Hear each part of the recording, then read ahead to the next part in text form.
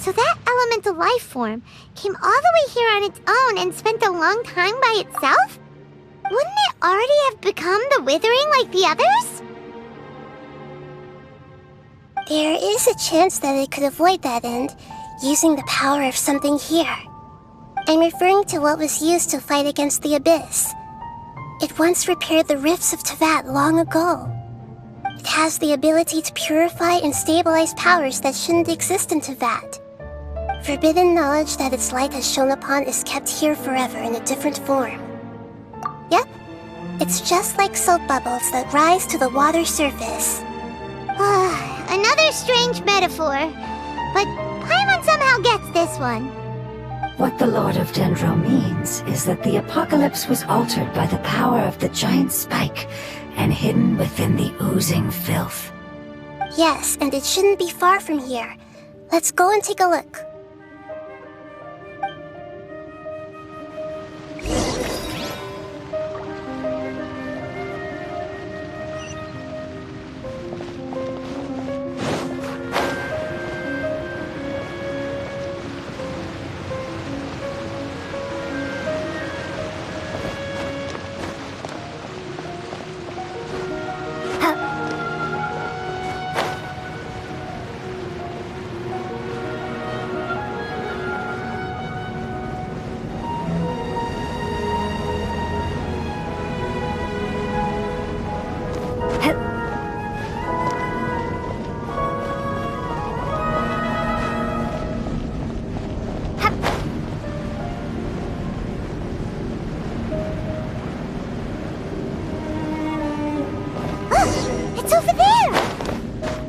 Looks like we'll have to clear out the oozing filth in this area. You two should be able to take care of it, right? Yep, we know what to do. We'll just use the lumen stone on the oozing concretion. Nothing lasts forever.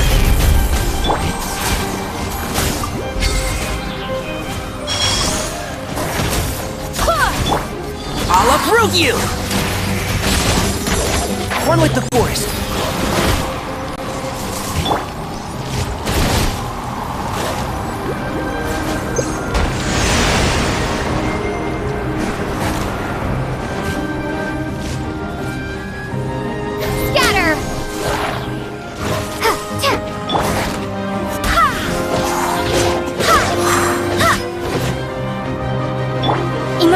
Right now.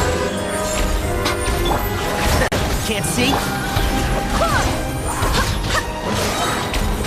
I swear by my sword.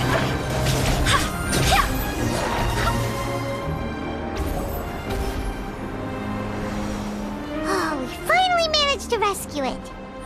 It should be the life form from the prophecy. That light.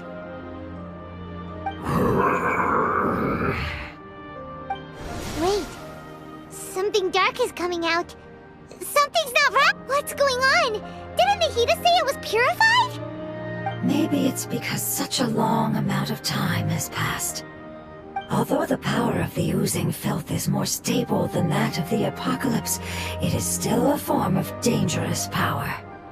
It might have lost its mind after being soaked in it for such a long time. Oh no! But we still have tons of questions we need to ask. I should be able to purge it with my elemental power.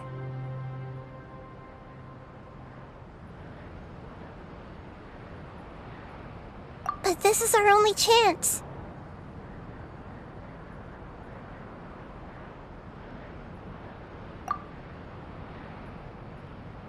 Traveler! It's okay. I trust your judgment. I was being a little hasty myself. Let's see if we can think of another way. Oh, yeah! You said that the elemental power in the crystal was identical to theirs! You want to use its power, but... The Lord of Dendro seems hesitant. I too would advise caution. It's risky to use its power without fully understanding its intended use. Don't understand. This no good, that no good. Yes, I understand, but this is our only chance to return home. We cannot afford to be careless. It's okay, there's no need to argue. I'll think of something to do about the elemental power that will be used. How about this? Traveler, you could try using it. I understand that you have an amazing resistance to forbidden knowledge. Don't overdo it, Traveler. Paimon will be worried.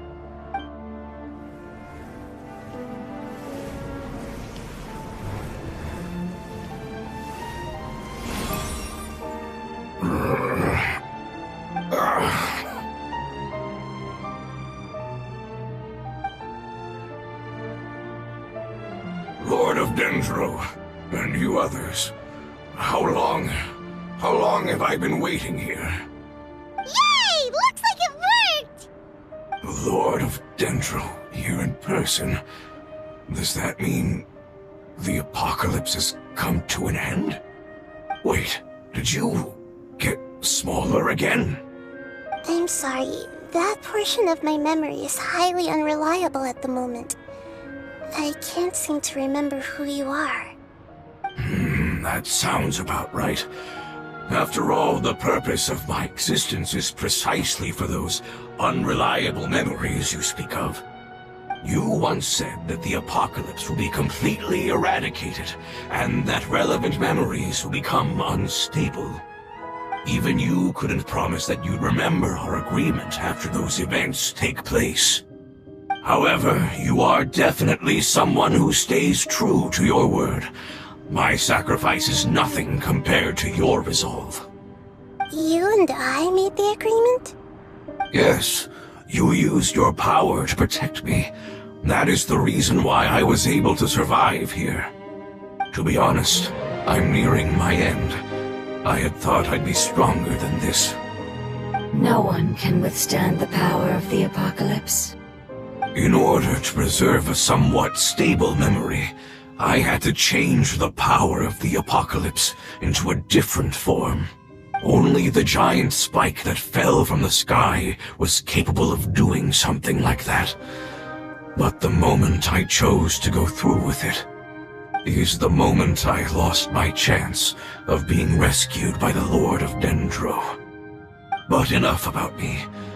Lord of Dendro, let's get to the important matter at hand.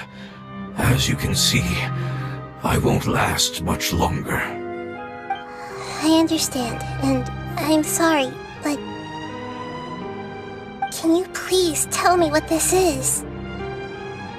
This is a fire seed. It's an essential item for saving the Dendro Dragon. Thankfully, it appears to be in good condition. The Lord of Dendro and our people created this item together. It mimics how the Dendro Dragon's Heart of Oasis operates. The Dendro Dragon has been tormented by the apocalypse for far too long. It too is nearing the end of its power. However, if you are able to reactivate its Heart of Oasis using the Fire Seed, then the Dendro Dragon will begin to recover. And as a result, our homeland will return to the way it once was. Oh, so the Heart of Oasis is a pep source of power. No wonder the crystal was able to heal this fungus just now. That's what it's used for. What? You used the Fire Seed to save me? Mm-hmm. Why? What's wrong? That's... never mind. It's not your fault. You didn't know. The Fire Seed contains a high concentration of elemental power inside of it. It's very powerful, yet fragile at the same time. It is not stable in its current form. To prevent any accidents, please don't use it again. Since I am its creator, I will take responsibility for it. I assure you there's no need to worry. Alright. Aside from being able to heal the Dendro Dragon, the Fire Seed can also resonate with the Heart of Oasis. In other words, you'll be able to find the Dendro Dragon by following the guidance of the Fire Seed. But you should hurry. There is little time to waste. What about you? Forget about me. You should hurry home now. Everyone is returning home, including you. As I told you, I've already lost my chance to be saved by the Lord of Dendro. Lord of Dendro, I thank you for coming to find me, and for being willing to save the Dendro Dragon. Our past has been saved, and our future has been ensured.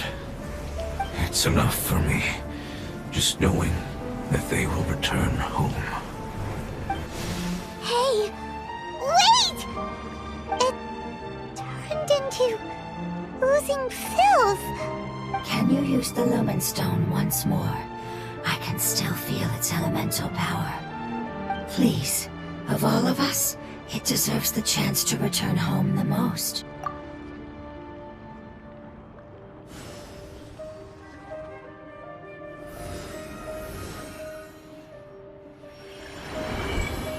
This is a small ball of light that it left behind. I can feel it. I can feel its knowledge and emotions. It has all returned to its original elemental form and is becoming one with the other family members. Do not be sad, my friends. Its wish has come true, and it's very happy right now. Because its external form doesn't matter, right? Yes, because our external form does not matter, and our home has been saved. There is nothing more important than being together with family. Let's go!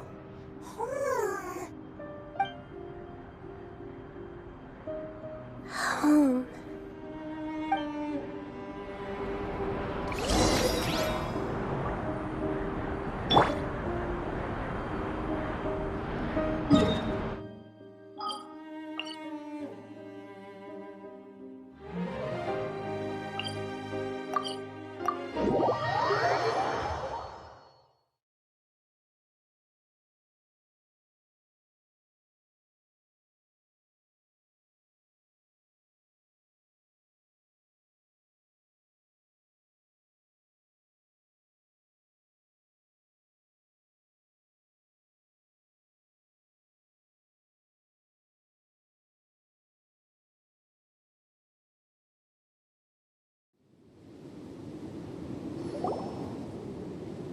It's not much further.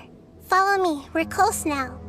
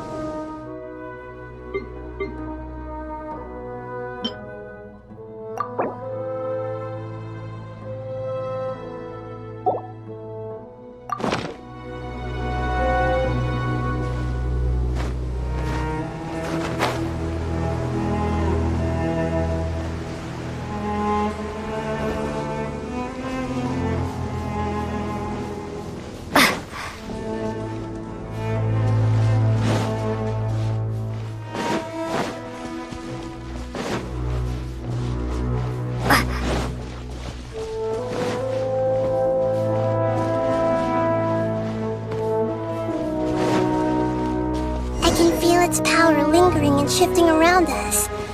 Sometimes it feels distant, but other times it seems close. This is its way of warning us. It has already noticed our presence.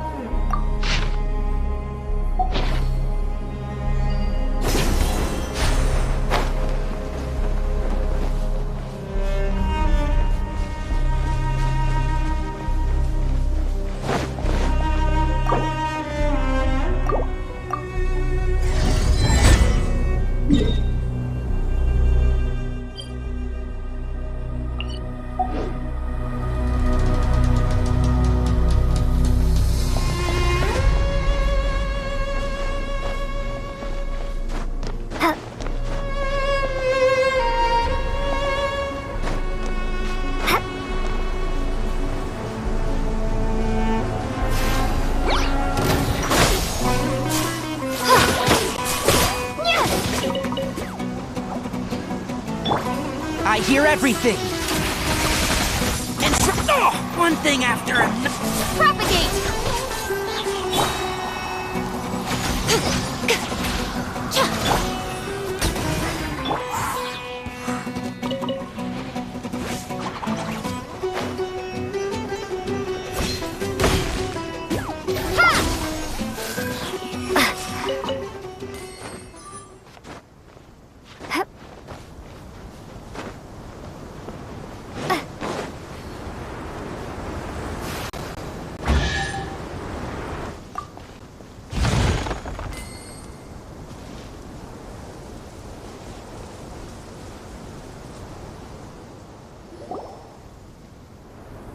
We won't be able to see anything if we keep going that way.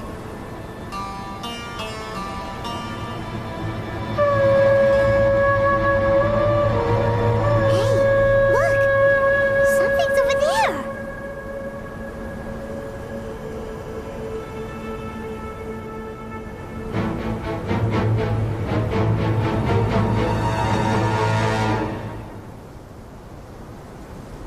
We found it. A pep, the Dendro Dragon. Paimon knew it would be big, but not that big! Puny god, puny human, leave my domain.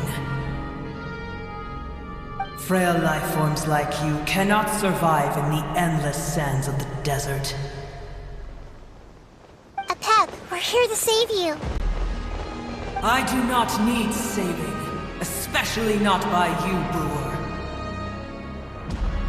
You are no different from Amun. Both of you have only existed for a fraction of what you know as time. Yet you call yourselves lords of this land by leaning on the heavens' glow. You're better off paying attention to your path ahead, as you will fall where you've fallen before. I know that you hate both gods and humans, but you've grown too weak now. Can't you let go of your hatred, even for only a moment? Let go. For only a moment. Foolish Boor. You will find no gratefulness from me, even if you heal me. You will only be reviving the dragon that will destroy Sumeru and the Seven Nations. No, you're ill, that's all. That I am. Time will bring death to all. It's unavoidable. Although I am gravely ill, my mind remains clear. I am different from the ancient dragons that came to terms with you. There's no need for this. There's no point in fighting. What we need is the truth. The truth. The shackles that the God of Wisdom cannot escape from.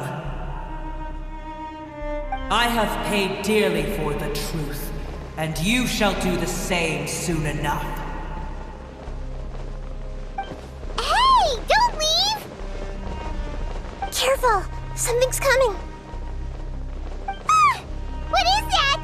Paimon's never seen that before! It's our family. Huh? They're your family too? But they don't look anything like fungi. External form not important. Inner nature say. The composition of their elemental power is identical to ours. In other words, they're residents of our homeland. Is this what they've become after experiencing the apocalypse? This is also a form of adaptation, although a most gruesome and pitiful one.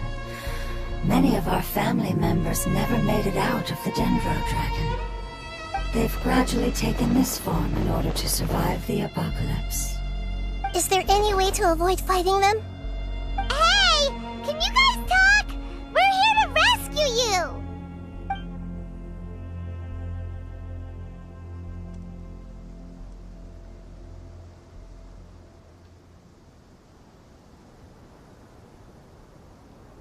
They've given it their all just to survive. They're being drawn by the fire seed. Only its power can temporarily free them from their pain. All that remains are the instincts to survive and search for energy needed to do so. Everything else has been discarded in the process of adaptation. So this is the result of forbidden knowledge. Would our world become the same if forbidden knowledge was allowed to rampage across Teyvat? Like fish struggling on land, unable to find a single puddle of fresh water in the entire world.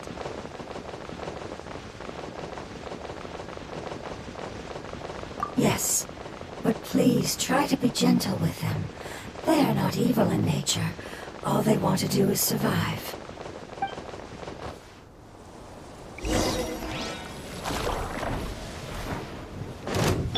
One with the forest. Emerge.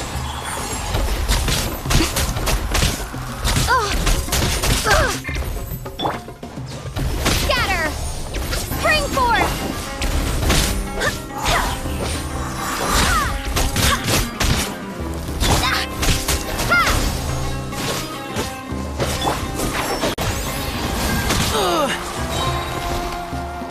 I'll uproot you!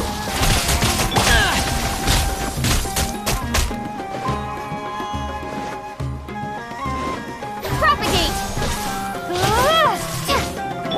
Go as planned.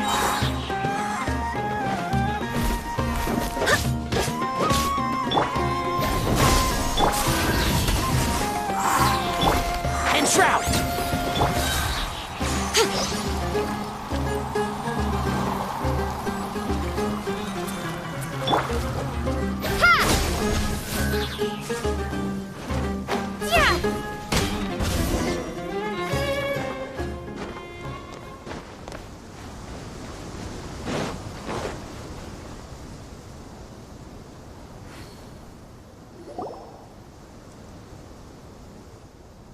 Paimon thinks they used up all their strength. They don't seem aggressive anymore. They want to go home. Yes, it was never their intention to leave the Dendro Dragon.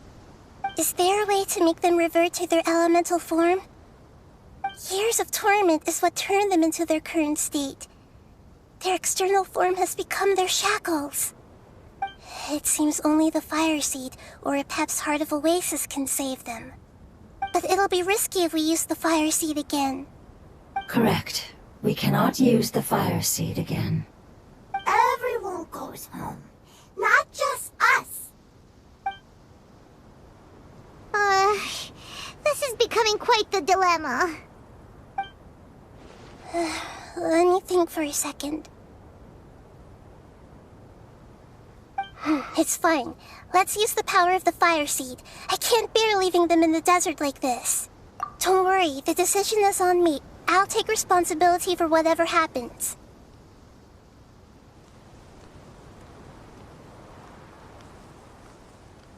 It won't require much elemental power. I'm just worried that it'll become unstable. But as long as I use my elemental power to stabilize it a little, it shouldn't be a problem. Thank you. Sorry. Stubborn. Thank you, Lord of Dendro. Returning home is the most important thing to you. I've come to understand that during our travels. I'm not doing this just to protect you, but also because I hope to use you and your experience and try speaking to Apep again. After all, that giant Dendro Dragon is also your family. Maybe it would listen. I will stand with you, Lord of Dendro. I will never forget your kindness. Yes! Thank you. Alright, here it goes. Family. We will all be able to go home soon.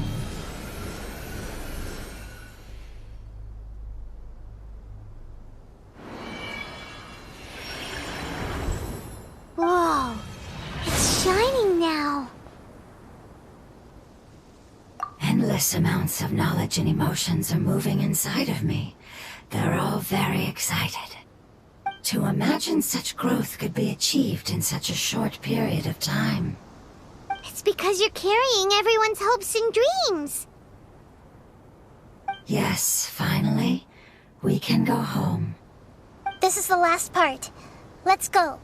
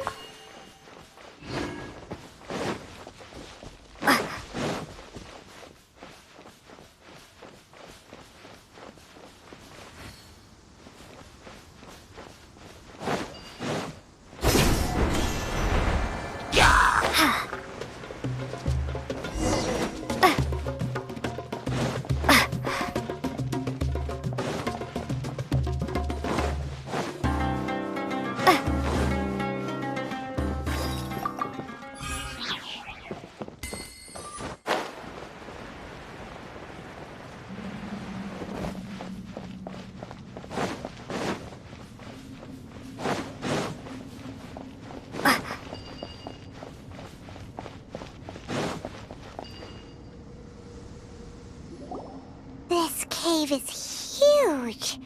Could this be where the Dendro Dragon lives? Yeah, who knows what's inside that cave? Our goal is not only to find the dragon, but to also enter the world inside of it. That will be impossible if we can't get it to cooperate with us. But how are we gonna do that? It doesn't seem to want to help at all. I'll see what I can do. Pep, I know we don't see eye to eye, and that we have a very different understanding of the world and its orders. However, we are both born of elemental power, and both suffered the torment of forbidden knowledge. We are not that different. And right now, we share a common enemy. We should not let our differences get in the way. Wonder if the Dendro Dragon's even willing to listen. I don't care about what you believe in, who you hate, or what you've done in the name of hatred. Nor do I expect you to be grateful. I'm here to save both you and your people. My people. They've been searching for a way to save you ever since they left their homeland. They yearn for a chance to return home. And now that everything is over, all the hatred that you harbor has lost its meaning. Rather than continuing to fight, you should consider the life you've produced.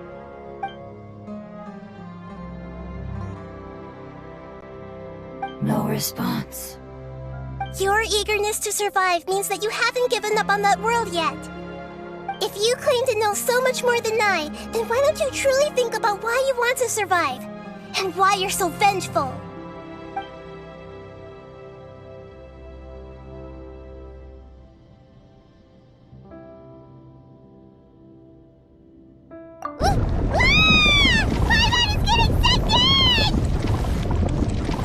Please keep everyone safe. And send us to the homeland.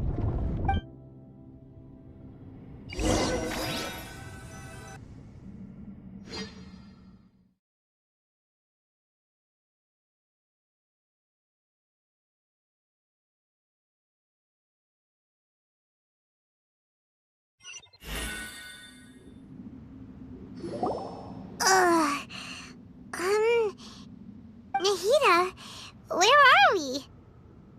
Huh? And what about the Traveler? Where'd she go? I was only able to ensure that we made it here safely. It's possible we arrived at different locations.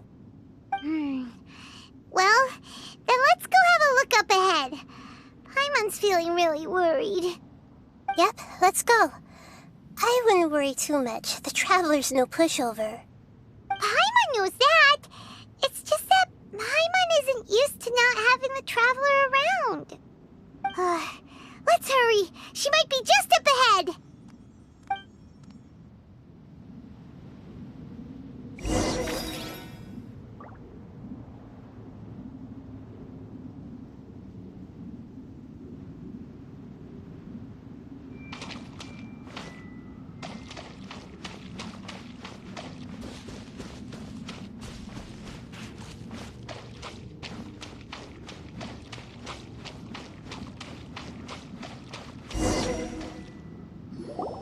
What's that? That should be the heart of Oasis. All we need to do is light it with the fire seed, and it'll restore a pep with elemental power. The damage it suffered internally will also slowly begin to heal. Then let's hurry and light it! We still need to find the Traveler! Alright, hang on.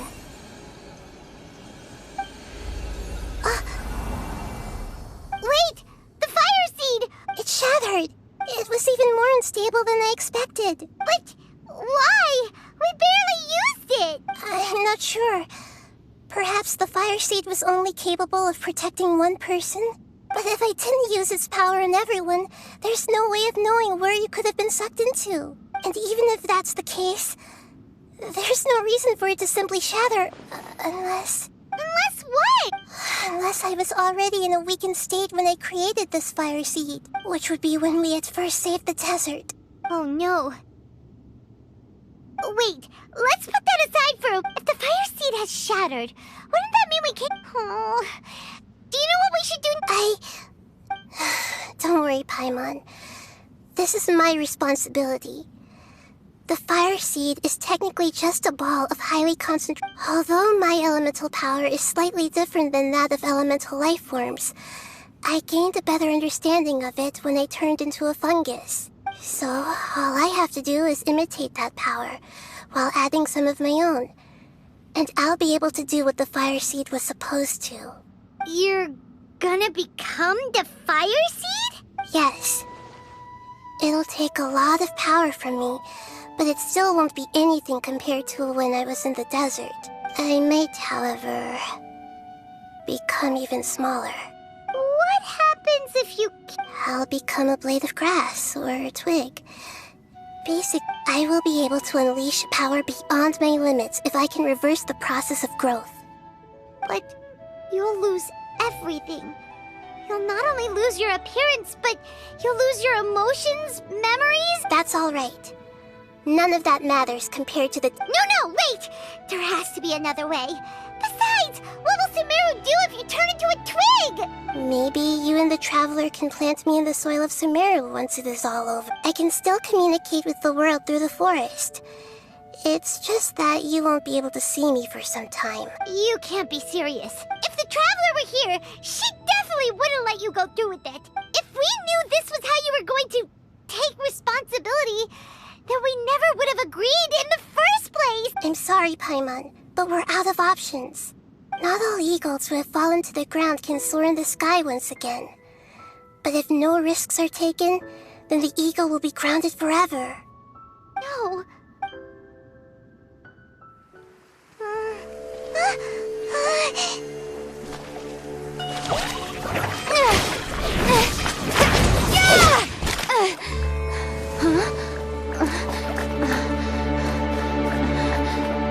The fire seed shattered, and she's... I know. A sacrifice must be made, but not by the Lord of Dendro. We've all grown on this long journey. If the purpose of that growth was to return home, then our wishes have come true.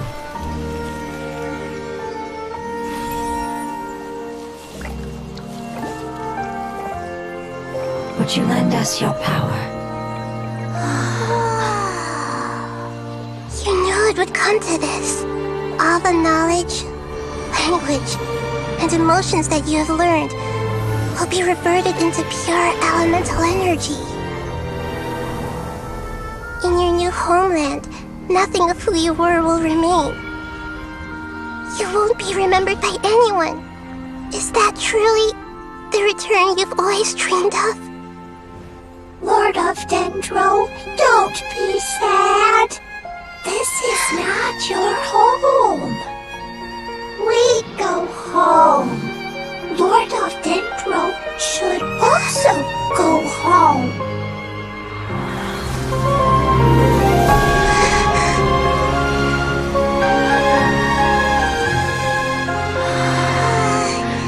Hear us, please. Feel our heartfelt desires. Awaken!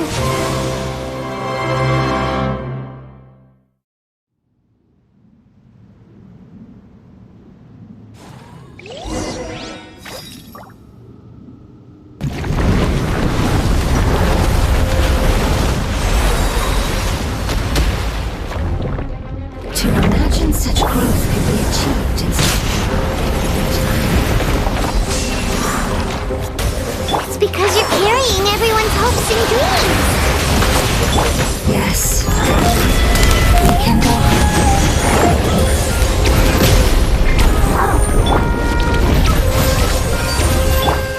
This may hurt a little.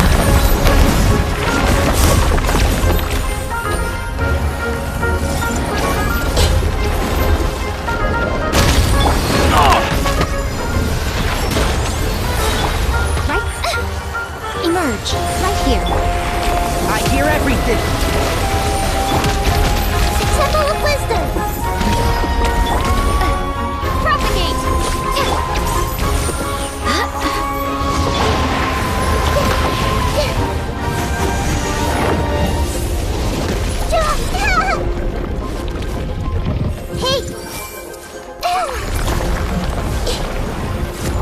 Hey! see everything!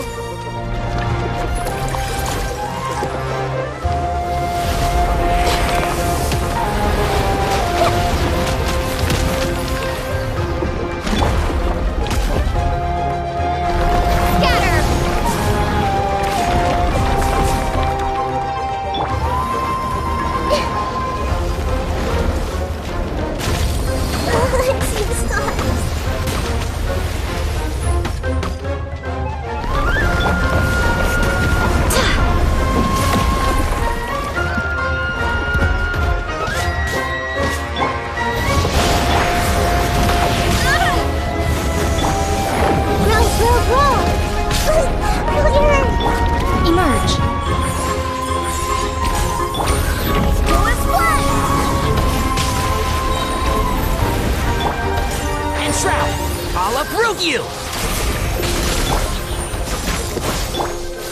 Make yourselves at home. This may hurt a little. Ah! Propagate! Spring forth! Right here. Wind, hear me!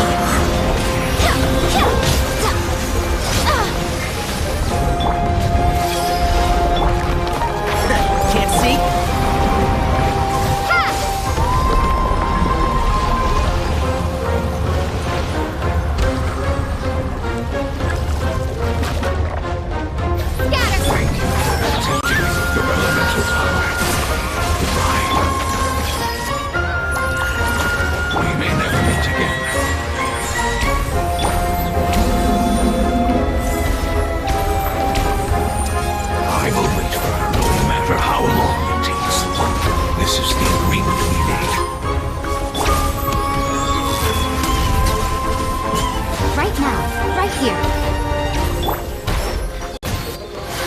Let's nip that in the bud.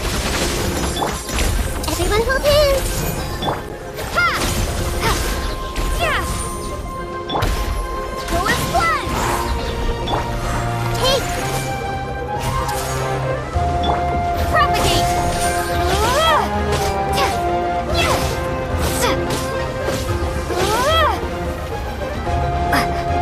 Scatter!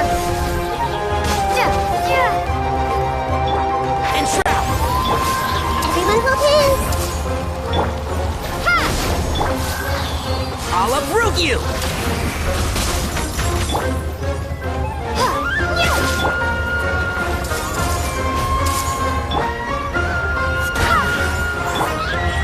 Emerge, right now. What a nuisance.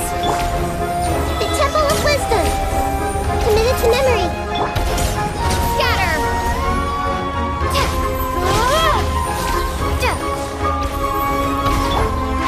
Can't see? Let's nip that in the bud. I'm always watching. Emerge, right now. Emerge. I see everything. Propagate!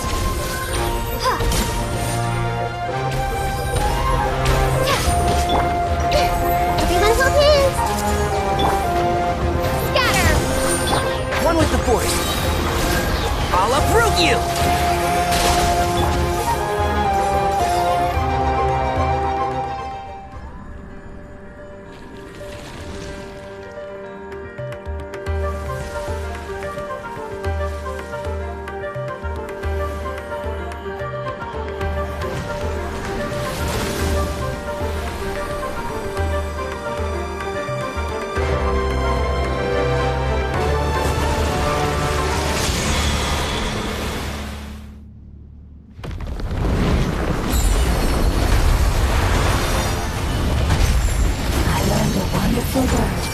It's new, which means death.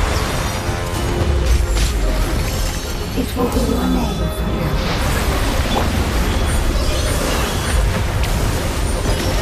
Seems like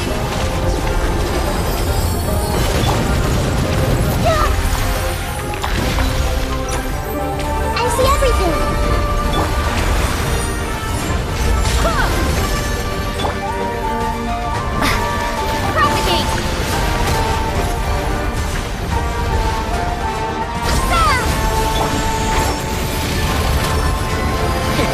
Let's nip that in the bud.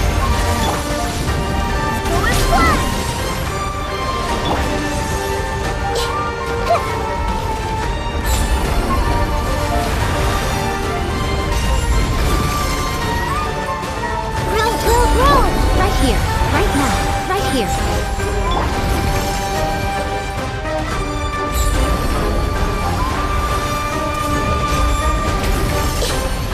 Committed to memory. I swear by my sword!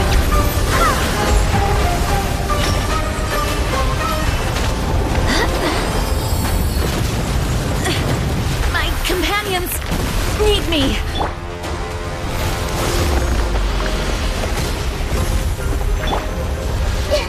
Grow! Can't see?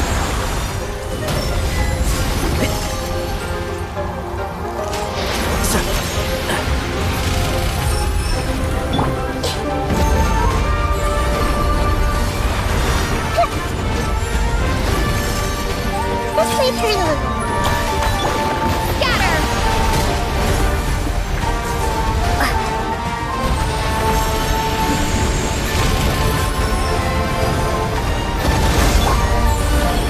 Emerge!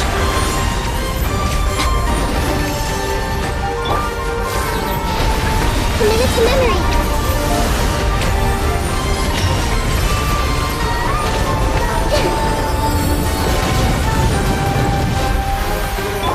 I hear everything!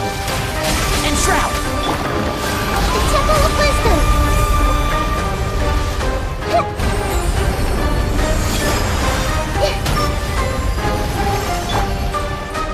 Right here. Emerge. Right now. Propagate!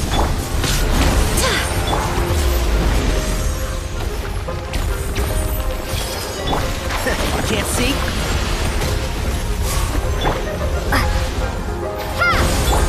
A sight to behold. Springboard! Let's play turn a little.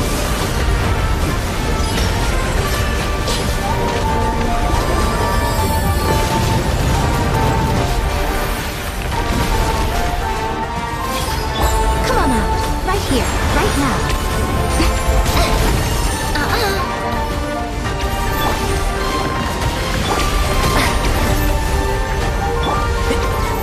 One with the force. I'll uproot you!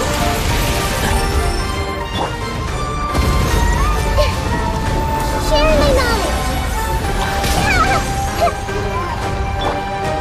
Propagate! Can't see? Let's nip that in the bud.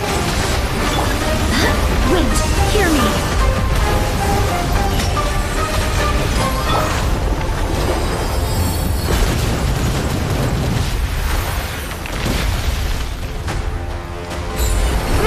Grow!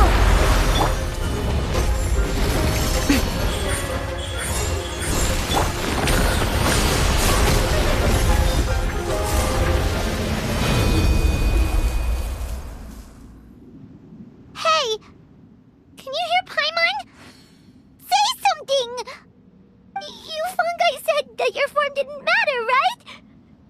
Then let us know that you're alright!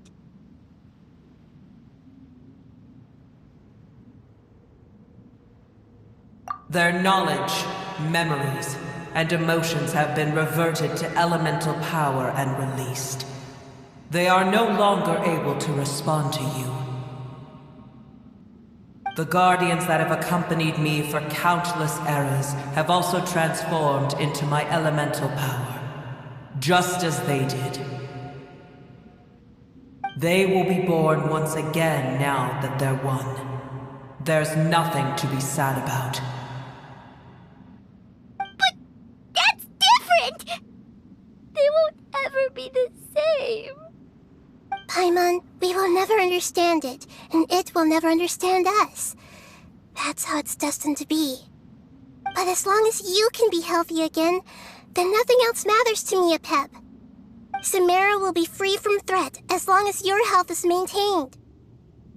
I thought that my rage would be kindled once my power returned to me.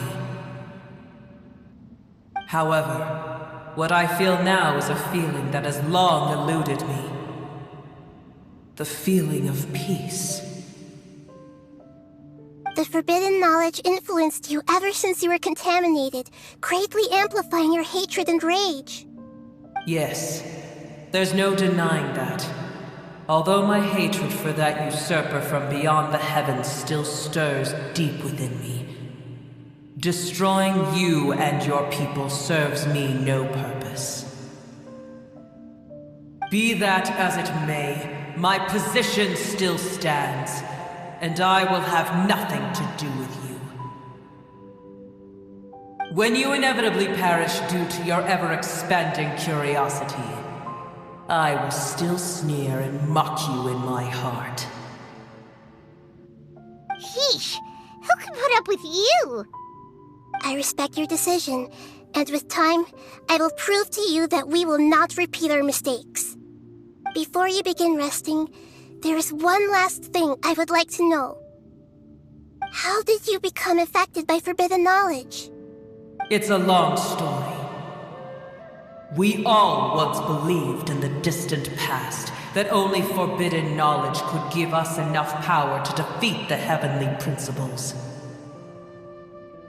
The Dragon King acquired the power of darkness from outside of this world, and led us in a fight against the order established by the outsiders. Dragon King?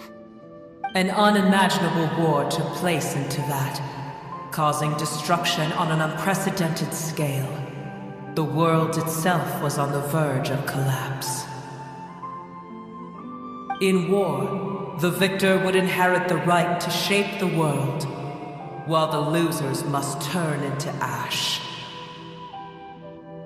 But I didn't give up on searching for a way to turn the tides, even after the death of the Dragon King. As I attempted to collect more forbidden knowledge from the corners of the world, as it was on the verge of collapse, I was stopped by the giant spike that fell from the sky. Sand dunes arose where there was only forest, and it was as if even Sumeru itself was trying to tell me that the era of the dragons was over.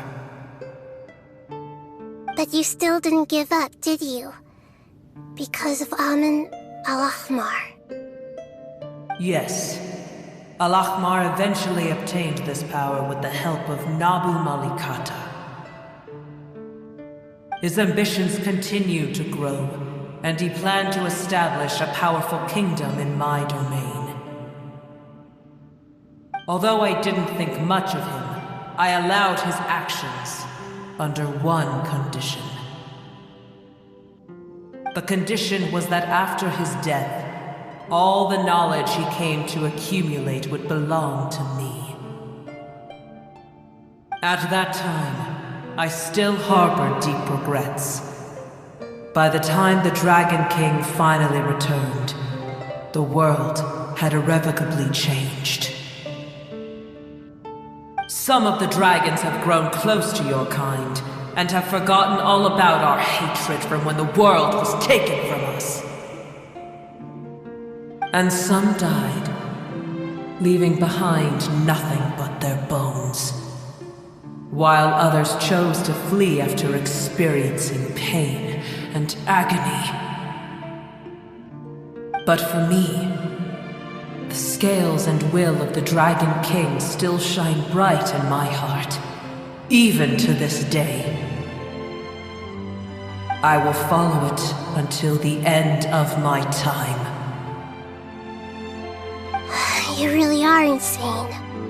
When Al-Ahmar's proud kingdom collapsed, I swallowed him whole as I agreed and absorbed his elemental power.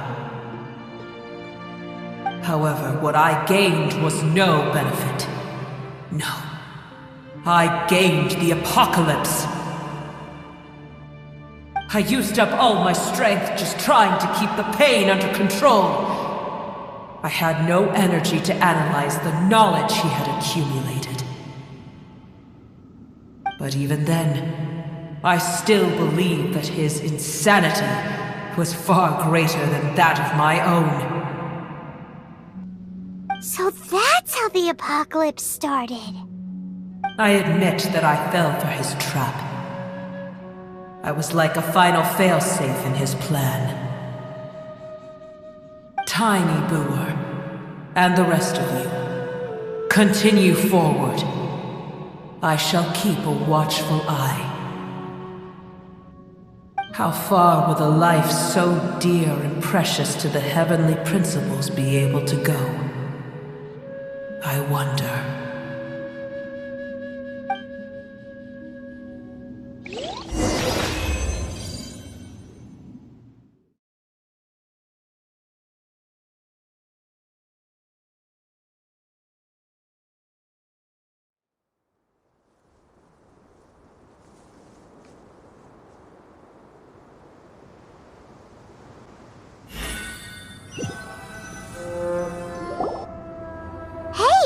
Looks like we've been sent back out!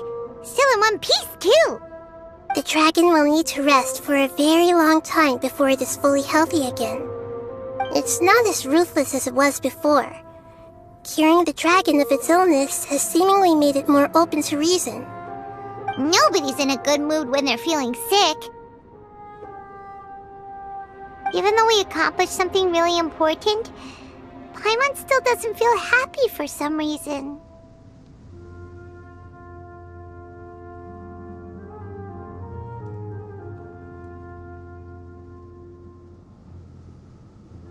Indeed.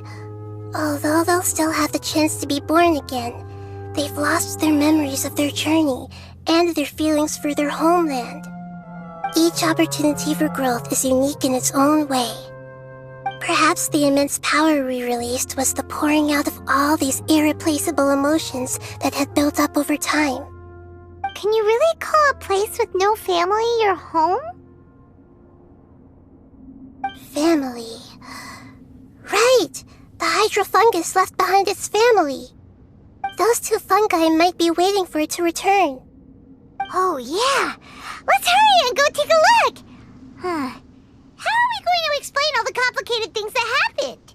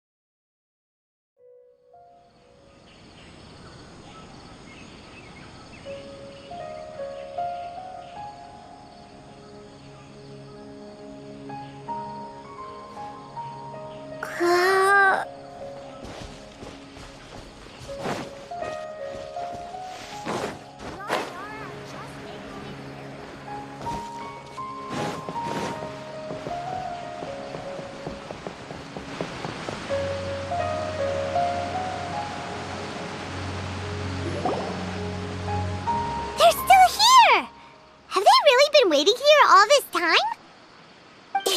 We're back.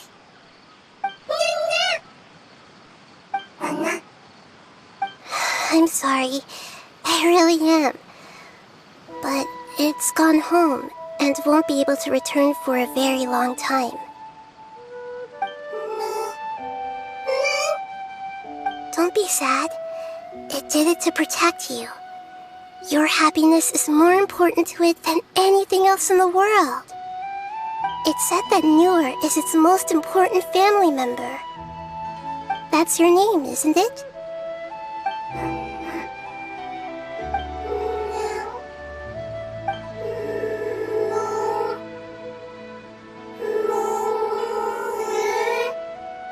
Wow. This is wonderful. So it has left traces of itself after all. They will definitely meet again, someday.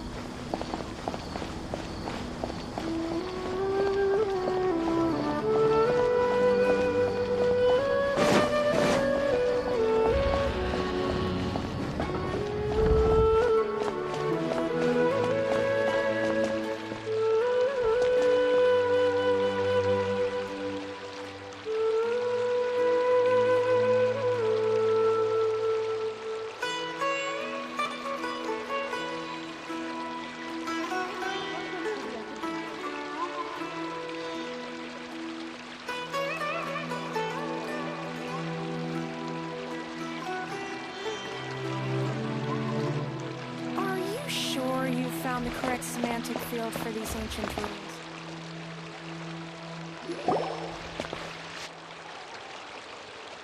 Wait, you two! Just a moment, please!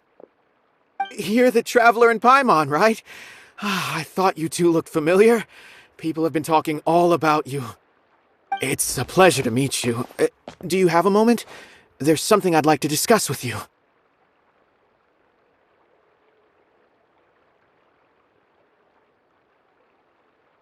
My name is Nabil. I'm a Matra in the Academia. You're friends with Cyno, right? I've heard him mention you before. Currently, Cyno is out investigating a case involving smuggled canned knowledge. It's been days since we've last heard from him. Oh no. Do you think he's in trouble? Well, to be completely honest, it's pretty hard to imagine anything that could pose a threat to Cyno.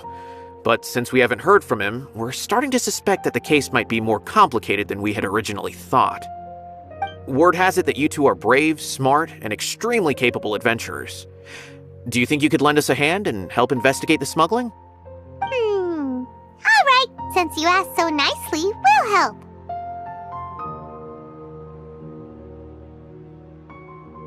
Large amounts of canned knowledge from unknown origins have been appearing on the market recently. Cyno suspected that there's a secret route being used to move the capsules.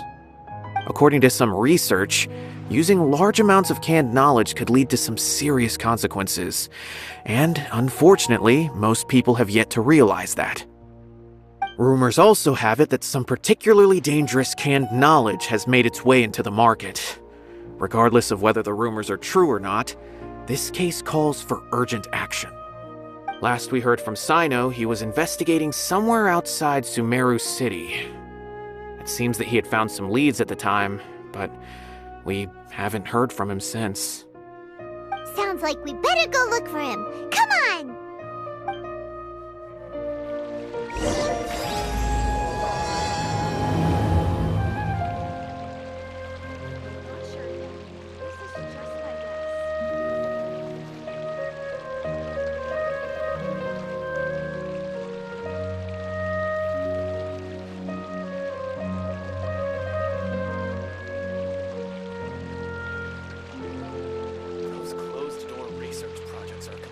waste of money.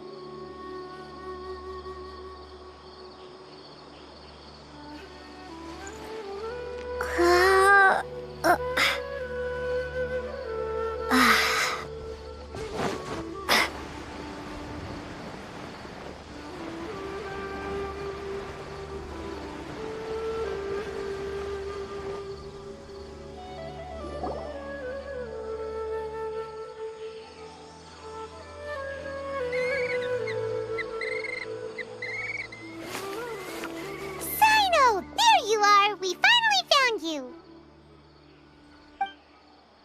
Ah, it's you two. I knew I sensed a familiar presence, but I'm very busy at the moment. We'll have to chat some other time.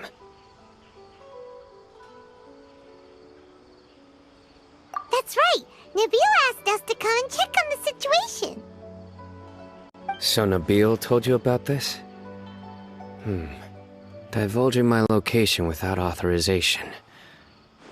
I'll let it slide for now. This isn't the time for that. I see. Well, the situation might be more problematic than you anticipated. I've already questioned several people, but gained very little information. Long story short, I was able to learn of the secret location where the canned knowledge is being sold. You're welcome to accompany me if you're interested. Whoa, sounds pretty complicated. But having a chance to catch bad guys with Cyno, it's like we're a part of the mantra. Alright, sign us up!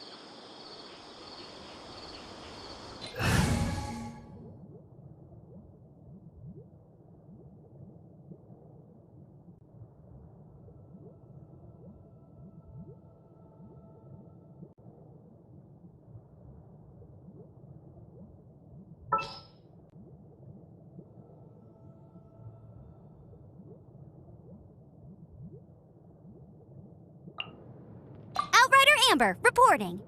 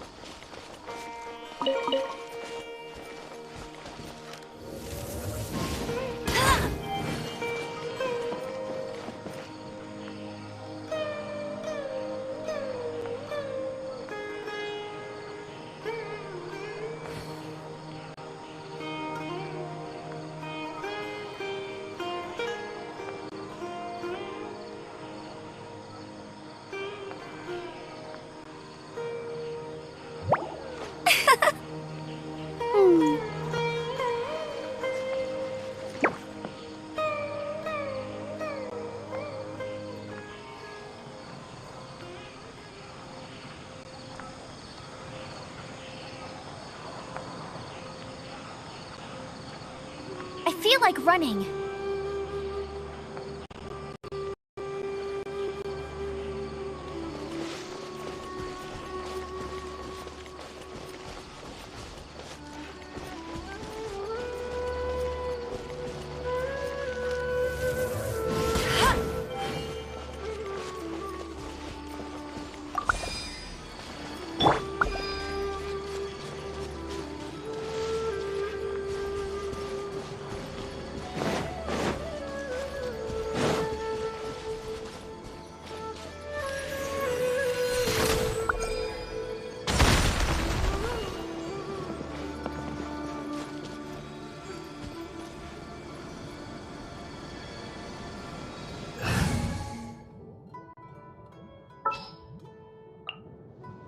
All right, amuse me.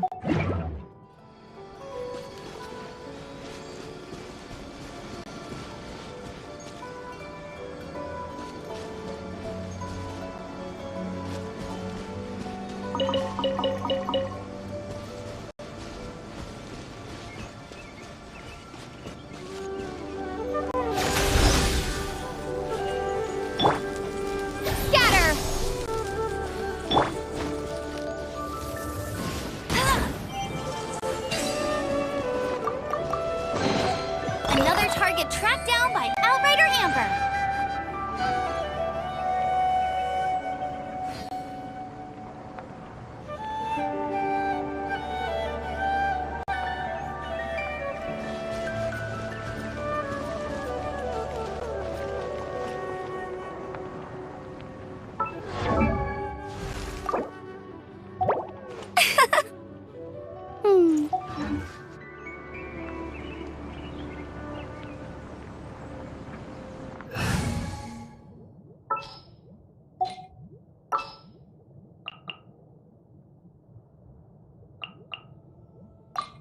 Who ate a poisonous mushroom this time?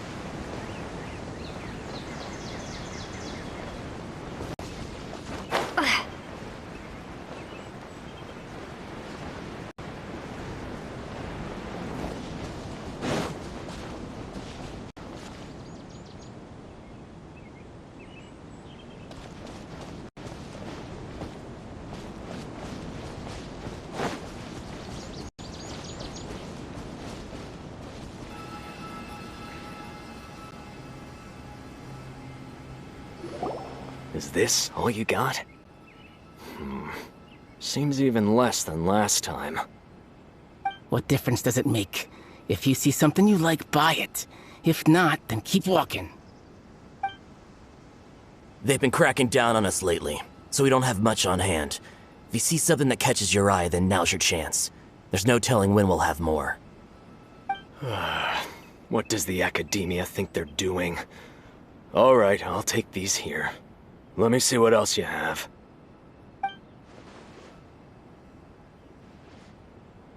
I don't see any real gems in this batch. It's all pretty ordinary stuff. Whatever, how much do I owe you? 150K. Show us the Mora, and you'll get the goods. Put the Mora down and your hands up. It hit Cyno! When's he ever gonna let up? Hey, forget the goods! Let's split! But don't forget the Mora! Dun dun! Not so fast! You can't escape with Paimon on the case! What is this? He's got backup now? Doesn't everyone say Cyno works alone? I don't like the looks of this. Either way, it's gonna be a tough fight. Any ideas? It's over. It's not like we're making a big cut anyway. I'm not losing my life here. Huh? Did they really just give up like that? Just like the others I've cut. They're not deep in the circle, just dealers at the bottom of the chain. Alright, I have one question and one question only. Where did you get this canned knowledge? The pickup location is different every time. The boss tells us where it's gonna be and that's it. We don't get a say in it. He sends someone every 5 days to bring us the goods. And when is the next batch coming? I don't know. He's telling the truth. Honest. Normally, we should have received a shipment 3 days ago, but we didn't get anything. The stock we have right now is from 8 days ago, which is why there isn't much left. I know exactly why they didn't receive their last batch. 3 days ago is exactly when I started my investigation. I suspect who's ever running this whole thing knew that I was coming. So they cut all contact with these dealers. When you were trying to escape, you said something about me working alone. Where did you hear that from? Are you kidding? We've known your name since day one in this business. The boss warned us to watch out and even gave us info about you. But here we are. I guess we never stood a chance. They already knew all about me and were trying to avoid being detected from the very beginning. These small fries are the only ones they leave out in the open. And no matter how many we catch, it won't further our investigation. If only we had another lead. Like a merchant who sells large amounts of canned knowledge. Huh? Oh, you mean someone like nothing? Do you have a potential suspect? You'd better bring them to me for judgment. Whoa! That's right. I won't turn a Oh! Sounds like we shouldn't ever let Cyno meet Dory. I see. Anyway, I'll think of a way to deal with these two and then continue gathering information. If you manage to learn anything, you can... And as for you, I don't ever want to catch you buying canned knowledge again. If you possess any unused knowledge capsules, then you should submit them to the authorities immediately. Okay, I got it. Just keep your nose out of my business. Hey! What's with the attitude, mister? What, you got a problem with that too? Listen, buying canned knowledge is a deal between two people, the buyer and the seller. Think about it. If the academia is hoarding something as convenient and useful like canned knowledge, then they must have been planning only to use it for themselves. Am I right? The academia has clearly published the potential dangers of canned knowledge. I don't like having to repeat things. And besides, I'm sure you wouldn't listen anyway. I just hope you understand that your actions are what fuels the smuggling of canned knowledge. If I ever catch you again, I will personally see to it that you are punished. All right, Traveler. I need to go now.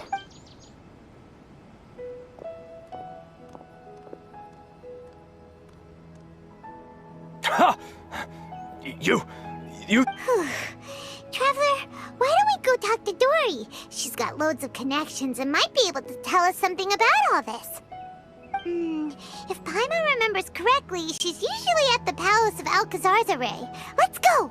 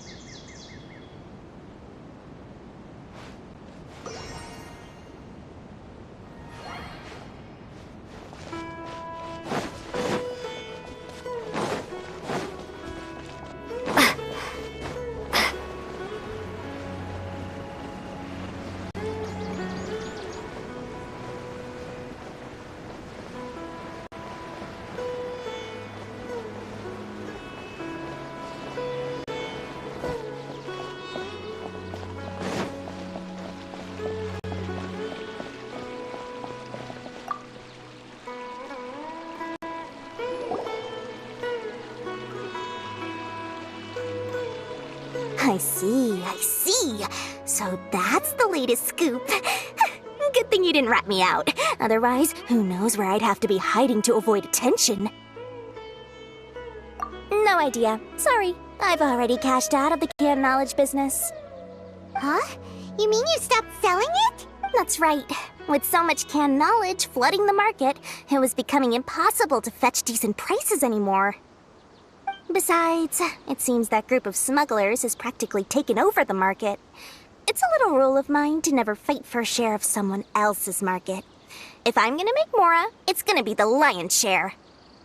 Plus, with regulations getting as tight as they are now, I figured I might as well just hang it up. Aw, sounds like we came all this way for nothing. Well, not completely. Granted, I don't know who's behind all the smuggling activity, but since you didn't sell me out, I'll let you in on what I do know. After all, those smugglers have really crossed the line, butting their way into the market like that. I hope their luck runs out soon so that I can take over. I mean, so that the industry can become more fairly regulated. Hey, you just want to make more business for yourself.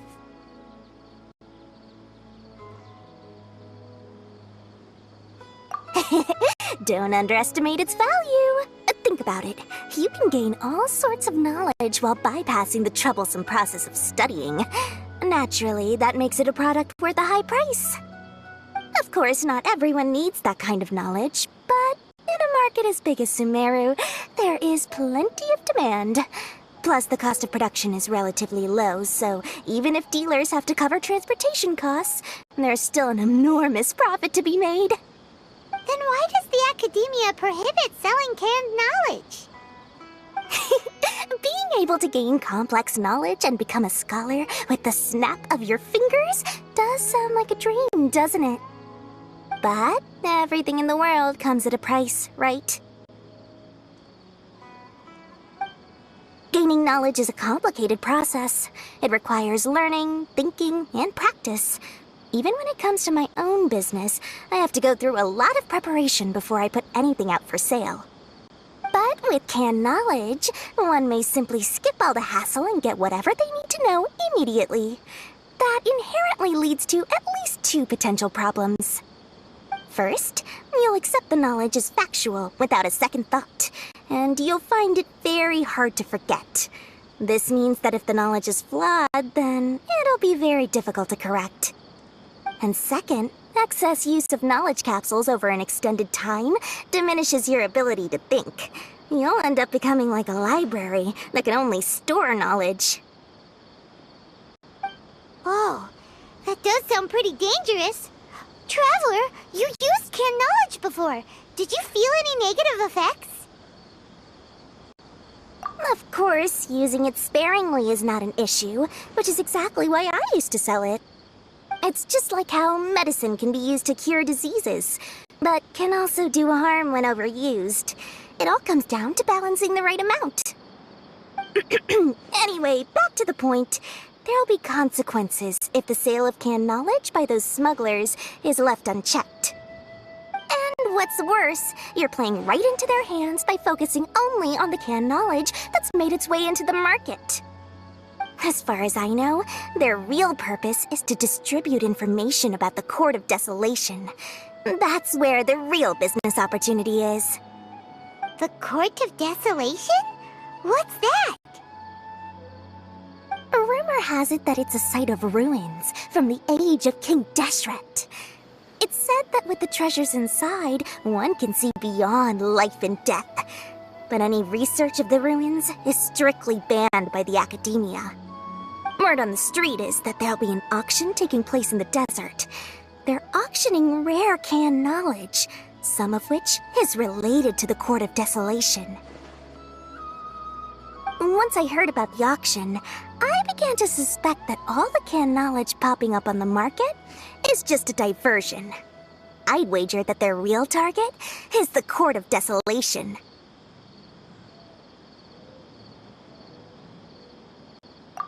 because studying those ruins is not just a simple matter. It requires knowledge spanning several fields. So, if they're aiming to quickly assemble a research team, canned knowledge would be the best solution. As for the auction, chances are they're trying to attract and scout out anyone with interest or expertise on the subject. On the other hand, no one can say for sure that they will ever succeed in finding the Court of Desolation. So, they might as well just make a fortune while they're at it, by hyping up the related canned knowledge at the auction. Sounds to Paimon like we better head to the desert and see the auction. Who knows, we might find some leads there.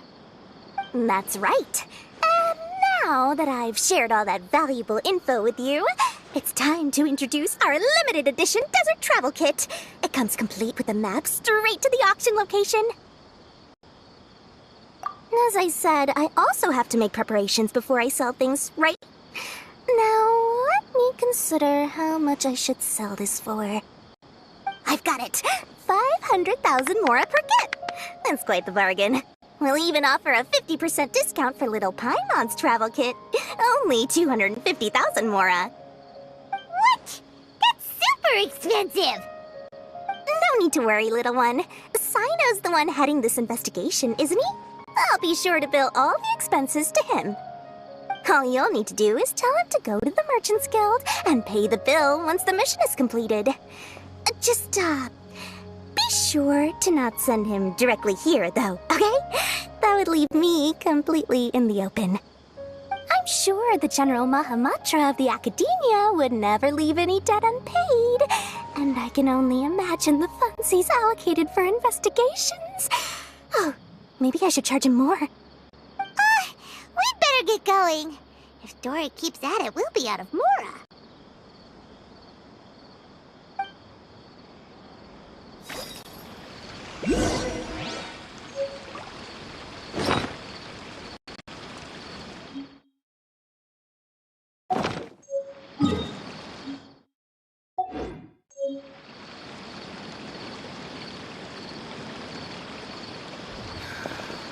Just wish that some people would actually do their jobs.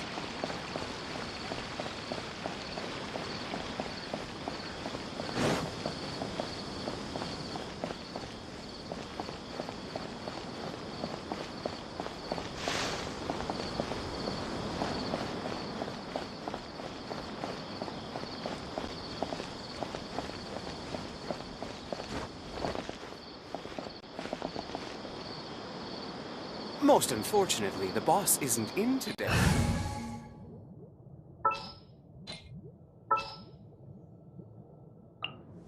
All expenses paid travel? Count me in!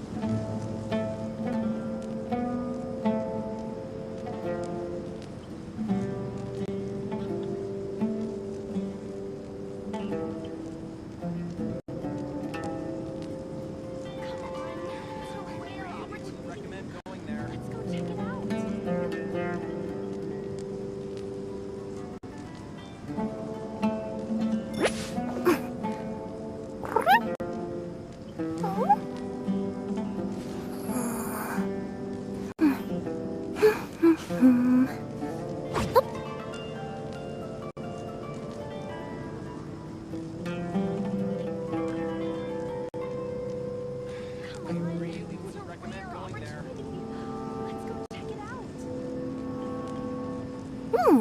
wonder what's inside this package. No. No peeking at my customer's stuff.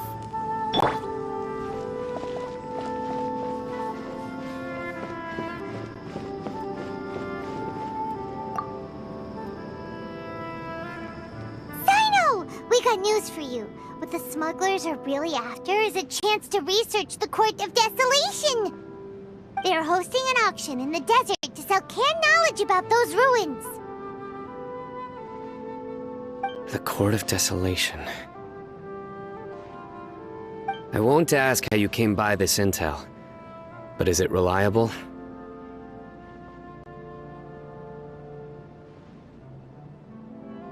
We also heard that the Court of Desolation contains treasures from the time of King Deshret. Is that true? Partially.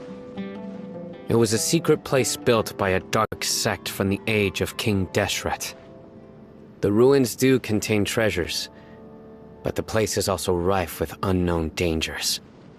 According to past research, one must forfeit their life as the price of entering. They are not some ordinary ruins, so the Academia has strictly prohibited any related research. However, if they are using the canned knowledge as a way to move information and recruit researchers, then I suppose your conclusion does hold some validity. Regardless, we need to go into the desert.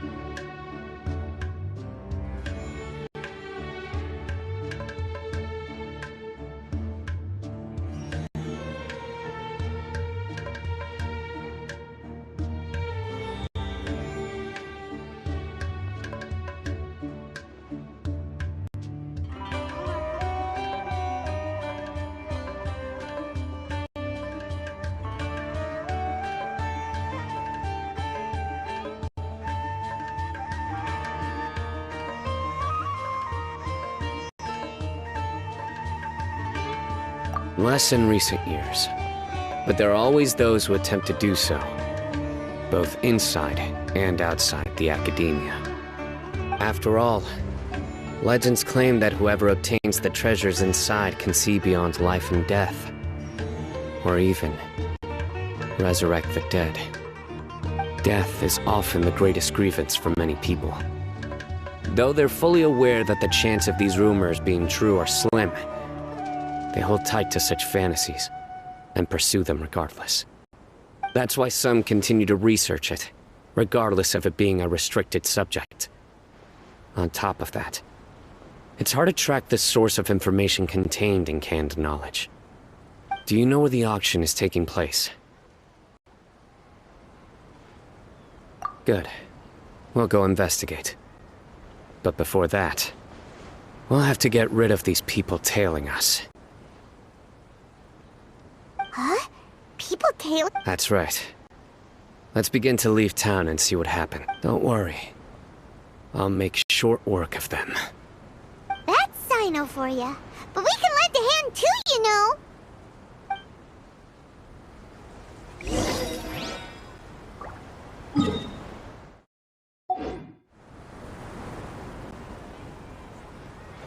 Come on, it's a rare opportunity.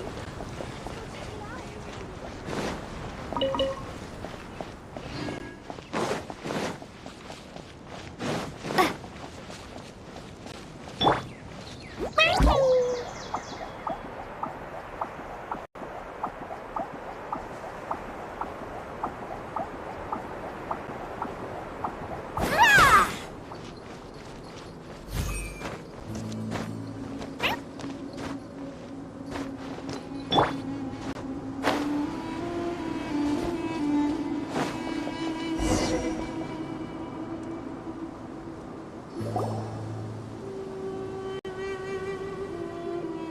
Hold it right there.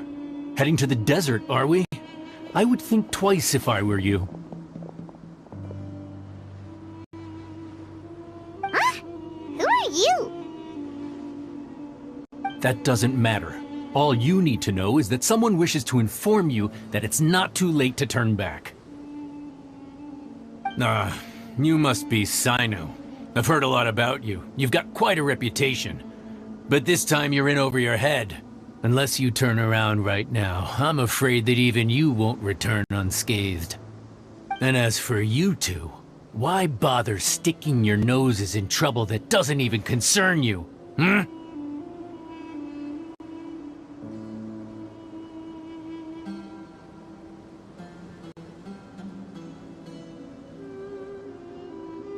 That's right! We won't just sit back and do nothing! Ha!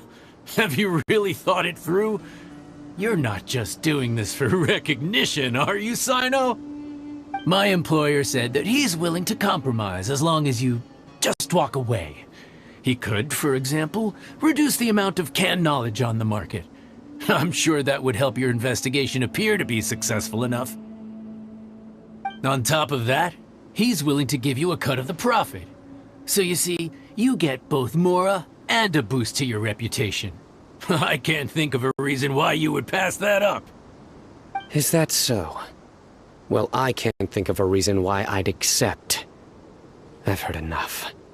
Get out of my way. Sorry, no can do. We're getting paid to ensure you disappear. Since you won't turn back willingly, then we're gonna have to make you go back.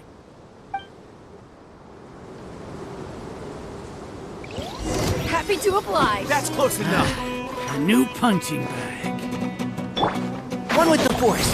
Where do you think you're going?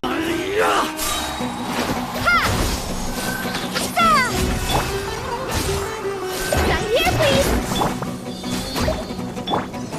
Nowhere to run!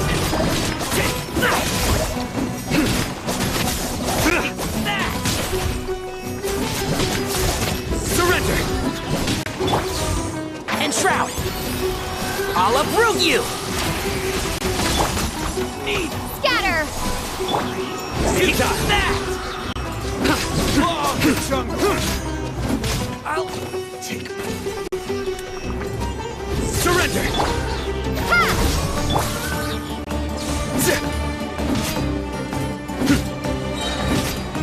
Your sins weigh upon your soul. Our penance is due. You are not welcome here.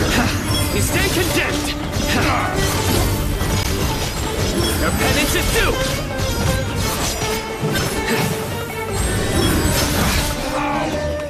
Scatter!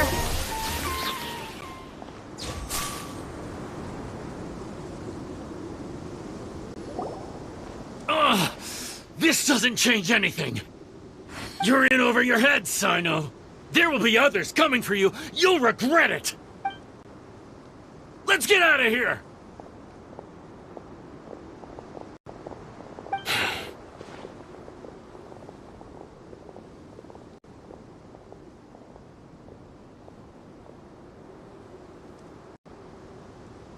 No need. Even if we apprehend them, there'll be little information to gain.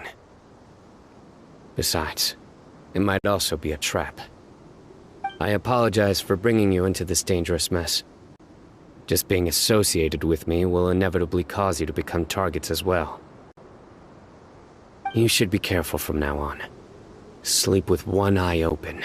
Wait, hold on! There's no way anyone could sleep without closing their eyes!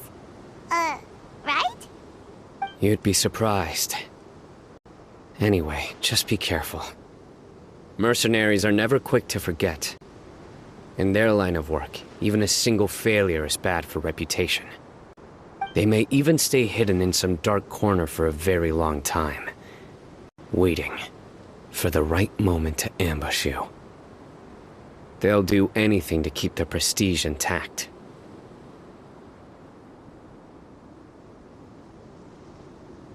Yes, I remember it like it was yesterday. I was carrying out a mission with one of my superiors. I didn't have much experience at the time, and I let my guard down after we had closed the case. We ended up being attacked by the remainder of the mercenaries. My superior was injured while protecting me, and we struggled to gain control of the situation.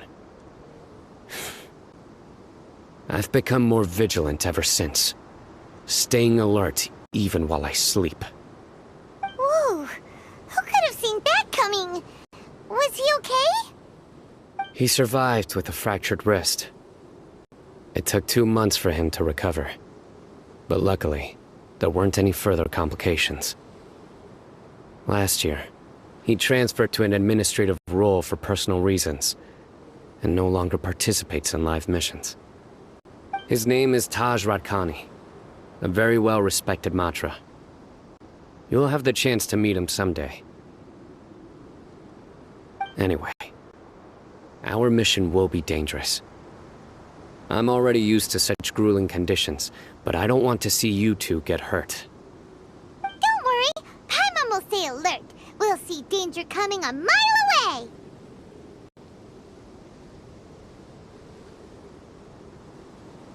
Good.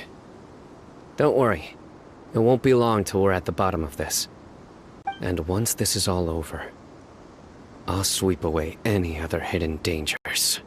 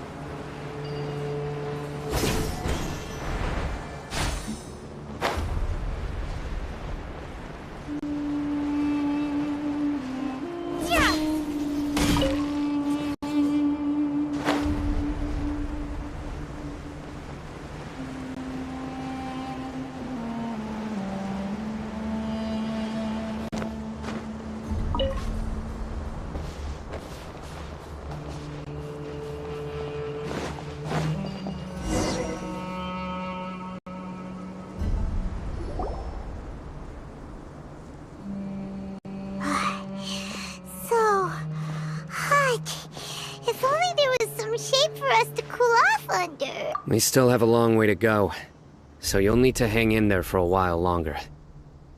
This is not a good place to rest anyway. Okay. But don't you feel hot too, Cyno? Of course, but I'm accustomed to these conditions. Care to share any tips? Paimon's about to melt away. Just try to stay focused. Use your willpower to support your mind. The moment you start to give in is when you'll feel more tired. Take one step after another. Don't let your mind perceive your body's limitations. We must get somewhere safe before we can relax.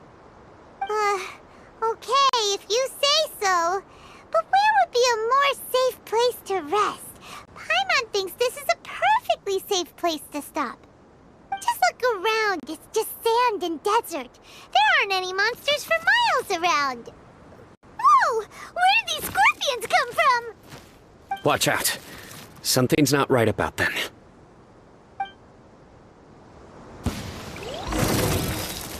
Propagate! One with the force. Let's nip that in the bud.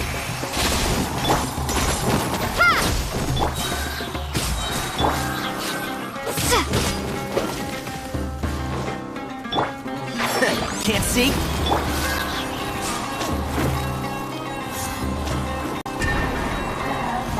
Coolest one!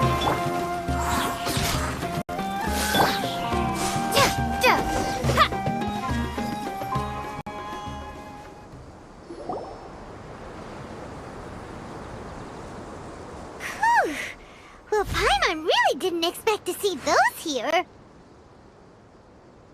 Those weren't just normal scorpions. See? There are marked numbers on their pincers. Someone doesn't want us to show up at the auction.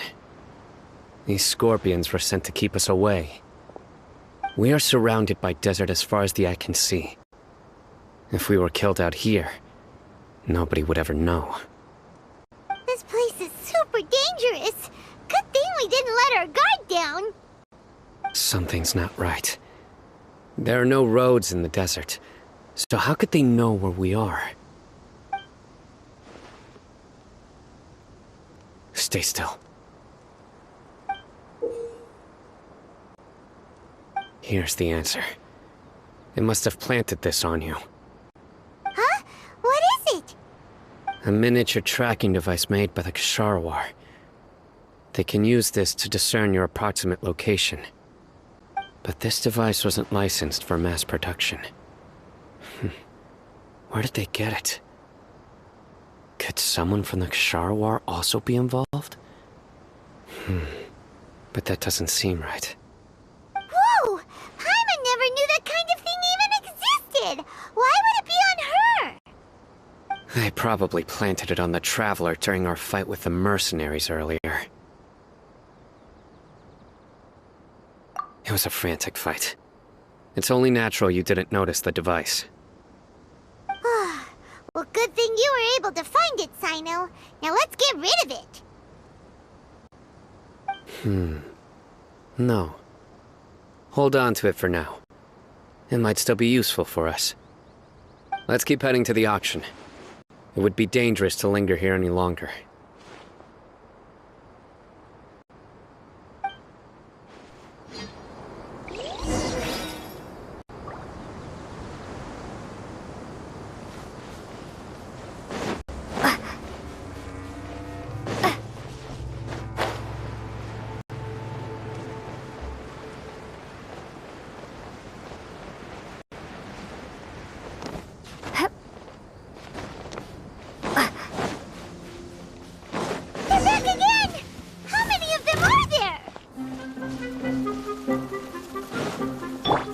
One with the forest.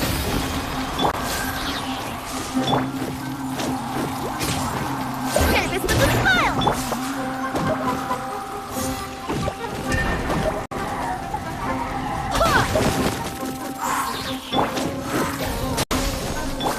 And shroud!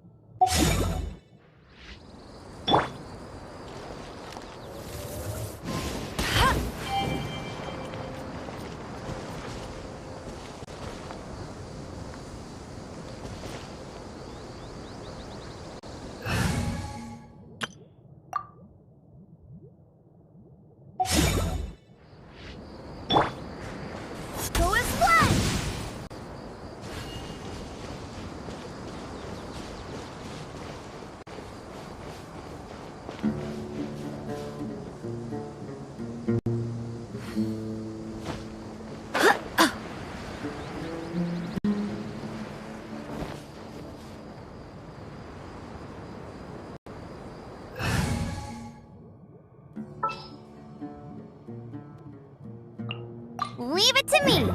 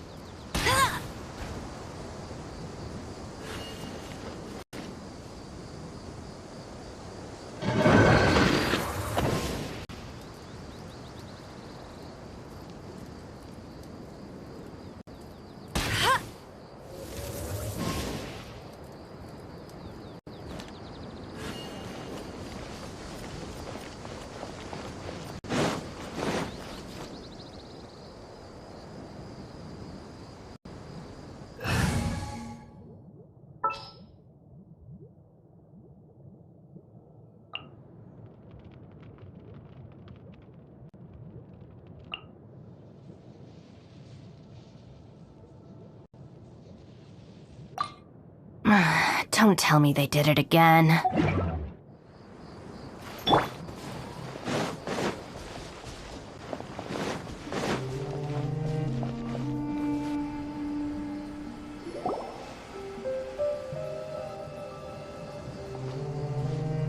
Weird. Is this where the auction is? Yeah, not a single soul. Maybe they're on break right now or something. We didn't waste any time getting here after we defeated those mercenaries. They shouldn't have been able to give any warning of our arrival, but even so, they still knew we were coming.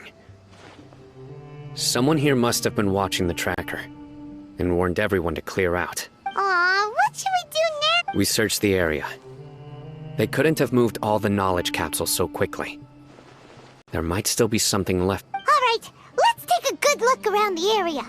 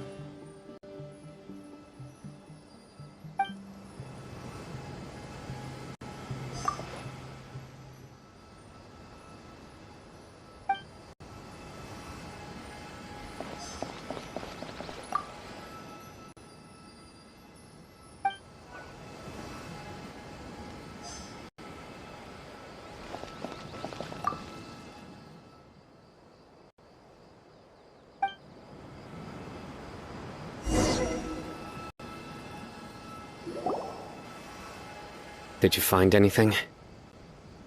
No, nothing in particular. It's possible there weren't many knowledge capsules containing info about the Court of Desolation, so they carried those off. But don't worry. I have another idea. You two start heading back the way we came. I will remain hidden here. Come back and meet me here after some time has passed. I'm sure something will come up by then.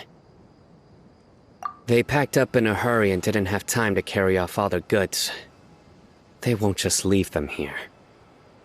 Once they think we've left the premises, they'll be back to pick up their belongings. We just need to make sure the tracker goes far enough from here to make them assume that it's safe to come back. Oh, Paimon gets it! We'll lure them out because they'll think we've left! Okay, we'll start heading away and leave this place to you. Yes, and don't worry. If they dare to return, I'll make sure they stay.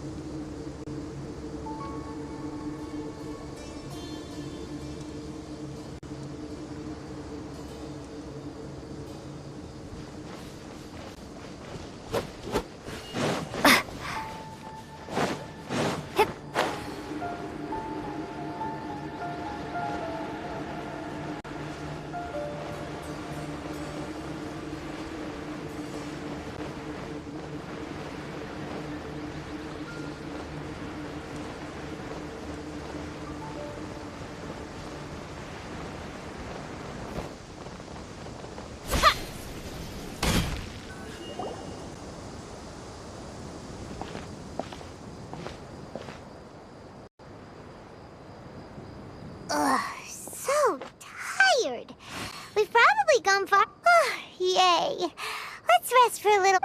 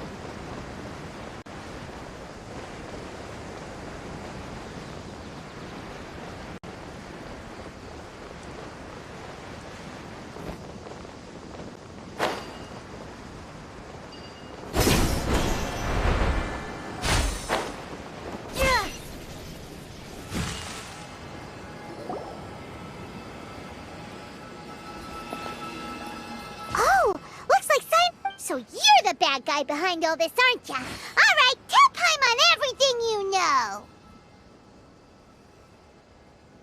I didn't act immediately when he showed up. Rather, I'd laid low and observed for a while, and he is not the primary instigator, but he is most likely one of the more important dealers here. Am I right? Yes, impressive. You certainly live up to your reputation, Cyno. If I had any idea you were still around, I wouldn't have gotten so greedy. Huh? Greedy? What do you mean by that? Once everyone knew you were coming, all the canned knowledge dealers abandoned their goods and fled at once. Obviously, there wasn't time to pack up everything. Since all the goods were just left here unsupervised, I thought I'd use the opportunity to come back and take what I could. You know, free merchandise is good business, but I suppose there's no use explaining it now. You must know who's manufacturing and selling the canned knowledge, correct? Will you tell us willingly? Or do I need to make you talk? No, I'll talk. But before that, perhaps we can take the conversation elsewhere? If we stay here, chances are that someone will see me with you. That would put both me and my family in danger. All right. Where do you suggest we go? How about my home in Aru Village? It should be safe there. Fine. Let's head out. You can throw away the tracker now, Traveler.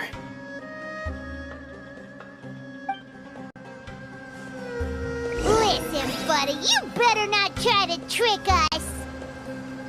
Come on now. Do you really think I'd try to pull anything under Cyno's watch? Seriously, what can I even do?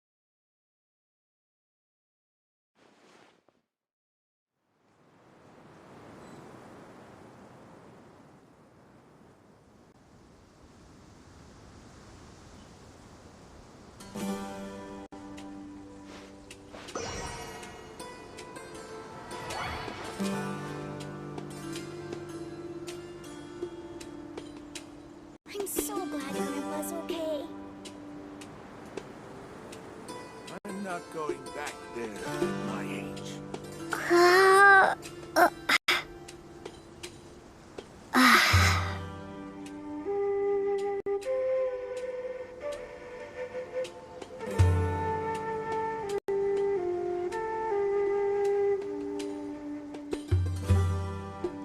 I'm so glad Grandpa's okay.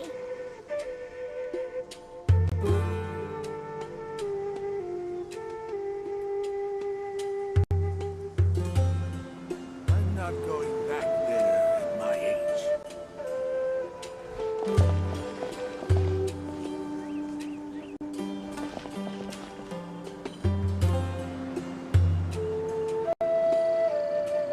I'm so glad Grandpa's okay.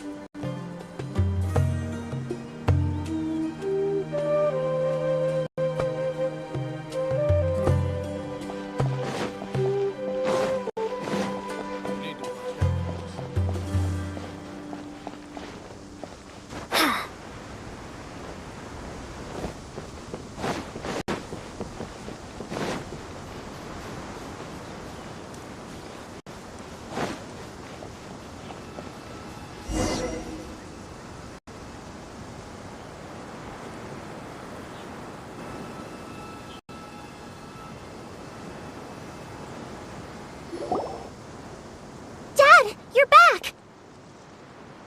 Oh, we have guests? Hi there. This is my daughter, Simin. She can be a little shy of strangers.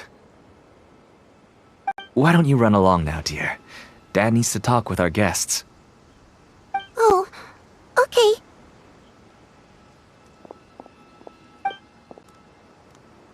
Everyone knows Cyno in our business, but let me ask, who are you two? Paimon is Paimon, and this is the Traveler! To be honest, I really didn't expect to see Cyno, the lone operator, working with any partners. When I saw the tracker start moving away, I assumed you had decided to just go back empty-handed. But even though you caught me, I'd still urge you to stop while you still can. You should abandon this investigation. Why is that? Everything from the manufacturing of canned knowledge to the sales and even splitting the profits. Every step of the process involves dozens, if not hundreds of people. Massive profits have brought everyone together in this business. Everyone will try their best to defend this industry that we've worked to build. It will be a long and difficult fight, even for you, Cyno. And even if you manage to win in the end, no one will thank you. If anything, you yourself might even feel remorse. Why are you so bent on putting us out of business? Everyone has their own reasons for what they do. I don't have to explain mine.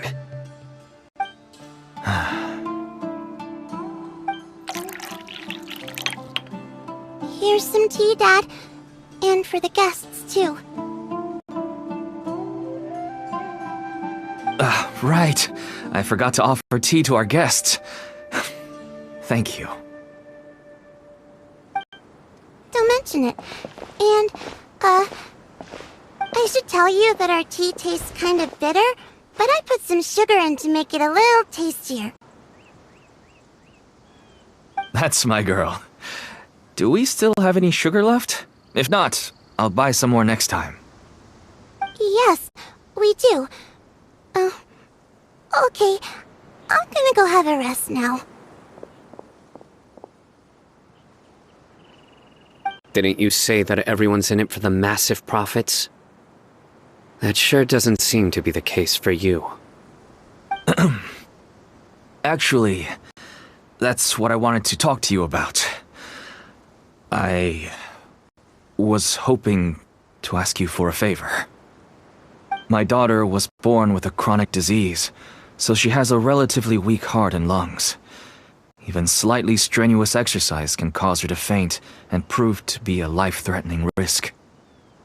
That's why she never really had any friends to play with, and why she locks herself up in her room most of the time. She has to take lots of medicine, and it doesn't come cheap. As for me, I was just an average merchant. I would wake up early and travel all around to make a profit. But the Mora was still nowhere near enough. I could only watch my daughter's health deteriorate day by day. Until one day, someone reached out and showed me a way to really make a profit. Selling canned knowledge? That's right. With all the Mora I made, I could finally afford medical treatment for my daughter. Nothing made me happier than seeing her get better. There are many others like me. Smuggling canned knowledge might seem like an unforgivable crime to you, but to us, it's a means of survival. I wanted to tell you all this so that maybe you could understand and change your mind. Please, stay out of this, Cyno. Give us a way to survive. Oh no. That means that if we prevent the sale of canned knowledge, his daughter will... I must get to the truth. I can find someone to help treat your child, but I cannot turn a blind eye to the smuggling.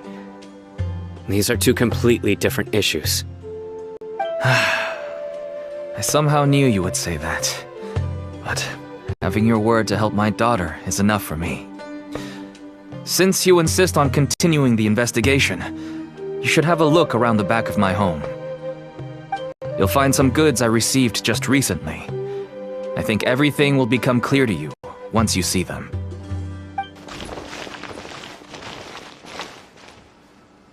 Whoa! Look at all of this! Yes, all neatly packed away and organized in boxes. To think that this is only one dealer's worth. Small producers couldn't possibly support such a large quantity of goods. Could the Academia have a hand in this? But such a volume of goods wouldn't be able to slip through inspection. Huh? Look! These seem different from the other knowledge capsules we've seen. Maybe they contain knowledge about the Court of Desolation. Yes, that would make sense. Wait, what's this?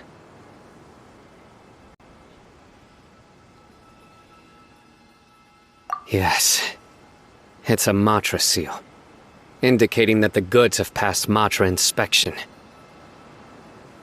I started to suspect that someone in the Academia might be involved when I found the tracker earlier. But how they could ship so much canned knowledge out of the Academia was still a mystery. The pieces have now all fallen into place. With this Matra seal, goods can leave the Academia without undergoing a second inspection. No wonder they don't want me to investigate. It turns out that a Matra is behind this. Even I find it hard to believe. Could I ask you for a favor, Traveler?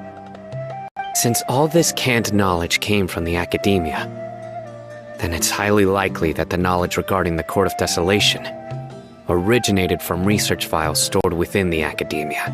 If we can enter the repository, we can find out who accessed these files. But, considering my current status, if I suddenly show up at the Academia now, it will only draw unnecessary attention. You'll need to be the one who checks the records. I'll write a letter to Nabil, and he'll take you there. Sure thing! Leave it to us! I'll also keep working here in the meantime. Although our leads are all currently pointing to someone within the Academia, it's obvious that they also have power outside of it. We can get more information on other dealers from Bahari. I'll stay here and make some preparations. You can come find me anytime if you uncover more info.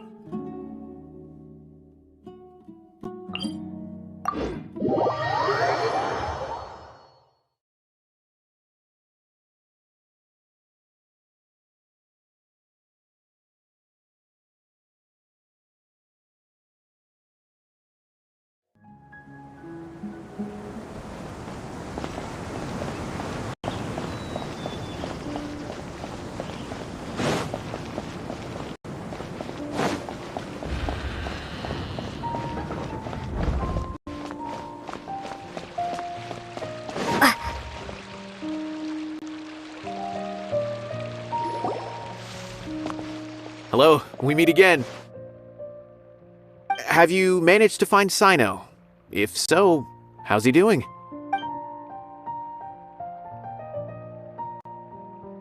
I read the letter, and must admit that I hadn't expected things to be so serious. Sorry. Had I known it would be so dangerous, I never would have gotten you two involved. It's alright. We wanted to help Cyno too. I can tell that he really trusts you. The research files stored away in the restricted repository are far from ordinary. Everything there is essentially about dangerous research that's forbidden by the academia. Even I don't usually have authorization to enter, but with this letter from Cyno, it shouldn't be a problem. That's right. Granted, the academia is very supportive when it comes to research. They encourage scholars to conduct all kinds of studies. However, some forms of research have proven to be so dangerous that the Matra have to step in and put a stop to them. Normally, after some particular research becomes prohibited, the majority of the related files will be destroyed. But some information may be retained as a record to warn later researchers. Such information is kept in the restricted repository, which is heavily guarded. Follow me, I'll show you. Hopefully, we'll find the answers that Cyno is looking for. The restricted repository.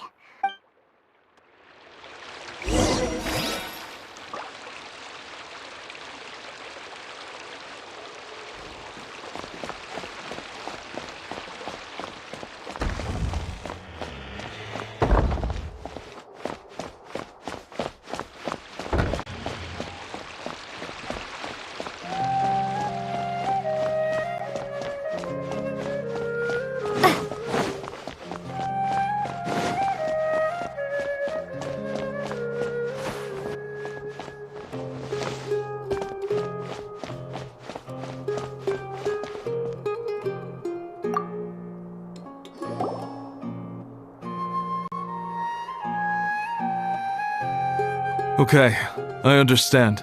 Since Cyno is vouching for you, I suppose we can trust you.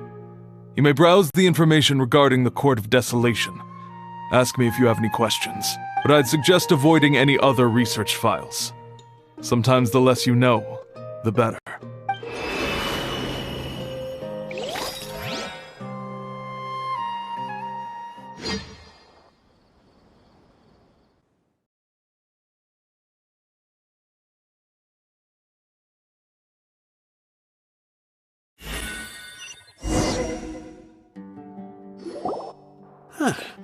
So this is the restricted repository. I never thought I'd see the inside of it. This is a first for both you and me. There are many who do not openly converse with others within the academia. But even so, there are very few who I feel could be trusted with a real secret. Cyno happens to be one of them. Even though he's no longer in the academia, I still trust him. And that goes for anyone he trusts as well. The files are over there. Just make it quick.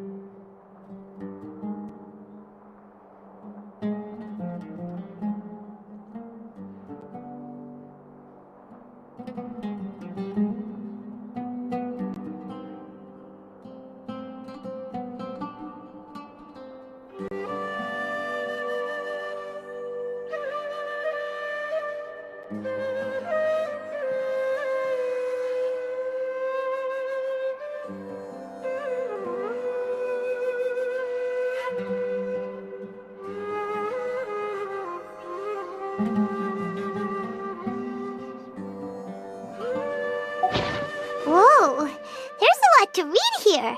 Have you found anything yet?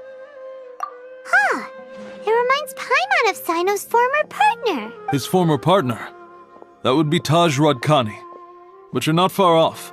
Mortada Radkani was Taj's only son. What? Taj's son went to prison for researching the Court of Desolation? Why do you sound so surprised? You're a Matra, aren't you? It's just that they arrested him in secret, so it was never publicly known. All I knew was that Taj's son was taken to prison. It's not just me. I bet even Cyno didn't know about it.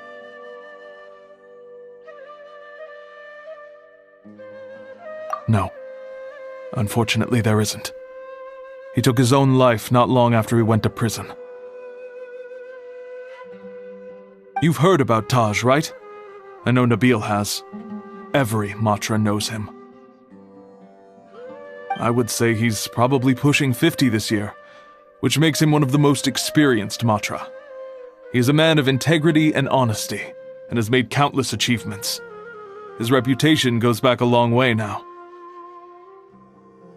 He used to be Cyno's only partner. Taj is also skilled with the polearm, so the two of them used to practice together when they weren't out on a mission. Ah, right. I heard Cyno mention that before. But one day, Taj suddenly decided to retire from active duty and transfer to an administrative position. I wonder if it had anything to do with the Mortada incident. Taj was already very well known by the time Mortada was born. So when Mortada came to study at the Academia, Everyone had high expectations of him. He had to face a lot of pressure. Then he had an unpleasant dispute with his father, but they were eventually able to work things out. Not long after they had reconciled, Mortada was caught studying the Court of Desolation, which is in violation of Academia rules. Taj arrested his son and put him behind bars. He begged for leniency, but Taj wouldn't agree. Shortly after, Mortada slit his own throat with the pieces of a broken bowl. By the time Taj arrived at the scene, it was already too late. He never had a last chance to see his son. Since then, Taj has been periodically coming to the repository. He'll hold the files from his son's research with a remorseful look on his face. I guess that's why he chose to move to administrative work. I had no idea that happened. That must be really hard for Taj. I've never heard him mention that to anyone.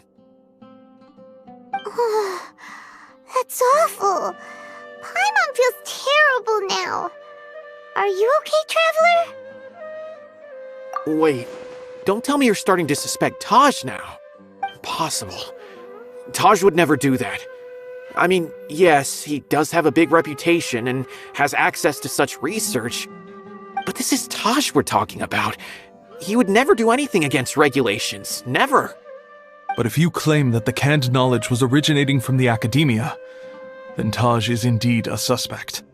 Because he was the only one who could have recently gone through research files about the Court of Desolation.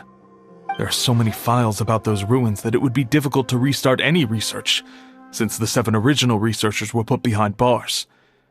It's hard enough just trying to make sense of these files. However, if the files were made into canned knowledge, they could be understood immediately. By doing so, one could restart the research outside the Academia without anyone ever noticing. But even so... According to the legends, the treasures inside the Court of Desolation could allow someone to see beyond life and death, or even bring the dead back to life, right? So maybe Taj is trying to bring Mortada back. Though I don't really believe Taj would ever try to do something like that. I'm just telling you what I know. It's the job of the Mantra to find the truth and track down criminals. Do you have any questions? If not, it'd be best if you would leave now. Paimon's kinda confused. What? Oh, now that I think about it, Cyno suspected that the canned knowledge was coming from... There's no way so many boxes could ever get through without drawing any attention.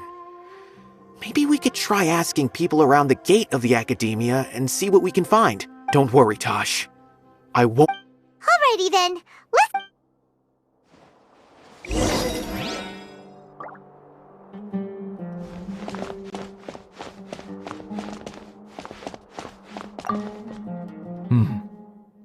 Do you have any other questions?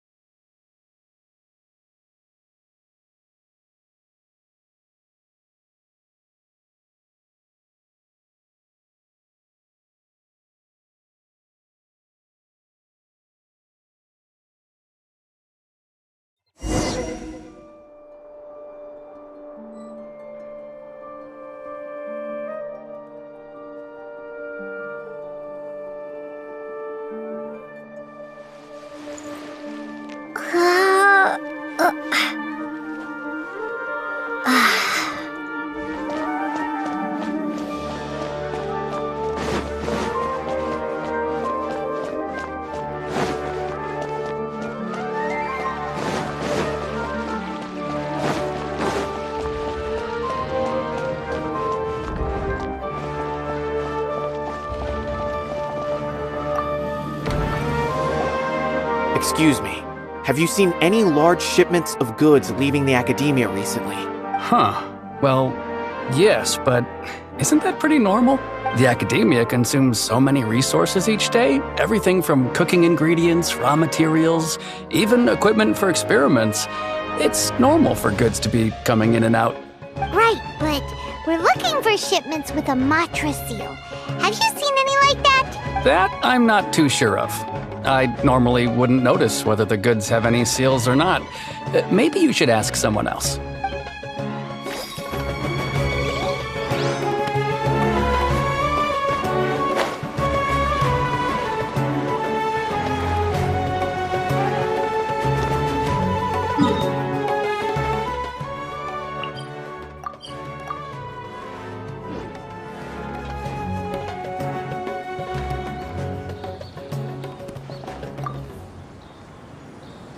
Excuse me, have you seen any large shipments of goods leaving the academia recently? No, not that I'm aware of. Perhaps you could ask someone else?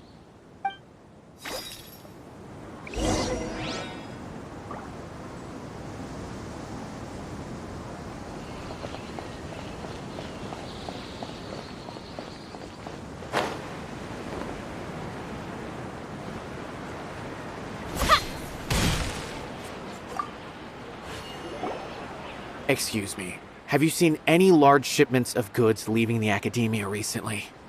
Huh?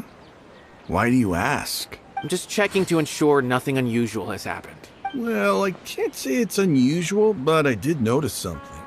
There's a Kashar researcher who's been making frequent shipments recently. Dozen of large boxes each time, if not more. When I asked him about it, he said they just contained a bunch of old worn-out machines. The Kashar used to often sell scrap machines to traveling merchants, so I didn't really think anything of it. But he's been making a lot of shipments lately. There weren't ever so many outdated machines before. And you didn't find that suspicious? Well, the boxes were stamped with a Matra seal. Why should I bother? Of course, I did start to wonder about the seal once, thinking that maybe they forged it or something.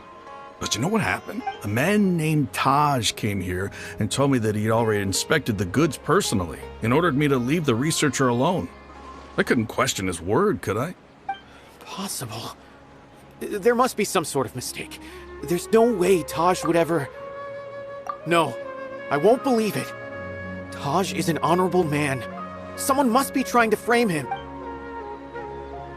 Wait, I know another Matra who works with Taj. I can ask him to let us speak with Taj.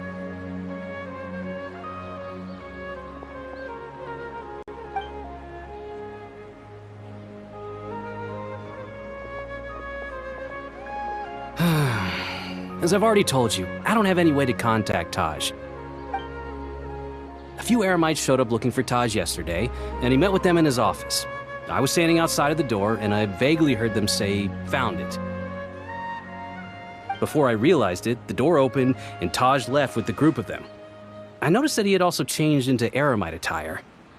But Taj didn't come to work today, so I've also started to feel a little concerned about the whole thing. If you'd like to speak with him, maybe you can try visiting his home. He lives just on the outskirts of Sumeru City. A group of Eremites?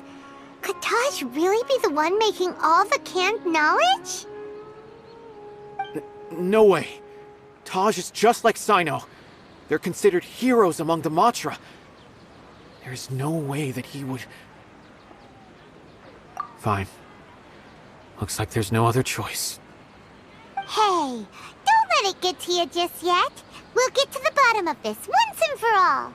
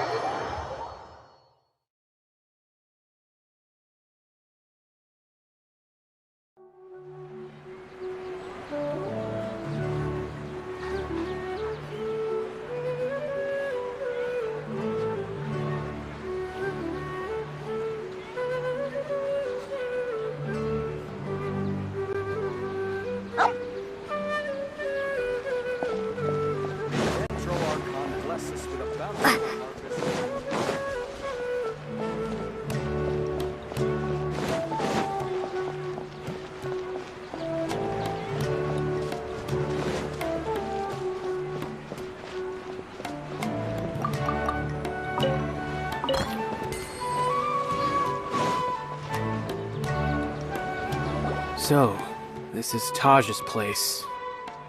There doesn't seem to be anyone here. Well, what should we do then? No. Wait, the door's unlocked. Did Taj leave in a hurry?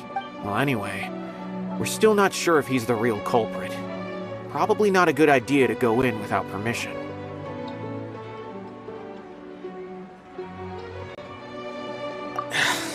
You're right. Even if we apply for a warrant now, we won't be able to do anything until tomorrow at the earliest. This is an emergency. I just hope Taj doesn't mind.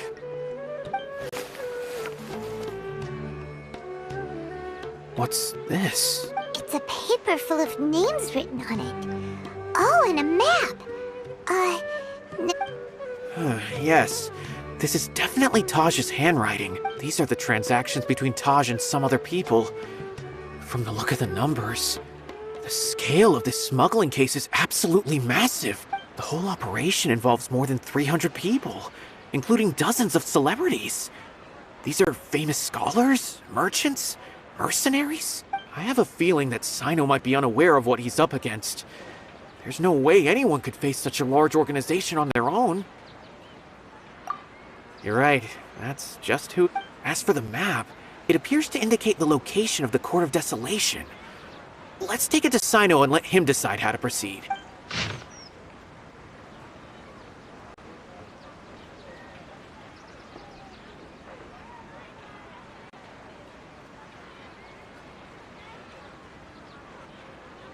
If Taj really has turned on his honor and committed these terrible acts, then I suspect that he might already be at the Court of Desolation as we speak. I don't want to suspect him, but I also don't know him very well. Maybe Cyno will know what to do. All right, we'll give these to Cyno.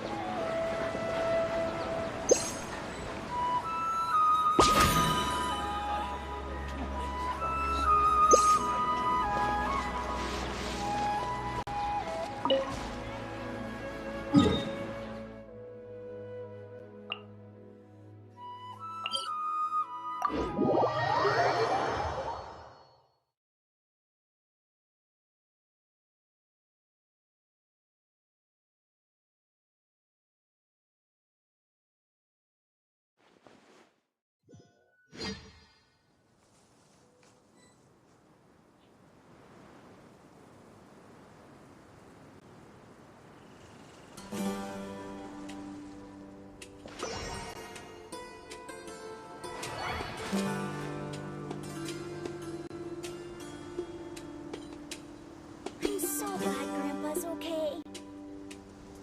I'm not going back there at my age.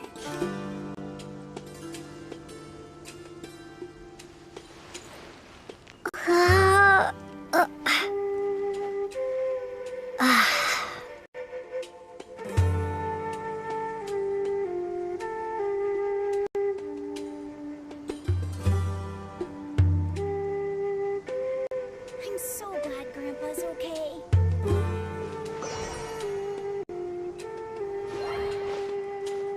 I'm not going back there at my age.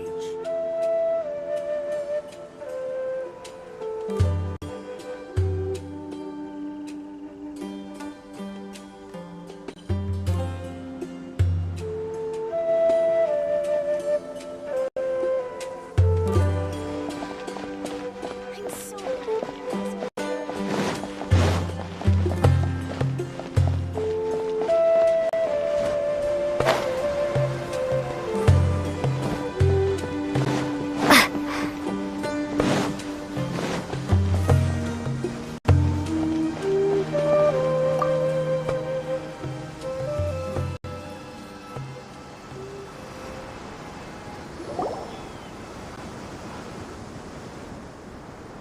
Well, Cyno, what do you make of it? Taj. It's been a while since I last saw him. From what I remember, He is a straight-laced man. Although he would resort to extreme measures from time to time, he would never do anything against his beliefs. So do you think he's the one behind all this? I'm still not sure. I cannot imagine how devastating the incident with Mortada was for him. Nor can I deny the possibility that people can change. Whether it's out of love for his son or for other reasons, we have to see for ourselves to judge him.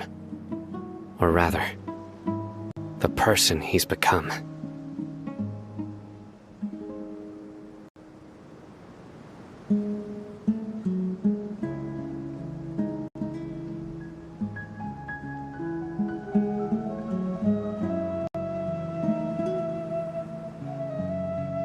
That's right. It's clear that he had a hand in this case, yet he made no report of it. There's no doubting that. That's also why I need to see him. I must ask his reasoning and judge him myself. Time is ticking. Let's go.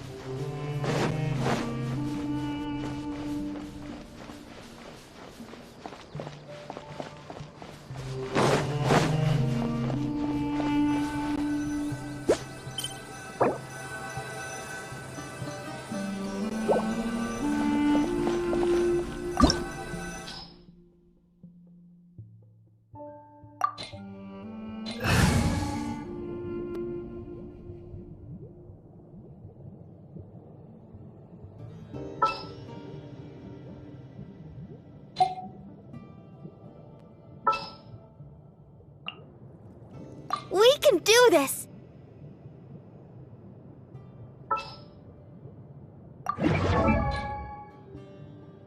I wonder when I'll be as tall as my big sister.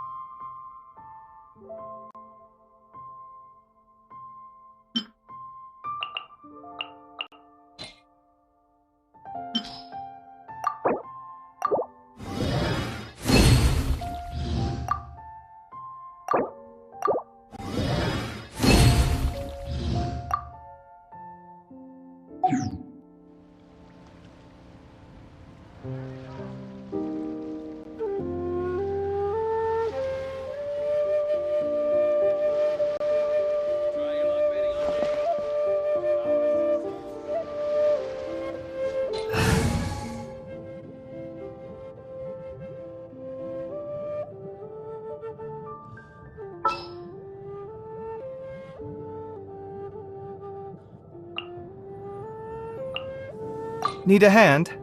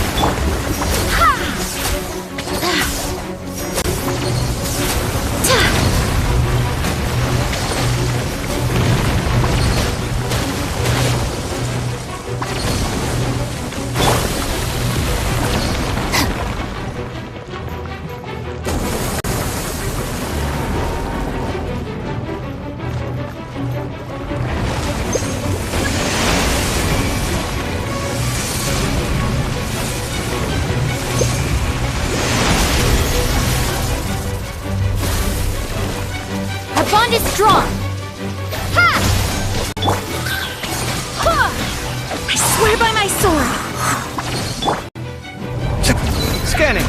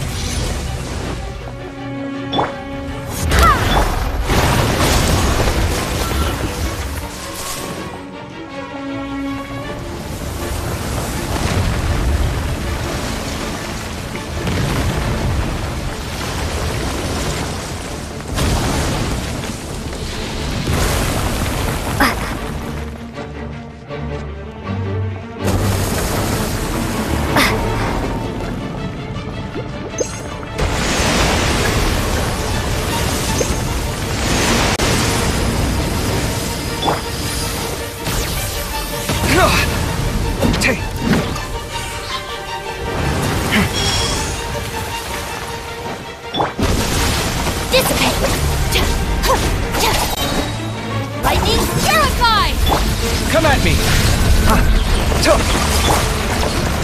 Scatter!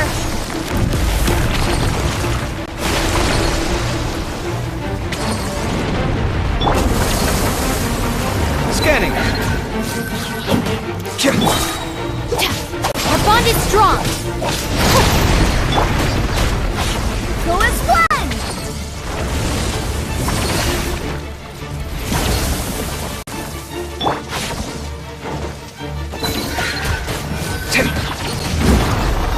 Feast your eyes!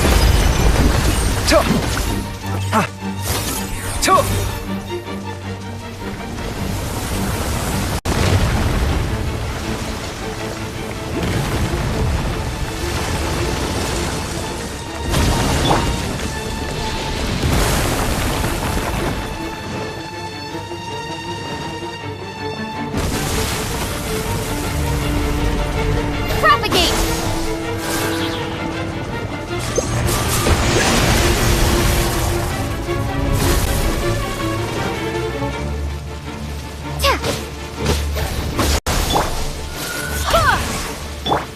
Come at me! Stand with me!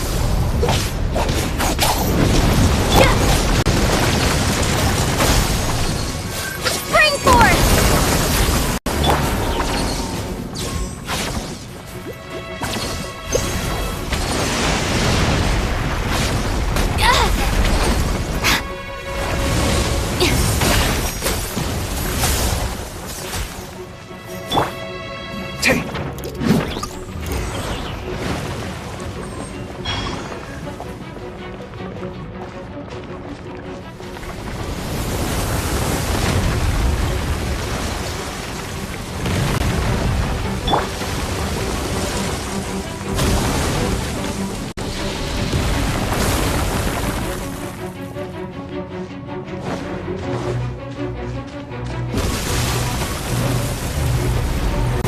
Go as one!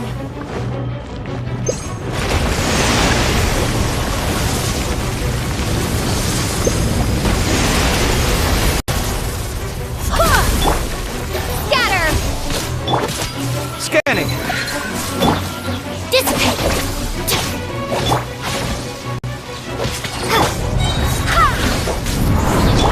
Come at me!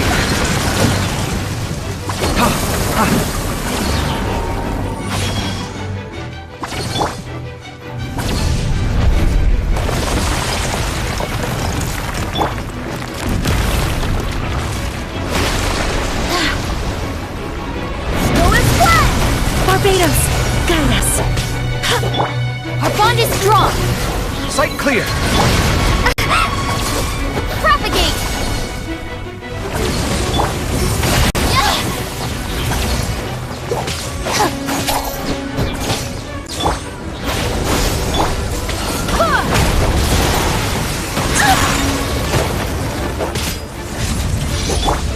Come at me! Out of my way! Dissipate!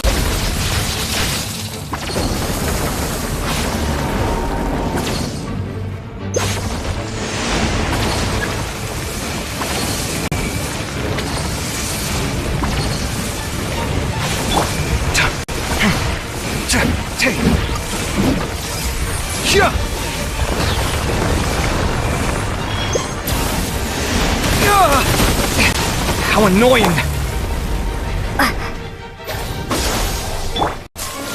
Go as one!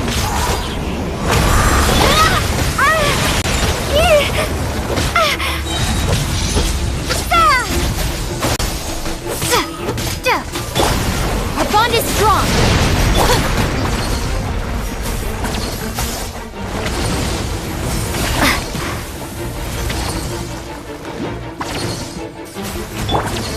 Scanning!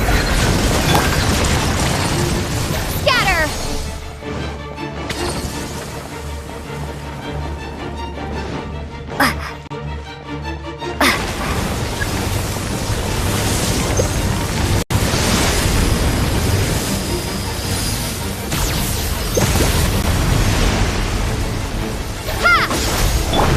Come at me!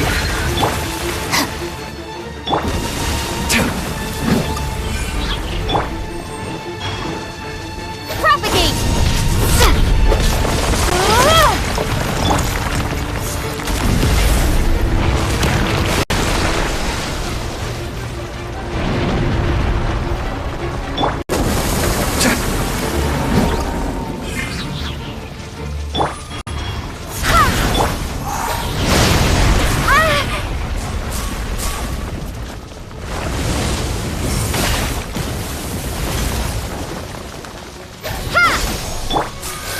Go as one! I swear by my sword!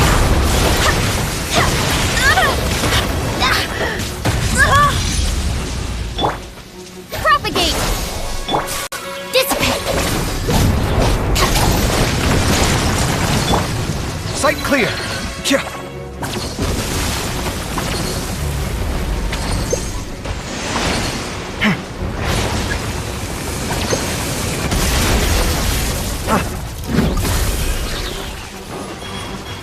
Scanning! Our bond is strong! Scatter! Germinate!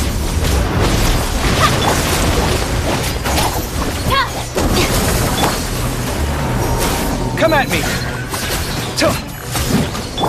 Propagate! Go as one!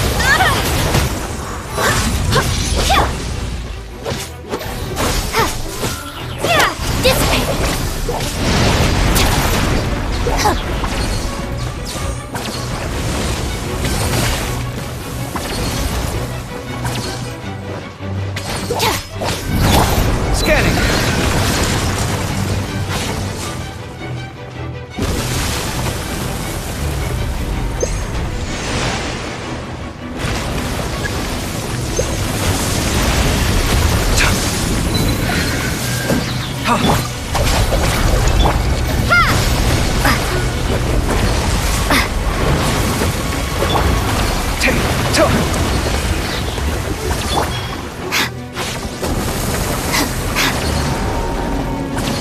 I'll settle this!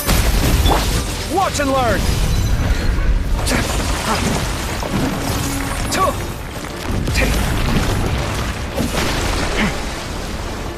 Sight clear!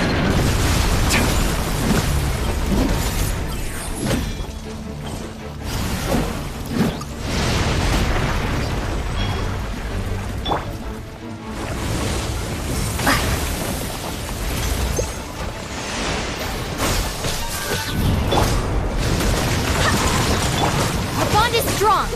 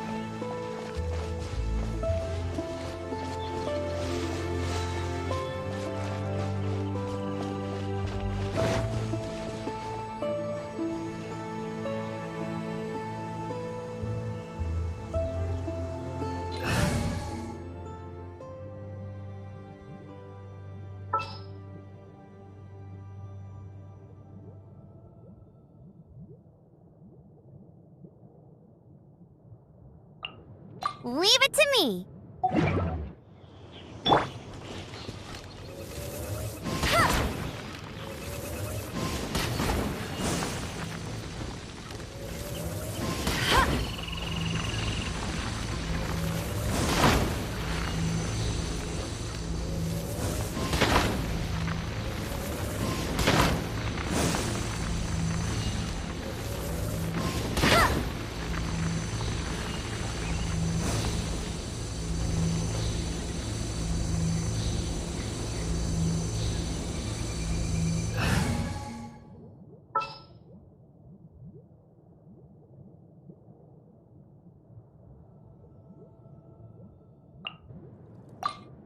May knowledge guide you.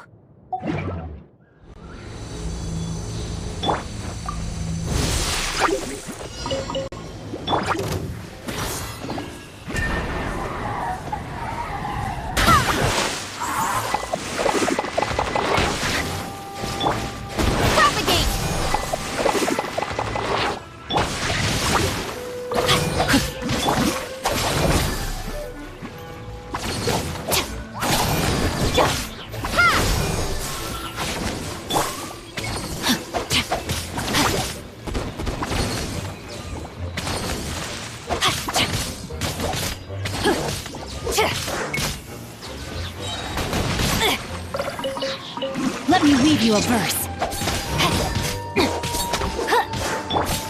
Scatter!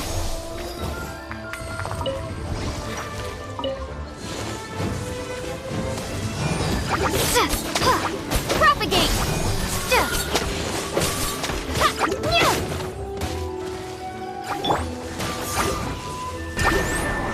Forest Blend!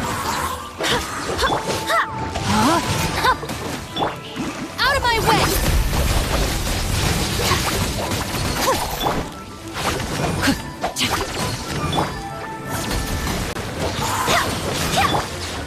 Scatter!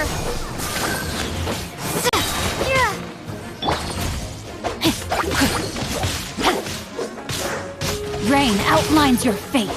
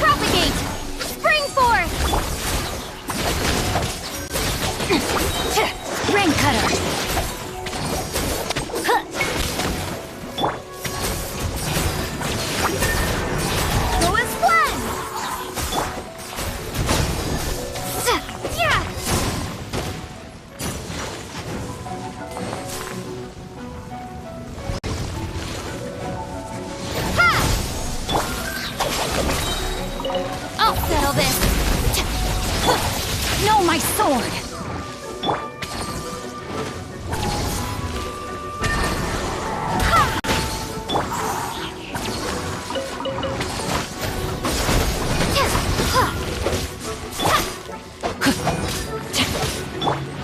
Go as one! Barbados, guide us!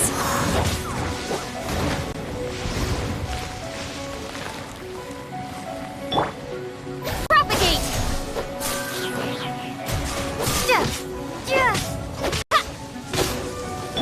Stand with me!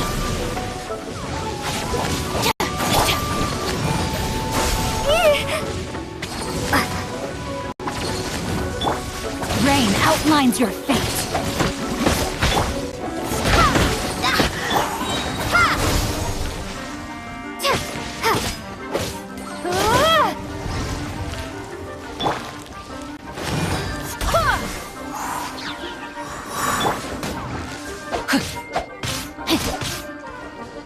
No, my sword!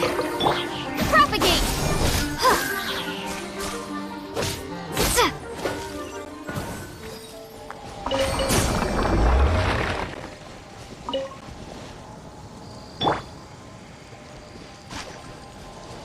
Time to act.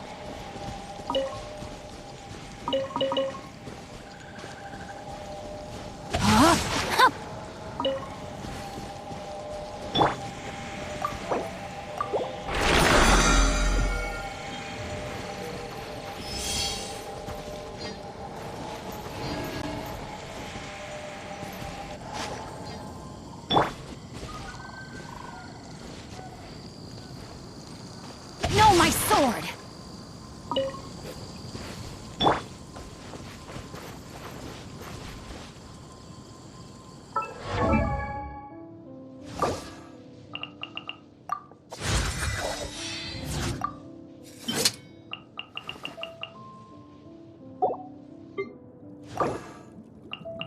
La da da da da da da da.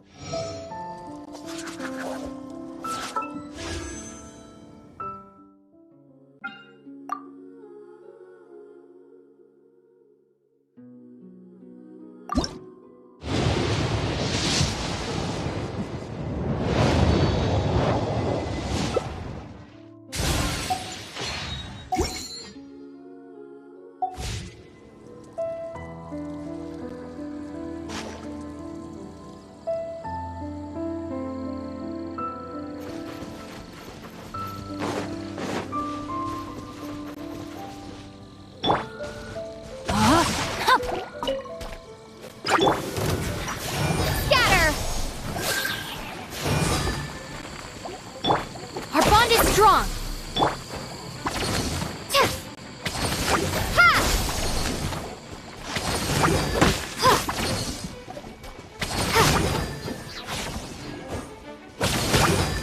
Scatter!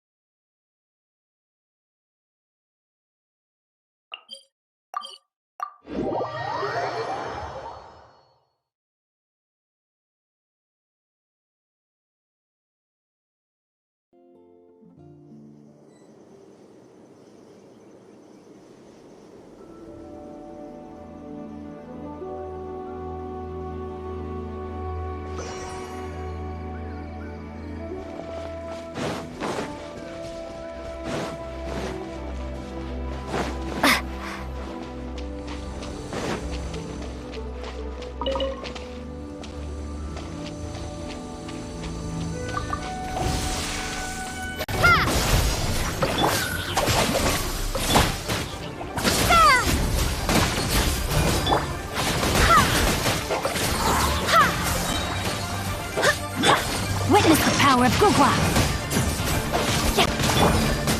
Scatter!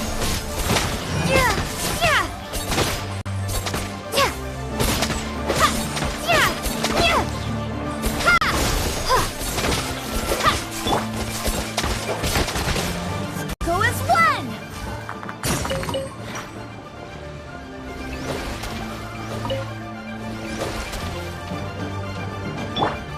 Our bond is strong.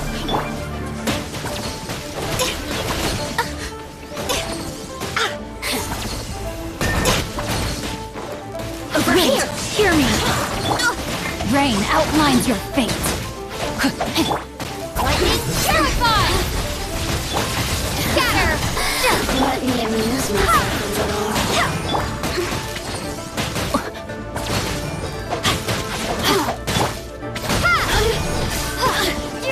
Over here! You really know how to get me going. Oh, my sword! Go and fly!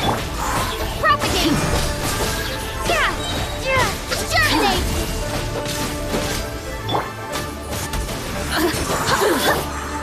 Blink! Let me weave you a verse. Rain outlines your fate. Scatter! Look at me. Just...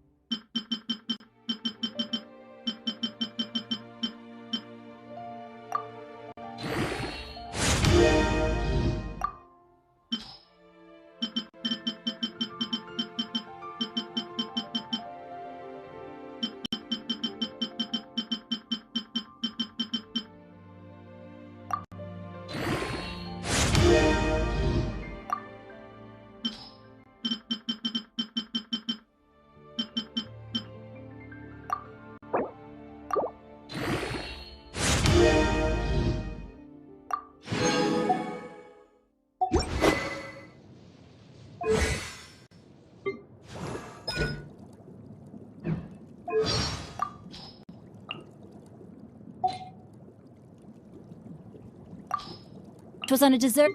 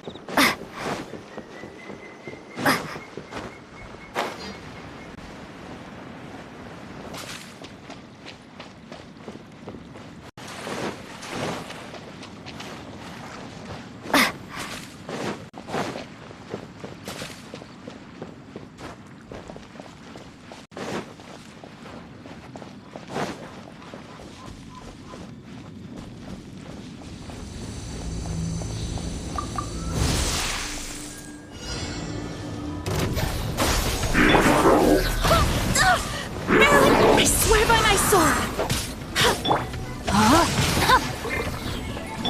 Dissipate!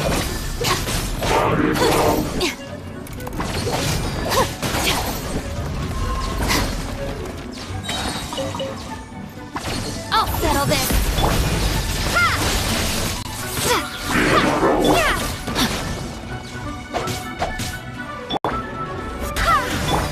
No, my sword!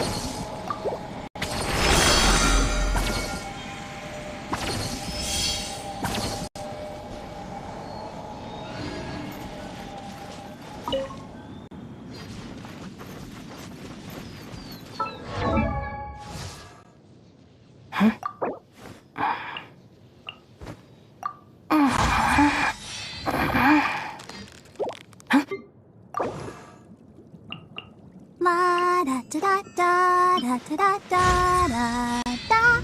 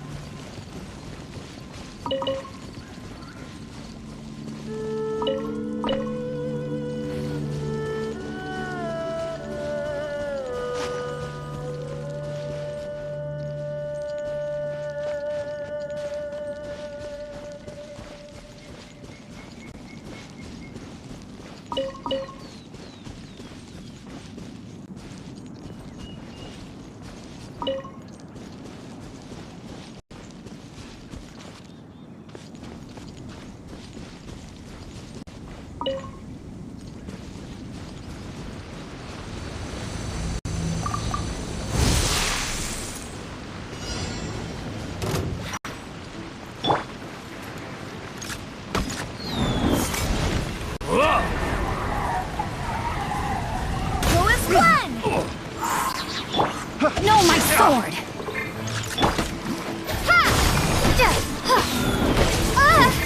Come again.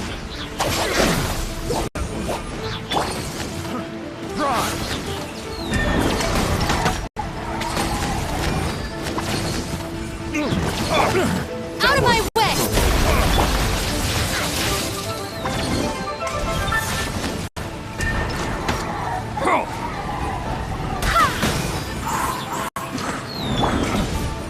Propagate! I got terrors.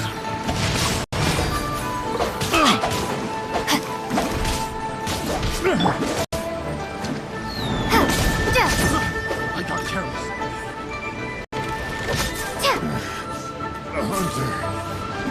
Scatter!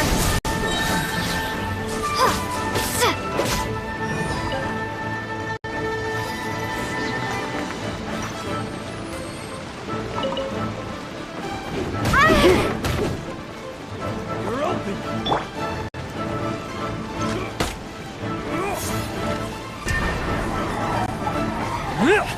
Lowest one! Germinate! A minor setback. Let me weave you a verse. Stand with me!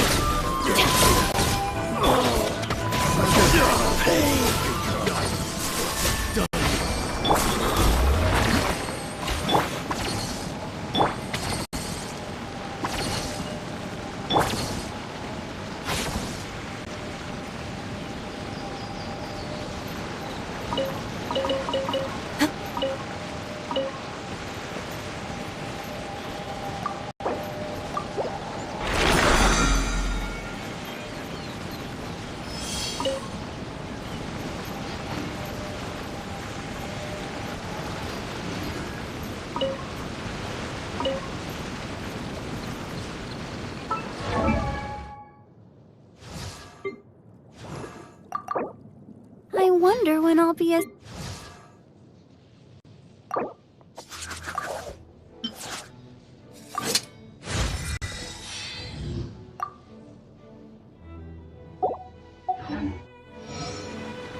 Just let me know if you ever find yourself in a pinch. I can help you out.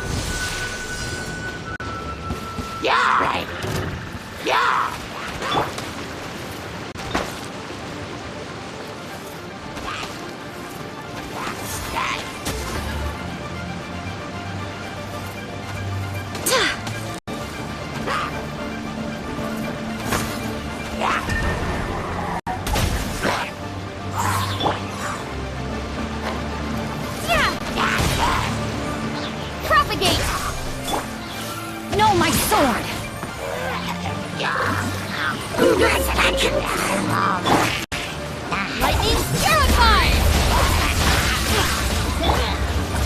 Wind, hear me!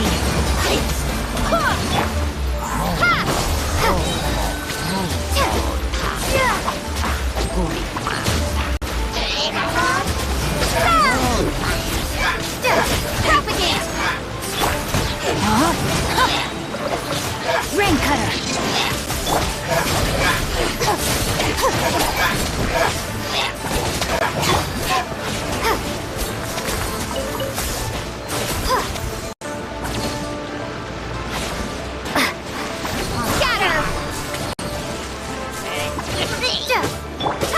No, my sword!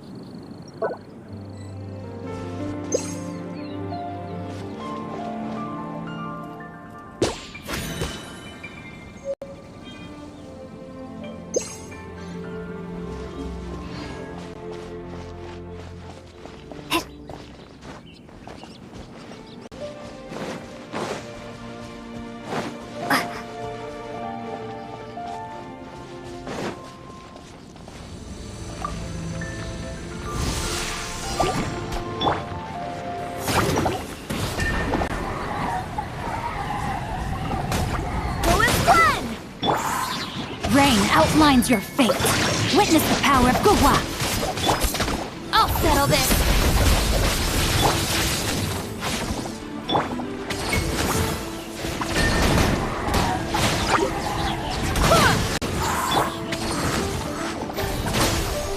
Germinate!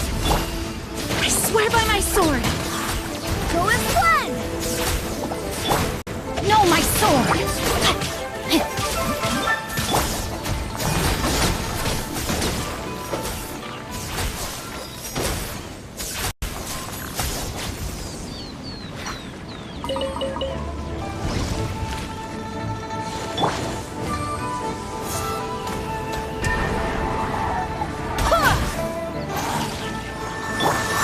Rain outlines your fate.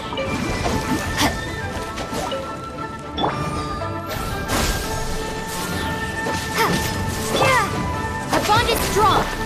Rain cutter.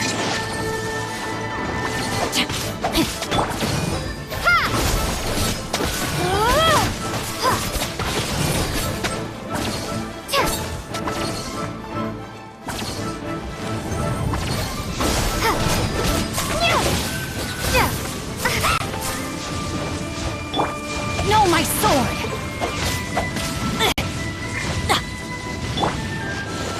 Get with me! Propagate!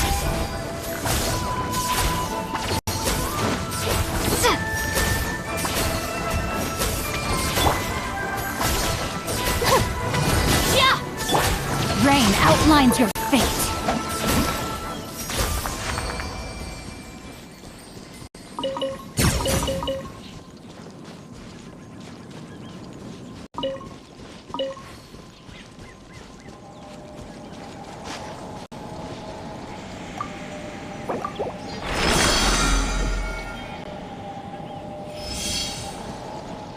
No, my sword!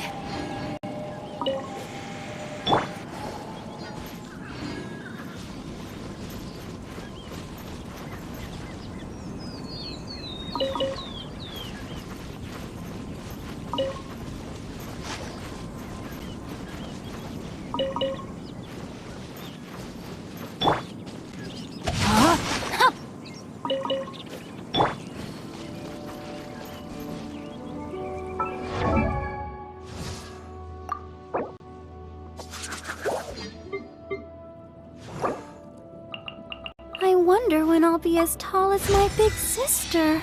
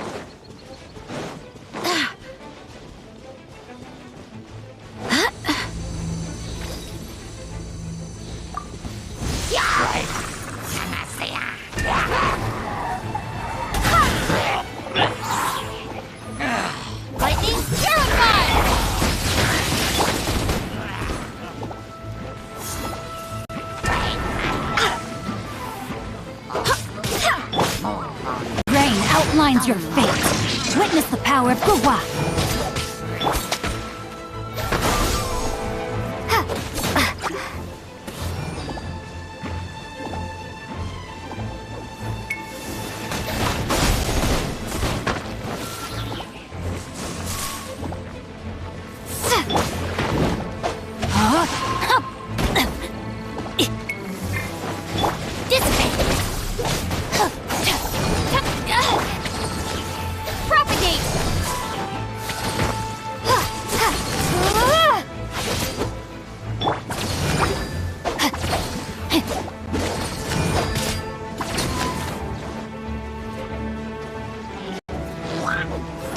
Rain outlines your fate.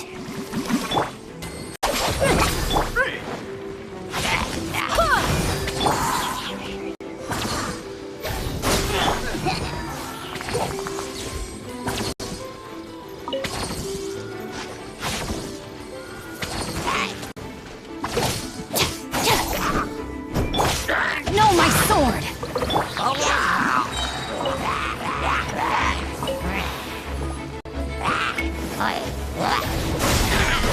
Germinate!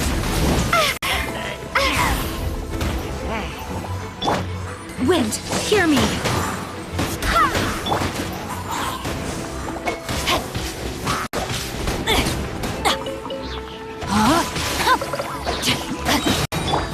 Stand with me!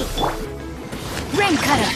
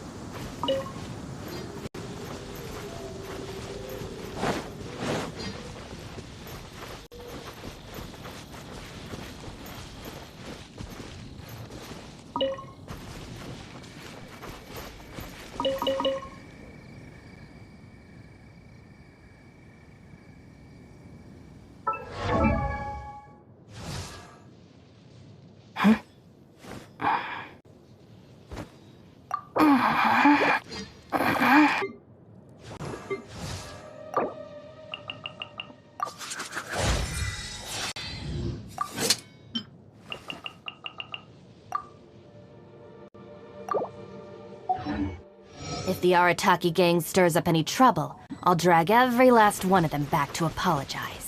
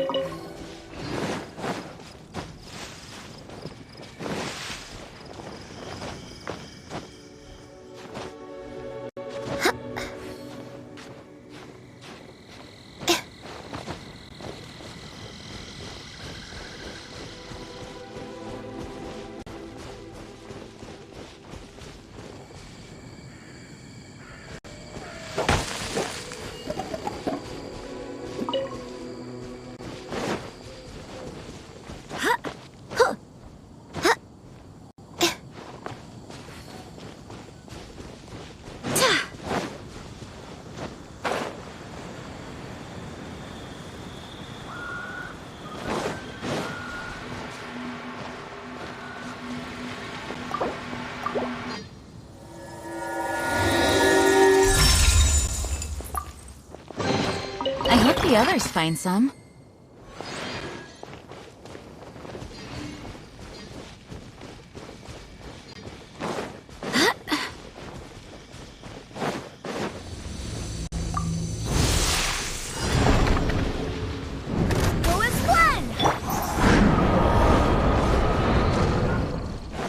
No, my sword! Dissipate! Propagate!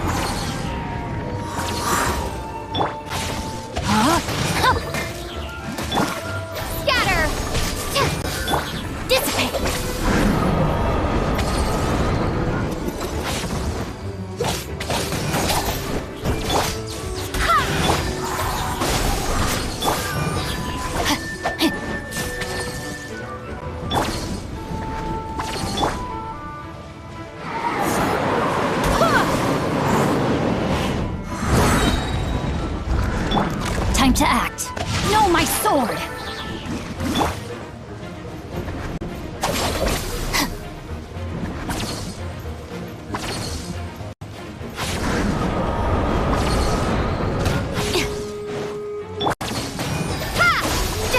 Spring forth! Go as planned!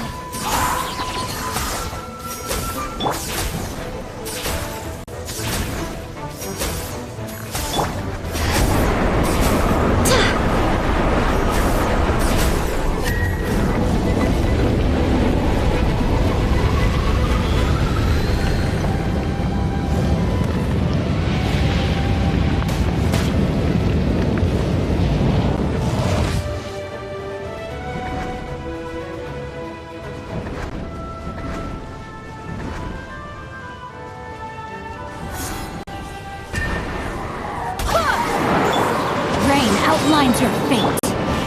Our bond is strong. Let me weave you a verse. Propagate! Yeah!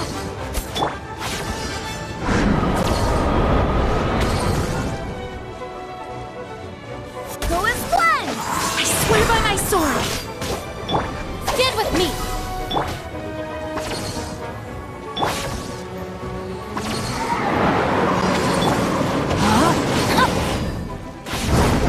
Time to act.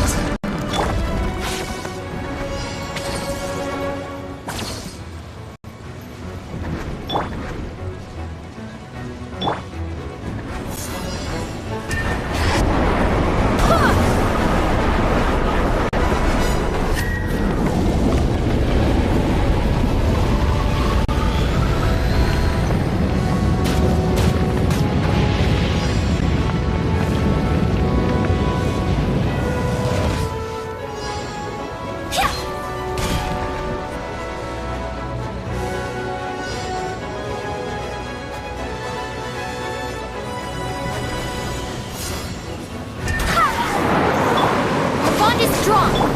No, my sword!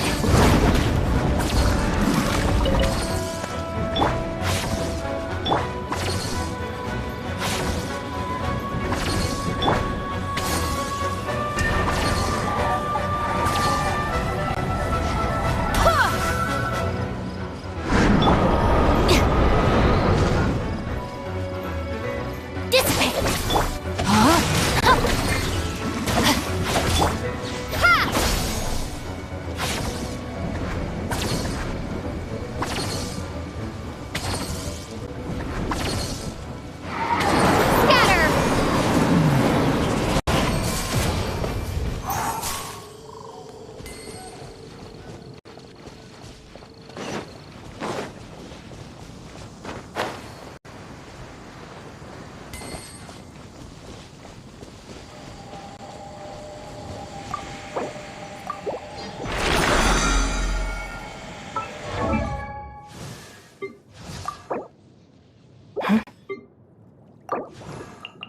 La da da da da da da da da.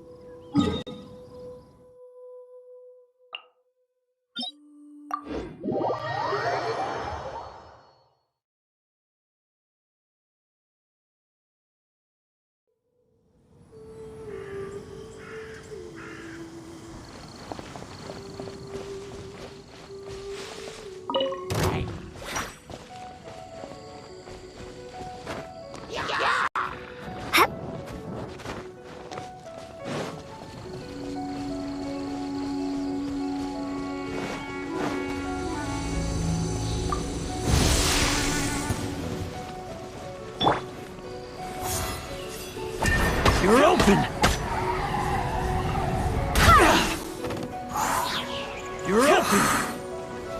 You're open!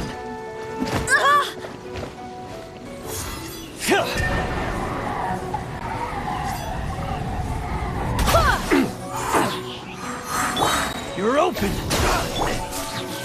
Out of my way! Dodge face! You're open! Rain outlines your fate. I'm out. Gotta get out of here.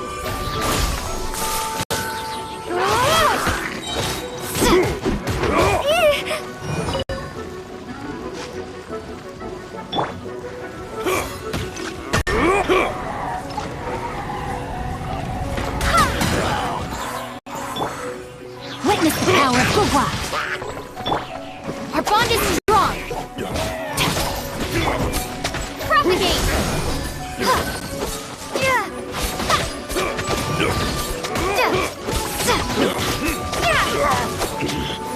I wasn't done.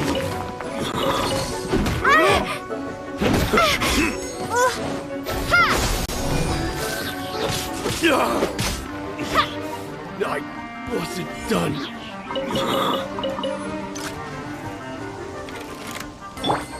No, my sword. Propagate.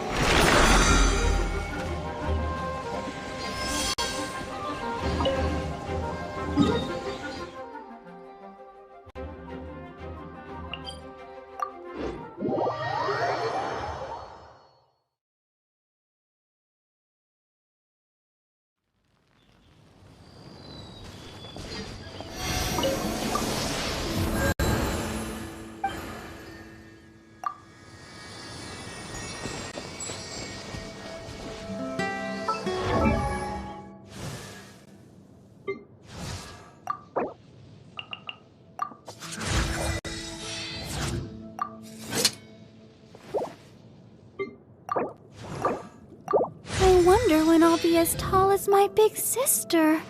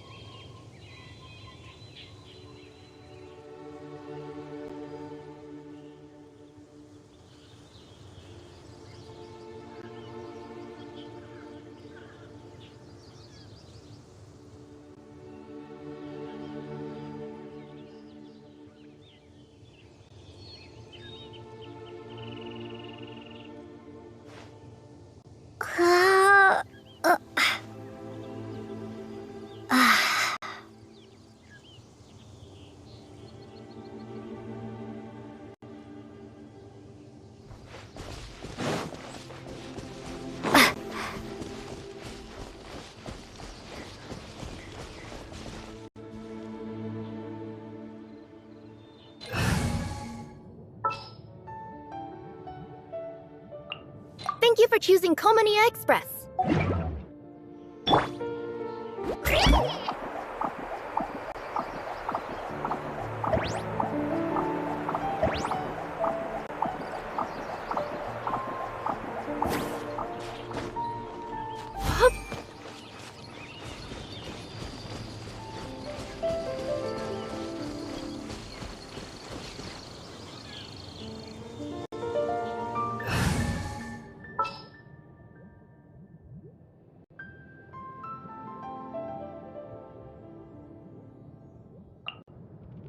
May knowledge guide you.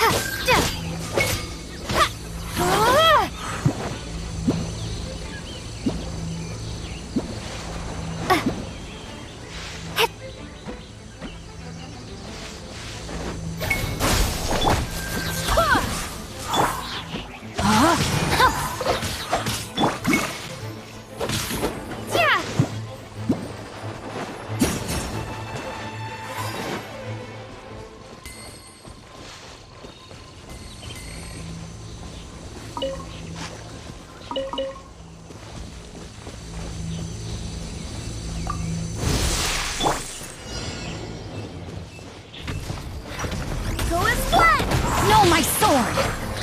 Ring cutter! Dissipate! Lightning terrify! Propagate! Germinate! Wind, hear me!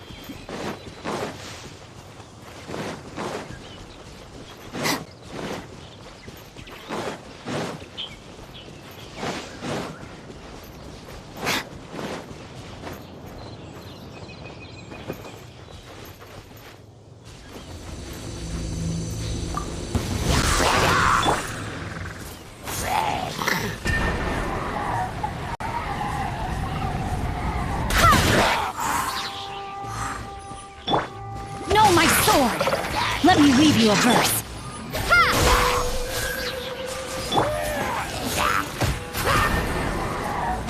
Go as planned!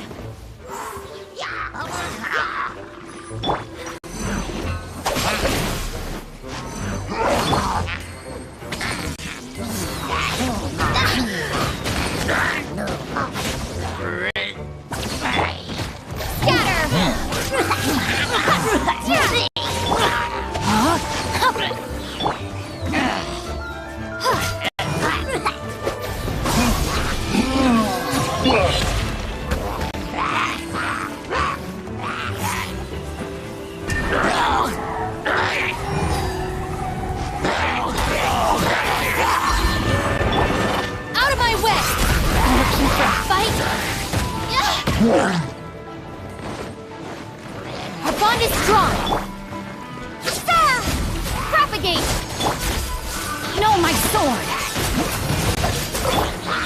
Vados, guide us.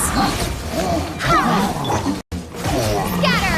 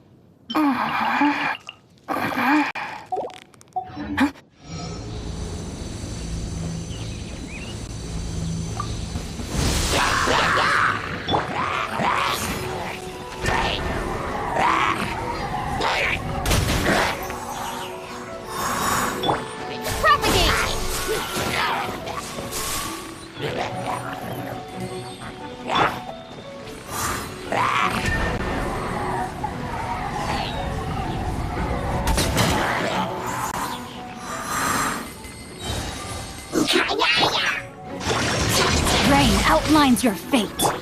Wind, hear me. Go as one! Scatter!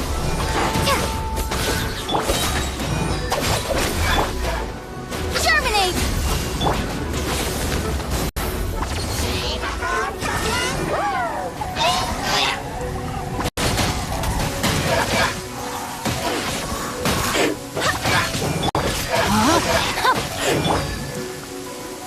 Propagate!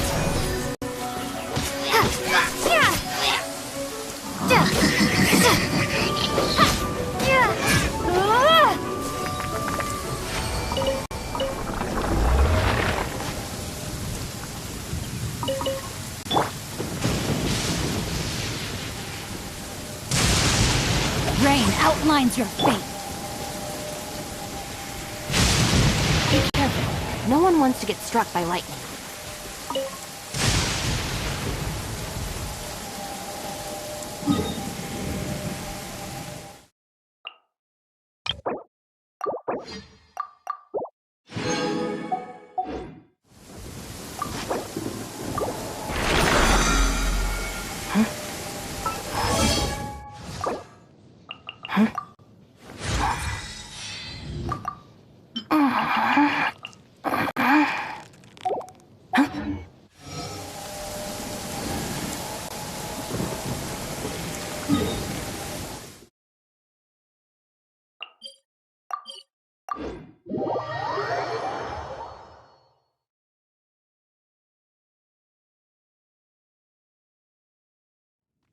It's a nice day, but I can't seem to shake this strange feeling. Let's just hope it's my imagination.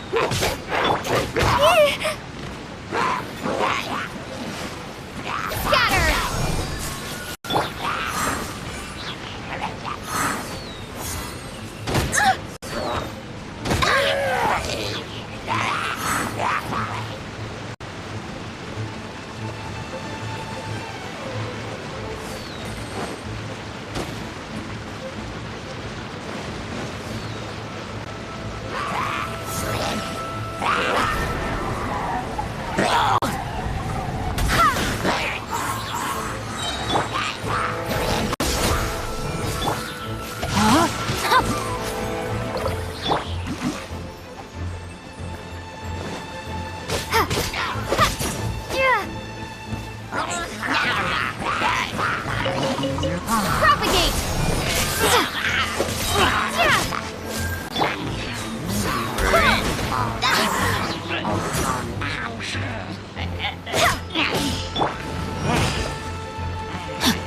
Rain outlines your fate.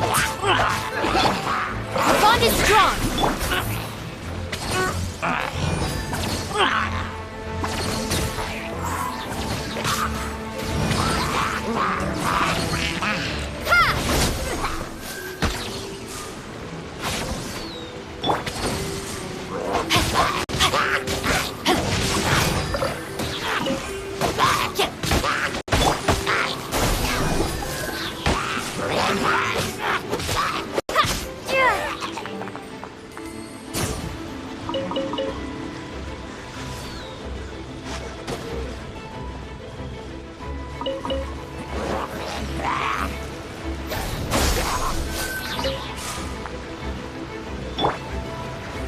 Go as planned!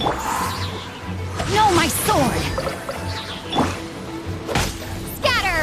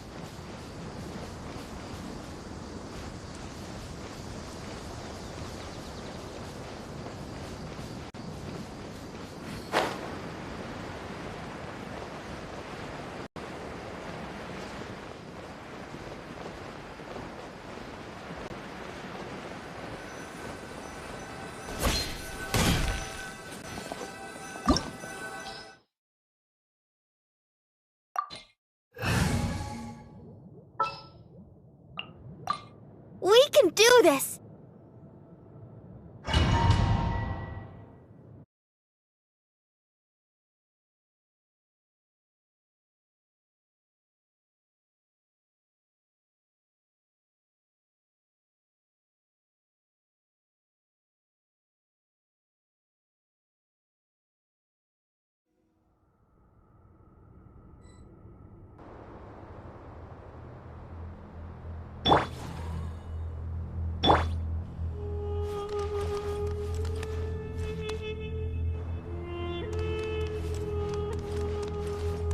So this is the Court of Desolation.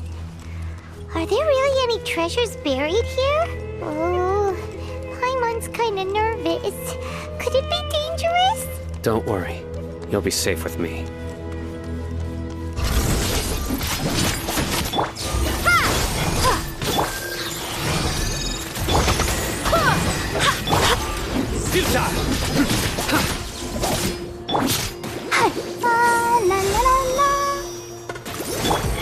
I'll settle this. Propagate! Surrender!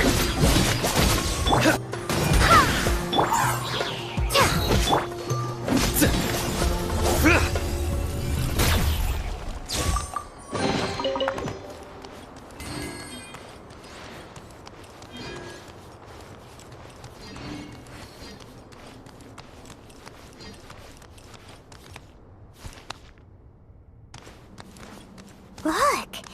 These walls have definitely seen better days. Was there some sort of fight here? Let's keep going and see what we can find.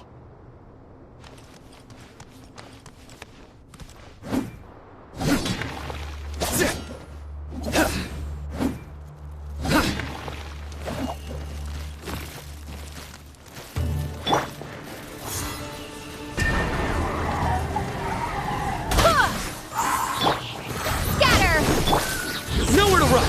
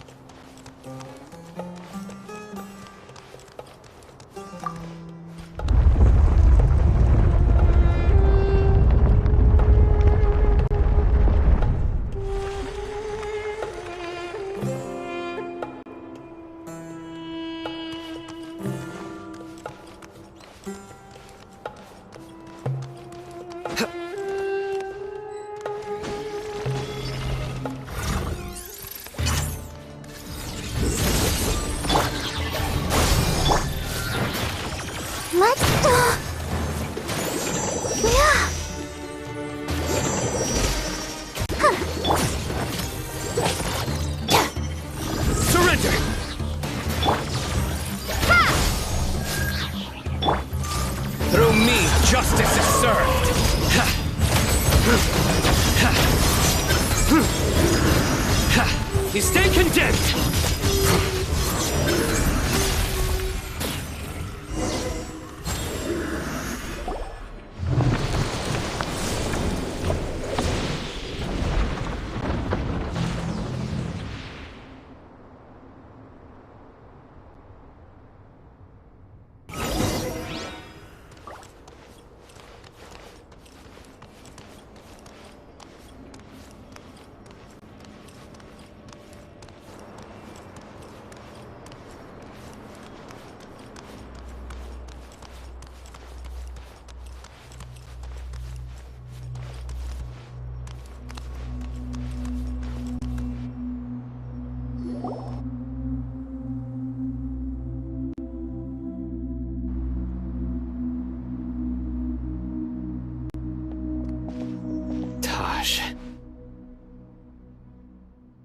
Ah, Cyno.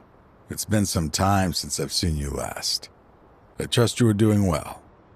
Seeing that you've made it all the way here, you must be on the cusp of wrapping up your investigation, I presume. Even faster than I expected. Is it because you have some new partners now? That's right. This case is nearly closed. But the most important answer still eludes me. Was it all your doing?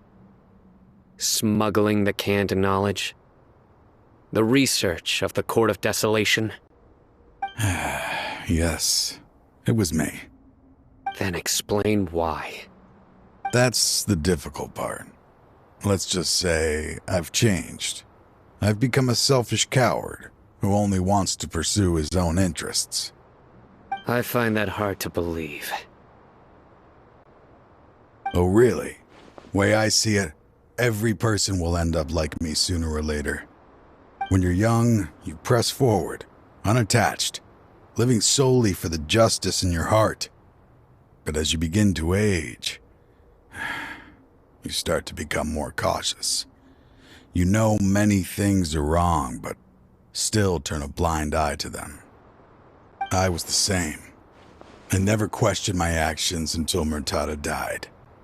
I could feel the justice that I once strived to uphold slowly crumbling in my heart. I was completely dedicated to all that I did, but as I grew older, I found myself feeling alone, miserable. Can you imagine what it feels like to not have the will to live, but not be able to die? Murtada was sent to prison by my own hands. I set myself on this painful path. My son hated me till the day he died, and now I must live with that pain and regret. I failed him as a father. But now I have a chance to make it right. A chance to reunite with him. The Court of Desolation. Here lies the key to overcoming life and death. The power to even bring the dead back to life. So, did you already find what you needed here? See this door behind me? Behind it lies the treasures that I seek. I'm so close, Cyno. If only you hadn't arrived now, I could already have...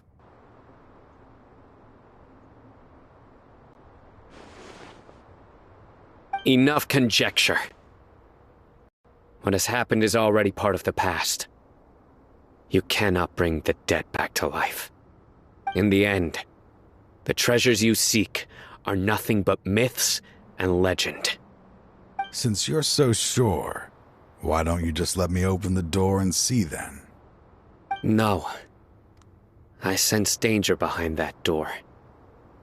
There will be dire consequences the moment you open it. I beg you, as an old partner, can you let me fulfill my last wish just this once? Surely you get it by now. Doing your job without mercy will only drive people away from you. I'm the prime example. I don't overthink things.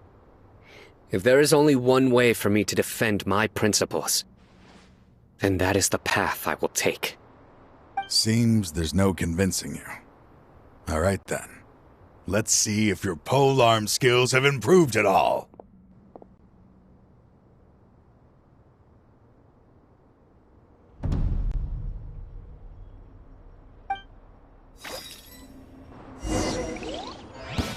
This power is mine. Come on, we can do it. I will set things right no matter what. Let the show begin. Lightning terrified! Stand with me! Barbados, guide us. Go as one. Surrender!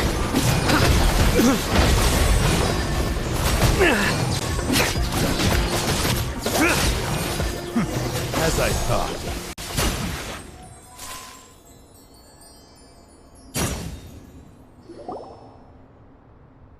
Your strength.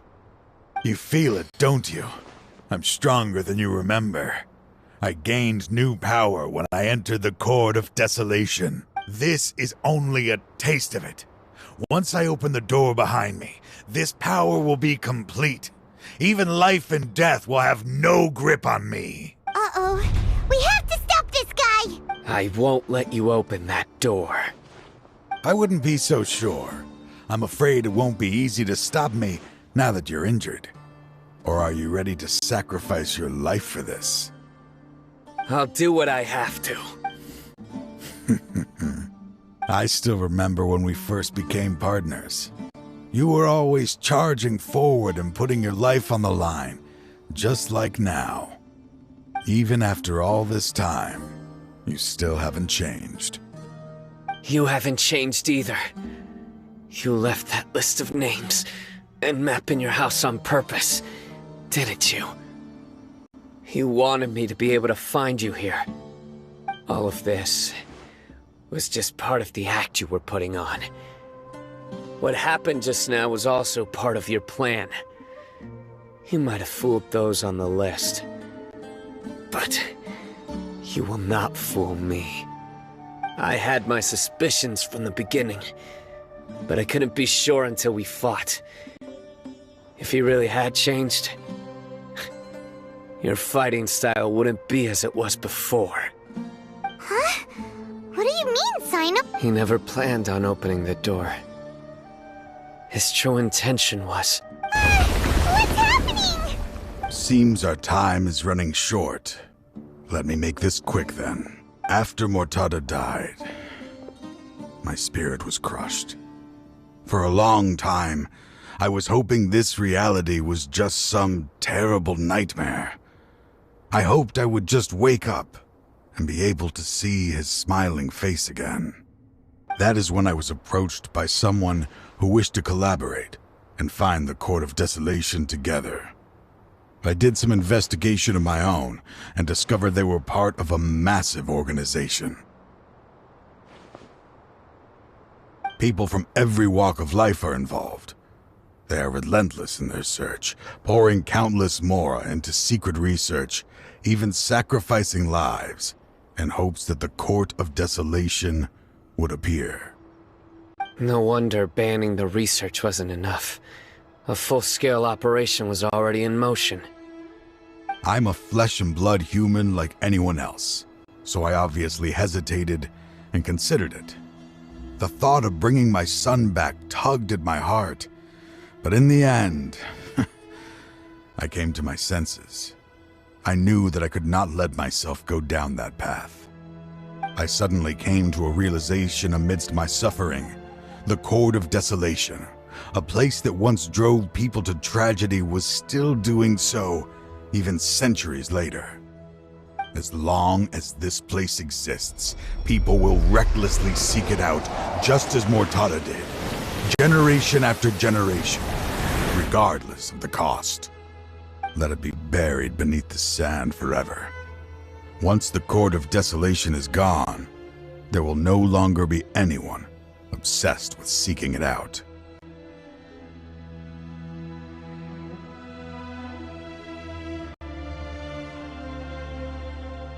That's right. I acted as if I had abandoned my convictions just so that they would cooperate without raising any suspicion. This was the only way I could find and destroy this place. But that wasn't enough. I needed someone I could trust to bring the organization to justice. The Academia forbids the research of the Court of Desolation, so they would never approve my plan in the first place.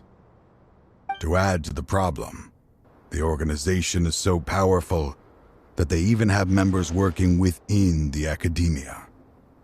If I wished to destroy the organization, I couldn't just count on the Academia alone.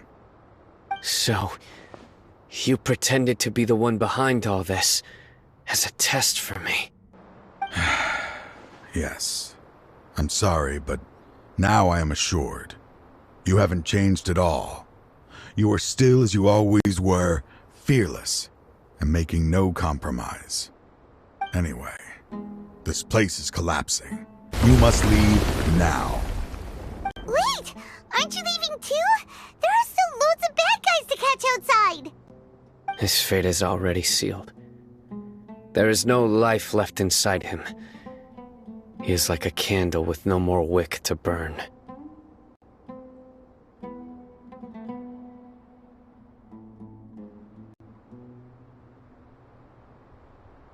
You planned it all from the very beginning, didn't you? Risking being treated as a traitor to collaborate with them. Sacrificing your own life to open and destroy the Court of Desolation. Regardless, I made a grave mistake by allowing the smuggling and the research of this place. Let this be the final judgment on myself. I was always so busy with work that I never made time to fulfill Mortada's wishes. Finding this place was his biggest wish. Since I'll be reuniting with him here, I can only hope he won't have anything more to hold against me. I'll leave all those people on the list to you. Sorry for all the trouble I've caused. There's nothing to be sorry for. We are partners. If you see Mortada, send him my greetings. Goodbye, old friend.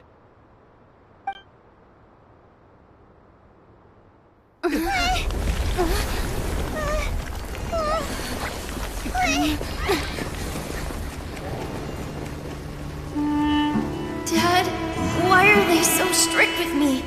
I'm always the only one who gets in trouble. Just leave me alone! Don't worry, I won't damage your precious reputation. Alright, Dad. Let's start over. By the way, I finally found an area of research I wish to pursue. Why can't you show even a little leniency? Why? Because we are Matra.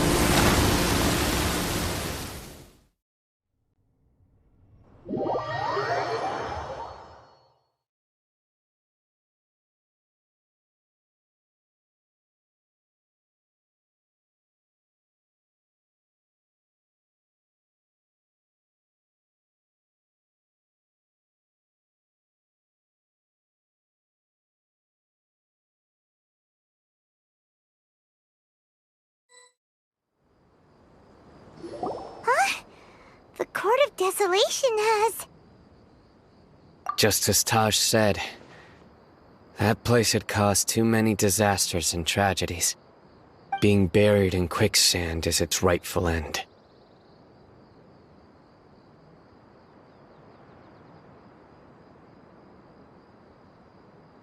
To them, as long as there's Mora to be made, they will disregard the Academia's rules, whether it's the Court of Desolation or anything else. Their only goal is to make massive profits off of dangerous research. Taj may have set them back with the Court of Desolation, but it won't be long before they continue searching for another target. That's an opportunity that I will not let them have. We'll help too. Thank you, but you've already done enough. Just leave the rest to me. I will bring them to justice myself. Besides, I promised you that I would sweep away any potential danger. So, that's what I'm going to do. Wait for me at Caravan Rebop 4 days from now.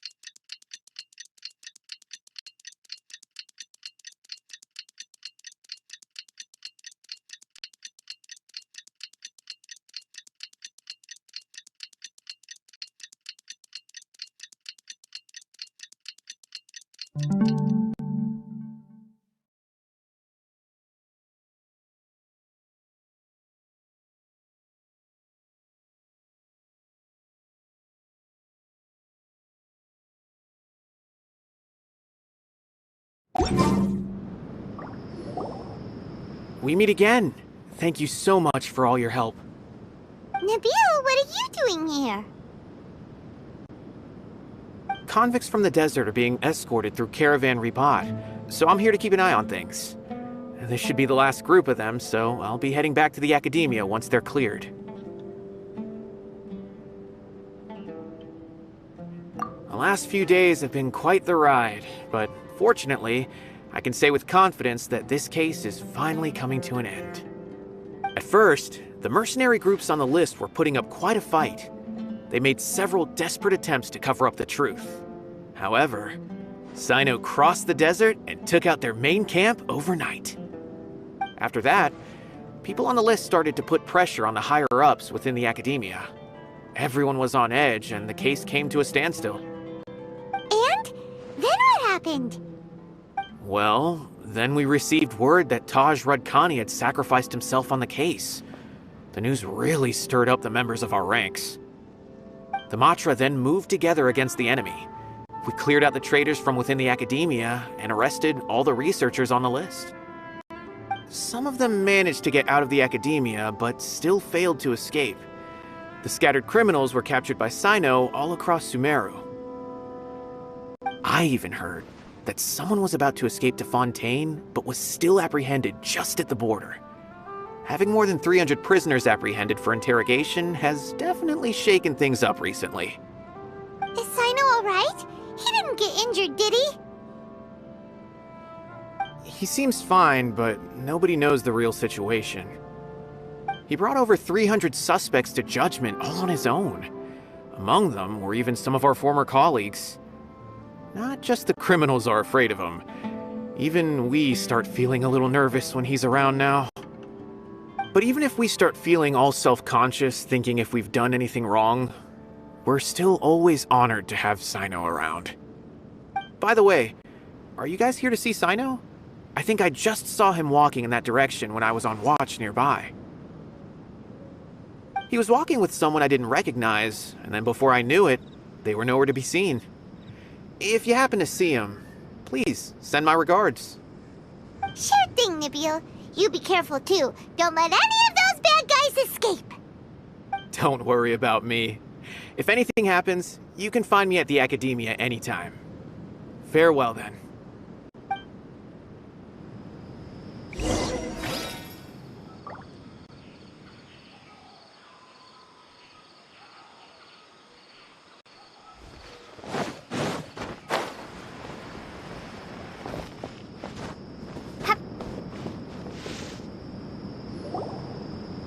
Trying to single-handedly bring 300 people to justice must feel pretty exhilarating, but I can assure you this is certainly not the best solution.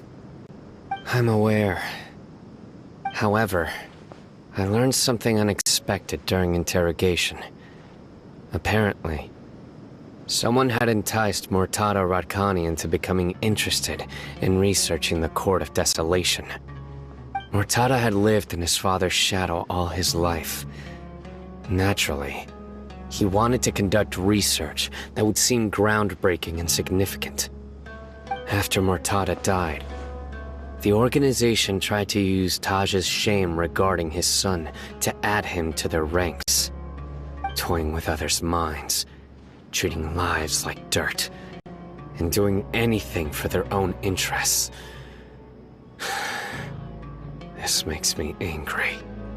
Fine, I understand. This is a type of trap I've been working on which uses plants. Here, take some just in case you need them next time.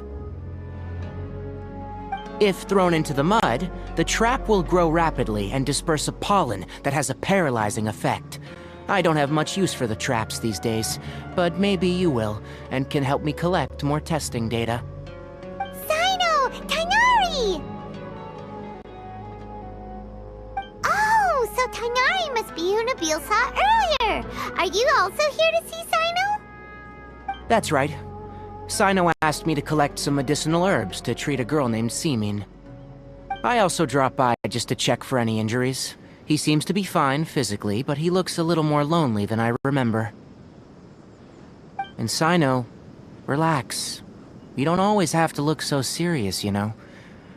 Why don't you play more Genius Invocation TCG, huh?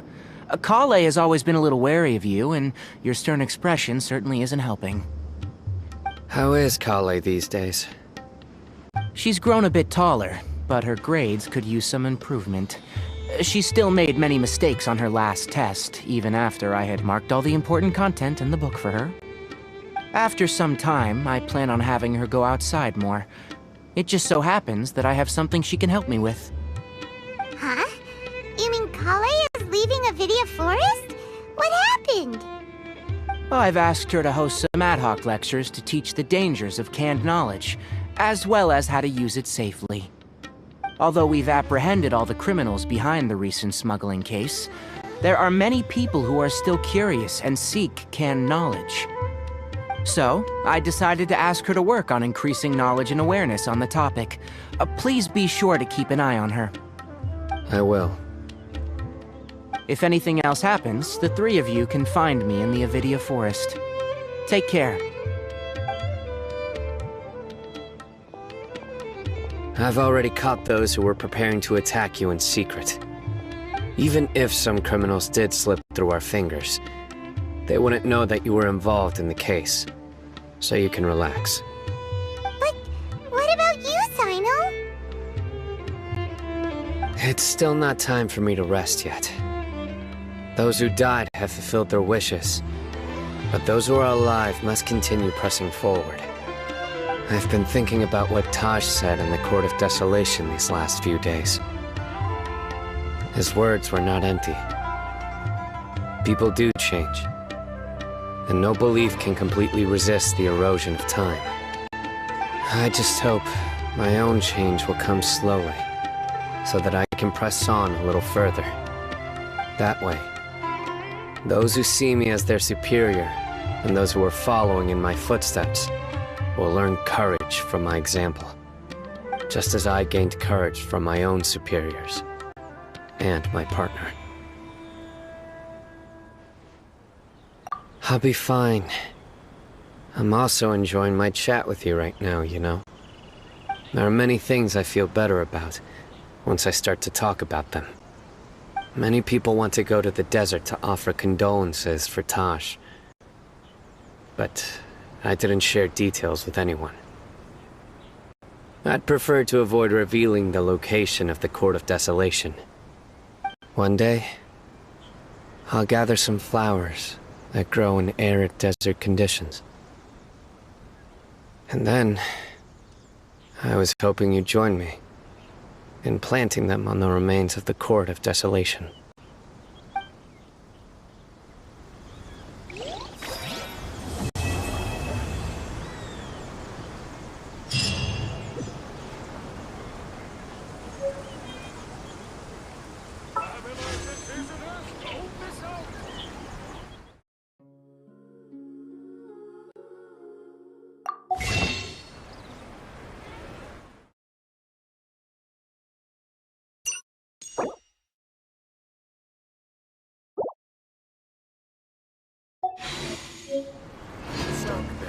Next on-site investigation. By the way, something strange happened a few days ago. A merchant approached me and requested that I cover the cost of a desert travel kit.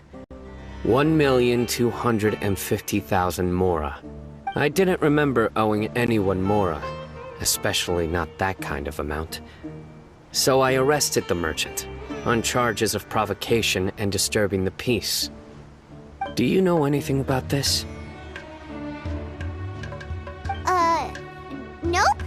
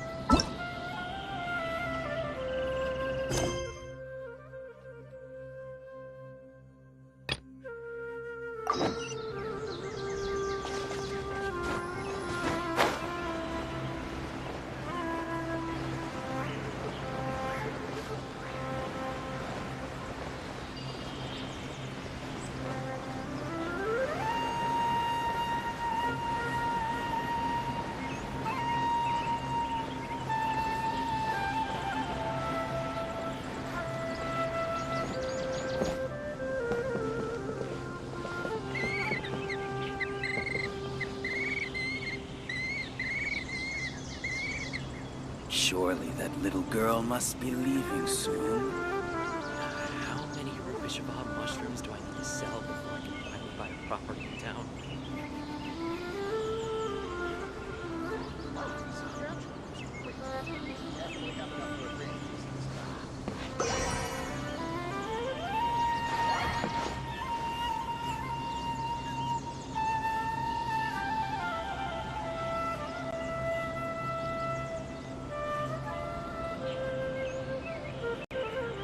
Surely that little girl must be leaving soon.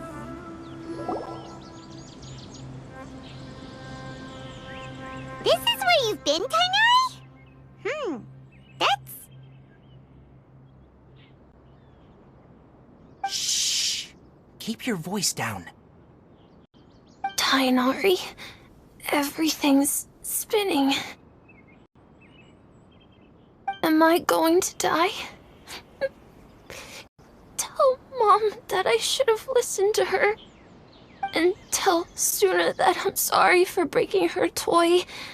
I didn't tell her because I was scared that she wouldn't play with me anymore. Tighnari, I heard that people turn into birds after they die. Is that true? I feel like I'm getting lighter. What happened? Tighnari, is he? Okay, enough nonsense. You just have a small fever. Take your medication and rest. You'll be bouncing off the walls in no time. Really? Then, can you keep the thing about the toy a secret for now? No can do. You're a big kid now. Once you've recovered, go and apologize. Keeping secrets to yourself won't solve anything. Oh. Hey, let me ask you something. I recall that you're usually pretty healthy. How did you get this sick all of a sudden? I don't know either. Mom's been telling me not to play in the forest. I just wanted to look inside. It's different from before. I got lost and went around in a huge circle. After I got out, I started feeling dizzy. Could it be?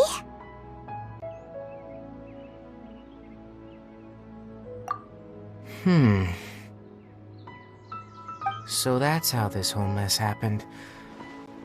Anyway, go rest. No running around until I say so. Got it? Traveler, Paimon, let's step out for now.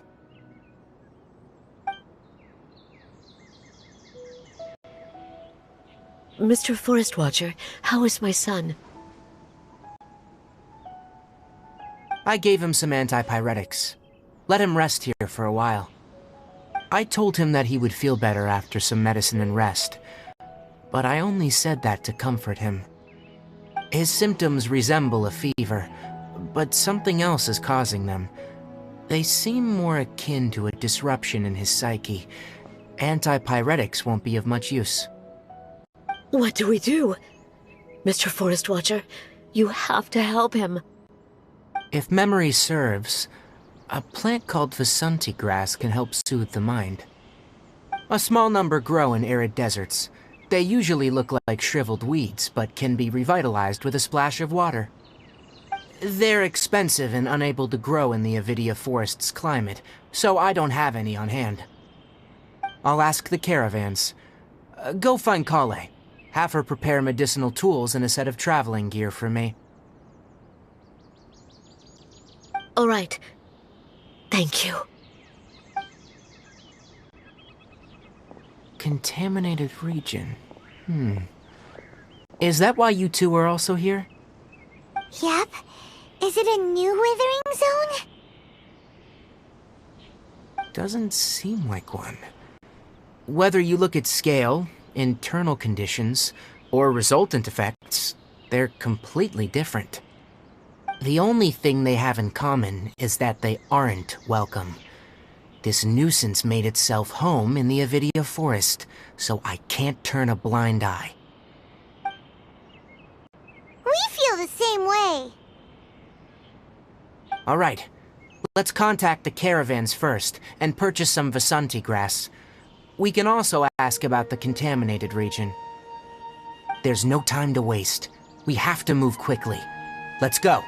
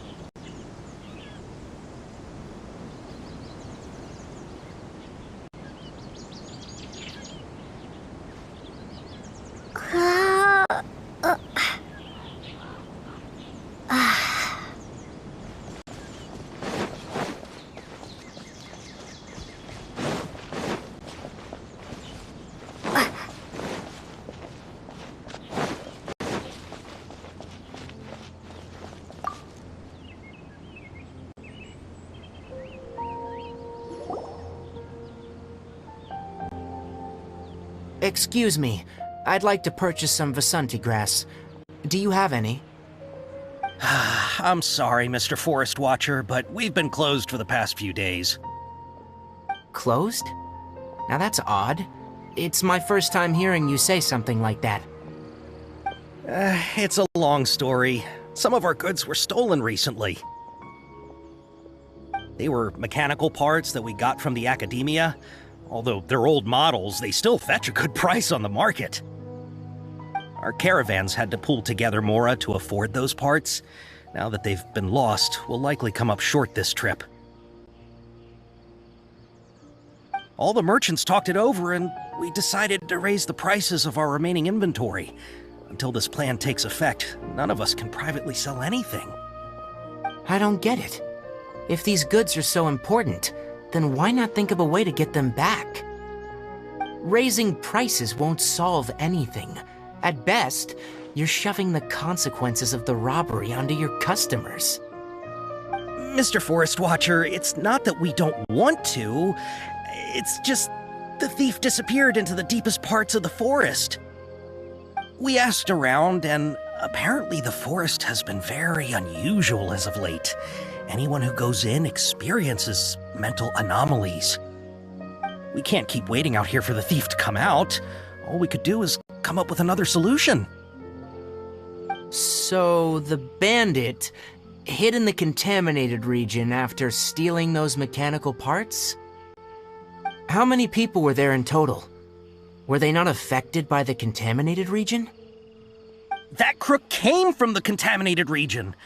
As for how many, there weren't any people. No people? Even if I tell you, you might not believe me. Fine. The thief that stole our parts was a huge mechanical crab! What the heck? The Avidia forest has creatures like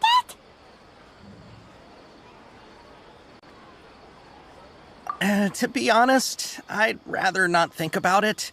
It moved too skillfully to be new at this. It came out of nowhere. Before we could react, it swiped our goods and ran away. We were all shocked. By the time we came to our senses, the thief was already long gone. I see. If we help you retrieve your stolen goods, then business will return to normal? Oh, but of course!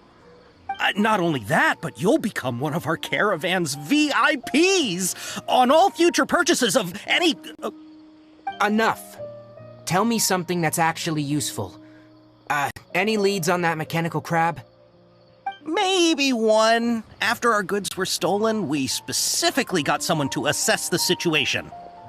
If you're interested, you can go and talk to them. All right. We'll go and have a word.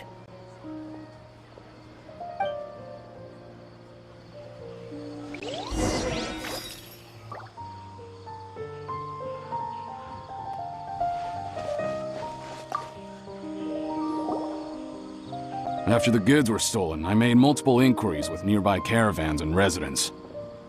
It turns out that many others have also been robbed by that crooked crab. However, the crab only seems to be interested in machinery. It doesn't even bat an eye at other valuables. A caravan carrying a large amount of Mora had an uneventful trip, but another caravan had a child whose metal toy was taken.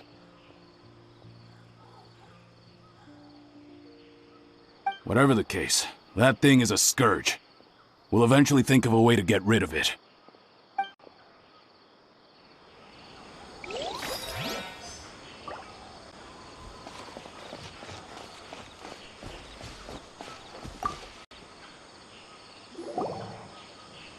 I heard from the caravanners that there have been a lot of robberies lately, but we haven't been affected. We don't normally see the mechanical crab, and it doesn't disturb our daily lives. It only shows up when the caravans are here, and it runs back to the contaminated region after it's done making a mess. You haven't tried capturing it? We have, but it's too agile and fast. However, we did unexpectedly learn something the last time we tried to capture it.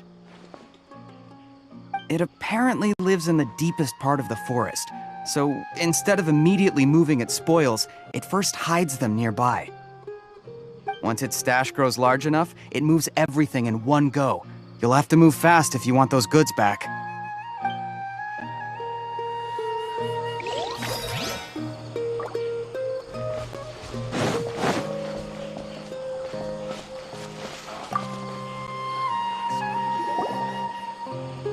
That mechanical crab is fast, strong, and a pain to deal with. 10 of us might not even be able to take that thing head on. Didn't the academia ban research on mechanical life forms years ago?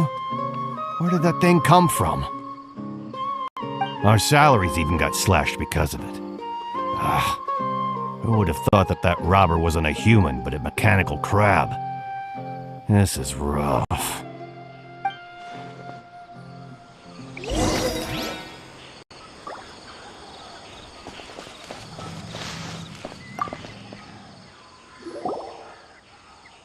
How are things? Did you make any progress?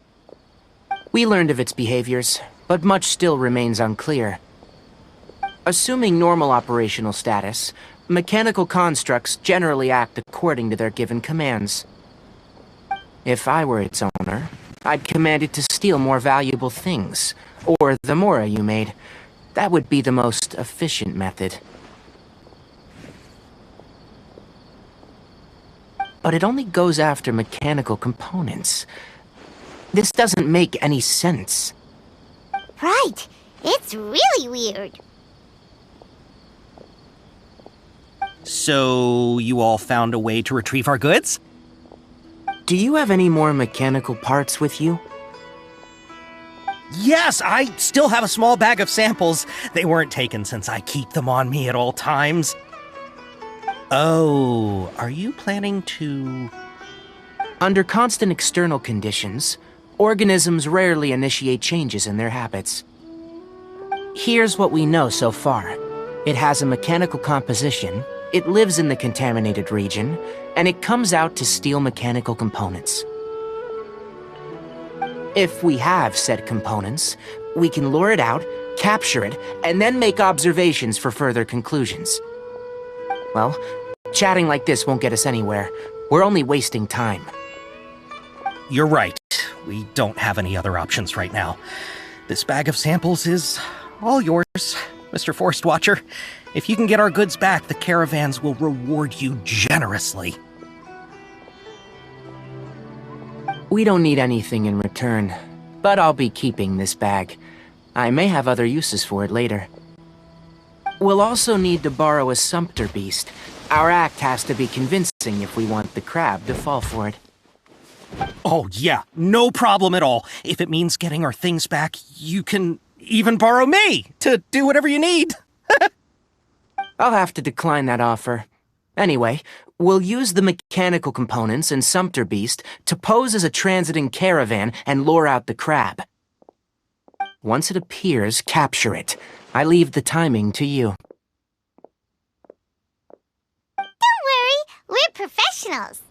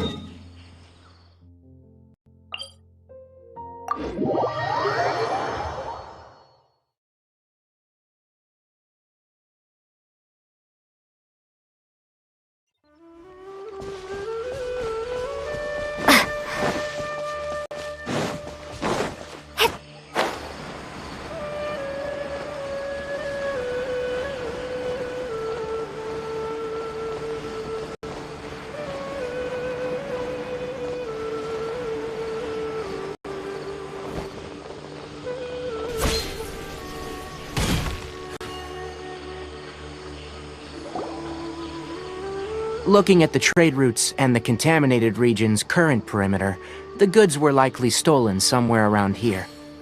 Then let's get to it. We'll definitely capture that criminal crab. Okay, we'll start from here and have the sumpter beast with the components on board lead the way. This sumpter beast isn't familiar with us yet, so be calm and take your time with it.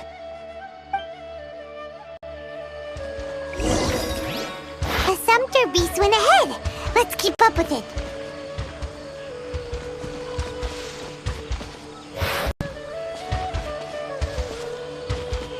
Huh? Why did it stop? Looks like it's loafing around. Or maybe it's hungry. The caravanners grew disheartened after their goods were stolen, so they probably didn't feed their animals as scheduled. Let's give it something to eat.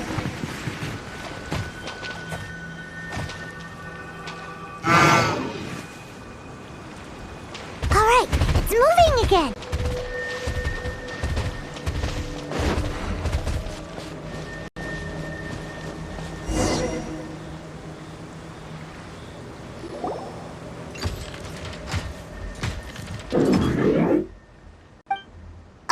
Did you hear something?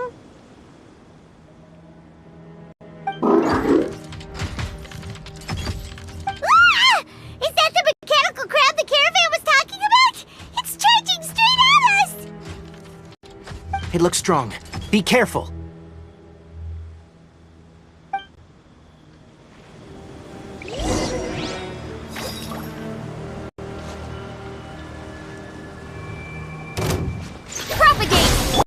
Ready, steady, go! Let's dance!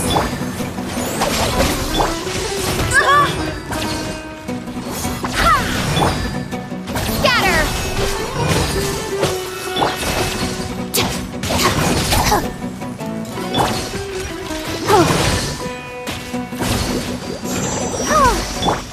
Propagate!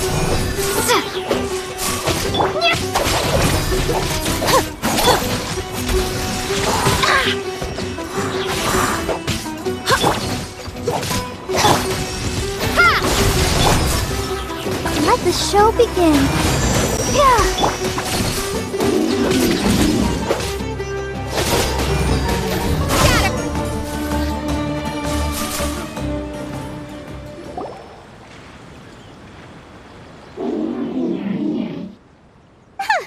Just try to escape this time, you naughty... Hey! Playing dumb won't save you! Spill it! Why are you stealing so many mechanical... It doesn't seem capable of comprehending complex questions. Keep an eye on it. I'll search around the area for the caravan's goods.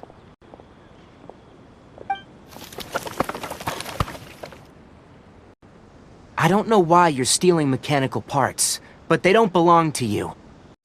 Stolen items must be returned to their rightful owners. Any objections? You came from the depths of the contaminated region, right? How about you help us with something? If you take us there, I'll give you some mechanical parts as a reward.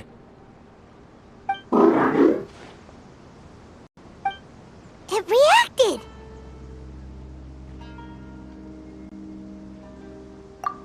We can't be certain yet. Its excitement may be a simple, programmed response upon seeing mechanical components. Okay, so you want the crab to lead us into the contaminated region? That's right. The contaminated region has a large and currently expanding perimeter, so it would be difficult to conduct a thorough search. If we charge straight in, we'll get lost like headless pigeons. Also, our new friend here seems to be full of secrets. I've been studying this contaminated region recently, and I have a hypothesis of my own. So to be absolutely safe, it would be best to have a guide lead the way. Paimon gets it now. Does this scuttler understand what you're saying? It doesn't have to, as long as it isn't hostile towards us. I gave it some components that it will definitely take back to the contaminated region. So long as it doesn't attack us, we can simply follow along. It seems to be really happy. Listen to me. Wait for us here. No running off. We'll be back soon. If you're still here when we return, I'll give you another mechanical part as a reward. Understood? I'm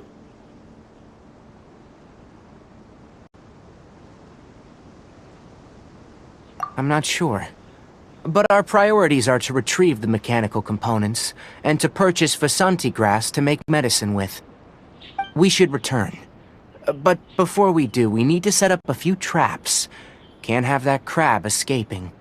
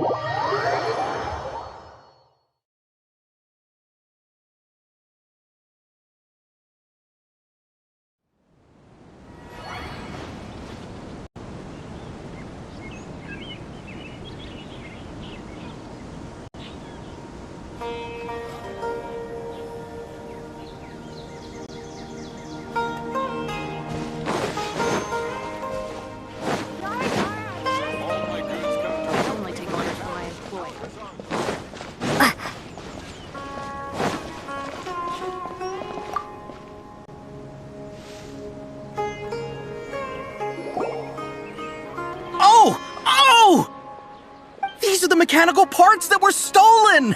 You really got them back for us! Thank you all so very much. I don't know how I can repay you. Wait, didn't you want to purchase Vasanti grass? Don't worry about the price. They're on the house. How many do you need? 2 is enough. No, that won't do. Here, I'll throw in some more. No need. I've already received a reward from you. Reward? You mean that bag of mechanical parts? They aren't worth much compared to this merchandise. But those parts are very useful to me, just like the Vasanti grass. I retrieved the things you needed, and you gave me what I needed in return. We're even. Oh, and before we go, just a reminder.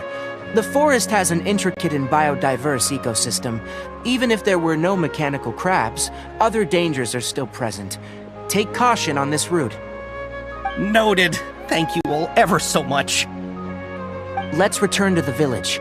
The earlier we can give the child medicine, the sooner he'll start feeling better.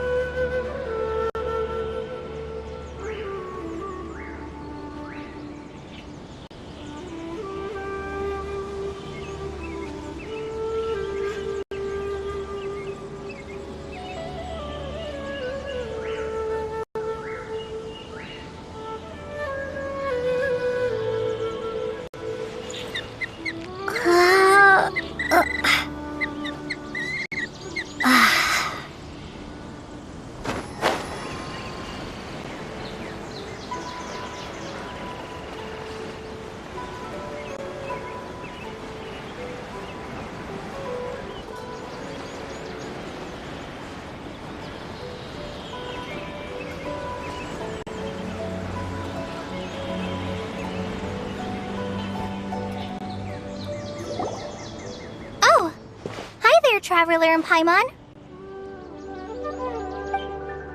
Master, I prepared the pharmaceutical equipment. Do you need me to help grind the medicine? No need. A precise dosage is required this time, so I'll do it myself. Oh. Okay. But once I'm done, you can deliver the medication to the child. He gets a little nervous when I'm around for too long. I don't think he finds me very approachable. I'll go prepare the medication. Traveler, give me a hand.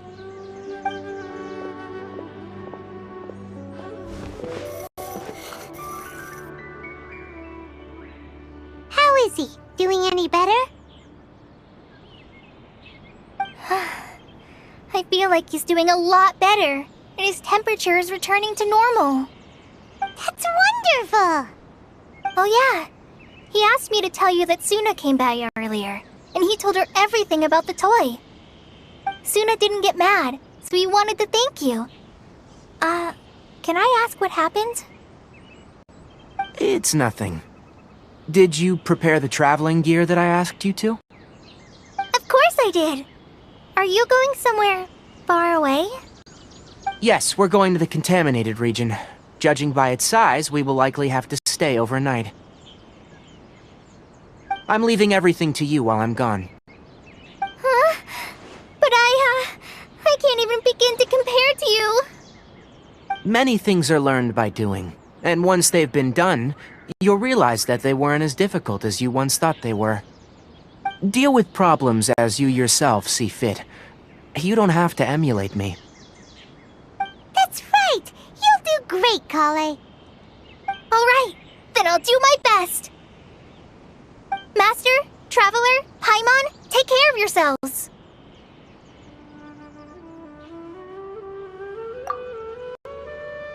I'm sure we'll be fine. I think you'll understand why once we arrive at the contaminated region. You put too much confidence in me.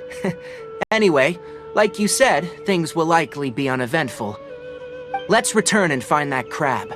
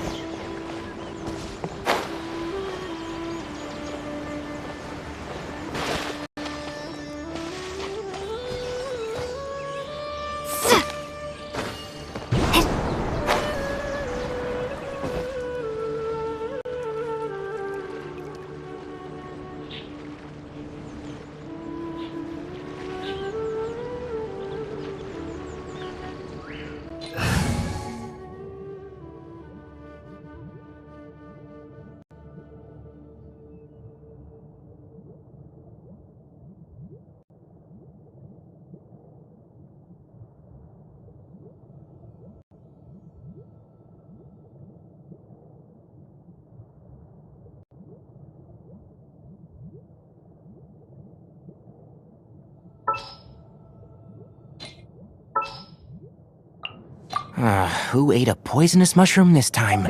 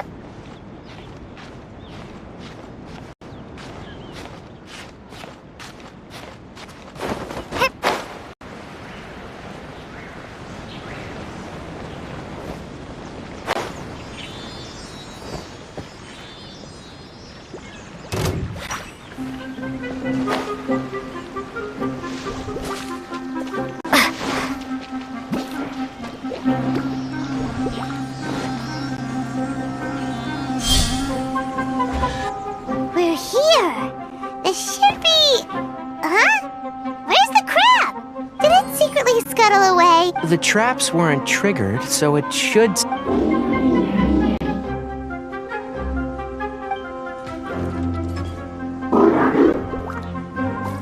You honored our agreement and waited here until we returned. As such, I'll hold up my end and give you another mechanical part. Keep it safe. I'm not giving you another one if you lose it. Glad you're satisfied. If you want more mechanical parts, take us deeper into the contaminated region. I want to see what happened there. What caused the Avidia forest to become like this?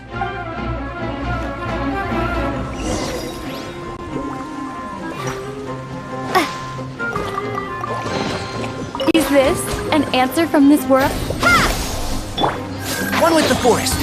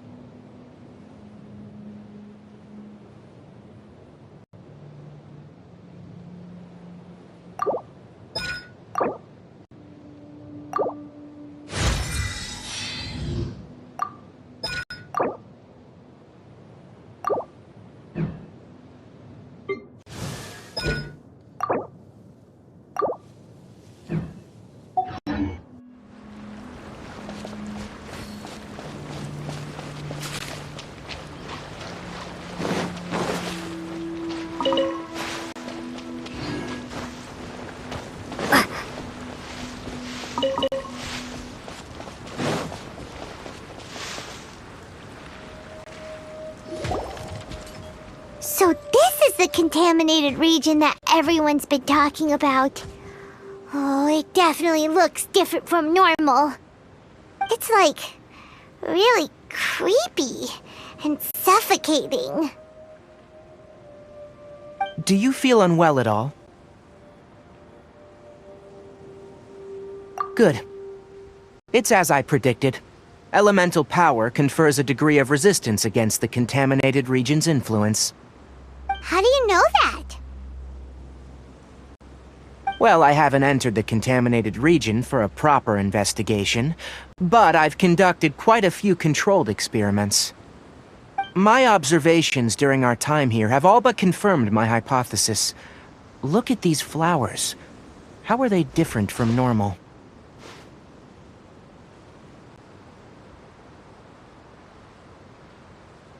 This flower species is formerly known as the Sumeru rose, but it is also known as the leyline lodestar.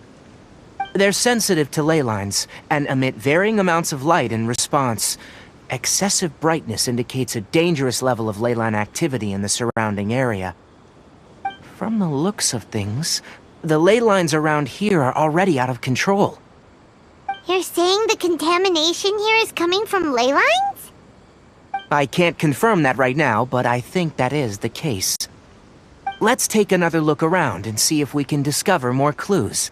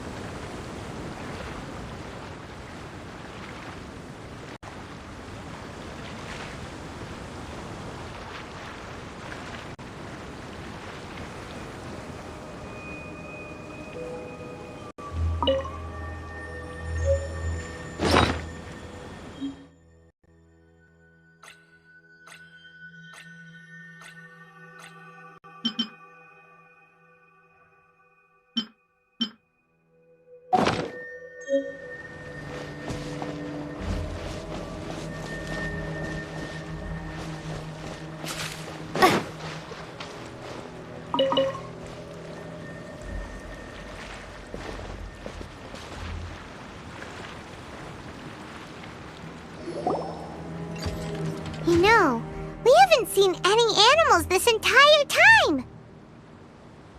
The birds used to chirp really loudly, and there were a lot of foxes. The contaminated region currently appears to have a critical efflux of ley line energy, which is probably the root cause of the patient's cognitive disturbances. Some animals have keen awareness. They sensed something abnormal in this area and fled. Leaky ley lines sure can cause a lot of damage, huh? Like how plants have preferred growth conditions, we also gradually habituate to our surrounding environment. Climate, temperature, humidity, intensity of ley line energies. When people live under fixed conditions, they reach a sort of homeostasis with their environment. This equilibrium is broken when the surrounding environment abruptly changes, causing people's bodies to react in abnormal ways. If normal fluctuations in temperature occur, then our bodies automatically adjust. However, the average person cannot adapt to changes in ley line energy, and so they fall ill.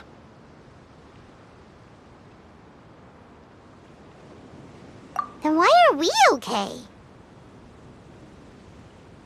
I'm not sure why you are, but she and I are fine because our elemental capabilities allow us to adapt to this kind of change. Of course, it's not a good idea to spend too much time in areas with concentrated ley line energy. The only one who can freely traverse this place is probably the mechanical crab. That's about it for the investigation. Help me find an open space. I want to test something.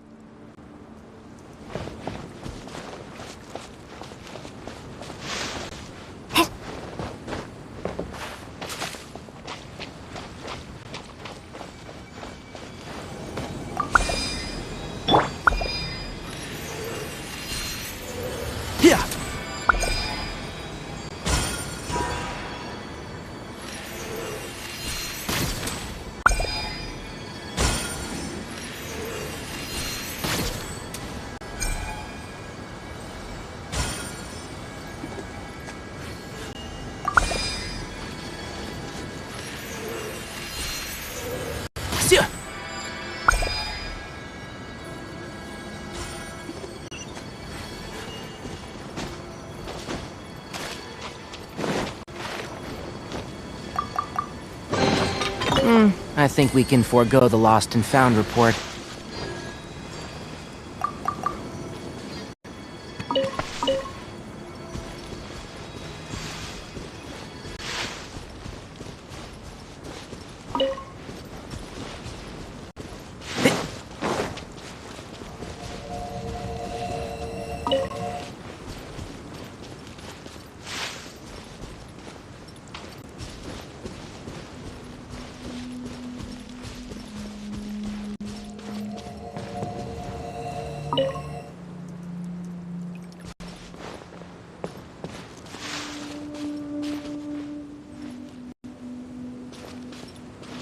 Keep up.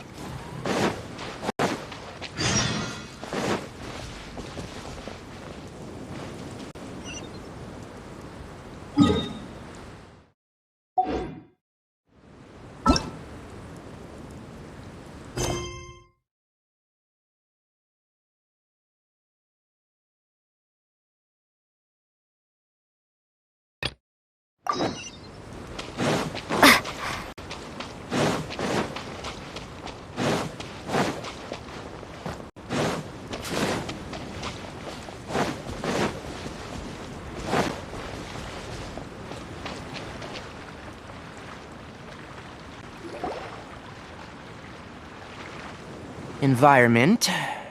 No wind. Target parameters. Normal. Setup complete. Excellent. Looks like it's working. What's this?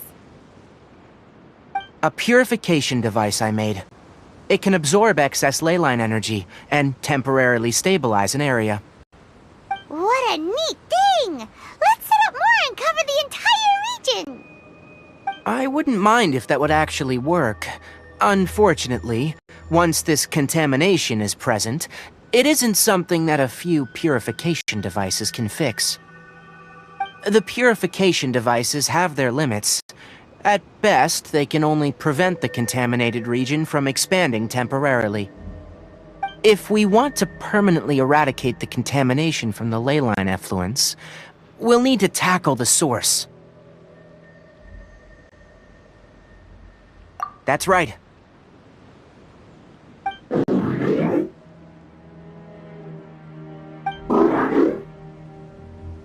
Huh?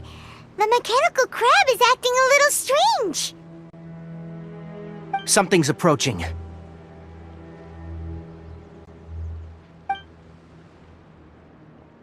So that's it. Now that the ley line energy has stabilized, the monsters that had left are starting to return. Get rid of them quickly. Don't let them get close to the purification device.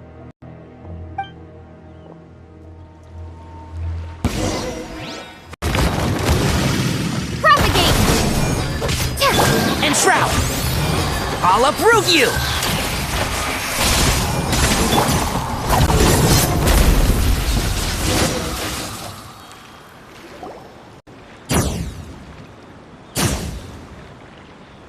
Whew!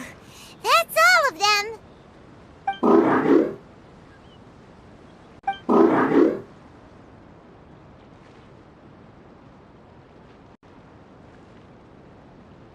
Hey! Where are you? Wait for us! Let's hurry and keep up!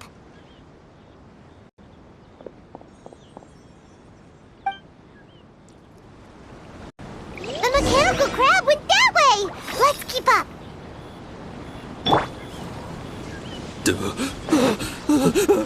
Help! Help! Can't see? Spring forth! I swear by my sword! Dissipate!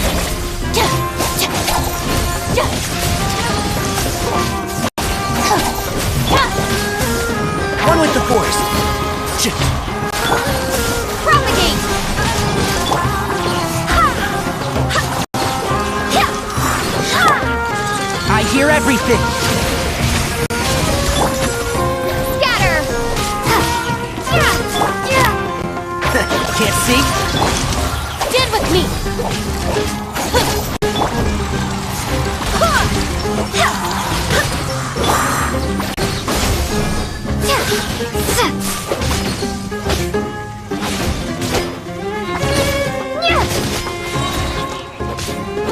Propagate!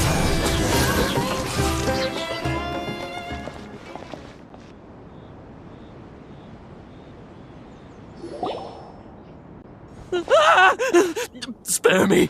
Please spare me! Hey, are you okay?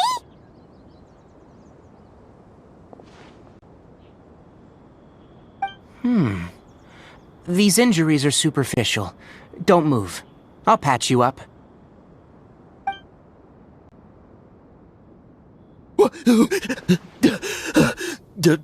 Who are you all? What happened to those mechanical monsters? Don't worry, we took care of them. Oh, good. That's, good. It's a monster! Hurry, attack it! How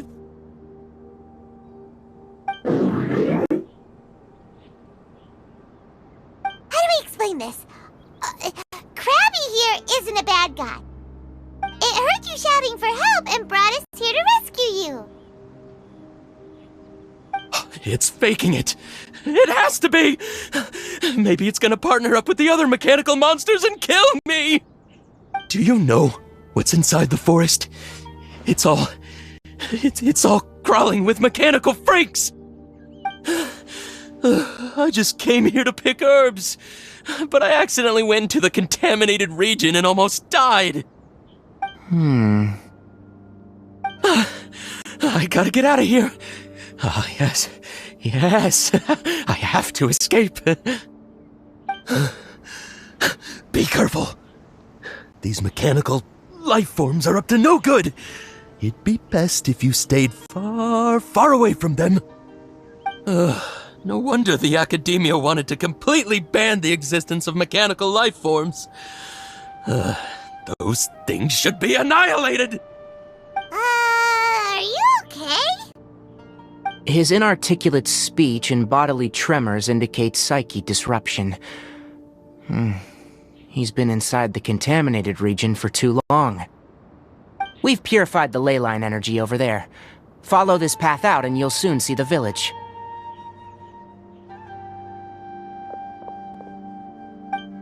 When he gets to the village, someone will bring him to Childe for help. I already prepared medication that will return him to normal.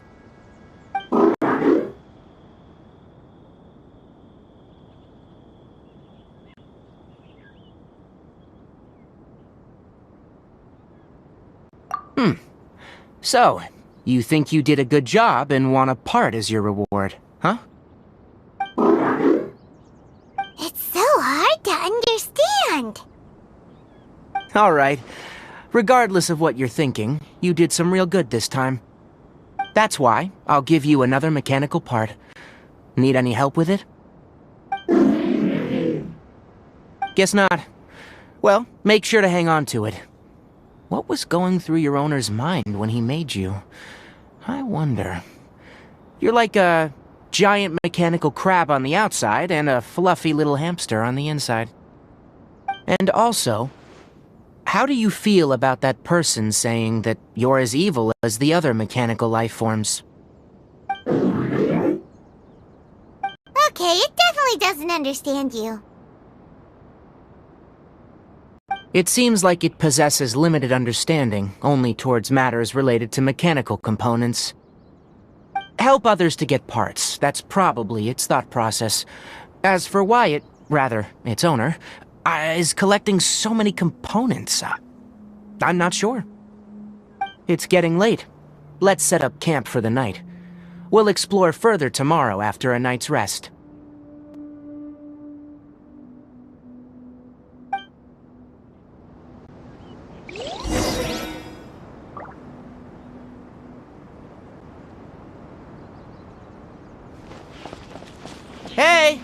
Over here. Come on, you big lummox. Raise your head and look up.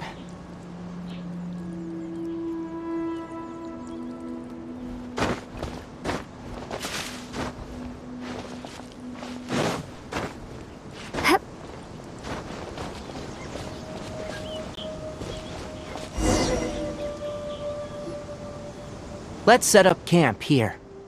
Alright! Paimon also thinks it's a good spot. Oh. Any particular reason? This place is perfect to put up a big tent. We can also set up a cooking pot and cook tons of delicious food. You're not wrong. But the primary reason for choosing this place is because its higher elevation keeps us away from the water vapor below. Rainforests are very wet. You should always be careful when spending the night in damp places.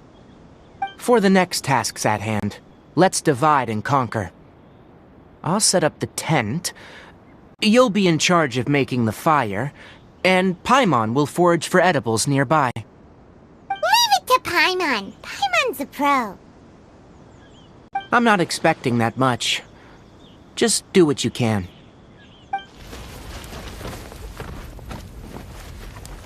That's right. You can use rushes to start a fire in the wilderness. Their piths are relatively dry and can be readily set aflame. The downside is that they produce a lot of smoke. Traveler, Tighnari, Paimon couldn't find any food. Paimon didn't know that rainforest had so many interesting plants until we came here.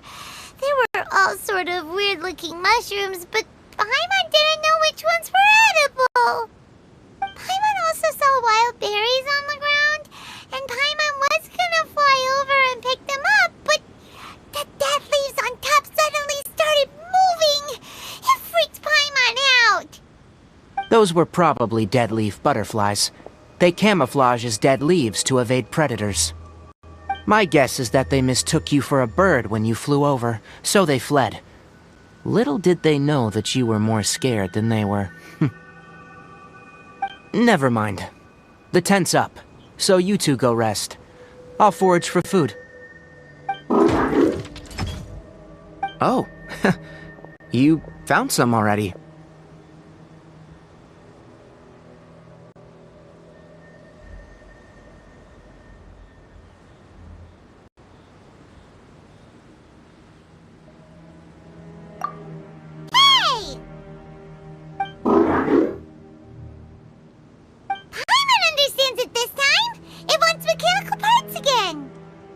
Sorry, no part this time.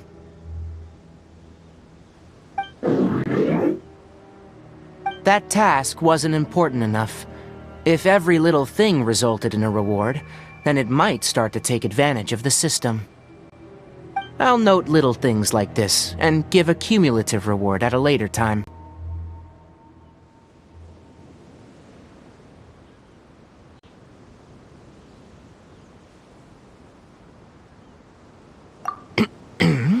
That is one reason.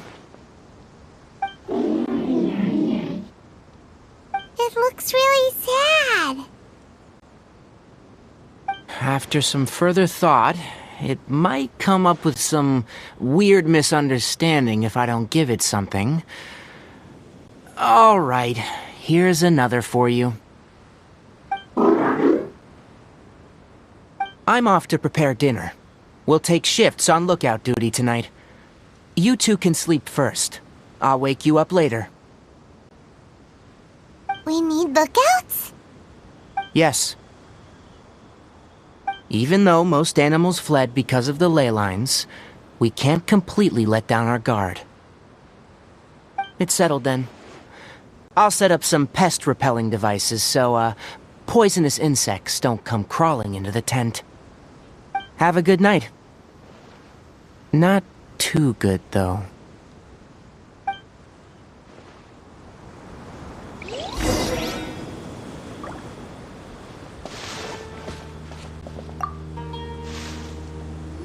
Paimon's getting sleepy.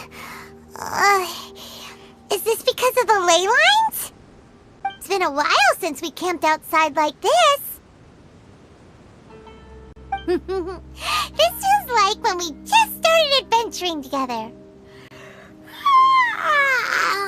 Nighty-night.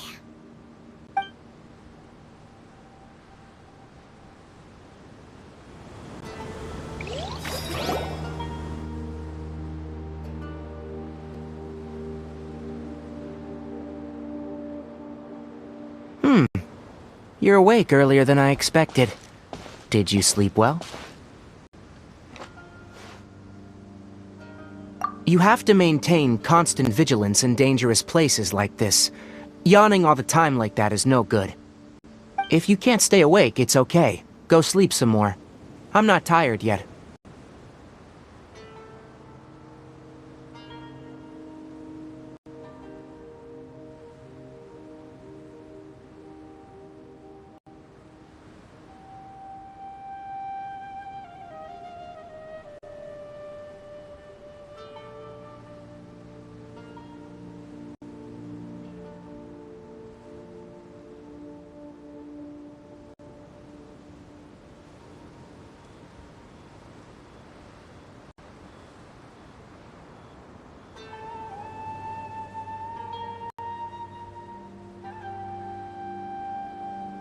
Really? You don't need to push yourself. I'm used to staying up all night, because many plant and animal species can only be observed during nighttime. Speaking of which, have you seen the crab? It was scampering around over there just now, but I don't know where it went. So you can tell, my suspicion is less towards the crab and more directed to its unrevealed owner. A ley line effluence of this magnitude occurred without any warning. Someone probably disrupted the natural flow of the ley lines. Until we fully understand the situation, take extra caution.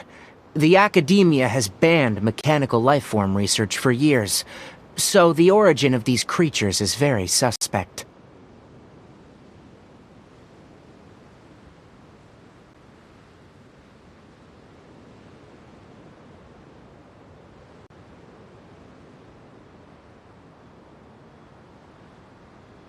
Topics related to mechanical lifeforms were popular in the Spontamod for a time.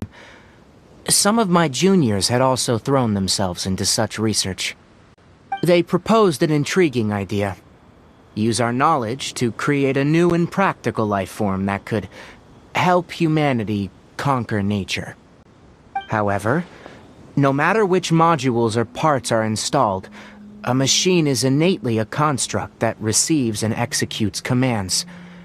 They can never possess self-awareness like us or other living organisms. In their pursuit to discover the differences between mechanical and biological life forms, zealous researchers performed unregulated vivisections and other absurdly cruel experiments on animals. Research on mechanical life forms was thus banned. The irony is that the researchers became even more impetuous afterward. Who knows? Maybe the subject will be unbanned in a few years.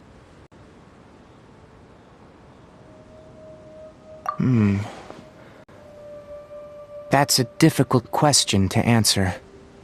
I am interested in the topic of mechanical life, but I don't like the researchers' attitudes.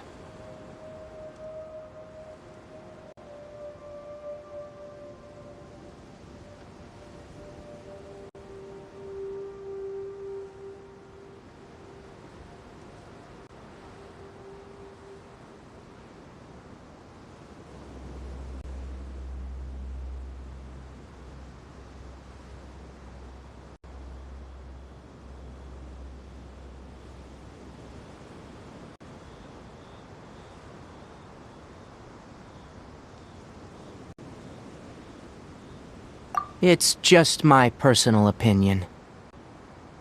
My ancestors, and the Veluca Shuna of the desert, coexisted together and supported one another. the bloodline of my people was born from this symbiotic relationship.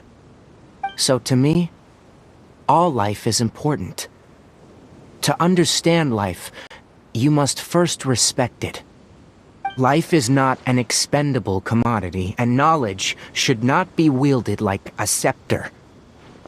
These are the points of contention I have with some researchers, and why I left the academia. Once you start placing yourself above other life forms, I mean, what kind of results do you expect to get from researching pure life with impure intentions?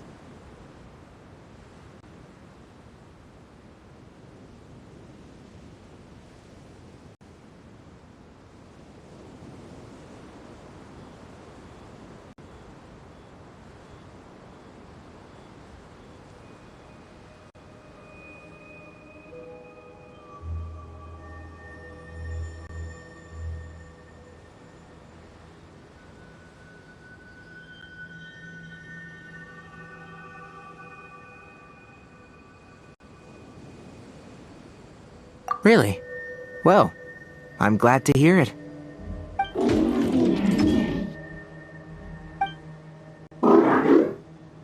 Coffee? Did you prepare this for us? Alright. Seeing that you're working so hard to help out, I'll give you another part. You're not planning on using it? Many of your own parts are critically degraded, and you're running low on power. Alright, suit yourself. Oh, and thanks for the coffee, but I'm about to go to sleep. Leave it with her. The night watch is yours. Stay safe.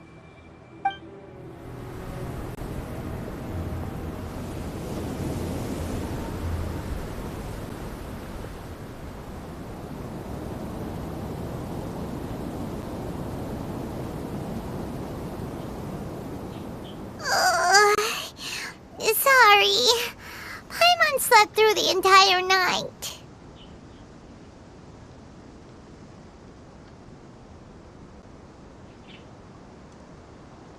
Don't worry. Paimon will be sure to stay awake next time. Good morning, Traveler and Paimon. A quick question. Do you feel off at all? Me too. The farther in we go, the closer we get to the source of the ley line effluence. We'll be heading out earlier today. I'll take down the tent, and you two... Is there something we can do? Extinguish our fire so we don't set the entire forest aflame. Also, retrieve the pest-repelling devices from last night. We don't want to affect the ecosystem here. Got it! Paimon will take care of the fire!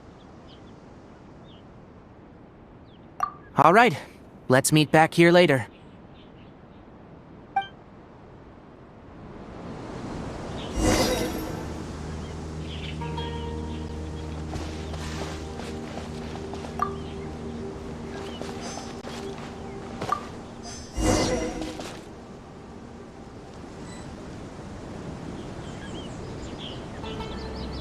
Alright, it's about time to head out. As we go further in, we may encounter more berserk machines. The effects of the ley lines will also increase. If you're struggling, it would be wise to avoid conflict. Try to conserve as much energy as possible until we reach the source of the contamination.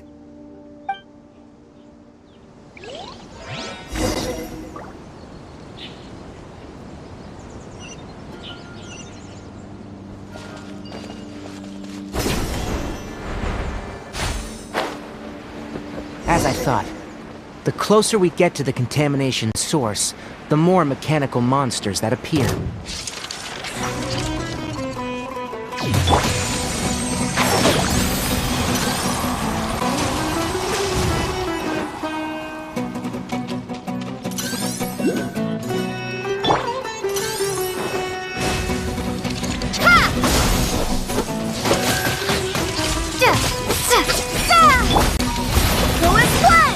Barbados, guide us. I'll uproot you!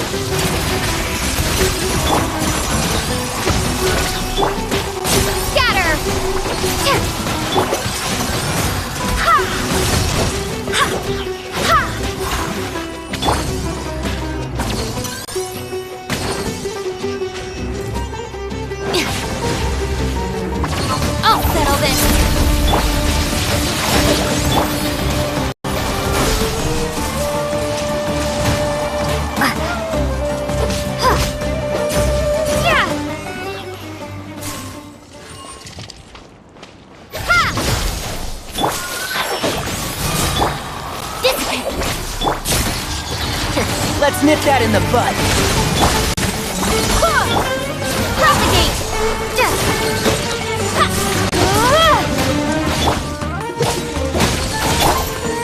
One with the force.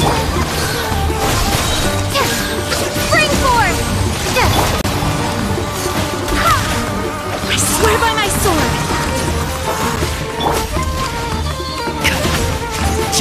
And shroud! Stand with me! Go and fly!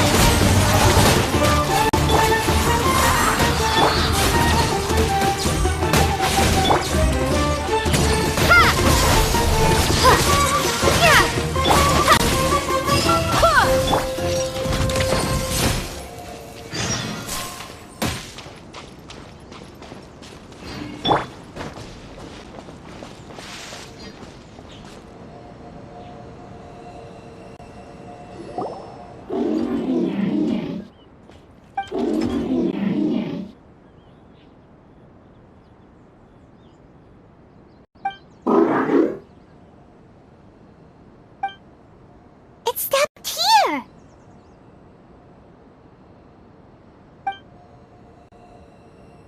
Upon closer inspection, the plants here are really different. Leyline energies are also stronger here. This may be the place we've been looking for. Ready yourselves? We're going in.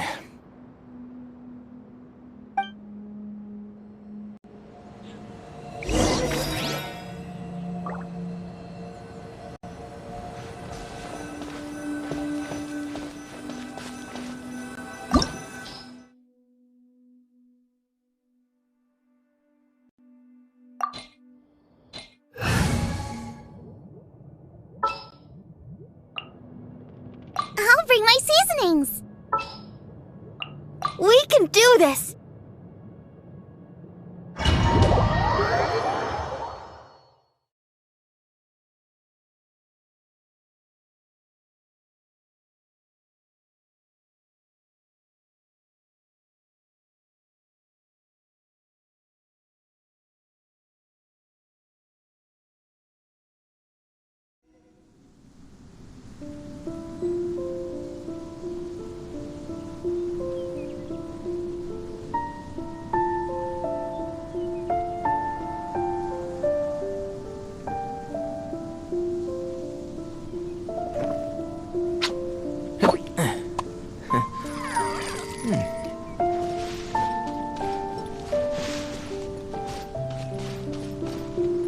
There's a ton of mechanical monsters here.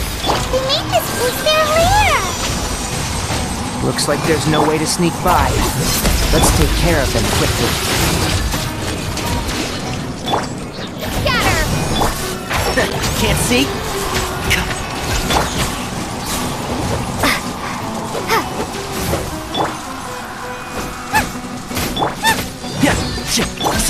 Propagate!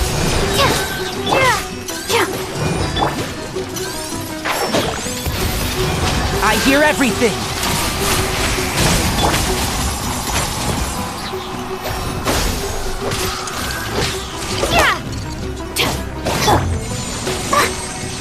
Let's dance!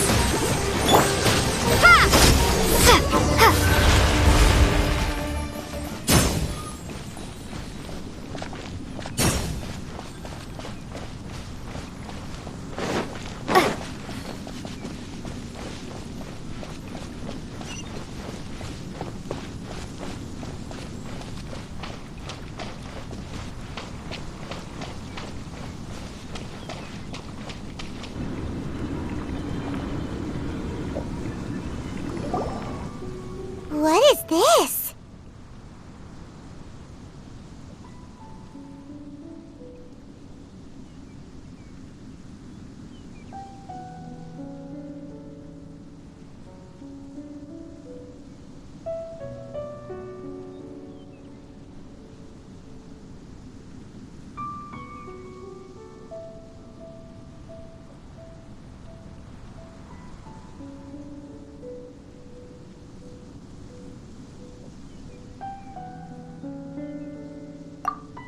Leyline energy is spilling out from here. This device, it's extracting energy from the ley lines without end. Who in the world would do this without considering the consequences? The ley lines won't be able to repair themselves if their flow is perpetually disrupted like this. That's terrible! We have to stop it! Let Paimon see. Paimon just... Standing here is equivalent to being directly showered in ley line energy, which may cause irreversible damage to your body. Take Paimon and get out of here. I'll see if I can find a way to turn this thing... Wait! You're also vulnerable to the ley lines, right? We're staying! We can't leave you here by yourself! Then let's look for it together. If there's no control unit here, then there must be a trap door somewhere. You know where it is? Hey! Wait for us!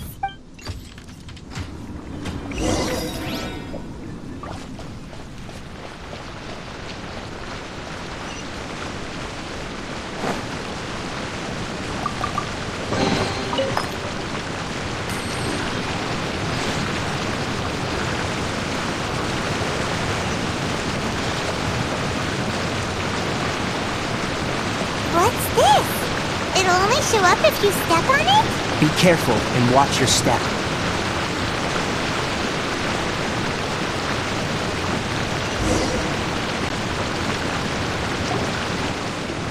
Look! Someone's here! Are you the one that's taking the ley line's energy? Turn off that machine now! Why aren't you saying anything? Too ashamed? His body is cold. It's emaciated, and his eyes are sunken, likely from chronic malnourishment and stress. He collapsed and never got back up. What exactly happened here? Almost forgot about you. Here. This is the last one. What is it doing? I'm not sure. Judging by this room's layout, this place was a laboratory. We should find a repository of research documents if we keep going. The file room will definitely give us some clues, so let's go take a look. Maybe we can piece together what happened here.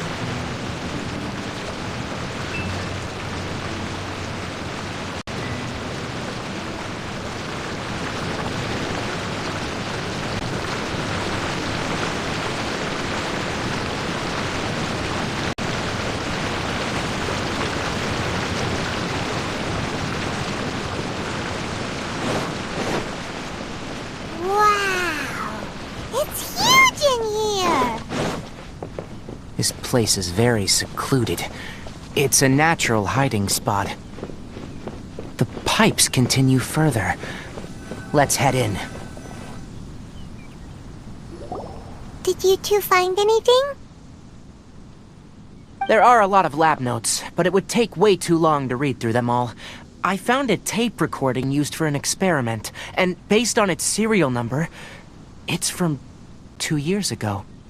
Tape recording? Yes. The Spontamod created a device that visually records experiments and consolidates the final production into a tape. However, these devices are expensive to make and aren't entirely stable. That's why they are only used in some laboratories and do not see wider usage. Come on, let's watch it. Hold on, let me figure out how to play the tape. Okay, this should do it.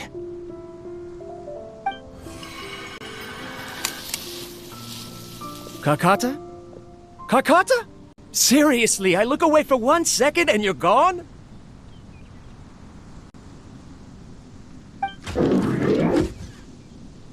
There you are! Look here, this is our new home. I, Abatui, will unleash my talents here and amaze those ancient fossils at the Academia. Oh, you're also quite happy. Carcata, do you know what we're about to do? Yes, I thought not. Listen up, Carcata. I'm going to make a mechanical life form that can be mass-produced. The technology will be unlike anything else that exists. I'll use mechanical organs, and electric currents will course through them like blood. A steel-cast heart that will beat forever, and a brain of myriad components that can think like mine. Inspiration from the ruins and the research that the Academia had banned. I hope everything can start anew from this place. When you can understand our language and live among us, you will no longer be a boring machine, but a truly living being.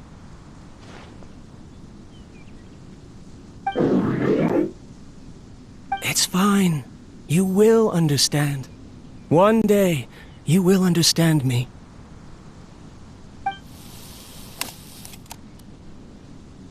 Carcata is the mechanical crab, right? And that researcher named Abatui said he wanted to prove something to the Academia? I remember now. I had a junior researcher named Abatui.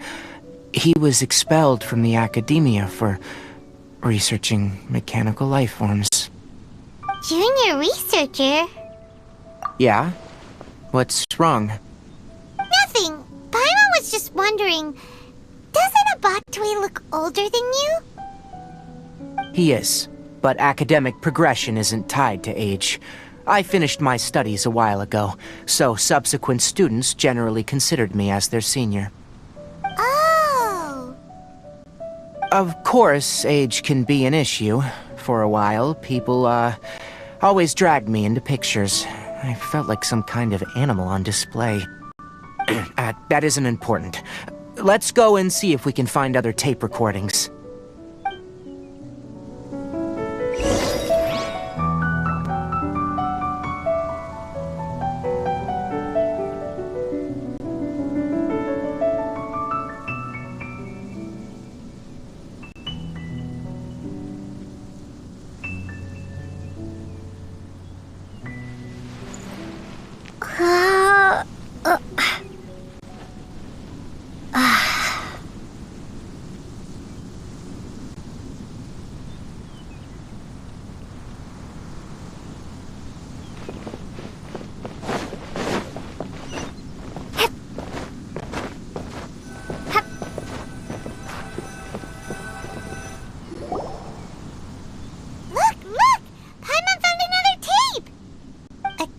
Written on it. Let Paimon see. Oh, it's from a half a year ago! That's quite the time gap. I wonder what happened in between. It's rare that you malfunction because of an operational error. Seems that making coffee is still somewhat difficult for you. Or is there an issue with my set parameters?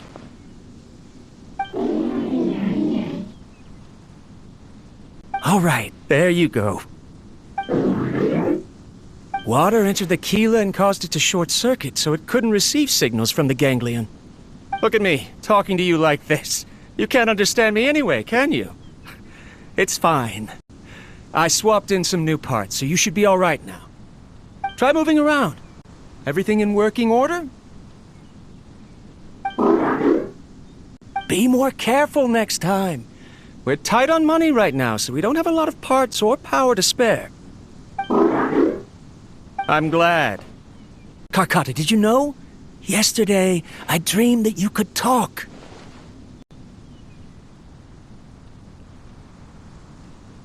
Aren't the bunch at the Academia always saying things like, mechanical intelligence is just an extension of statistics?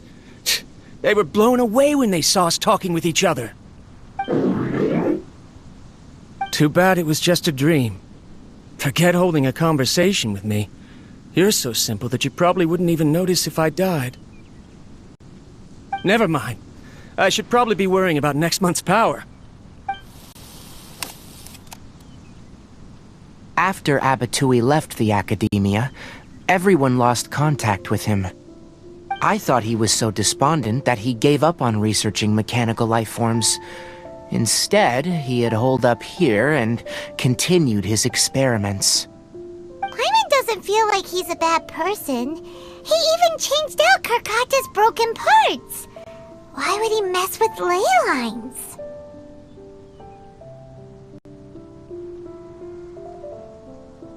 Let's keep looking around.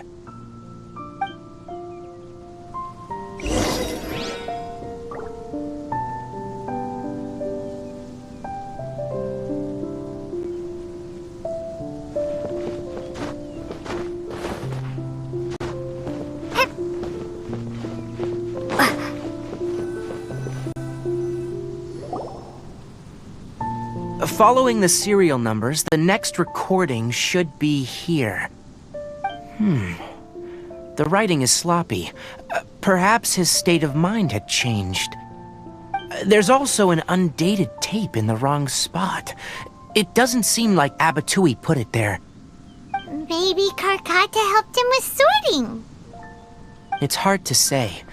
These are the last two tape recordings. Let's watch them.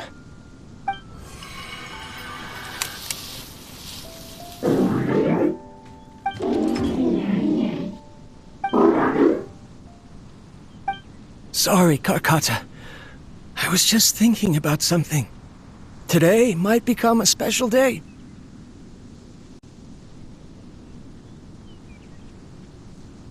In my recent experiments, I successfully gave you a living being's instincts. When you're low on power, or if one of your parts is damaged, you will prioritize your survival command and proactively recharge or replace your parts. That is a very dangerous thing. And today, I did something even more dangerous. I've officially activated the third-generation ley line extractor. The ley lines will serve as our power source from now on. Conducting research on mechanical life forms requires a large amount of power. Even if I scrimped and saved, the more I have wouldn't last for long. I'm also getting tired, Karkata.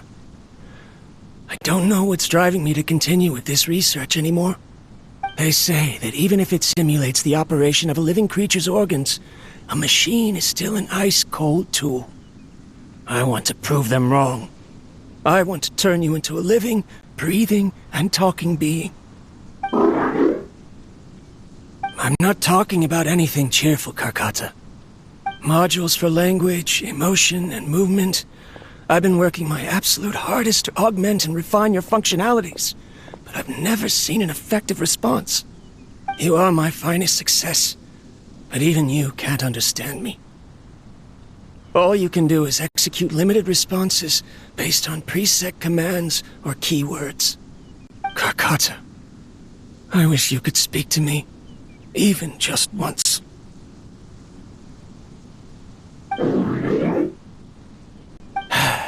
Yes, you cannot understand me, so you cannot answer me either. It is what it is. In a few days, I'll sell the failed ley line extractor for some more and continue my experiments. Life goes on, and I have to as well. I don't have any other choice. This is new. If I place another 2 control modules here to simulate the brain's thalamus... Of course my heart decides to act up now. Why did I cut medication from our expenses? Karkata, come help me.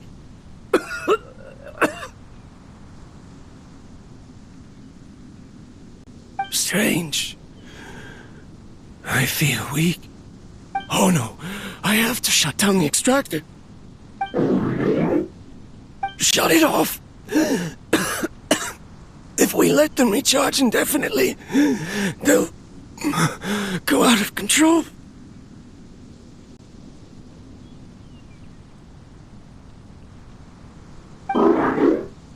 Right.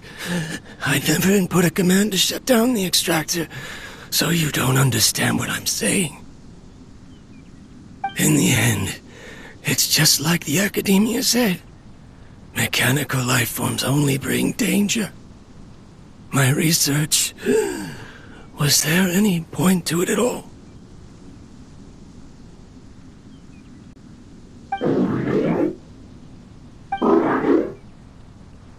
I'm sorry, Kakata. In the end, I still wasn't able to turn you into a true mechanical life form. I see. So, the ley line effluence was an accident. After Abatui's unexpected death, the mechanical monsters were driven by their instincts and continuously drew out power from the ley line extractor. This eventually resulted in severe damage to the ley line. Paimon understands. Then why didn't Karkata go haywire like the other machines? Because Karkata is different from the other machines. To Abatui, for a machine to truly be considered a mechanical life form, it must possess features similar to any other living organism.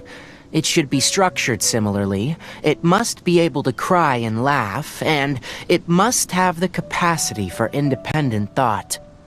Perhaps only by building such a machine could he have the Academia acknowledge his protracted research. But if he had slowed down and saw Karkata as a friend instead of as an experimental product, he would have noticed. Karkata can't speak, and yet it cares about Abatui far more than it does about itself. What does that mean? You'll see in a bit, but before that, we have a more urgent task at hand.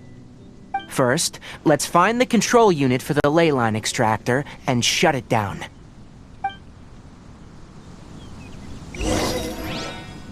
Scatter!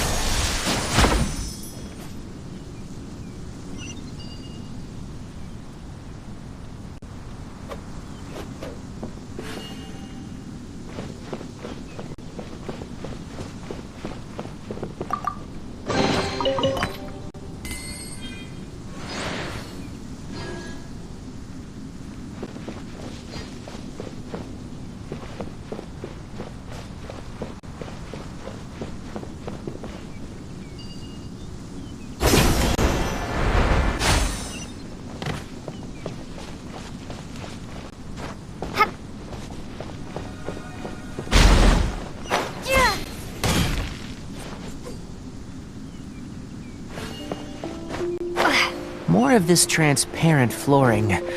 It feels like a maze.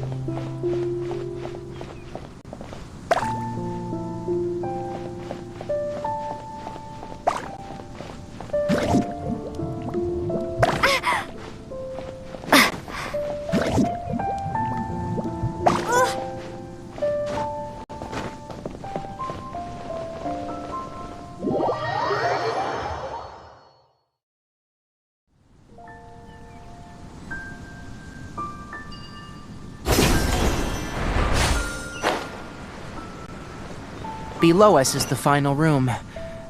The control unit is likely in there. The land's here! Wanna try jumping down?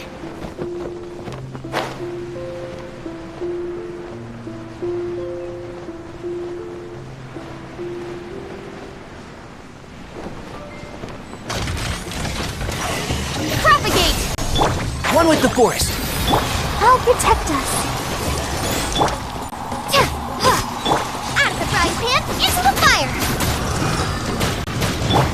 Dissipate! Can't see? Scatter!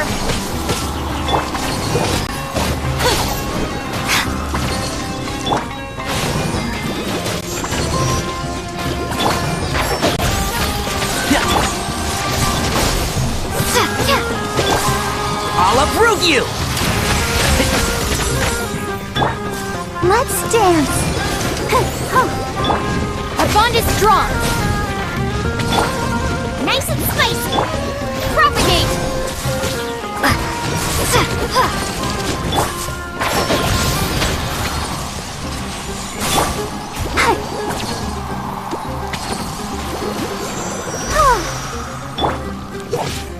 Stand with me!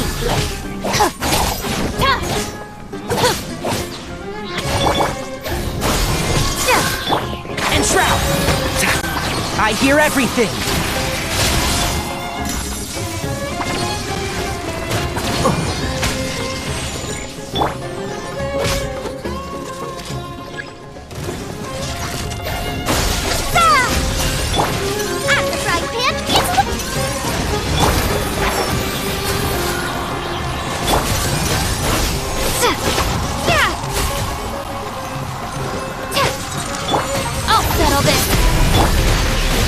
Let's nip that in the bud.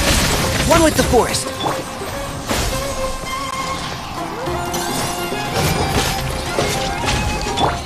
Nice and spicy!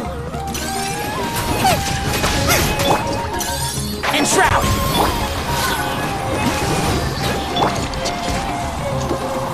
Dissipate! Eat this! Can't see?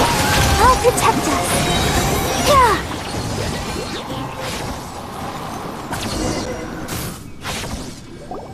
This should be the control unit. Once we turn it off, the leyline extractor should also shut down.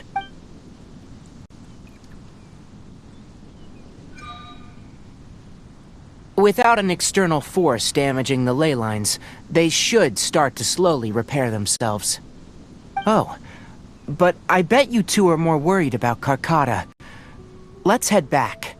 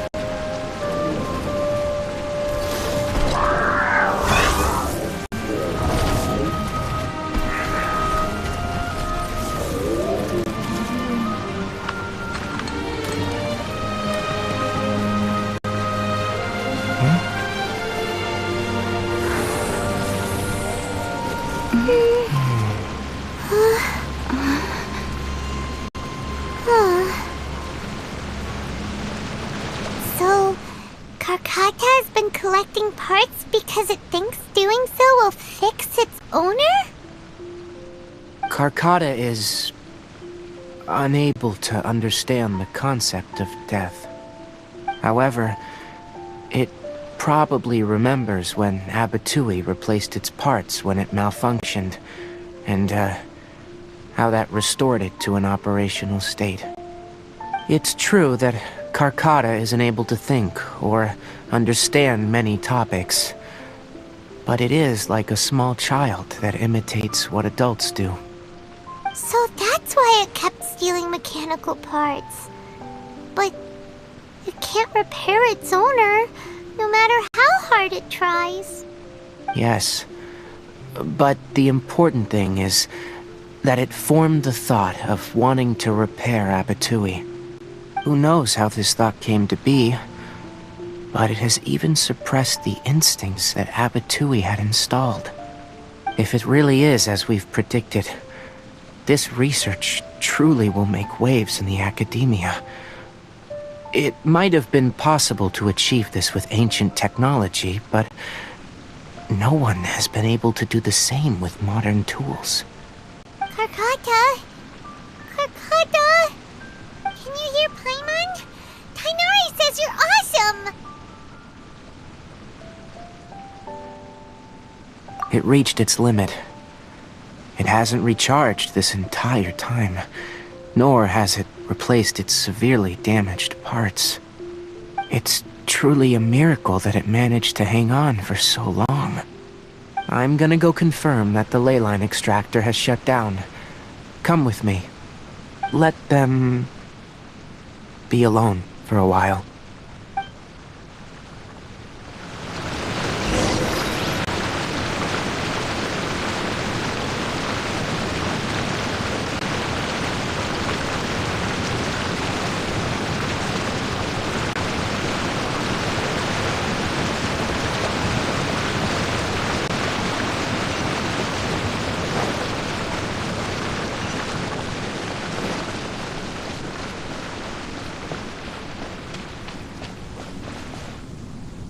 The ley line extractor has ceased operations. Traces of ley line energy are still in the atmosphere, but the effluence's source has been stopped. The purification devices will handle the rest. Moving on. Those affected by the ley lines need immediate care. We'll put up an announcement on the bulletin board about the dangers of entering the contaminated region, and for symptomatic individuals to find Kale. According to the Academia's policies, we need to bring everything back. Research materials related to mechanical life forms will all be destroyed, and Carcata will be disassembled and sealed away. What the heck? You two should return first. I'll take care of things here. Although we've stopped the source of the effluence, the ley line energy in the air exceeds normal values. Your bodies won't be able to hold up if you continue to stay here. But... Listen, the Traveler hasn't rested very well, right? Also, it'll take some time to pack up all the research documents. You're not familiar with this research after all, so you won't be of much use here. Tell the Adventurers Guild that the incident has been resolved, and, then get some sleep. We can discuss matters tomorrow.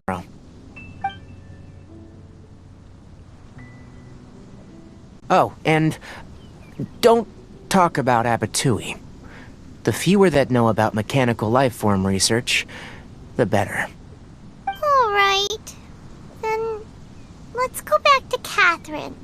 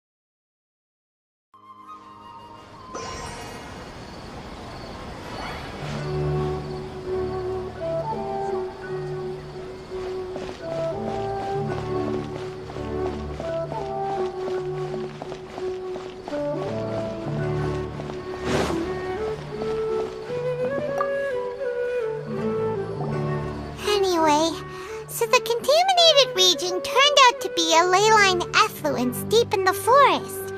Things are already getting back to normal. I see. Thank you for your hard work. Once the excess ley line energy dissipates from the air, we should be able to make an announcement for residents to resume their normal activities. This is the stipulated reward. Please accept it.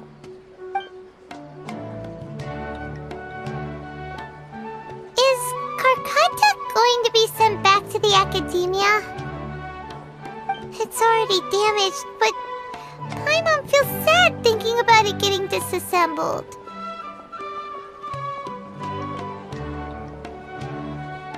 Oh, then how about we find Tighnari tomorrow and ask him not to do that?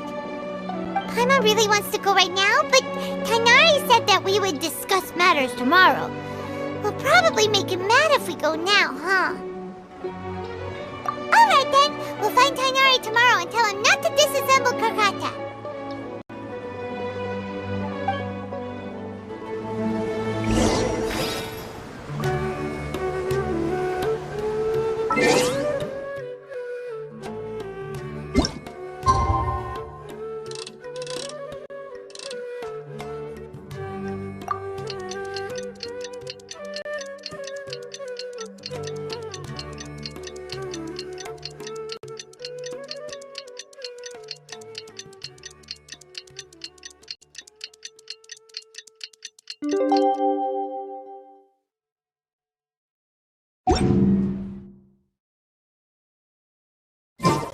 How are you feeling? Sleep well? We should go find...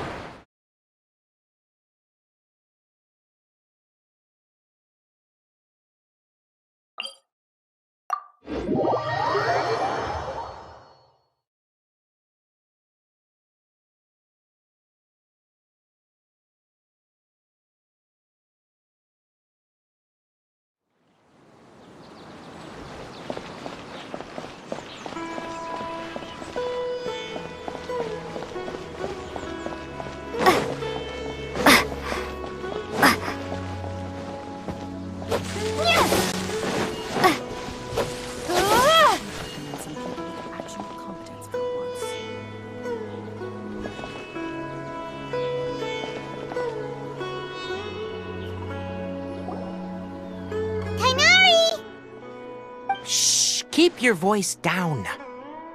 The lilac daphne, a daphne of the genus Familiaceae, has a strong anticonvulsant effect. It can also be made into an anesthetic powder. Extrapolating from these two data sets, it would be particularly potent against Piscine species. Hey, make sure you're getting all this down.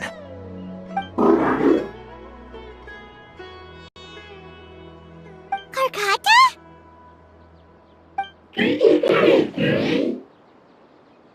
I thought I told you all to keep your voices low. Plants aren't afraid of noise, but your shouting is making my ears ring. You didn't disassemble Karkata? Why would I do that? But Paimon thought you said, according to the Academia's policies... So that's why you two barged in like barbarians at this hour. Fine. I suppose I wasn't clear enough about this yesterday. What I meant was, according to the Academia's policies, all products of research must be destroyed. That's why we can't let the Academia discover that place. Anyway, the first thing I did was repair Karkata. During my time at the Academia, I took an elective course at the Spontamod. Who knew it would prove useful one day? We then buried Abatui together. After organizing the research materials, I kept some as a souvenir. Most of it was burned to hide the evidence. I'm not with the academia, so what do their policies have to do with me? On the other hand, I am the Forest Watcher of the Avidia Forest. I have a duty to protect all life in the forest. All life brought forth in this world has meaning, and Carcata is no exception. If it exists, then it shouldn't be carelessly abandoned or destroyed. That's great! Wait, you just said life form. You recognize Carcata as a true living being? The possibility exists is all. It's hard to explain Carcata's efforts to repair Abatui. Abatui only left behind a small portion of his research. Who knows how many commands he installed? Maybe a conflict between all those commands resulted in this sort of behavior. From a more rigorous perspective, it is impossible to conclude that Carcata is a real life form. But the possibility exists. I am willing to believe in that. By the way, I'm not interested in continuing research on this subject. I'm just letting it hang out here because this place is relatively secluded. But as things stand now, it wouldn't be a bad idea to make it my research assistant. At the very least, it can record my experiments. What do you think?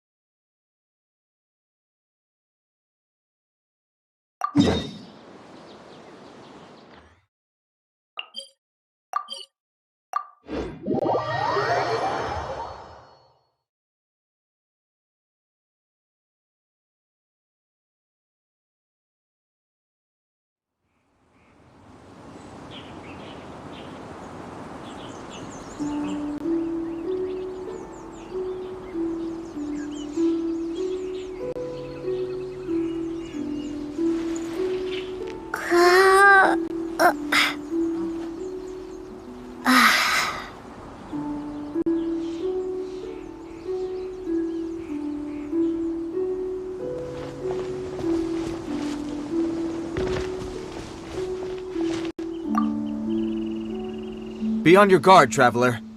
Now is no time for sightseeing. Oh, why's that? Has something happened? Yes. As unusual as this may sound, numerous eyewitness reports have confirmed an active Ruin Guard presence in this area, even though this is far beyond their normal area of activity. Sergeant sent someone to find out just where these ancient machines might have come from. It appears that they simply left their ruin and marched off all of a sudden, for no clear reason. So did somebody wake them up? As I say, the reason is still unclear.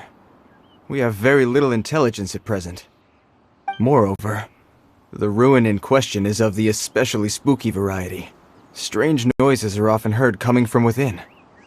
As such, we are not permitted to investigate until the order comes through from headquarters.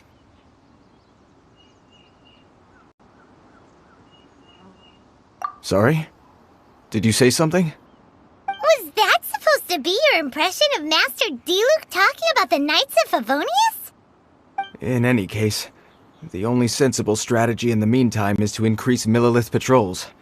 We must not let innocent civilians come to harm. That's a good point. Ruin guards are probably pretty dangerous for regular folk. Wow.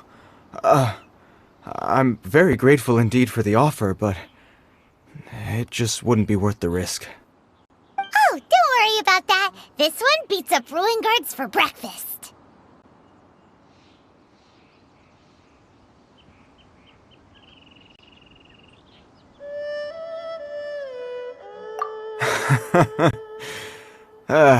The self-confidence of young people is an extraordinary thing. Well, if you're genuinely offering... I did see some ruin guard footprints on the hillside, but since then I've been too busy warning passers-by to investigate myself. Footprints, eh? Interesting. We'll take the case. While the Millelith stands guard, evil shall never prevail. On behalf of the Millelith, I salute you, traveler. You have my gratitude. I will rendezvous with you once I have finished my patrol.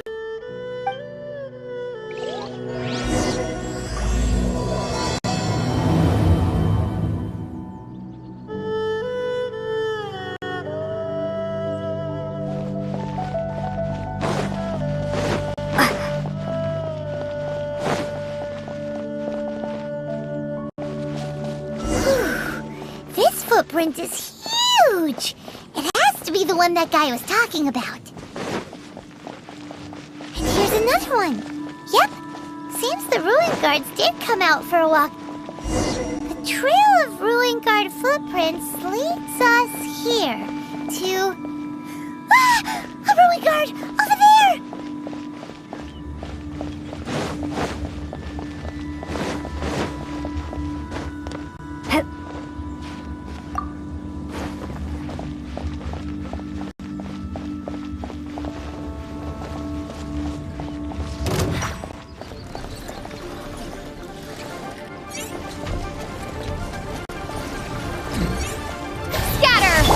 Let's dance!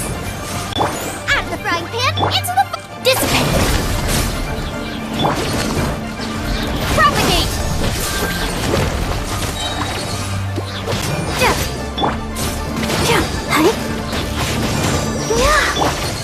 Scatter!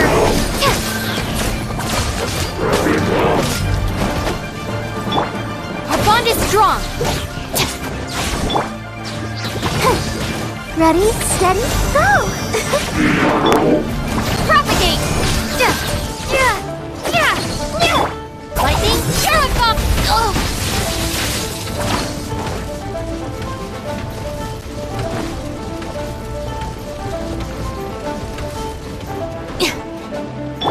Nice and spicy! Scatter!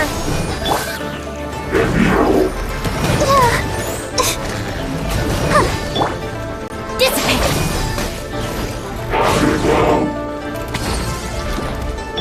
Out of the frying pan, into the fire! Propagate!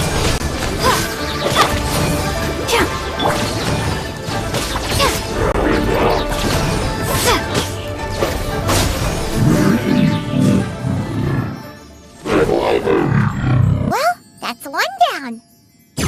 Let's keep looking around. Maybe we'll find some more.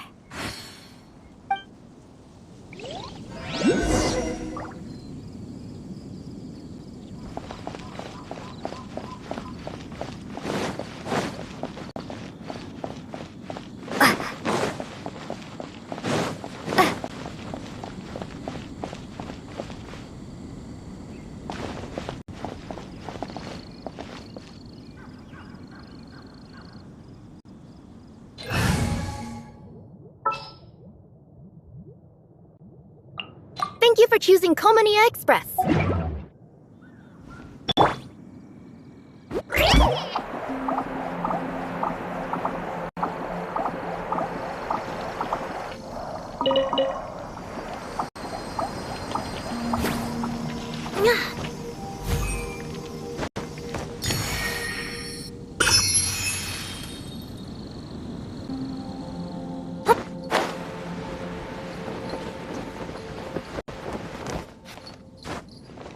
Yep.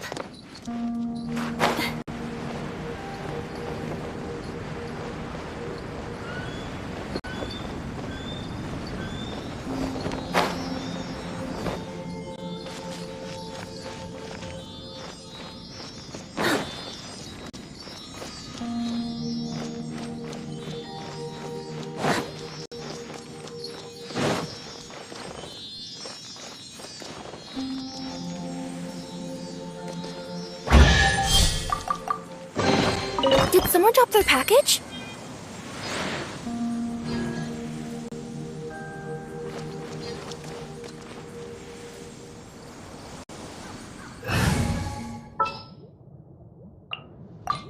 What'd they do this time?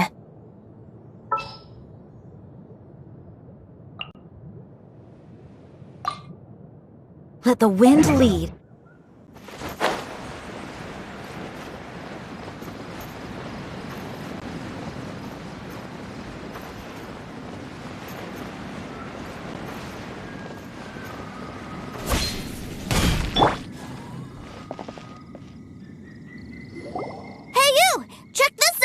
Isn't it awesome? What is he wearing? I've never seen one this close before. Have you ever seen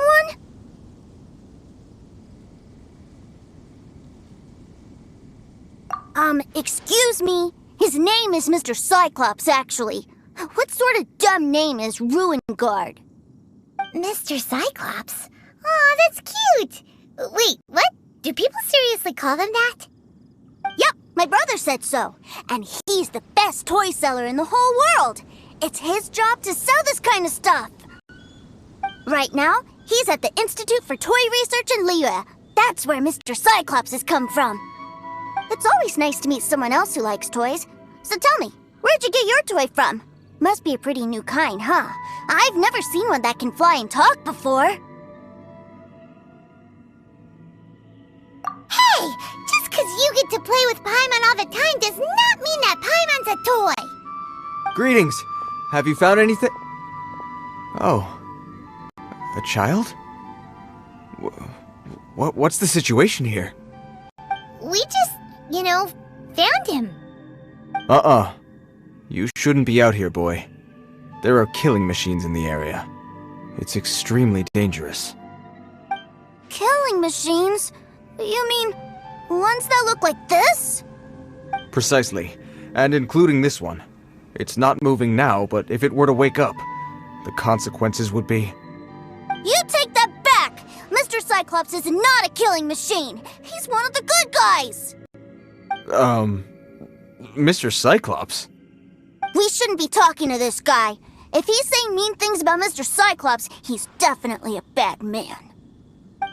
I'm just trying to help. I've always been hopeless at dealing with children. Well then, why don't you get back to your normal job and leave us to do the babysitting? It seems I have no other choice. Very well. I will continue with my patrol.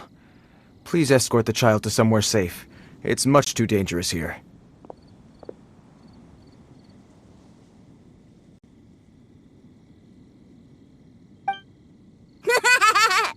The mighty Mr. Cyclops scared off the bad guys once again! My name's Tusser. I came all the way from Tighnari to look for my brother in Liyue. But I'm all on my own, and I don't know where to find him. You came all the way from Tighnari? Oh, I think this is the part where I give you this. There you go. What is it? Looks heavy. What the... My brother said I should take it with me. He said, find a nice person to give this to, and they will take good care of Tusser. Your brother makes a good point. Still, it's hard to believe you made it all this way armed with nothing but a few bags of Mora. Your family must be super rich. Paimon never knew you could make so much Mora from selling toys. Yay! Thanks, nice lady. All right. Now, we gotta make a pinky promise. You make a pinky promise, you keep it all your life. You break a pinky promise, I throw you on the ice. The cold will kill the pinky that once betrayed your friend. The frost will freeze your tongue off so you never lie again. Wow, that one nursery rhyme kinda says all you need to know about Tighnari culture. Well, if we weren't your babysitters before, we sure as heck are now. But where should we look for your brother?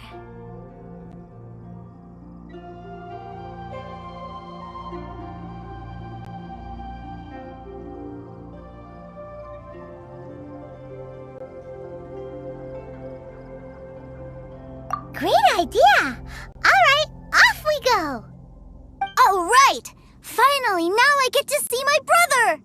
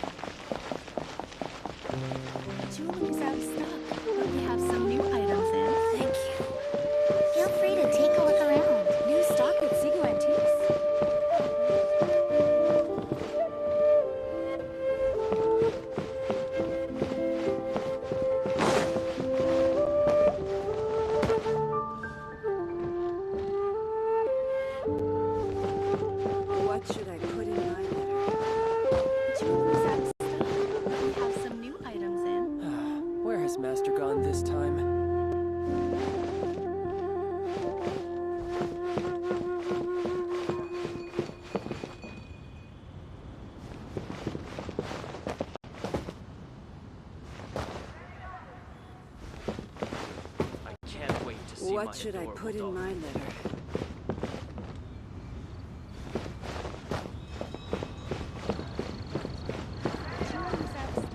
But we have some new items in.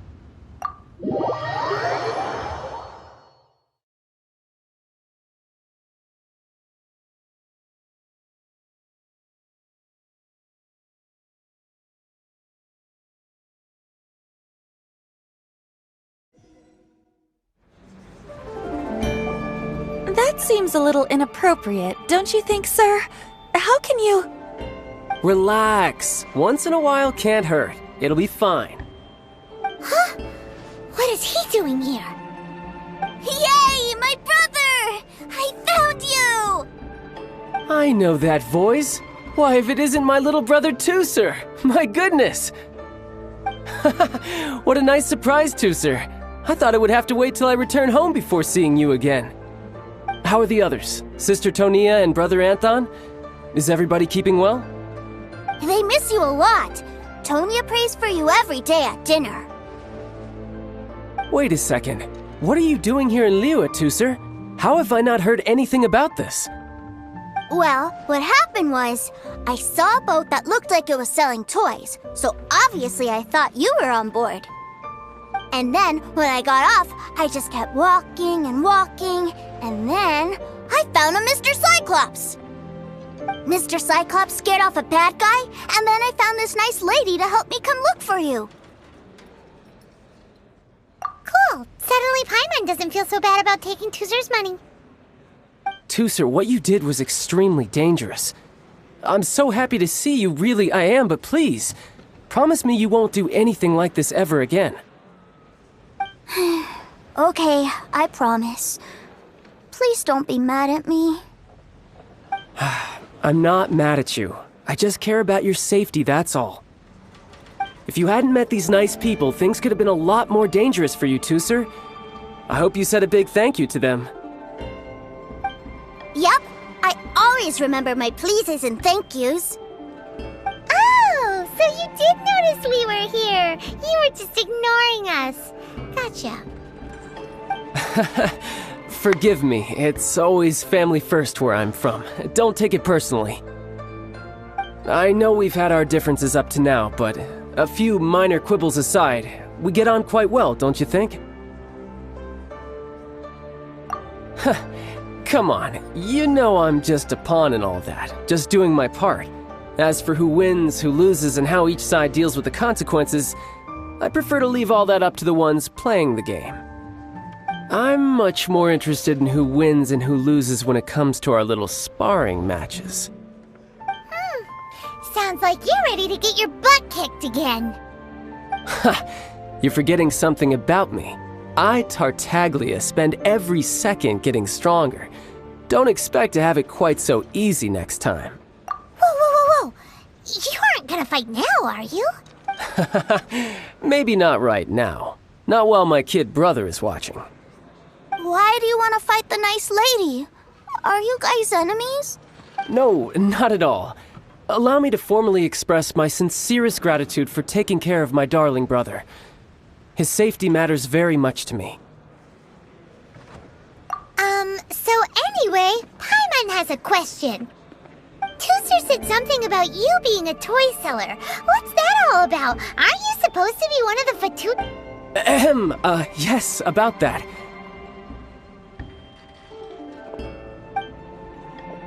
Shh, look. I only told him that so that he'll look up to me. In the eyes of a child, working with toys must be the best job imaginable, right? I don't want my family to have anything to do with the Fatui's, or should I say Snezhnaya's, darker side. The older ones already know that I serve the Tsaritsa, but Tuser is still so young, and in his eyes... as I was saying, I remain Snezhnaya's greatest expatriate toy seller, currently attached to the Liyue branch of our Institute for Toy... That's right! My brother's the greatest! He's Mr. Cyclops' bestest friend!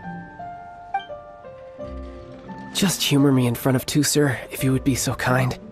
Ah yes, Ekaterina. I will deal with the issue of that outstanding payment right away. Hey! Slinking off, are we?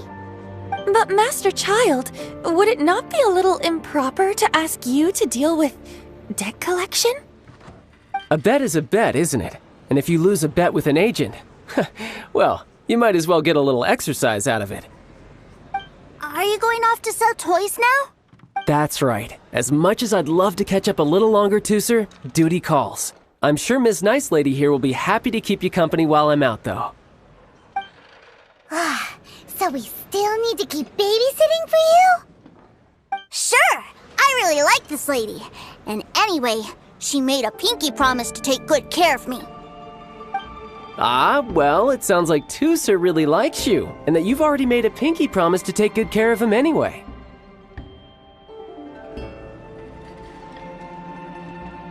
Then I'm in your debt. Here, take this as Tuser's entertainment fund. I want him to have a good time while he's in Liyue, so take him anywhere he wants. If need be, you may find me by the river near Qingshu Pool. I'll see you both around.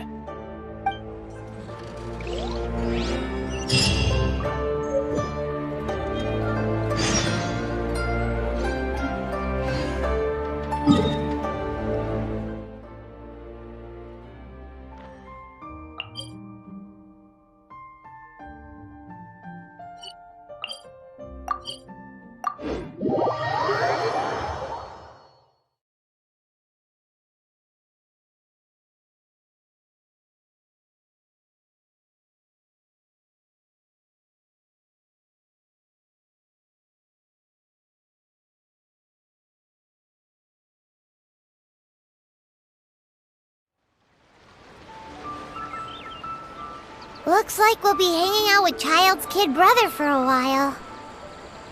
So, where are we going to play first? How about we start with the toy store?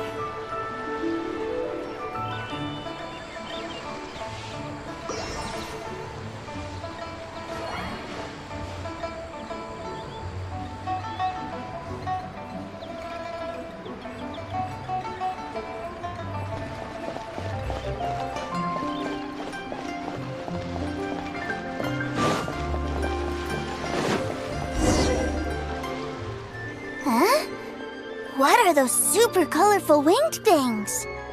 They're called kites. The kids in Liyue love them. Hello there, dear. You look like you've come a very long way. Let Granny guess. From what you're wearing, I would say... Snezhnaya. That's right. How do you play with these kite things, Granny? When the wind picks up, you let out the string, and whoosh! The kite will fly into the air, up, and away. Wow, that's amazing! Do you have any Mr. Cyclops ones? Mr. Cyclops? I'm sorry, I want to fly Mr. Cyclops high into the sky so all the kids can get to know him. Well, I can do custom builds, but I'll need some amount of reference material. Will this picture do? I drew it myself. I bring it with me everywhere. I'll manage. Still, I must warn you that custom builds can really be quite expensive. We should be fine. Childe was pretty generous with that entertainment fund. But then again, throwing money around willy-nilly is, kinda irresponsible.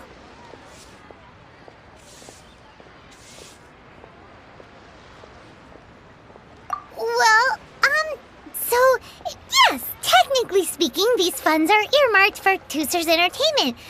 But if there's any left over when we're done...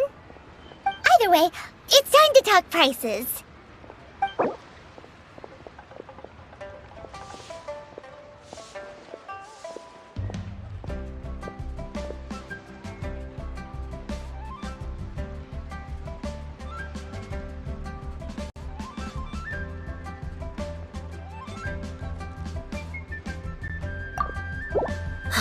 Fine. I've neither the time nor energy to bargain with you at my age. I suppose this price will do. Thanks, Granny. Worry not. Just leave it to me. For our next stop, why don't we head to a one-man restaurant? It would be a mighty crunch.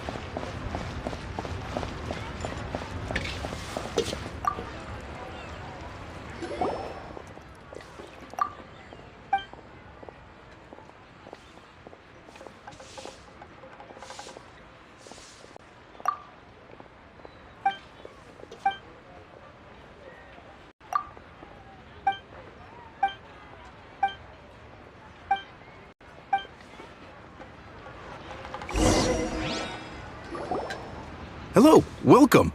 Table for 3? This restaurant has a really choking smell. A choking smell?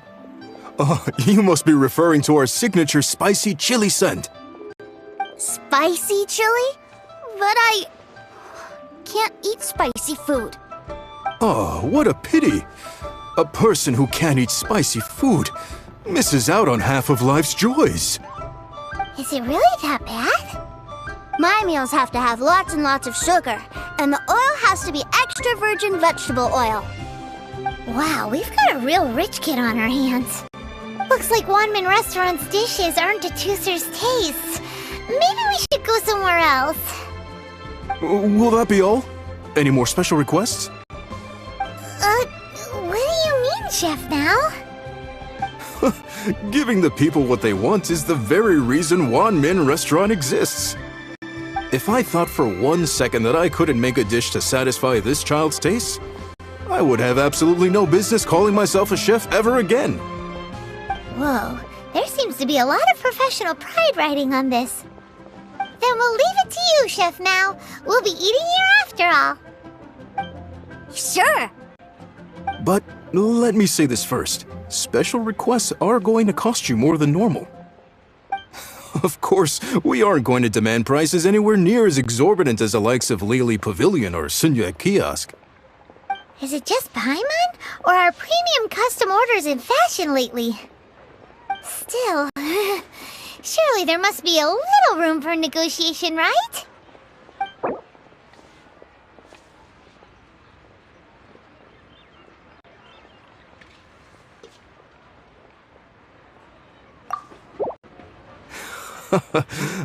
You folks. Let's go with this then. Any more haggling and we'll ruin the other customers' appetites. Thanks, Chef Now. Please sit wherever you like. Your food will be here shortly.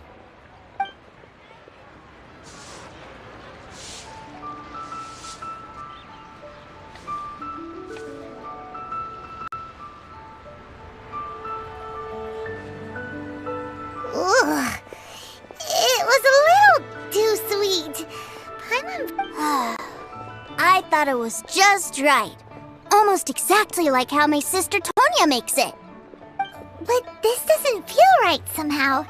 Didn't we bring Tusser here to try Liyue's specialties? Whatever. So where do you want to go next, Tusser? I was so caught up looking for my brother when I first got here that I didn't get a good look around.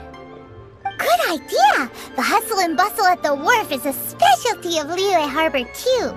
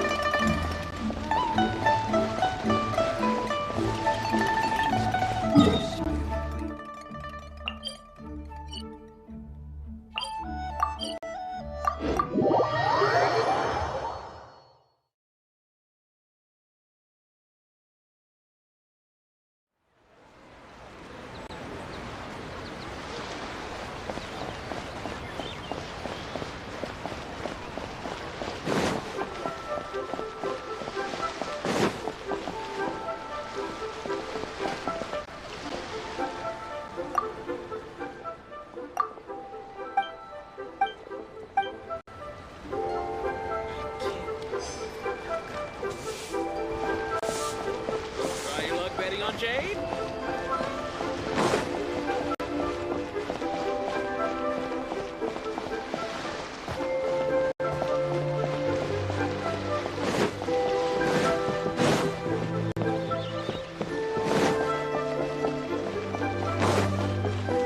The key here is consumer psychology.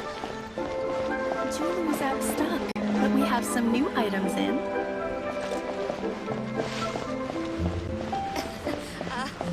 Join the Adventurers Guild. Where is Is Master gone this time? I can't wait to see my...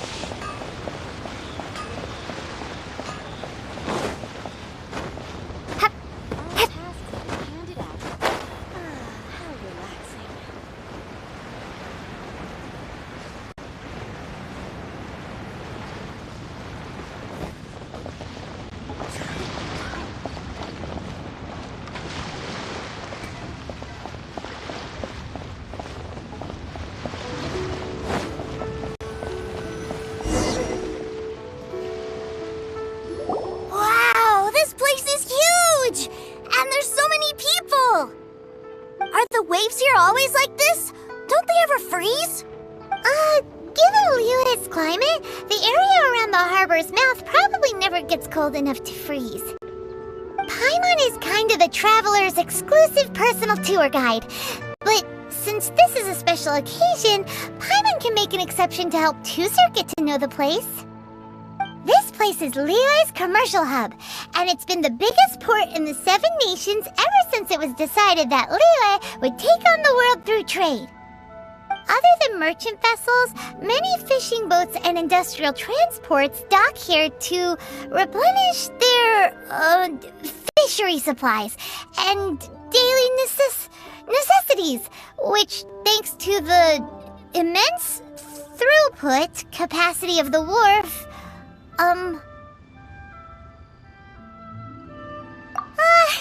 yeah, Paimon can't well, guess Paimon will just have to explain this Paimon style.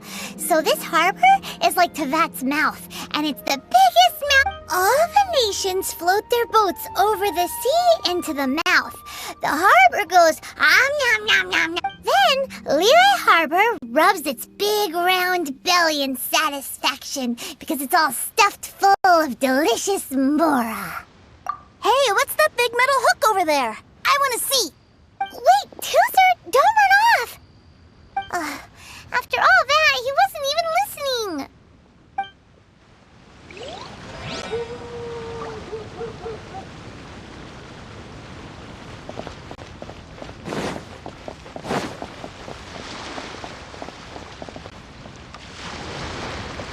That metal hook is huge, and it gets bigger the closer we get.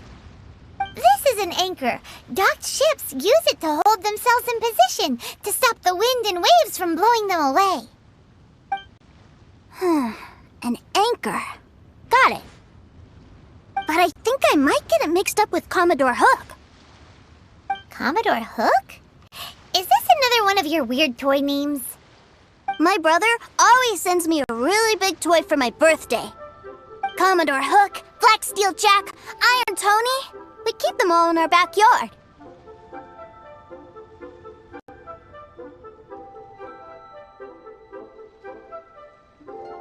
Yeah, and that's why I can't bring them with me all the time. It's a shame. Wow! Using Fatui funds for personal gain? To think Snezhnaya would let their harbingers do that! All for some giant toys!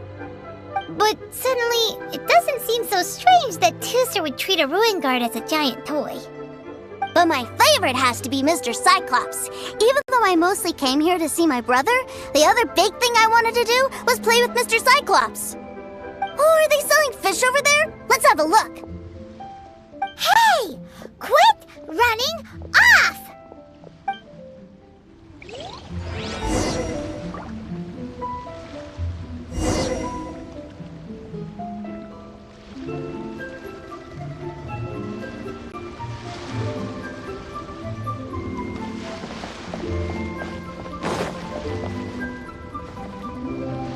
Is this where they sell fish? Wow, the fish here in Liyue are so small. Hey, whose fish are you calling small? Little kids shouldn't go around ruining others' business. He's just a curious kid. No need to get worked up.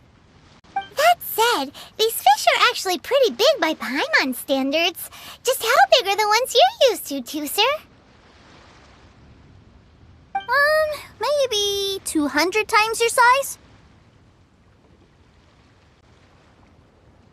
There are legends in my hometown about it. It's supposed to be a super delicious fish. I told my brother about it, and he went out to sea to catch one for me. A few days later, he returned with a humongous fish slung over his shoulder. Anthon and I were so happy. Are you sure that was a fish? Paimon thinks it sounds more like some sort of leviathan.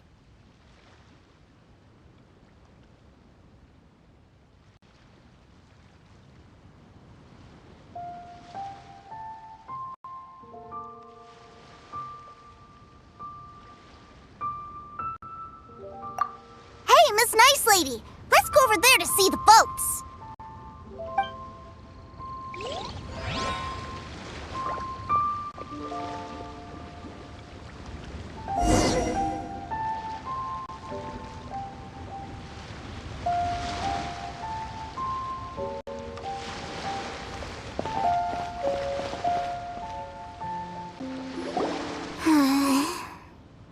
What's wrong, Tooser? Are you tired? You don't seem so happy. I miss my brother. What? But we were just with him. Yeah, but for such a short time that it doesn't count. Take me to see my brother. I don't want to play anymore. Yep. You can have all the patience in the world, but it won't help you at a time like this. Well, we've played with Tooser long enough, haven't we?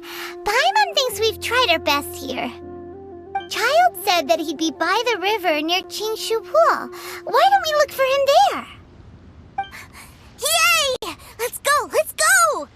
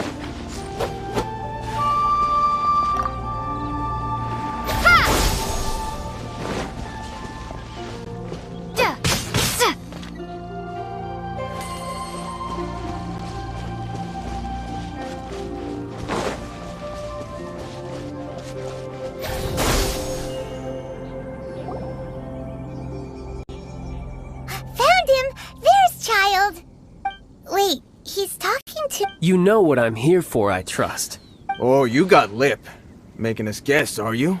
If you want to join up, let me just say this first. Dandy kid like you ain't welcome.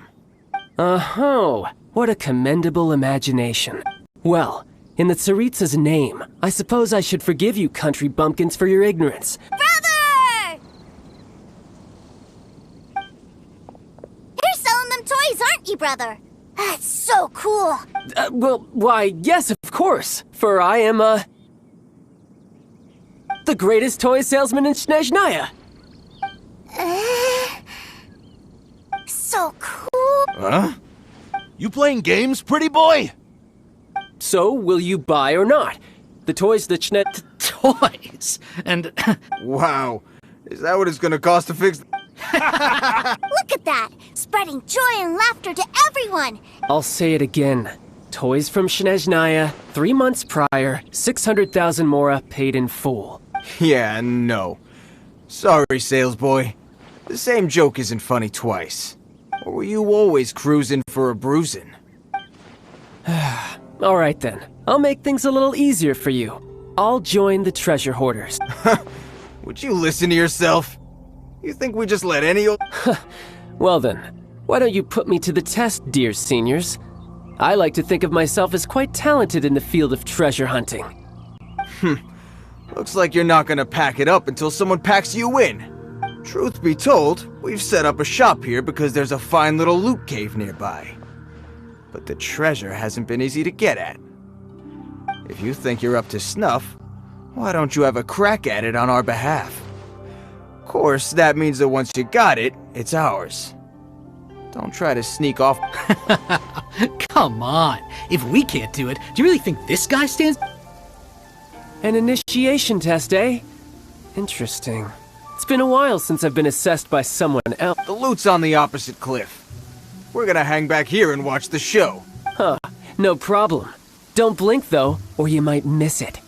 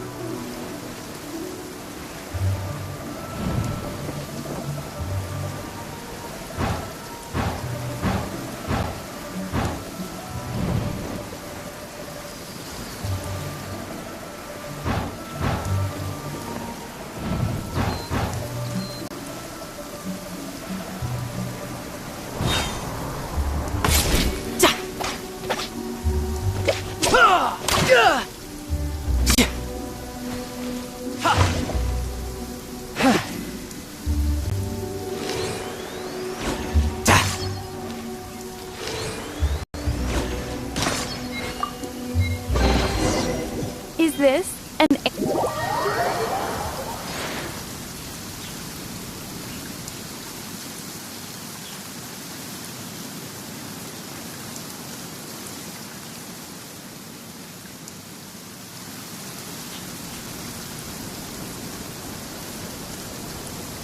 Well, I have the goods. Here you go.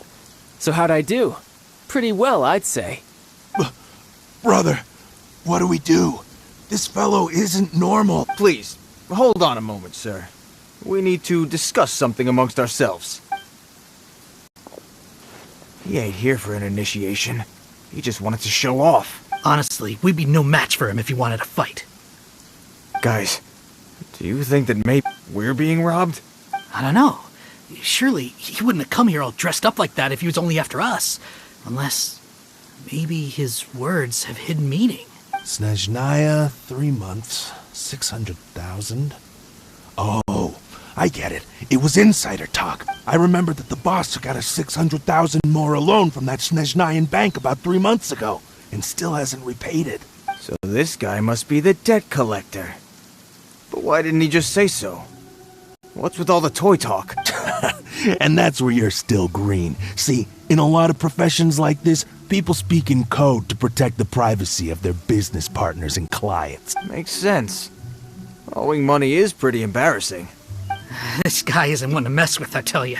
He's a professional. Way too professional. So, Mr. Salesman, my apologies. Oh?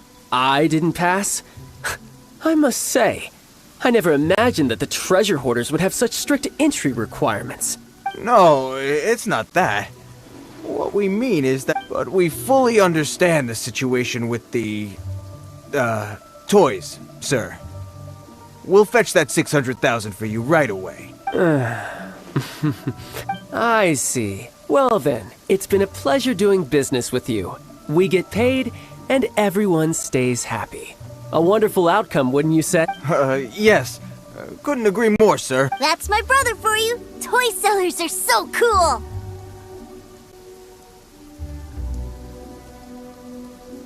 Ah, Master Childe, you're here. A new batch of fresh recruits have just... Hey now, keep your voice down. Can't you see I'm entertaining some clients over here? Clients? Well, anyway, the Motherland has dispatched a new batch of recruits to Liyue. They've just arrived, and I'm afraid we must trouble you to speak to them. Do I have to? Now is hardly the best time. I must apologize for troubling you, Master Childe, but they are already waiting for you south of Lingju Pass. Every new batch of recruits must be baptized by the Tsaritsa's will, through the words of her harbingers. This has always been our rule. At present, Master Childe, you are the only harbinger in Liyue. Please, everyone is standing in formation and waiting for you to bestow this honor upon... Well, all right then, I'll go. Just give me a moment to catch up with my brother, and I'll be right with you. Do you have to keep working? Yes, sir. We have a group of new toy sellers fresh in from the Motherland, and I need to go teach them the ropes. Wow, that's great! When I grow up, I want to be a toy seller too. Can I go listen? I'm afraid you're still too young, sir. I'm not sure if you'd understand much of it, and most of it's rather boring anyhow.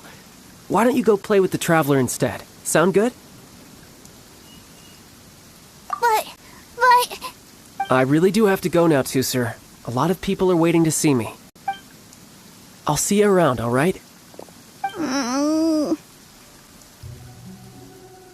Childe really dotes on his brother, but now he's gotta ditch him again. Must be a really tough job. Yeah, you're right. He hasn't done himself any favors with the whole toy seller cover story. To think he'd go this far just to prevent his family from seeing his dark side.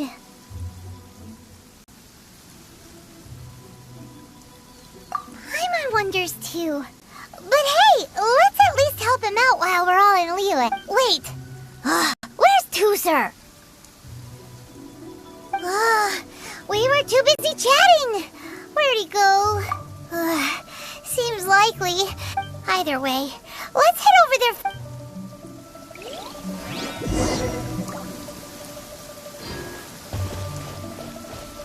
Scatter!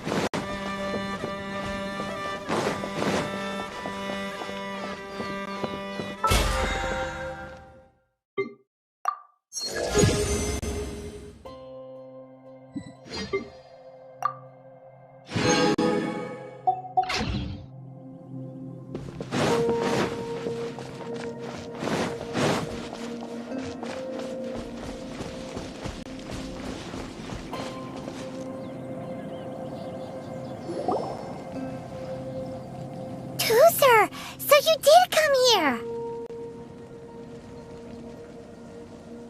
Shh, quiet! My brother's giving his speech.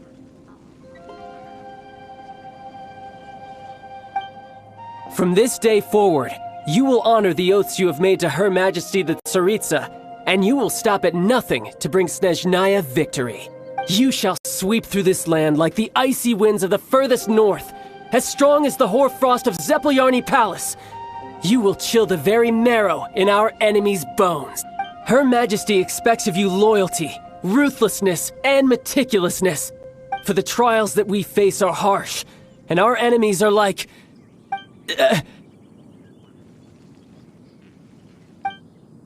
like kites, who shall become redoubtable foes of Mr. Cyclops in the marketplaces of Liyue. Uh-huh. Kites are really fun, too.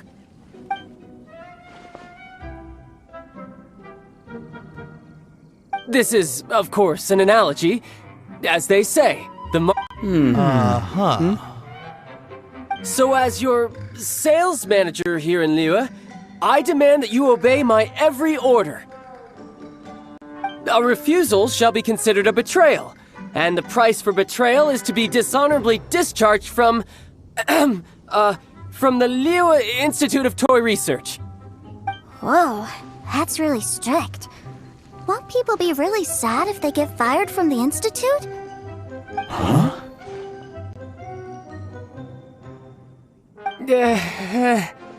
Seeking to please everyone pleases no one at all. Time to try something else. Forget it. Perhaps a round of hands-on training will suit us better. Hands-on training? After all, a strong body... Hey, did he just say that we're doing hands-on? A Harbinger wants to spar with us personally? I can't believe it. A recruit's like us. Am I hearing a hint of objection to this? Not at all, sir! That's the spirit. Now come at me, you...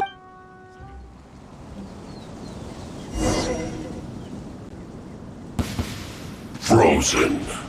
Crisp. I'll protect us. Let's move. Springboard! Scatter! Stay right there. Who's next? Propagate! Our bond is strong! Well done.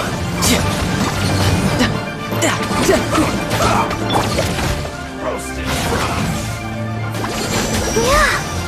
Let the show begin. End this quickly! Let's not waste time. You're not going anywhere! Frozen!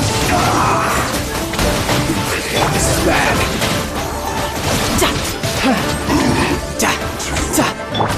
I'll settle this! Scatter! Well done. Let's dance. This isn't right. No time to lose.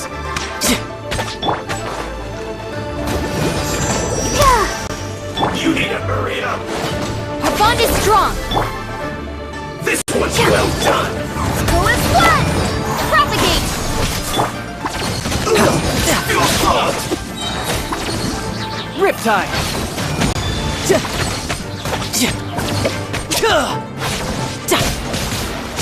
Bring it on! Cook this through. Have a load of this.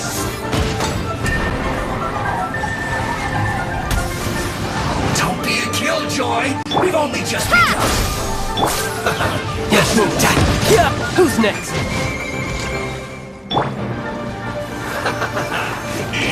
Eat up.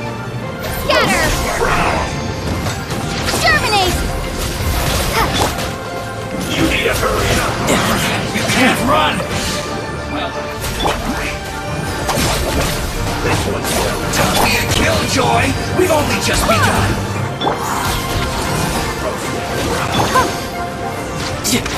You're mine. Tidal wave! Ha! Tidal wave!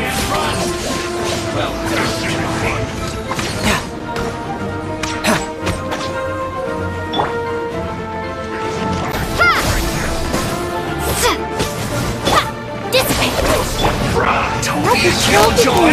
We've only just begun! This one's well done! You can't run! Well, you need to hurry up! Propagate! Feel close! Barbados, guide us. You can run, but you can't hide! You're mine! Yeah! Our bond is strong!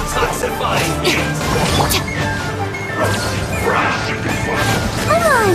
We can do it! Killjoy! We've only just begun!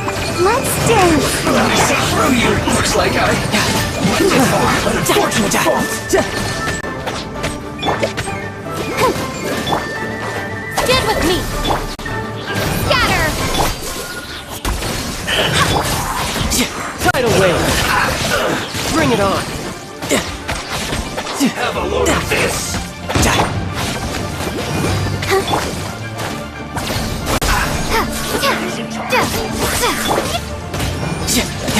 Shouldn't let your guard down.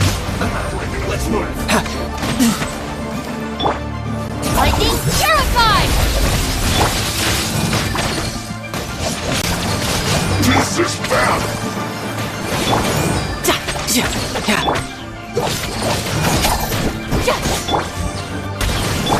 Propagate! Springboard! Give me a go! My duty.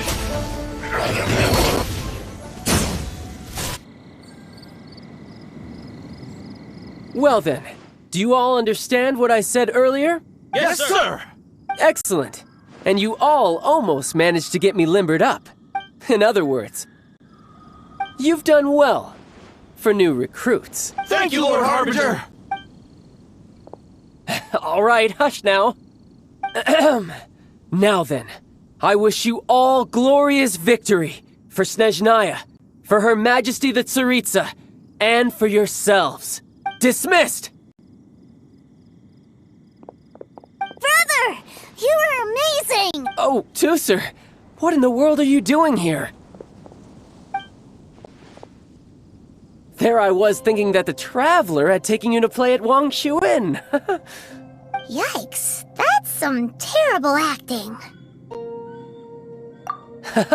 I told you, didn't I? I never pass on an opportunity to improve my strength. I'm not the man I was when we first met.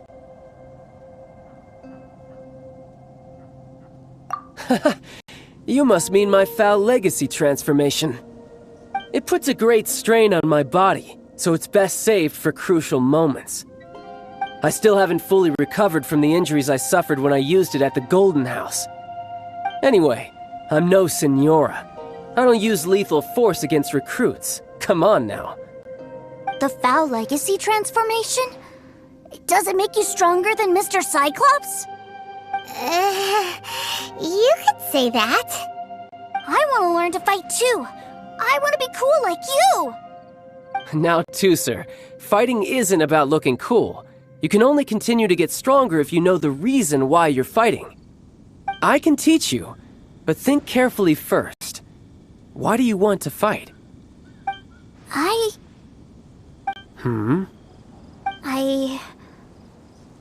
I want to protect Sister Tonya. That's a good answer, Tusser. When I return to Snezhnaya, I will start teaching you fighting techniques. Then you'll have to protect Tonya for me. How does that sound? Leave it to me. You know, Tusser's a good kid when he's not being so stubborn. You've had a nice long time here in Liyue, haven't you, Tusser? But you've been so busy, and we didn't get any time to play together yet. Tusser, you know I'm very busy at work. And hasn't it been fun traveling all over the place with a proper traveler? He's just worried he won't be able to keep up the toy seller act forever. Well, how about this? If you just do one little thing for me, I'll be a good boy and go back home. Oh dear, who taught this little devil to bargain? Alright, what'll it be? Take me to visit the Institute of Toy Research! Do you think he means that ruin that the Millilith was talking about? The one where all the ruin guards were coming from? Done deal. After all, you've come all this way for me, Tusser. As your brother, it's only right for me to grant you one last wish before you leave. Exactly! Are you sure this is a good idea? It doesn't seem like the best place for kids. You should come along too, Traveler! This time, it's Tusser's turn to take you sightseeing. Let me think. Ah, yes, the Institute of Toy Research is not far at all from Lingju Pass. Now, Traveler, you're not the sort of person who would disappoint a kid now, are you? The brothers are ganging up on us again. Oh, fine. We'll go.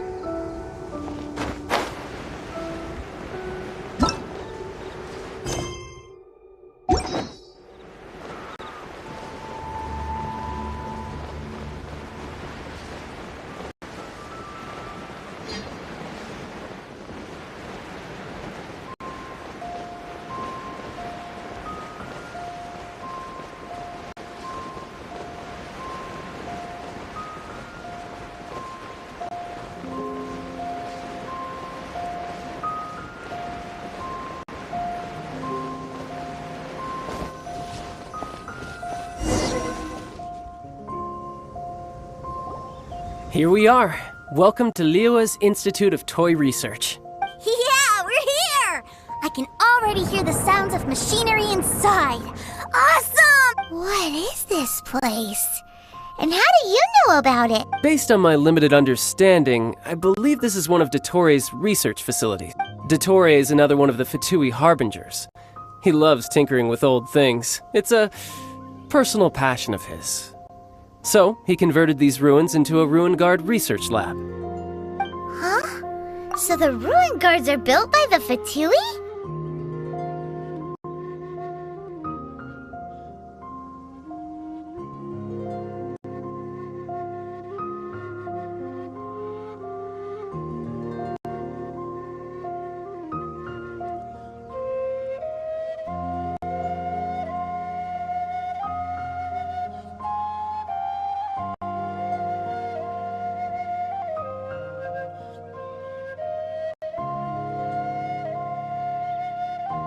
No, they have much closer connections to the Abyss, so strictly speaking, they're as much our enemies as anyone else's. We just do research, nothing more.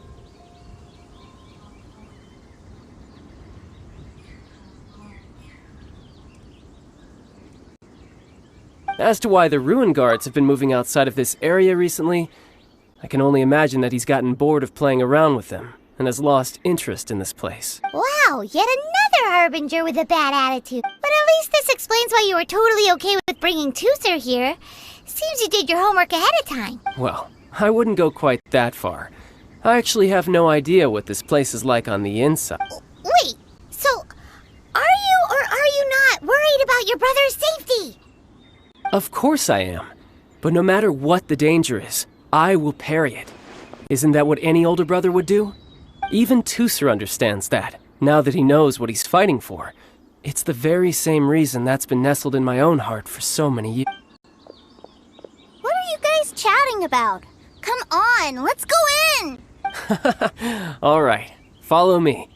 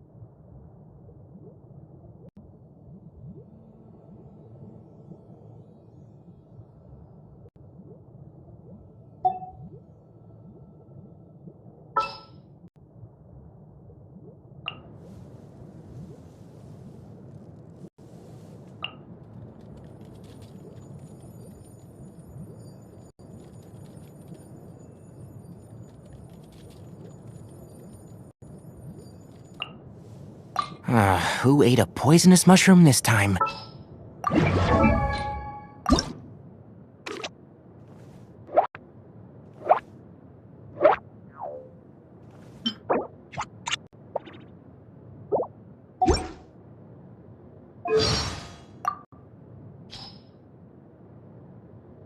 Don't worry about Carcata.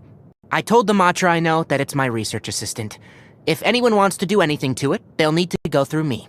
Since you seem to care a lot about Carcata, why don't you enroll in some courses at the Spantamad Darshan? That way, you can care for it even if I'm gone.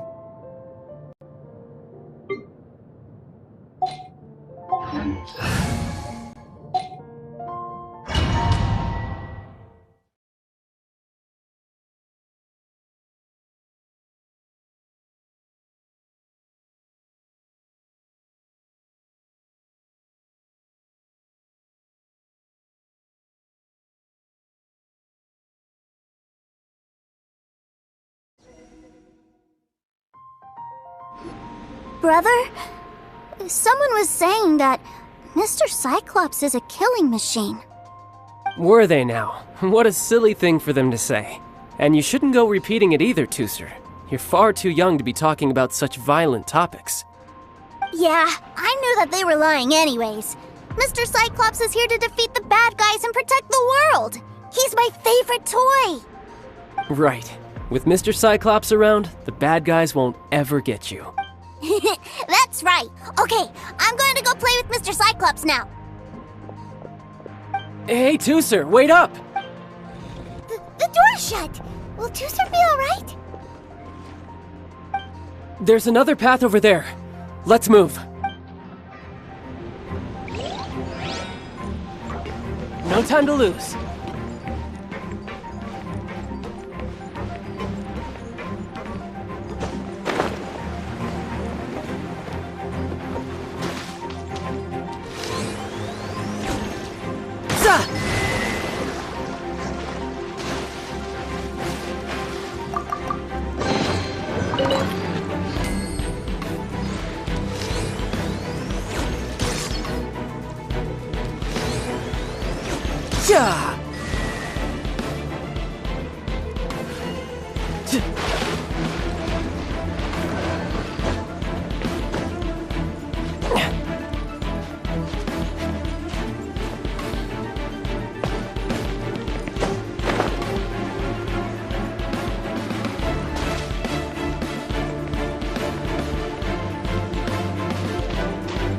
You're mine.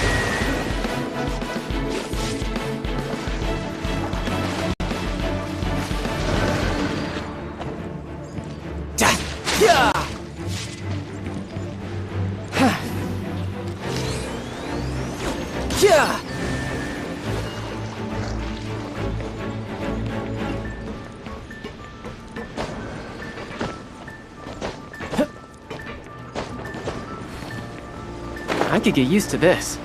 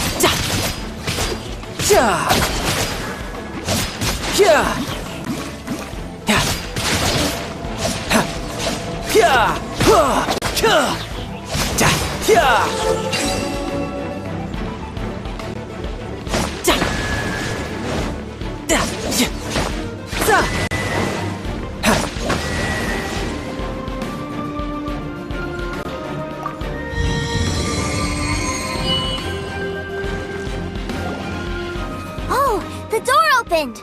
Was that you? That's right. But give me a moment over here, Tooser. I need to make sure that everything's safe. Maybe I shouldn't have spoiled him quite so much.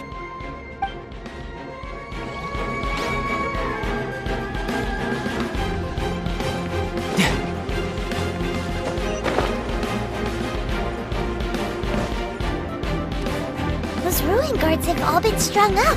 Where are they being taken to? I don't know, but if there's a chance it's where Tusser is, we need to stop this before things get ugly.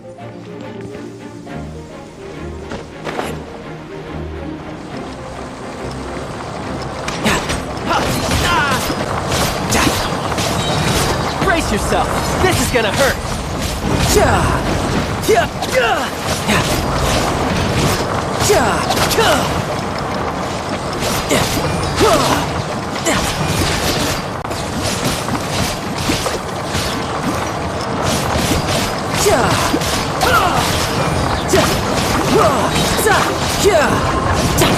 Shouldn't let your guard down.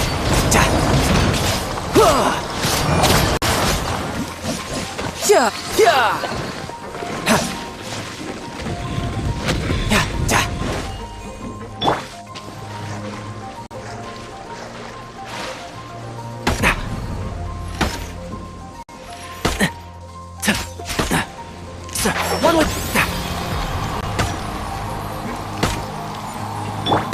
Scatter!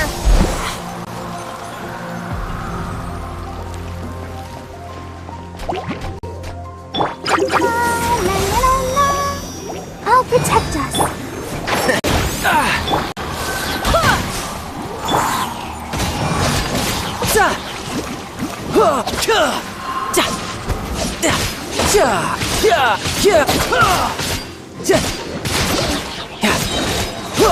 Brace yourself! This is gonna hurt!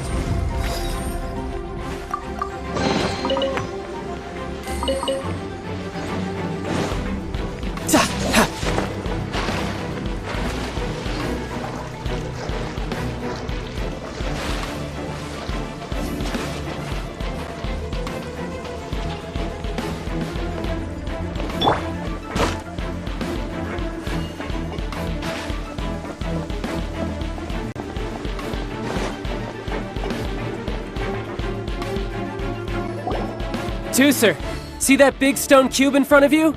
I need your help. Yay! Do I really get a... You bet! Now I'll count down from 3, and then we touch it together. Ready? 3, 2, 1.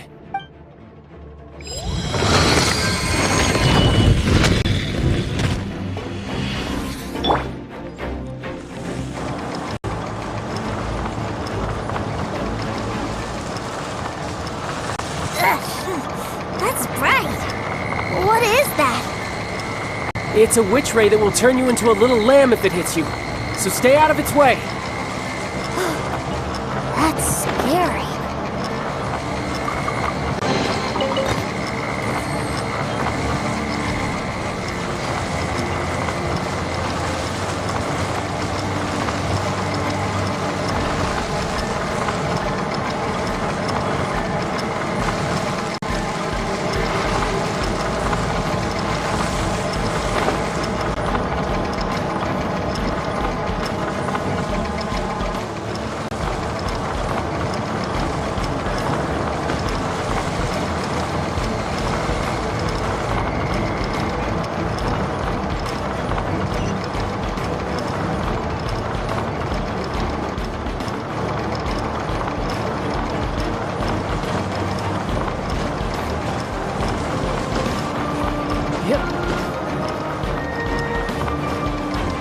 I could get used to this.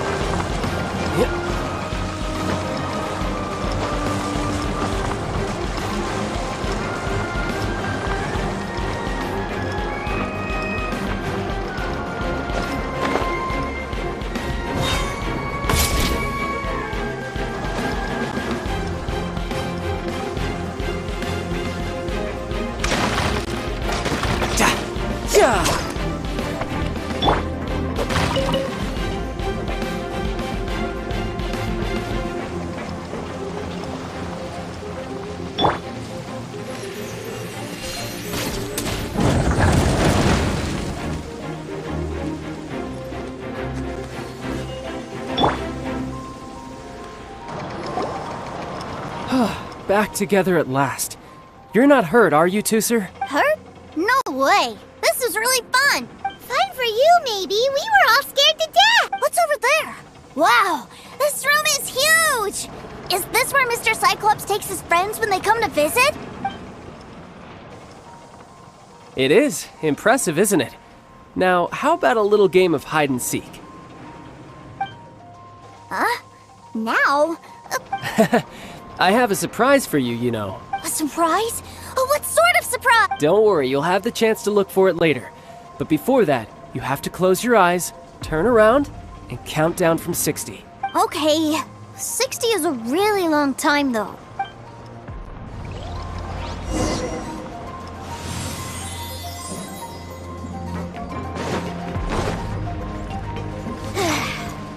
$60, $59, $58. There's not much time. Let's clear all these hazards out. 48,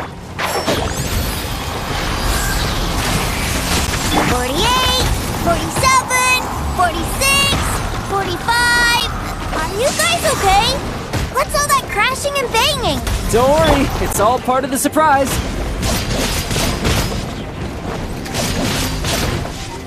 No time to look. Propagate. 16, 12, 10. Hey, no cheating. You skipped a few numbers, you little rascal. You noticed. All right. 15, 14, 13.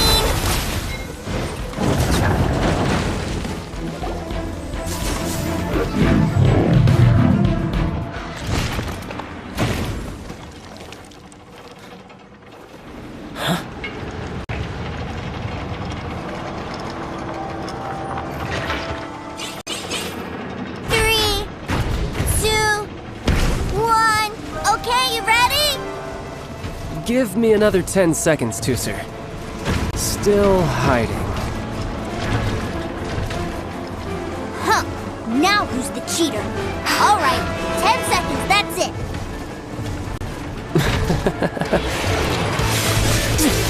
10, 9, 8, 7, 6, 5, 4, 3, 2,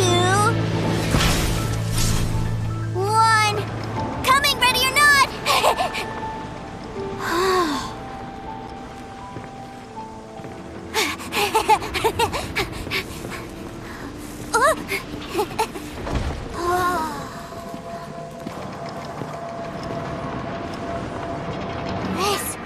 This is everything I've ever dreamed of!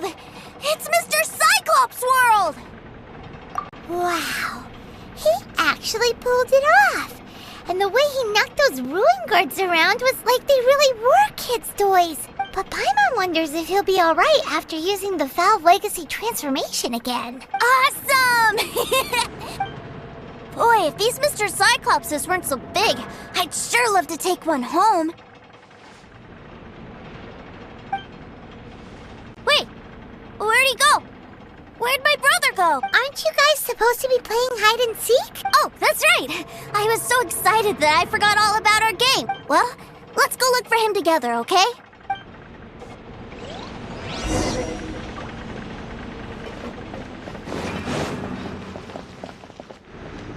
It's a good thing that you two found me first. Looks like using the Foul Legacy transformation while I was still injured took more out of me than I thought. I have no idea what I'd do if Tooser saw me like this. Look at me, deflated as a burst balloon. Like I said, I can never pass on an opportunity to test my limits. And that's why I, Tartaglia, am always getting stronger. Anyway, childhood dreams are all too easily shattered. Even if you just leave them be, they will fall to pieces all by themselves. So someone has to protect them, right? If you make a promise, you keep it. If you make a mistake, you apologize. And if you give someone a dream, you defend it to the end. That is what family is all about, isn't it? Remind you of something, did I? Quit the tough guy act already! You need to see a doctor right away, mister! A fine suggestion, but first, I have a little something for Tooser. Please give it to him on my behalf. Huh? Is this Mr. Cyno? Indeed. I had made it to order by a smith some time back. I had intended to give it to him on my return to Tighnari, but it seems that it would make a better souvenir at this point. Wow. Now that Paimon thinks about it, Childe's family are really lucky to have him, aren't they? I'll also need you to explain my abrupt departure to Tusser. You'll help me out, won't you?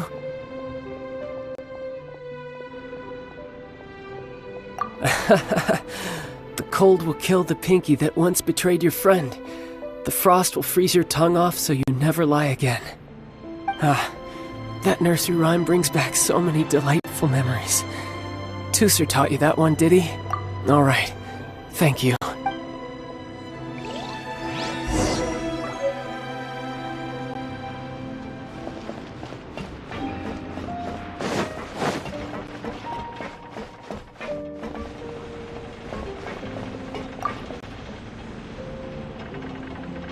I can't find him anywhere.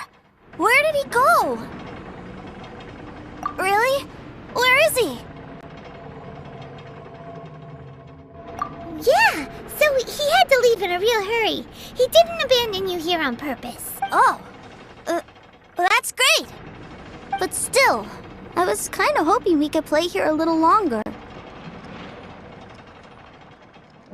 Wow, look at this! I never knew that they made Mr. Cyclopses in this size. Look, it even has my name on it. It's my very own Mr. Cyclops! You're really loving it, huh? You bet! My brother is the best big brother ever! You had a tour of Liyue, you met your brother, visited the Institute of Toy Research, and got yourself a souvenir! Now that's what we tour guides call the perfect trip! Do you think you're ready to head back to Tighnari now? Don't worry, I know I can't get my way all the time. That'd just be annoying for everyone else. So, let's go!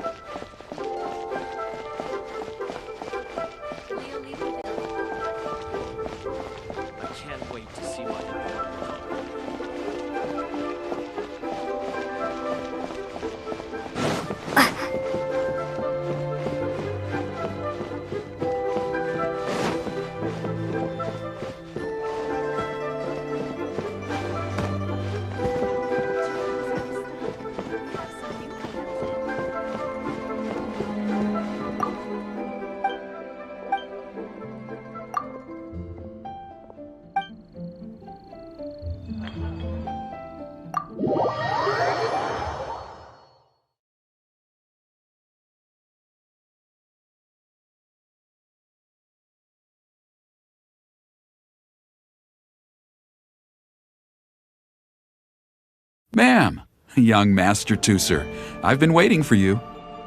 Did Childe send you? That's correct. Master Childe instructed me to arrange for young Master Tusser's return trip. Please, come this way. Who are you?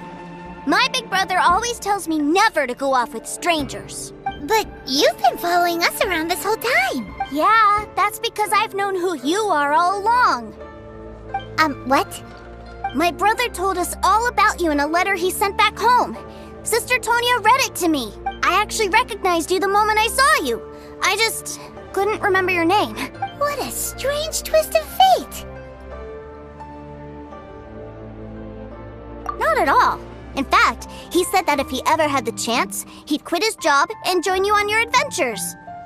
Young Master Tusser, the boat to Tighnari will dock soon. We'd best prepare for boarding. Gee, time really flies when you're having fun. Well then, see you, Miss Nice Lady. I'll wait for you back home. You definitely have to come visit Tighnari sometime.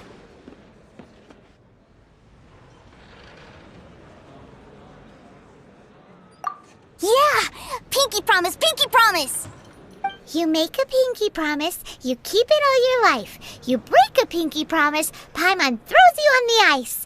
The cold will kill the pinky that once betrayed your friend. The frost will freeze your tongue off so you never lie again. It's a promise then. Bye-bye, Tusser. Have a safe trip.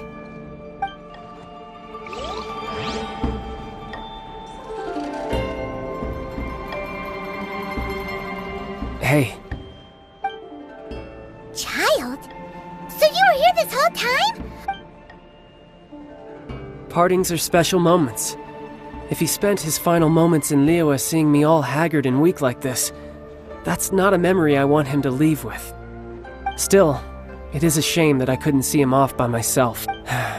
I should have been the one taking him back.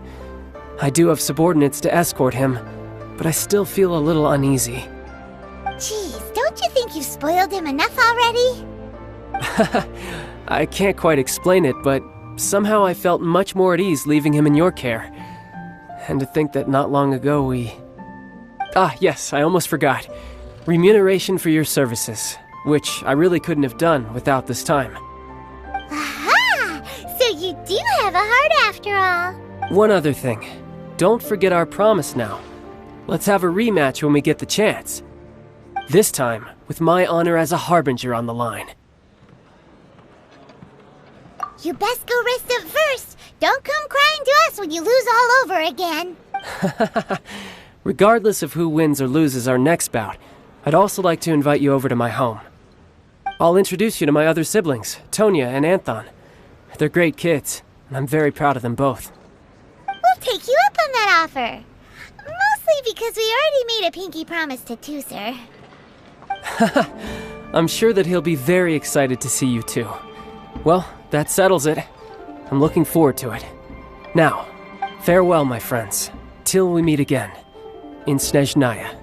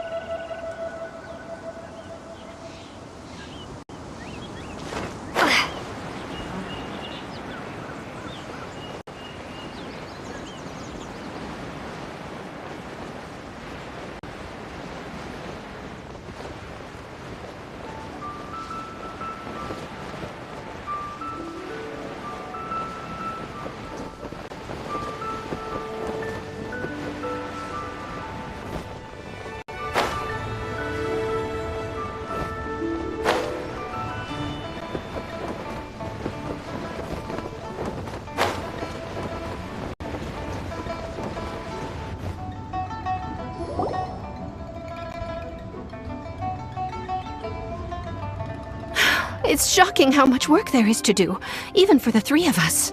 And she's been handling it alone all along. The Qixing secretary clearly isn't an ordinary person. It's so frustrating. Huh? You're... Aren't you Ningguang's servants? How come you're here? We are Miss Ningguang's private secretaries, not servants. Have you seen Miss Ganyu, Traveler? It has been several days since Ganyu left for Jueyun Karst. She's the general secretary of the Liyue Qixing. We've only taken over her responsibilities until she gets back. Even though the Qixing have made peace with the Adepti after the latter had denounced Liyue, they still want to pay their respects to the Illuminated Ones. They commissioned Ganyu as their envoy to deliver a letter to Jueyun Karst and bring the Adepti the latest news about the crisis. Still, Ganyu should have been back to her usual responsibilities by now, but she's disappeared without a trace. Is that so? Maybe Ganyu just took a little detour. Who can blame her after working so hard? I'm afraid it's not very likely. Ever since we met Ms. Ganyu, she's been nothing but the most conscientious person in all of Liyue. Even when it's time for her annual leave, Ms. Ganyu stays on duty at Yuehai Pavilion saying there is still so much to do. She couldn't possibly be using her mission as an excuse to slack off.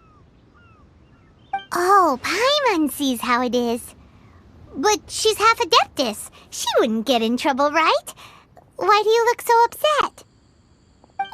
It's because of this absurd workload of hers. When we first heard the three of us would be taking over for Miss Ganyu, we thought it would simply be a matter of changing our work environment.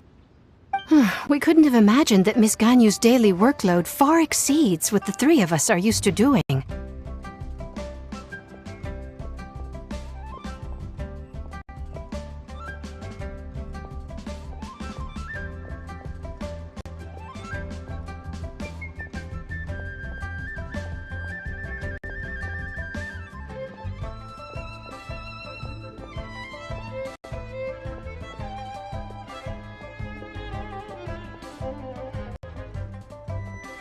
Speaking of Jueyun Karst, Traveler, I've heard that you can go in and out of there as you please. Of course! We've been there lots of times! That's good news. Could you go to Jueyun Karst and find Miss Ganyu for us? Preferably before we collapse under this workload. We're saved. I remember Miss Ganyu said that she'd be visiting Cloud Retainer's abode. You might as well start looking for her there. It's about time she came back to work. Otherwise...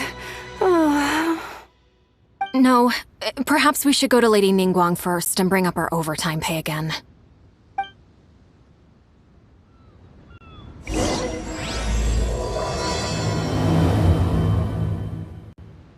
So Ganyu left to visit Cloud Retainer. Doesn't she live in Mel Outsung? We should hurry up. Paimon hopes we can find her there.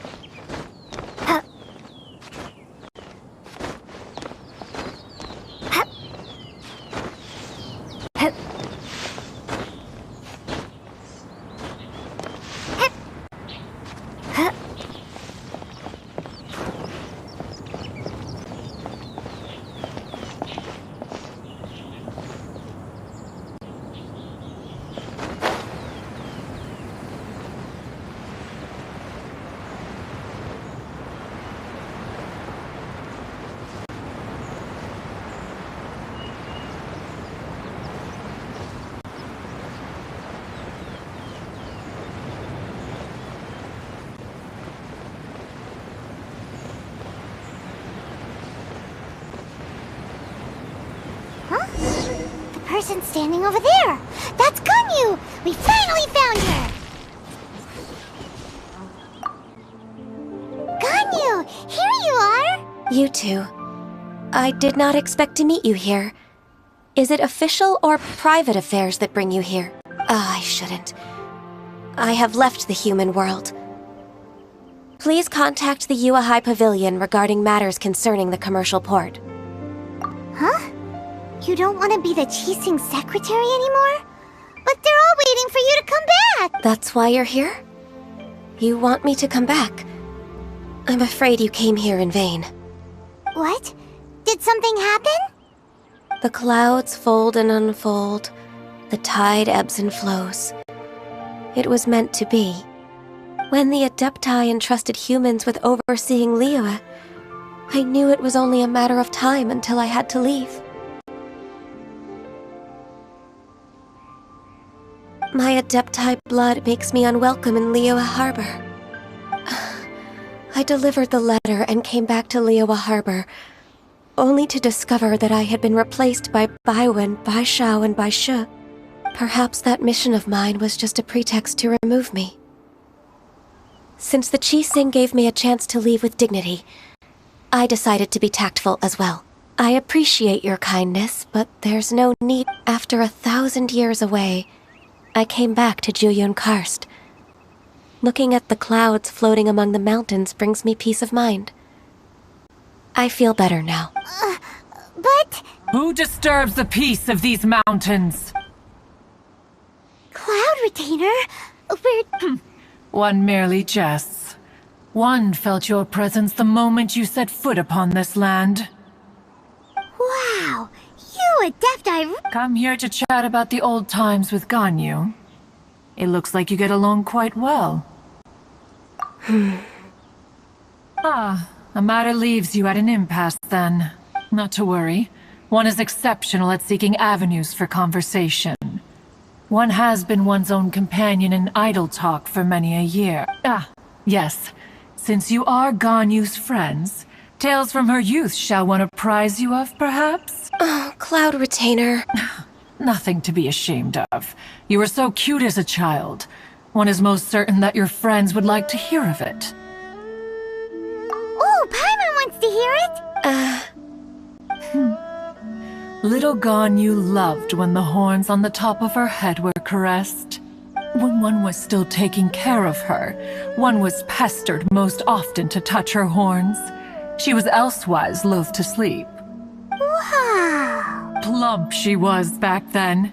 Why, when she stumbled while we ascended the mountain, she would roll down to the bottom like a little ball.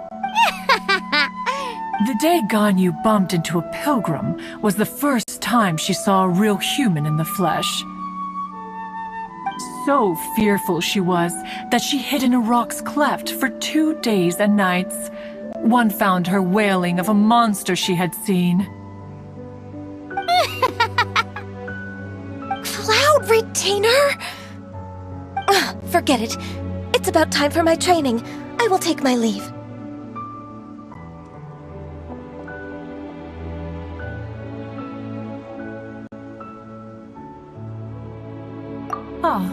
One's intention was merely to relieve the awkward tension. And you did the exact opposite. Impressive! Be that so? But returning to Ganyu, most gladdened one is of your arrival. One cannot help but feel that remaining in Juyun Karst shall not be good for her. One will tell you more about her, if you should permit it. Most benevolent among all Adepti are the Qilin. They drink only spring water and eat only whole grain. But perhaps the mountainous dwellings of Adepti in Juyun Karst might be too lonely for her human side. Under moonlight did one see her last.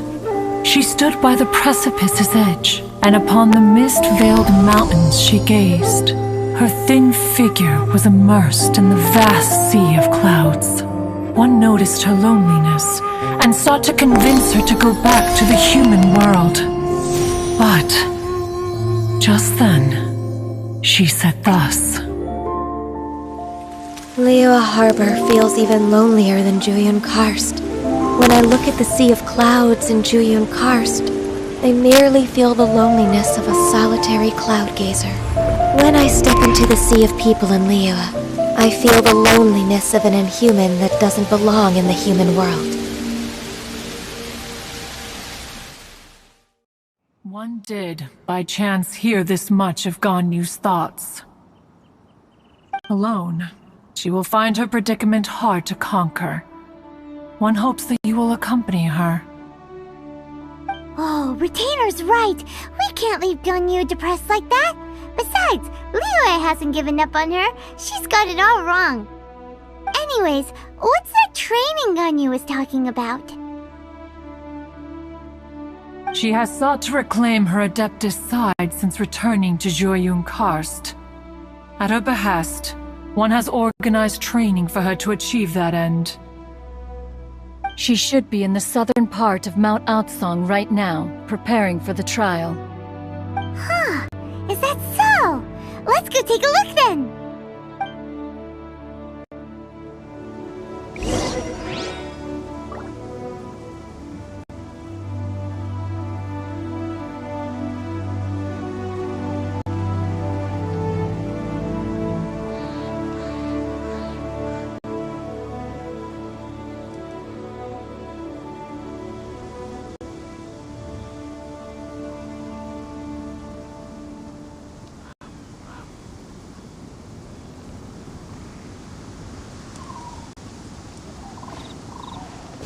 This trial will test her spirit. Even so, one hopes that it shall trouble her little.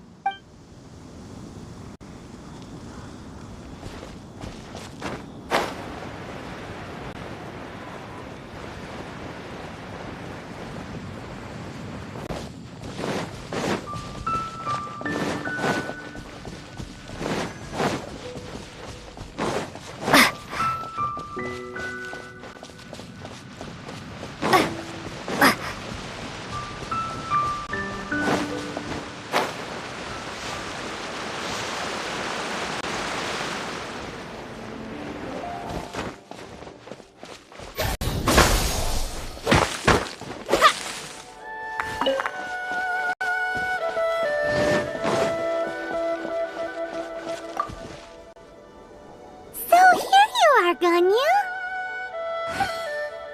Why did you come here?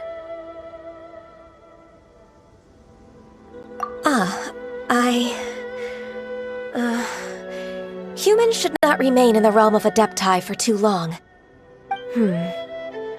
Considering the kindness you have shown me, I can let you stay for the Adeptus training.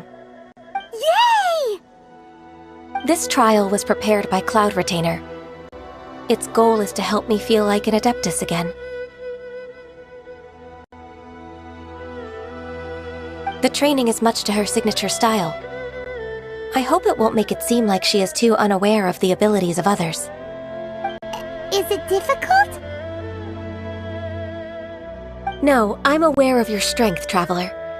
The power hidden within you is not inferior to mine. If you're ready, we shall begin the training.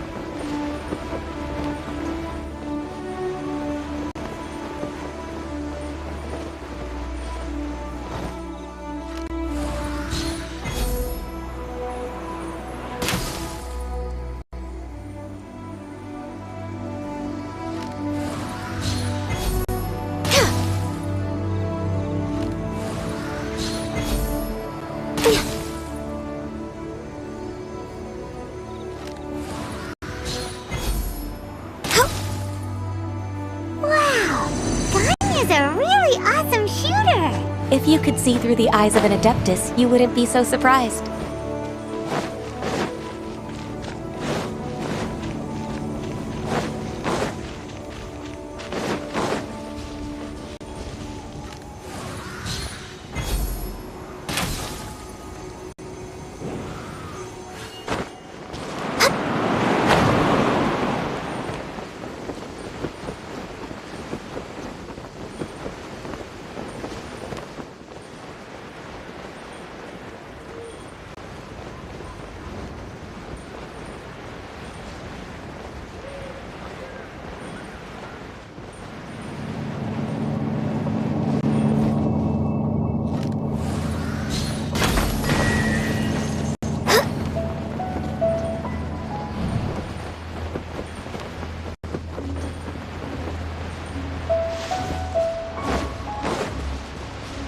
Denied.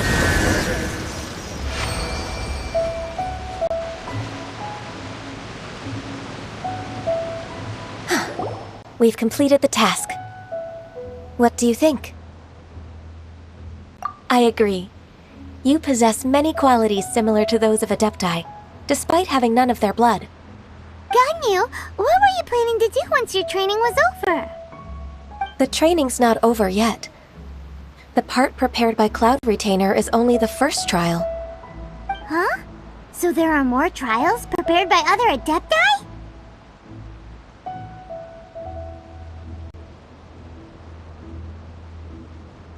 No.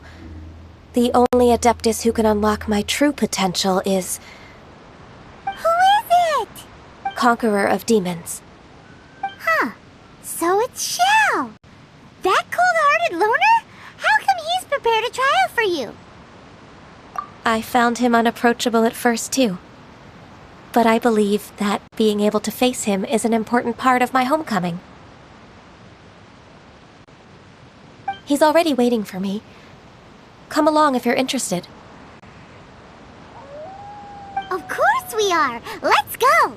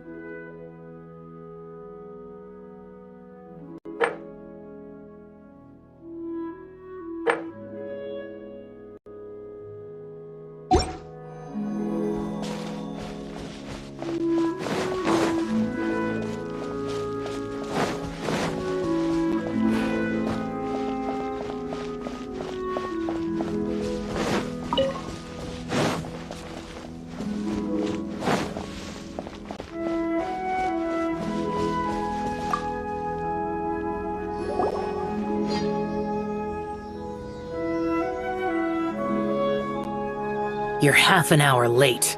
I see you still haven't abandoned the wrongful ways of humankind. I'm sorry. I had a meeting with Cloud Retainer. I don't need your explanations and don't require any mutual understanding between us. I'm just helping you with your training. That's all. Xiao is such a strict teacher. You're neither an Adeptus nor a human, always treading the line between the two worlds. It must create a lot of confusion. Instead of explaining yourself to me, you should face your true self. I have nothing to hide.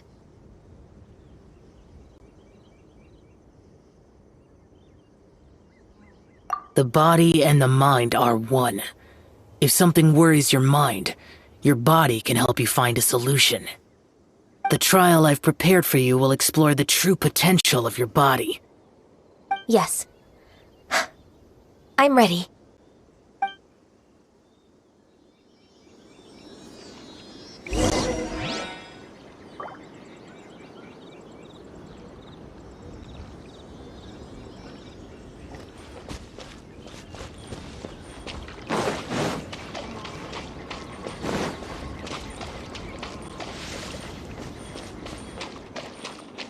We're way behind schedule.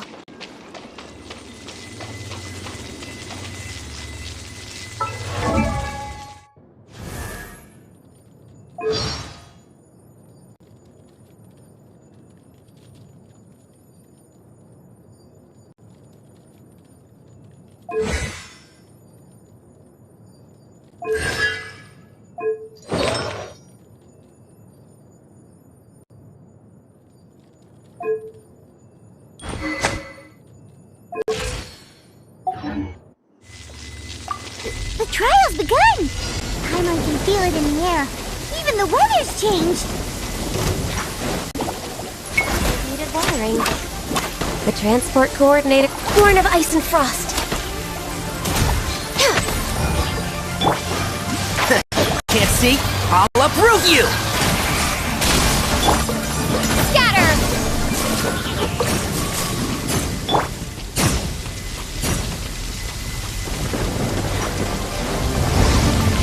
No touching! Come on! We can do it! I'll protect you! Oh no! Access denied. Propagate! One with the force. Blaze over. Born of ice and frost. I hear everything.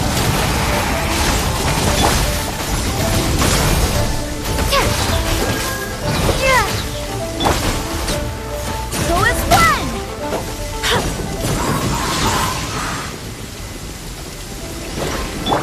No touching!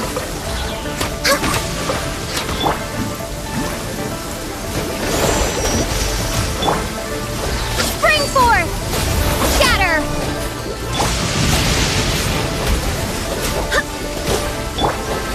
Born of ice and frost. This is long overdue.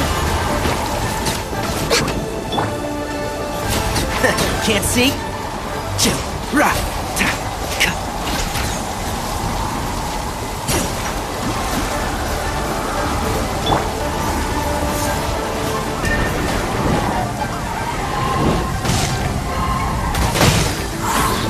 Barbados! Goodness! Access denied. Propagate! Let's nip that in the bud. One with the force. Born of ice and frost. Access denied.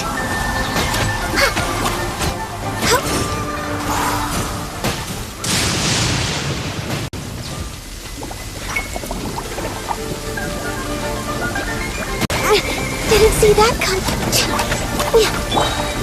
Let the show begin. Blaze over. No touching.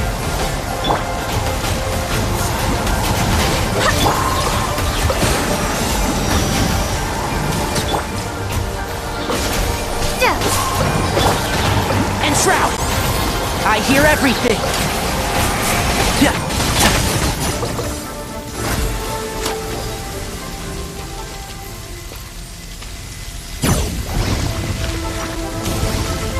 Born of ice and frost. One with the force.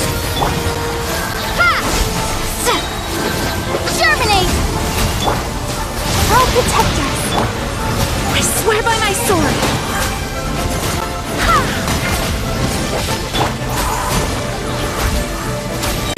Next on the agenda, For Rex Lapis! I'll uproot you!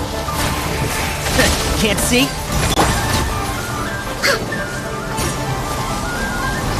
No touching!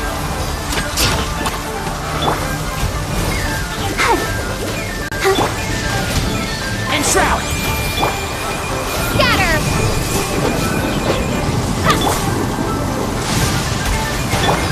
Born of Ice and Frost! I hear everything!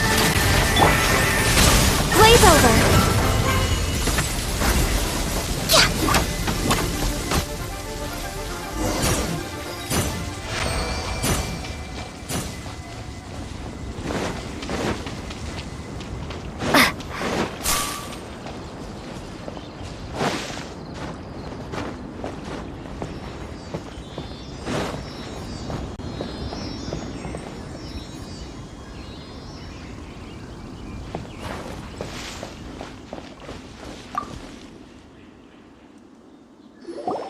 I've completed your trial.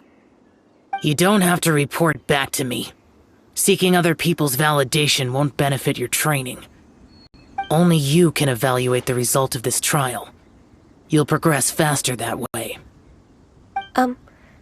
Understood. Xiao always has such strong opinions.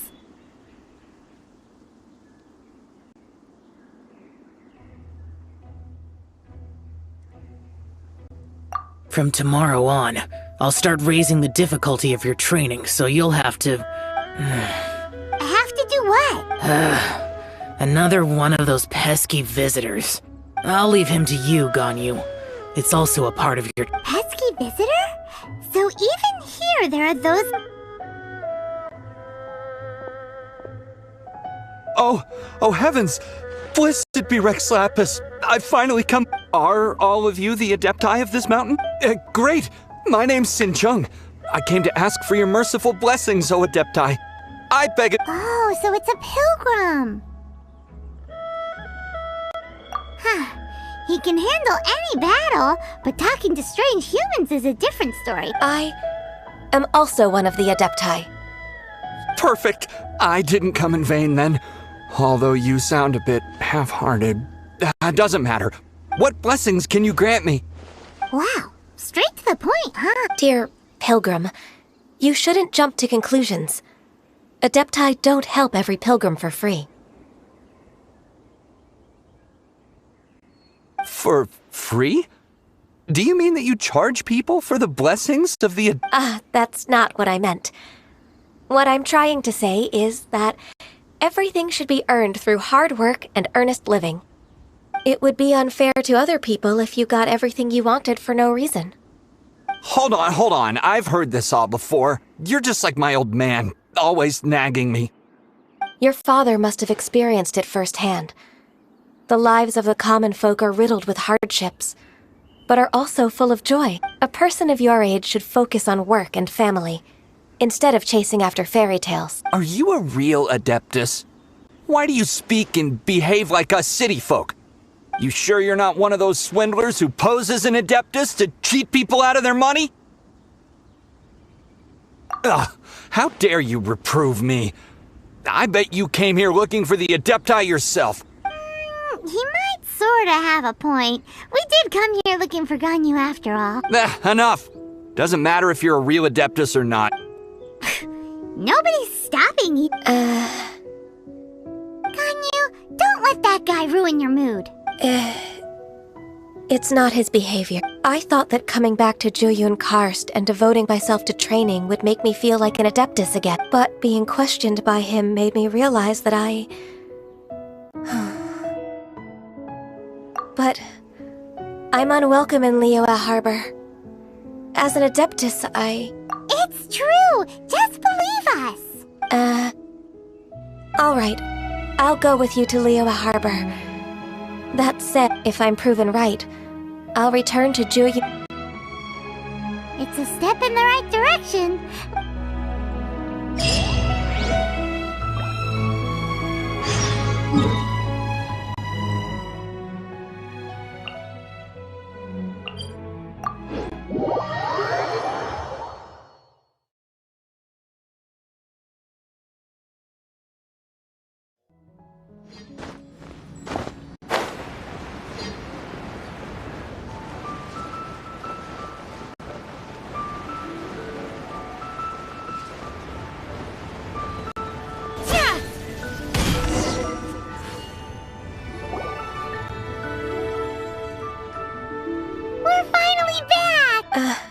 I'm still... Come on, Ganyu! We're almost there! You don't want... I suppose you have a point. It would be quite impolite of me to leave the two of you now. That's right! Where do you want to go first, then? I've spent too much time in the mountains. The first thing that comes to my mind is the sea. Let's go for a walk in the port. Happy to come with.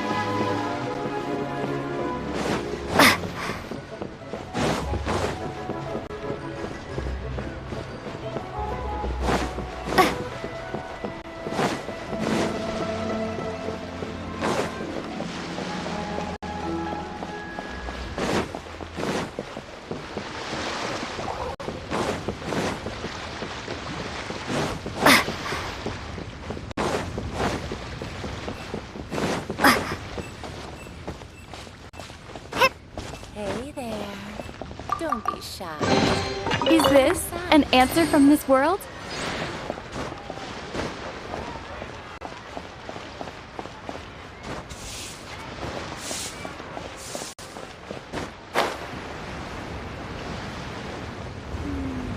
As I gaze out upon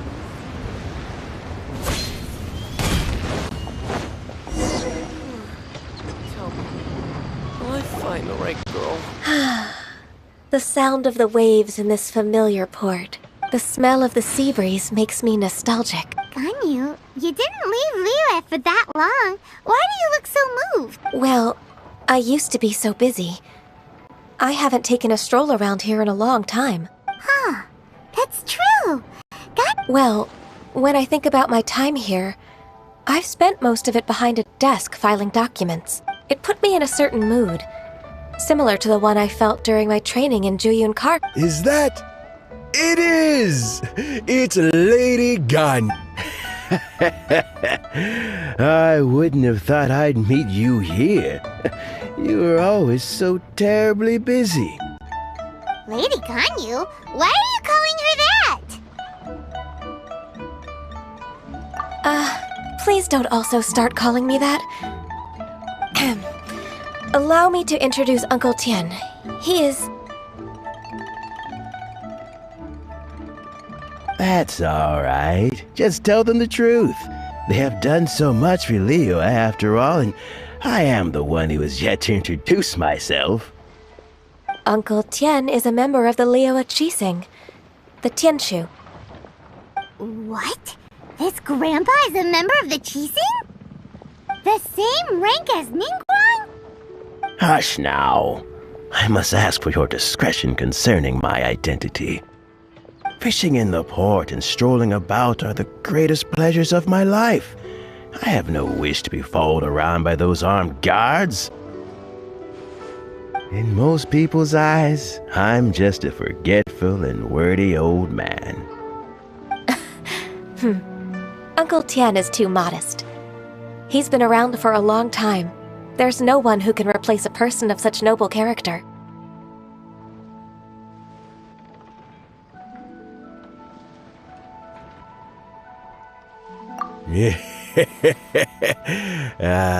What an honor to receive such high praise from Lady Ganyu herself.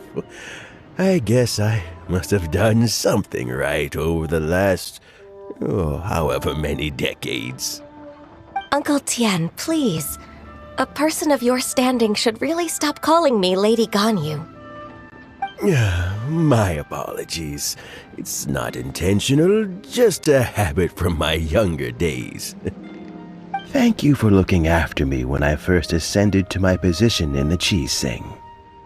Oh, so you've been friends for many decades now, huh? Oh, I was just fulfilling my duties as the Chising secretary. It's nothing worthy of your gratitude. Talking about secretaries... Oh, I don't know if I should bring it up. Ganyu, I believe you know my daughter, Huisin? She seems to be a bit troubled recently.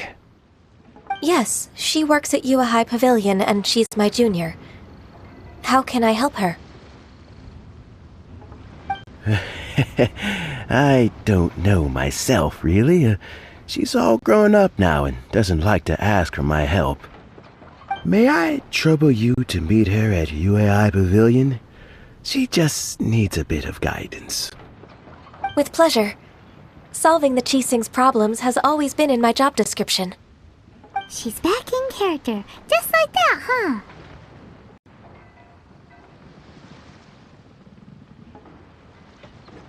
Let's move then!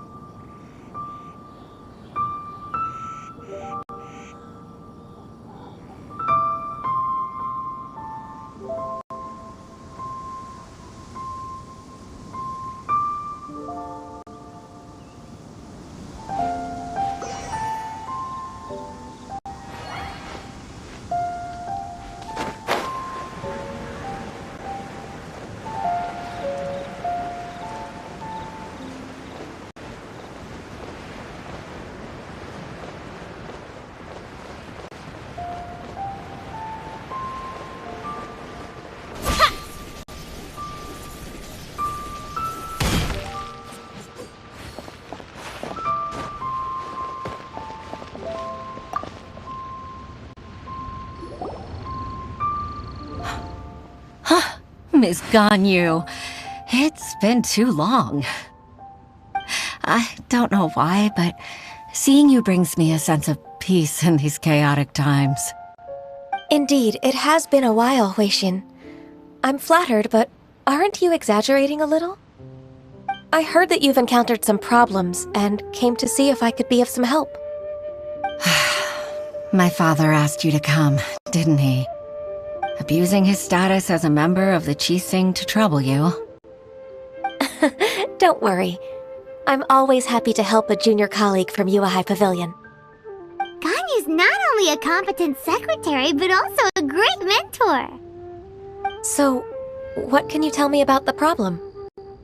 Ugh, where should I start? I discovered something strange while organizing tax records. There are obvious irregularities in the tax declarations of two stores, Second Life and Wanyo Boutique. However, whether I question the shopkeepers or check their accounts, I can't seem to make any progress with my investigation. Without any evidence, my hands are tied. I see. It's not uncommon for merchants to be blinded by greed.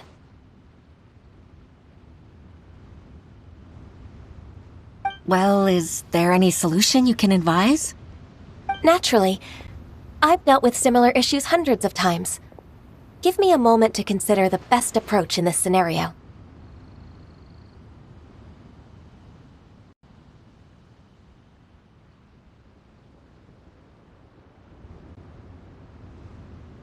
All right. Let's approach it this way, then. Your enemy knows you best. Huh?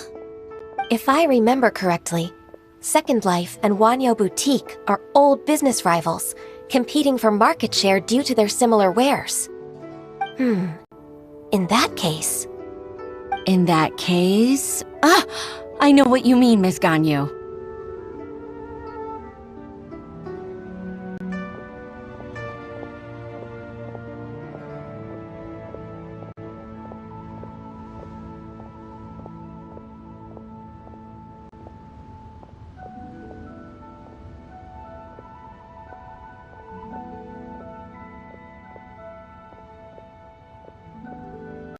Exactly.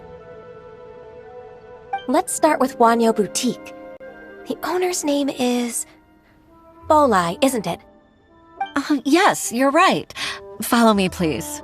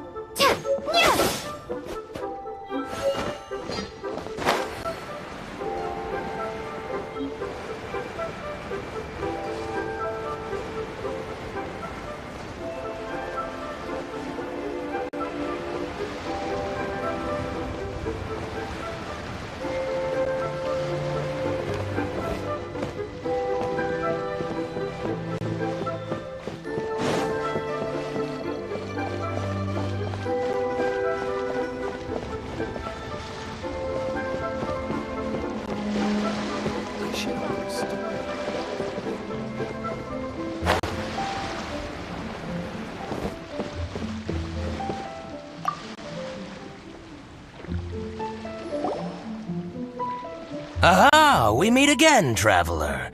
And you must be from the Yuhai Pavilion? I suppose you're about to place a big order. I'd be honored to offer you my wares. That won't be necessary, Mr. Bolai. Wanyo Boutique's credit is not sufficient to accept orders directly from Yuhai Pavilion. Should we need to place such an order, we would certainly go to Second Life instead. What? Second Life? Ugh. That rascal Dongsheng. He's stealing all of my customers. Well, Second Life's credit has always been excellent, and based on their tax records, their business is thriving. Tax records? Thriving? Huh. Is there anything you'd like to share with us, Mr. Bolai? Don't let that rascal fool you. I know his dirty tricks best. If you don't believe me, show me his tax records. I'm sure I'll find something fishy in there. You know Second Life's business so well? Of course. Their every transaction makes my blood boil. I'd rather lose money myself than see that rascal make some.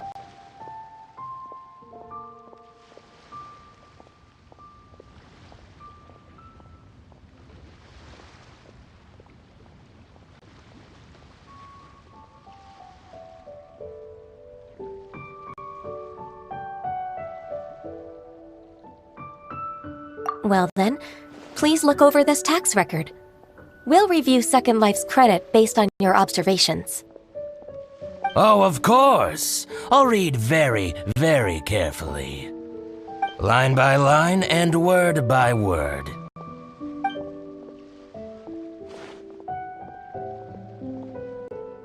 Ah, here, I found it! That exquisite wooden furniture set he bought from Fanmu Carpenters at the beginning of the year. Ugh, he even flaunted it in front of me. Look at the tax record. Not a word about that furniture. And he kept all the profit for himself. I see. He must have gotten rid of all the documents related to this transaction. No wonder there was no trace of it. I told you so. Just as I expected. Ugh, I can't wait to watch him squirm. But, Ms. Ganyu, despite all this, can't he just flat out deny ever making this transaction? He might have destroyed all the evidence, but I believe the supplier, Fanmu Carpenters, might still have some proof of it. Aha, you're right. Master Lu from Fanmu Carpenters must still have the invoice. He wouldn't be swayed by the likes of Dongsheng. I hope so. Let's go to Fanmu Carpenters. It should be near Chingsa Village. Thank you for shining a light on this case, Mr. Balai. Oh, please, that's nothing. I just hope you won't be lenient with him once you find the evidence. That's the best way to show your gratitude. I'm afraid I can't go to Chingsa Village. It's all right, Weishin. You can stay in Liyue Harbor and finish your work. Leave the rest to us. Ah, that's so considerate of you. Still, I'm sorry to trouble you like that.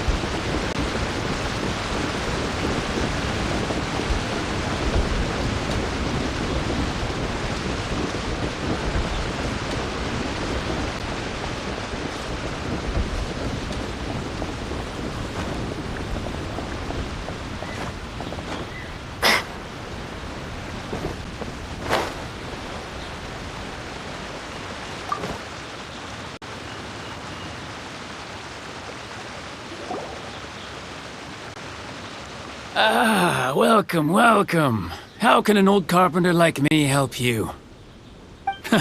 I'm usually happy to take new apprentices, but I'm afraid I can't take too many at once. But I'm always around if you're keen for a chat. Kingsa really is full of lonely old people. Hey, I heard that, Flying One. Paimon's sorry. Master Lu, we've just come to see you and ask you some questions. Don't worry, I know. You're from the Yuehai Pavilion, right? Why would the Qixing care about an old man like me? Well, whatever. You said that you want to ask me something. Ask away, then. You're very direct, Master Lu. I will be plain. We're looking for proof that Dongsheng from Second Life has been evading taxation. Dongsheng bought some furniture from you at the beginning of the year. Do you still have the invoice or any other record of that transaction? Oh, it's about Second Life. It was a big order. How could I forget? Sure enough, Mr. Balai was right. Could we perhaps borrow that invoice? We won't have any evidence to bring against Dongsheng otherwise. Of course you can. But I'm not so sprightly anymore. What's that supposed to mean? I only do my woodwork and display finished wares here at Fanmu Carpenters.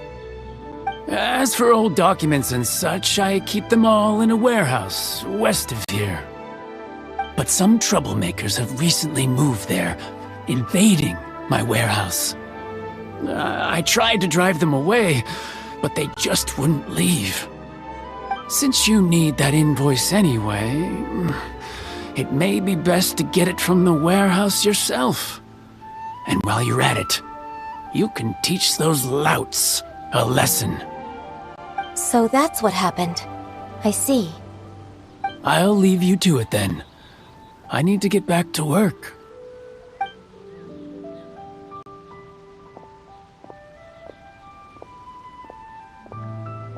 Take back the warehouse, find the invoice.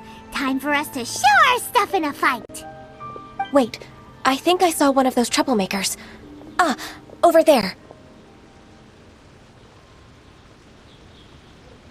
Oh, Paimon sees them too. It's one of the Fatui. They must be plotting something against Liyue Harbor. Maybe they're the scoundrels who invaded Master Lu's warehouse. Ever since Osial attacked the harbor, the Fatui's reputation in Liyue has reached rock bottom. We won't cause a serious diplomatic crisis by getting into some small scuffle with the Fatui within our borders. You need not worry. Besides, I can already feel their malicious intentions. Consider it my intuition as the secretary of the Qixing. Then what are we waiting for? Let's go teach him a lesson.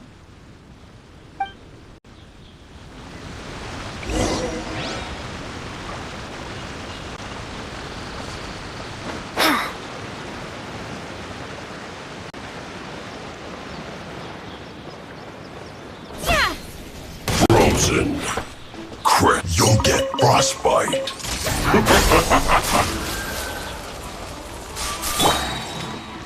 It's time for a flash break. Childe to the bone. Spring forth! Let the show begin. Ready, steady, go!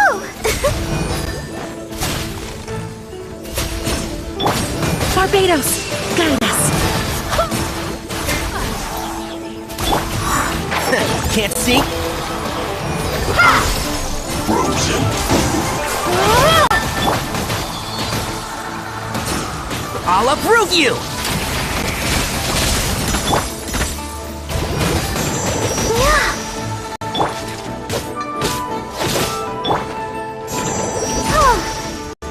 Let's dance. And Shroud!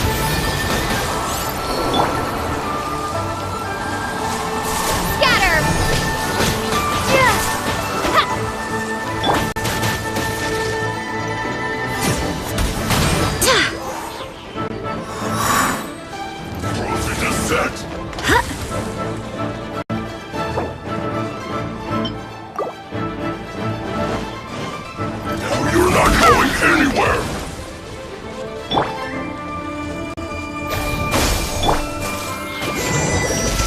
Frozen descent! Childe to the bone! Propagate!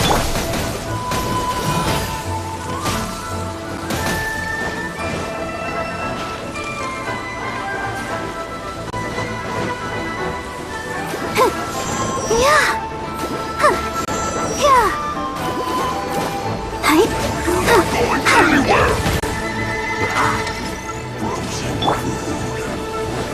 Go as one! Germinate! Scatter!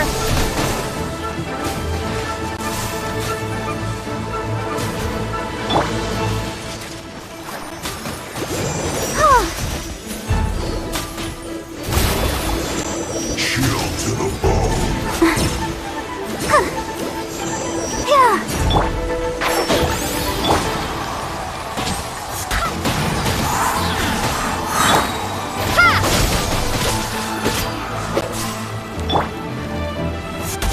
I swear by my sword! Descent!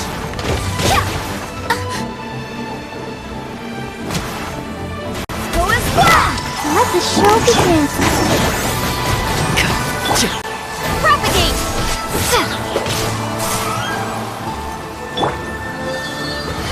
Let's nip that in the bud.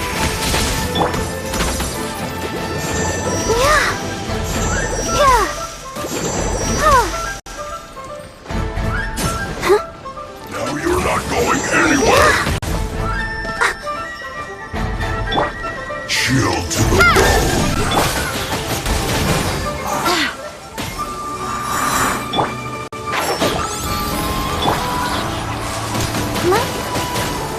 Dance!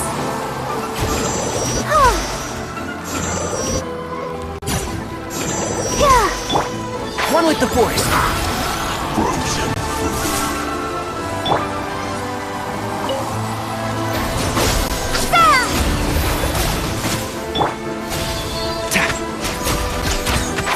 Can't see?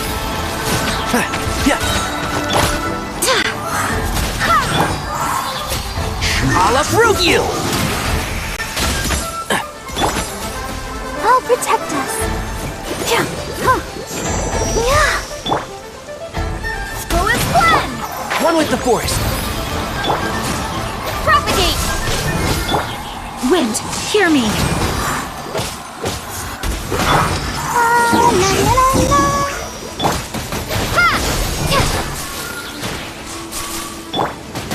Can't see?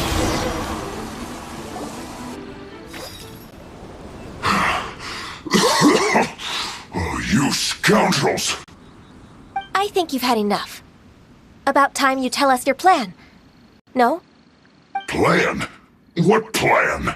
We just taught you a lesson, but clearly you weren't. If you don't spill whatever you're scheming against Liyue, we'll be forced to use harsher methods. I'm telling the truth. There's no scheme. If you're telling the truth, then why would you, a member of the Fatui, suddenly appear on the outskirts of Chinksa village? Fine. If you really want to know, then About to... pick berries over there. I must admit, I didn't expect you to come. It's not an excuse. I rarely have a free morning, and I heard that there were fresh berries in this area. Think about it. I'm here alone, and Chinksa village is nothing more than a retirement spot for old people. What could I be scheming anyway? Judging by how he's looking at us, it does seem like he feels like he's the victim here. So you have nothing to do with the occupation of Fanmu Carpenter's warehouse? Fanmu Carpenter's warehouse? Where's that? I swear, I only came here to pick berries. That's all. So it wasn't the Fatui who took over Master Lu's warehouse after all. I misjudged the situation and offended you. Our exchange only represents my personal views. If you wish it so, you can file a complaint to the Ministry of Civil Affairs.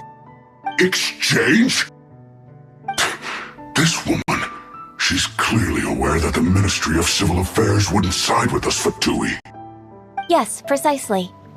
As an alternative, you may try to solve this problem with force once again. Paimon's in! Darn you. How can you wear that solemn face while bullying me like this? What's your choice then? I'll get back to my berries.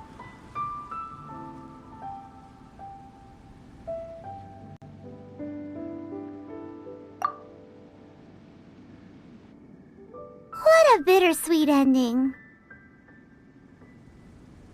I made a laughingstock out of myself. I might have spent too much time away from work. My intuition is not as accurate as it used to be. No worries. It's always nice to teach the Fatui a lesson. Let's keep moving towards Master Lu's warehouse. Our goal is to get the invoice, after all.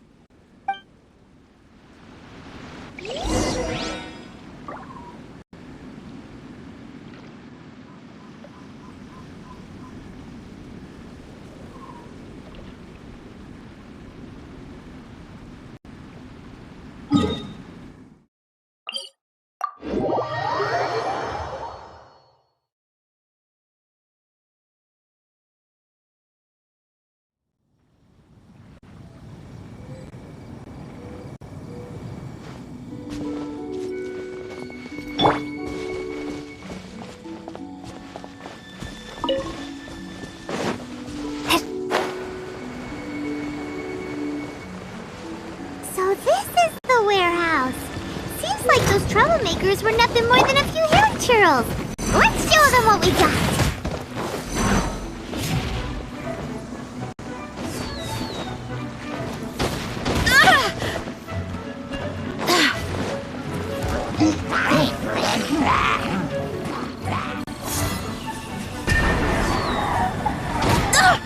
Barely a scratch!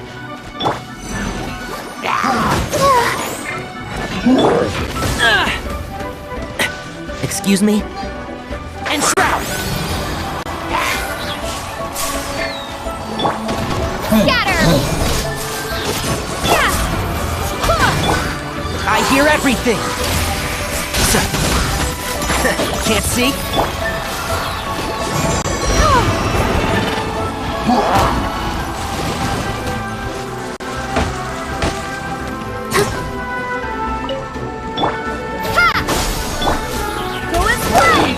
One with the forest.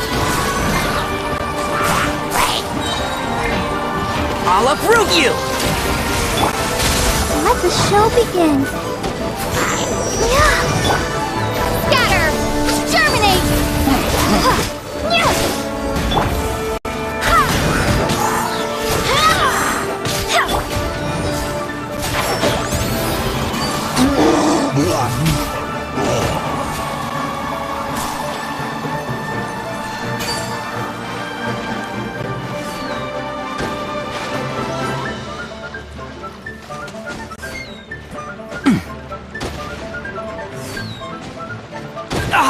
I'll bury you!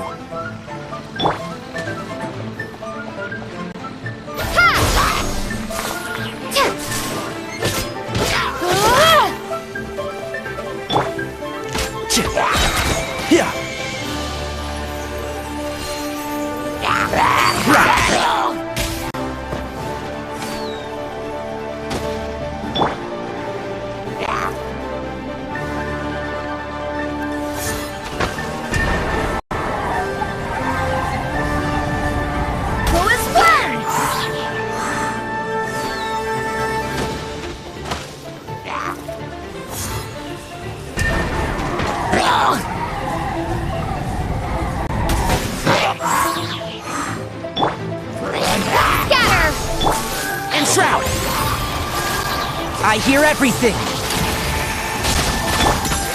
Ready, steady, go! I'll protect us. Yeah.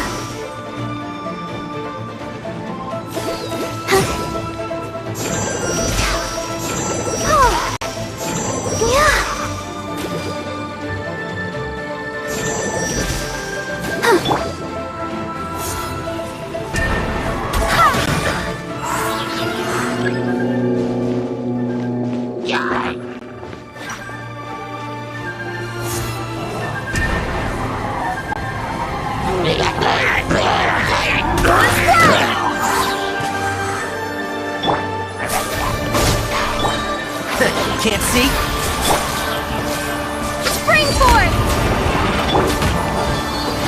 Let's nip that in the bud. I swear by my sword! Let's dance.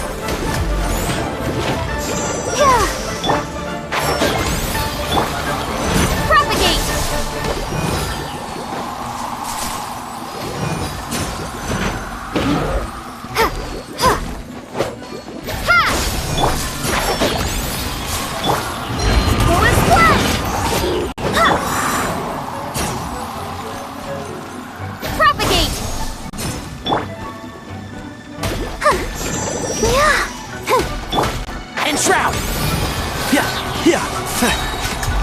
I hear everything!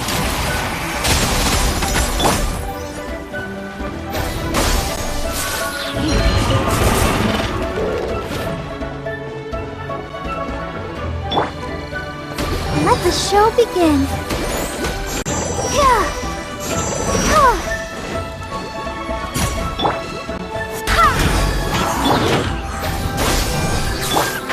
Can't see?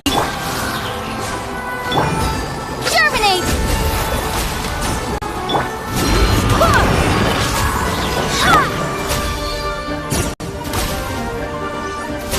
Enshroud!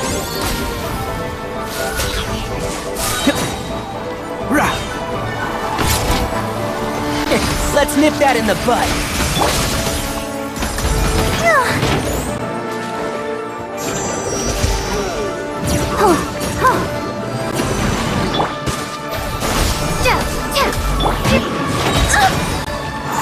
Wind, hear me! All clear! Quick, let's look around for the invoice.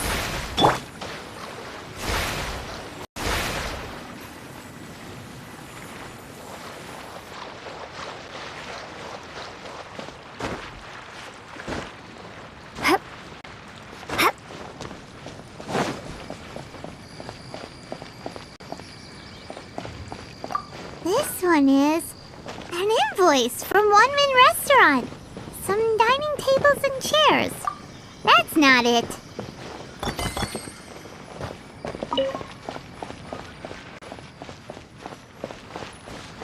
This one is Wangsheng Funeral Parlors. Oh, so they make coffins too.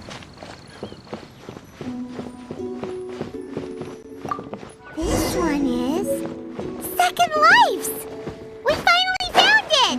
Let's bring this invoice back to Hoishin.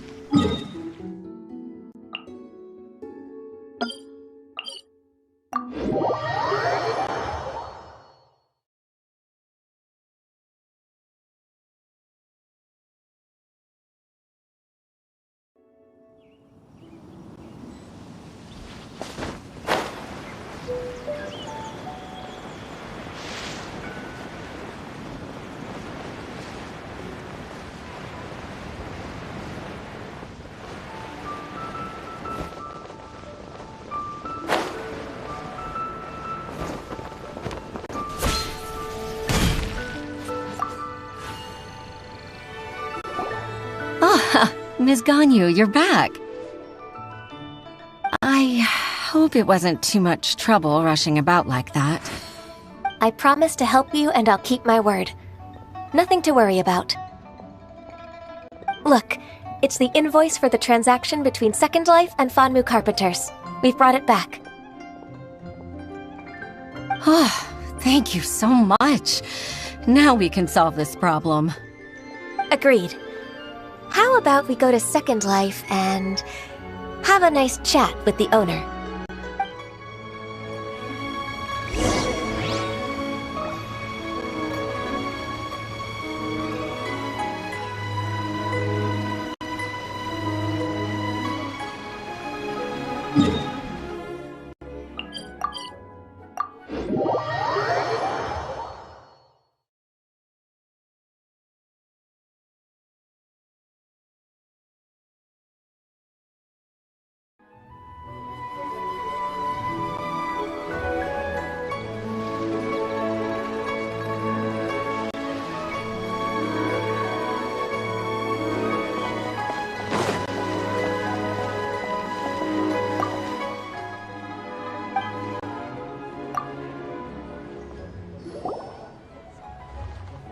Isn't it Huixin from the Yuehai Pavilion?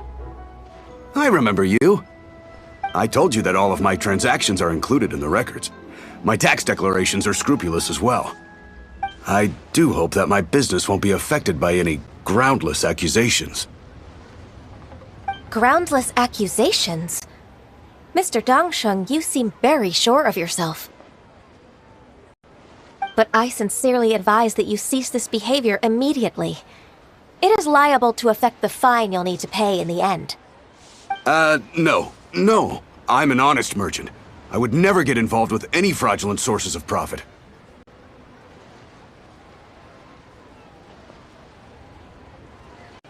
Haven't I made myself clear?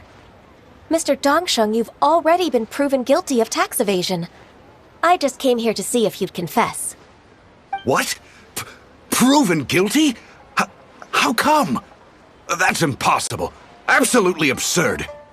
He's talking without rhyme or reason. Must be crumbling under Ganyu's pressure. Time for the finishing blow! Mr. Dongsheng, can you tell me what this is? It's an invoice from Fanmu Carpenters. I'm Master Lu. I didn't... Do you admit to tax evasion? This transaction was absent from the tax record. I didn't think you'd find out. I didn't leave a single trace. Indeed.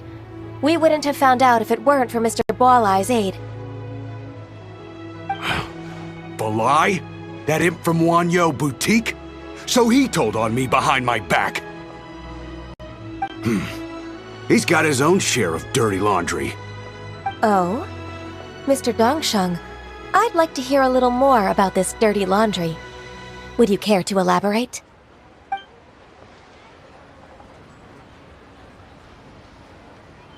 I don't think you'll need my guidance for what comes next. Yes, thank you, Ms. Ganyu. I can take it from here. That's good. I must say, you're truly impressive, Ms. Ganyu. Your enemy knows you best. To think, you came up with this plan and executed it so masterfully. It's actually one of your father's, the Tianshu's, old tricks. I just took some inspiration from it. My father? Pitting your opponent against their enemies and watching them drag each other down from an advantageous position. That's how Uncle Tian managed to keep his position in the Qixing secure for so many years. I figured that as Uncle Tian's daughter, you'd naturally grasp your father's strategies. So, I decided to use one of your father's tricks and play it out for you to see. I can see it now. Clearly, I still have a lot to learn about my father. I'm really grateful, Ms. Ganyu. You're the kindest mentor I've ever had. Thank you. Ganyu solved both Huixin's work and family problems. 2 birds with 1 stone. Oh, you've helped me so much.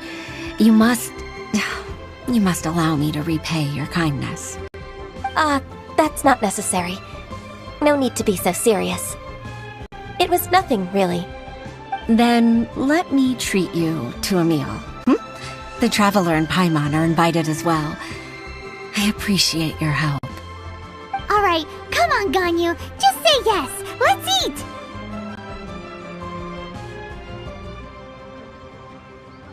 Oh, come on. It's just a meal. If it's just a meal, there's no reason for me to decline. It'll be my pleasure, Huixin.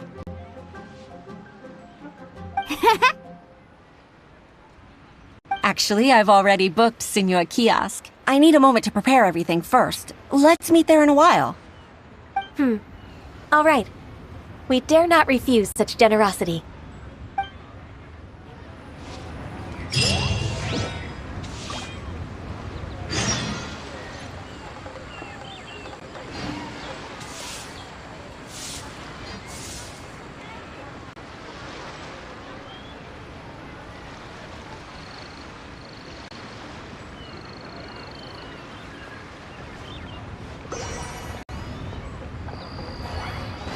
Oh, what should I try this time?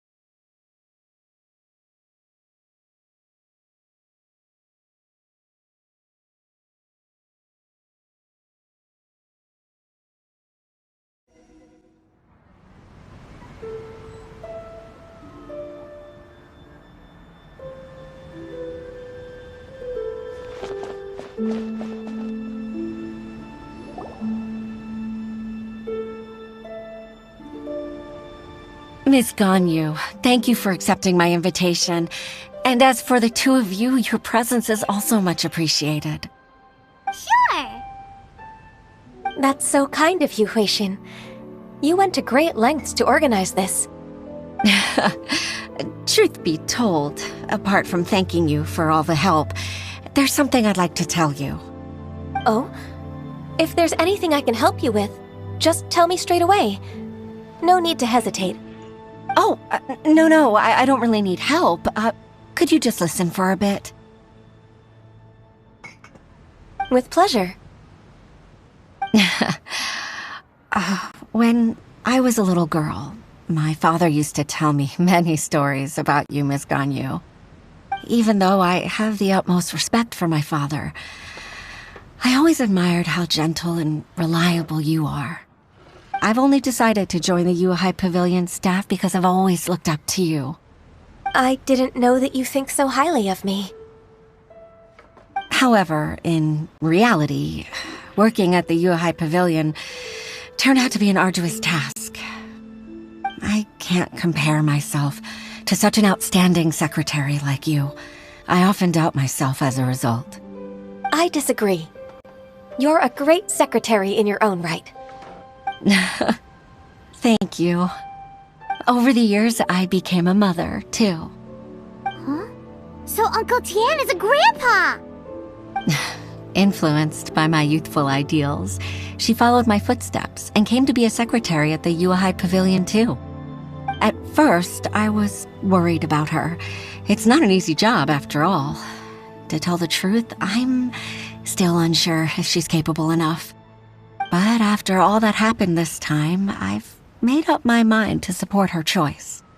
So, what made you change your mind?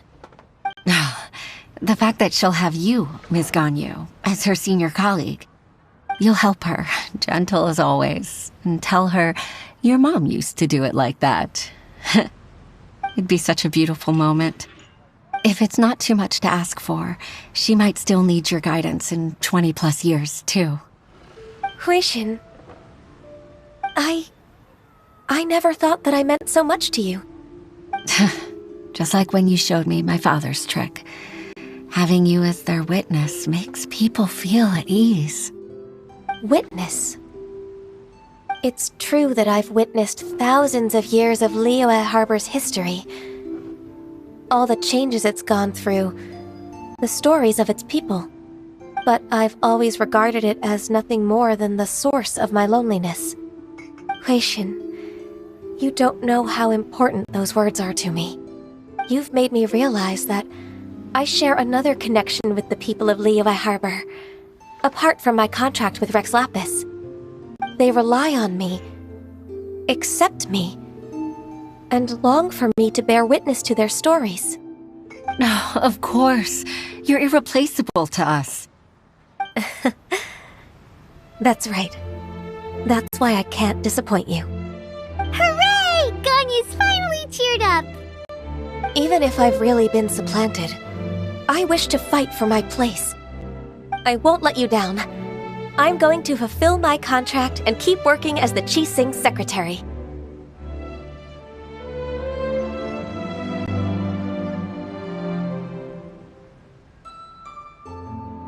Regardless, I'll go back and see for myself. I'm afraid that it might have all become a mess during my absence. No time to waste. Let's get back to work. Good luck, Miss Ganyu. We're leaving already? I'm still hungry.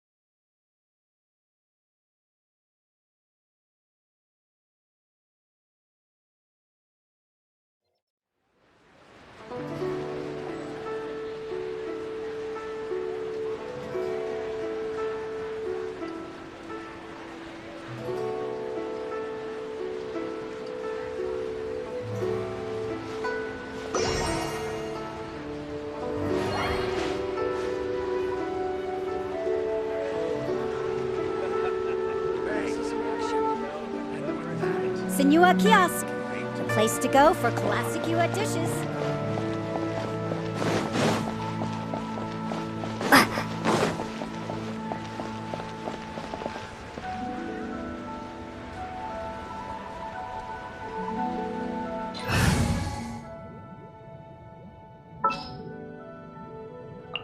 Thank you for choosing Komania Express.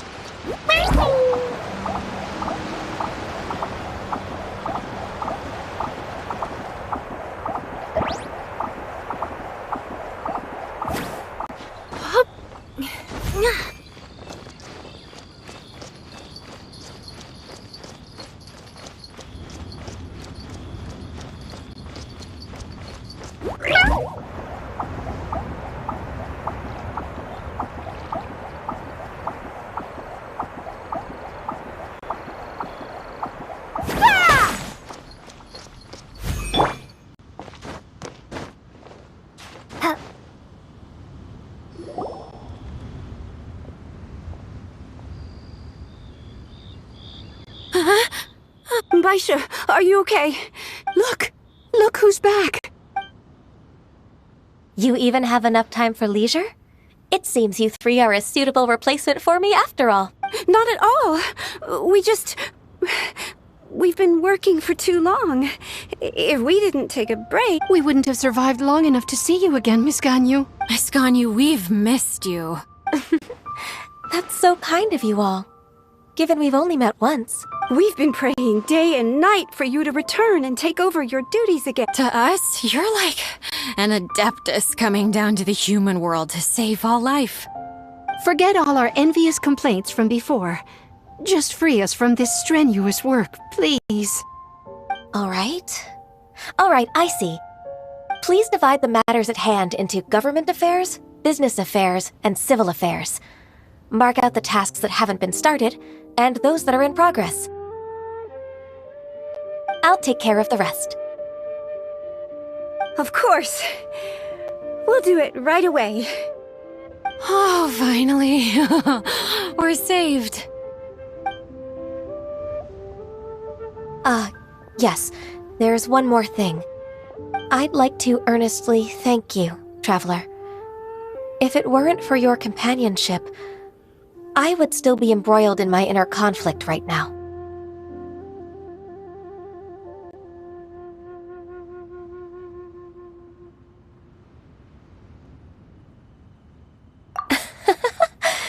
To think that I'd gained a human friend outside of work. It makes me happier than I could have imagined. I'd like to repay you when I'm done with the work at hand. What would you say if I accompanied you on one of your trips? Sure, but are you ever done with work, Ganyu? Let's cross that bridge when we come to it, shall we?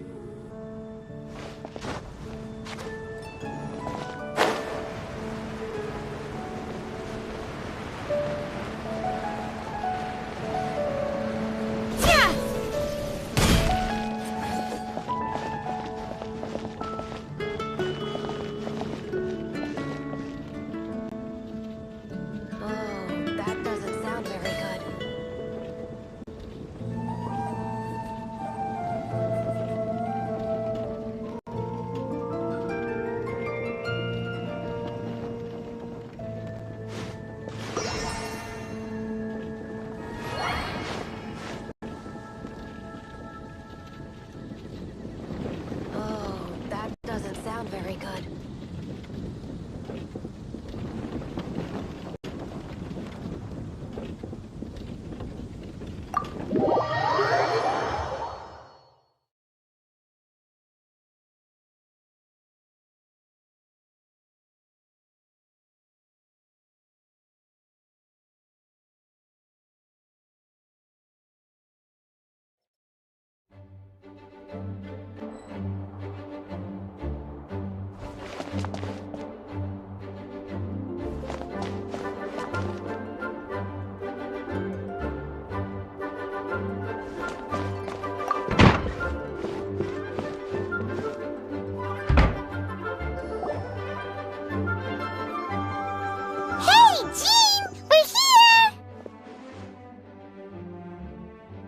Paimon and the Traveler. I've been waiting for you.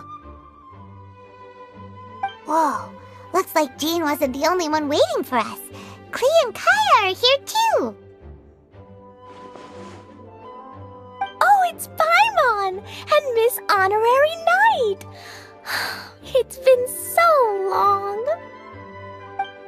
Ah, look who it is. You've caught me completely off guard this time. But then again, it's always a pleasant surprise when you two show up. Guess we were so excited to see Jean again that we forgot to knock. I hope we didn't startle anyone. Wait a sec. You weren't talking about anything that we're not supposed to hear, were you?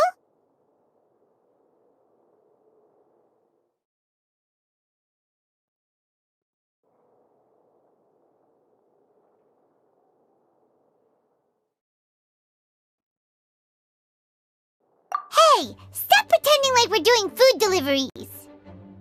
It's been a while since we last met, but I can see you two haven't changed one bit. Don't worry, we weren't discussing anything confidential. In fact, we were just talking about you. Maybe we should let the star of the story explain it in their own words. Yeah! Let me tell it! Let me tell it! A few days ago, I was reading Todoko Tales in the solitary confinement room when all of a sudden, whoosh! A letter came flying in through the window. Flying through the window? How does a letter fly? Like a bird does. It was flapping its wings. It could even talk. It said, well, it was a bunch of stuff I didn't understand. You couldn't understand? Then it must have been talking about how to avoid solitary confinement.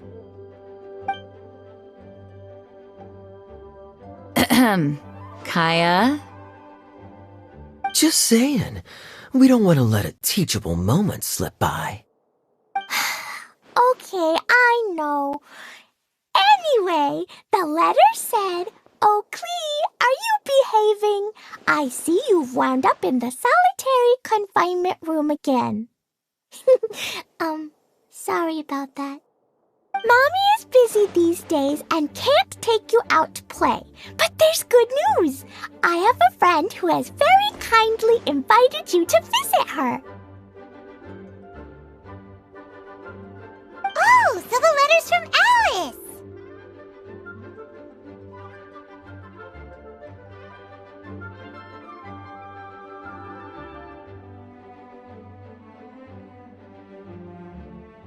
In principle, yes. But the issue is that Alice's friend lives quite far from here. The letter says that Mom's friend lives in Sumeru. The Knights of Favonius could never agree to send Clea off to Sumeru on her own, but Clea is rather intent on taking Alice's friend up on this invitation. Yeah, I really want to go. You see? So we were wondering, who can we send with her on the journey? Preferably someone who's a reliable hero and with a history of saving Mondstadt. Oh, so that's why you wanted to see us. I do apologize, but Clee gets along with you so well. We couldn't think of a more suitable choice. Sure, we can do that, no problem, right? Can you really miss Honorary Knight?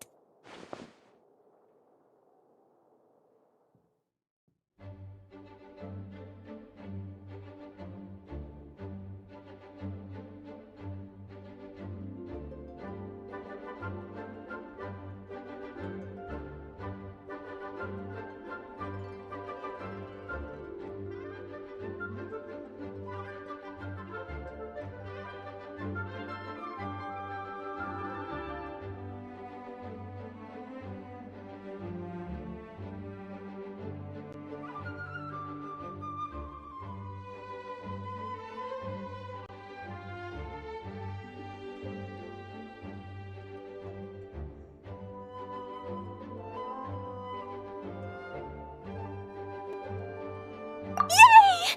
With Miss Honorary Knight around, Clee's not afraid of anything! See? I told you that she'd agree. In that case, we'll leave Clea in the trusty hands of the Traveler. And you too, Kaya. You should join them. I noticed you quietly completed that backlog of paperwork we had. You deserve the chance to unwind a little. Oh, so you noticed. Well then, I suppose I have no reason to refuse. Great! Things will go even more smoothly with Kaya around. Still, Sumeru is pretty far. It's gonna be a long journey. Don't worry! Mom's letter had a magic invite inside. Mom says we just have to all shout out where we want to go at the same time, and poof! We'll be there in the blink of an eye! Wow! Well, that'll definitely make things easier. It only works 3 times though, so we should only use it when we really need to. 3's plenty. 1 for the way there, 1 for the way back, and 1 extra, just for good measure. Sounds very mysterious. I still think we should use it sparingly. After all, we don't know the exact location of where we'll be headed, or what dangers we may encounter on the way. Here's what I suggest. Traveler, you're well connected. I'm sure you must have friends who are familiar with Sumeru. I say we start by teleporting to one of them. It'll give us a chance to test out the magic invite, and also find ourselves a local guide. That kinda makes sense. And since it has 3 uses, there's no point letting one of them go to waste. Couldn't have put it better myself, Paimon. So, do you have a particular contact in mind? Well, we need someone who's familiar with Sumeru and can be our guide, so sounds like we need a forest ranger. And everyone knows that the best place to go looking for a forest ranger is a little place called... That's the one! Maybe we can get Tighnari to help us. Alright, Gandharvaville it is. Okay, I'm happy wherever we go, especially with Kaya and Miss Honorary Knight. We should be on our way then. If you'll excuse us, Acting Grandmaster. Yes, let the wind lead. I wish you a safe journey. And Klee... I know. I'll be careful, I promise. Great! Okay, here goes nothing. Take us to... Gandharvaville! Gandharvaville. Grand Arbor Hill! Huh? No, it's not a hill! Ah, wait!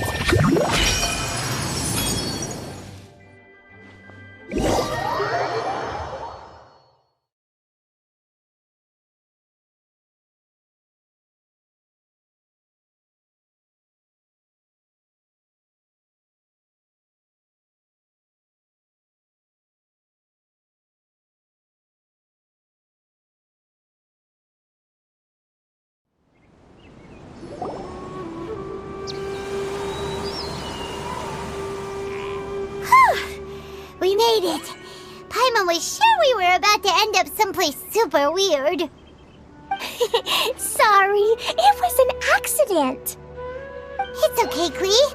Good news is this magic invite really does work.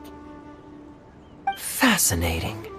One moment we're in Mondstadt, the next we're in Sumeru. So this is where Mom's friend lives? Wow! There are so many big flowers! Oh, and jumping mushrooms! Oh, you ain't seen nothing yet! Sumeru's full of strange stuff like this! Like,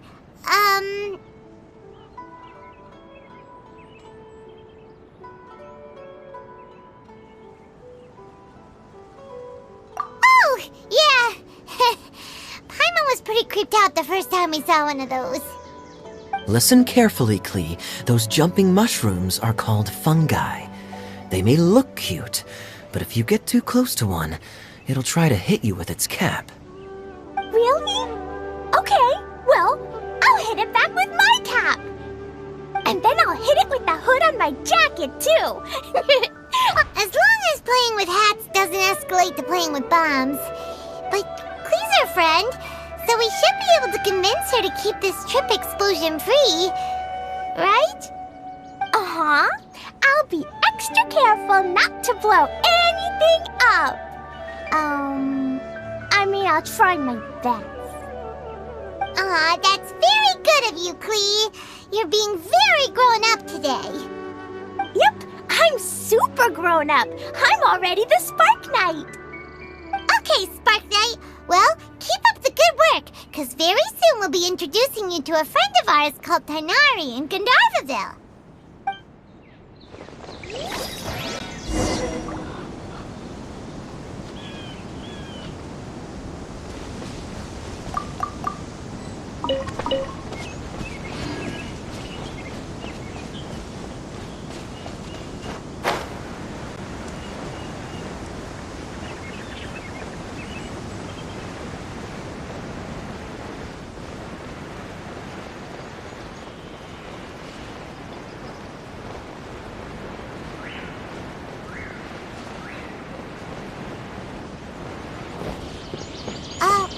Hey, look!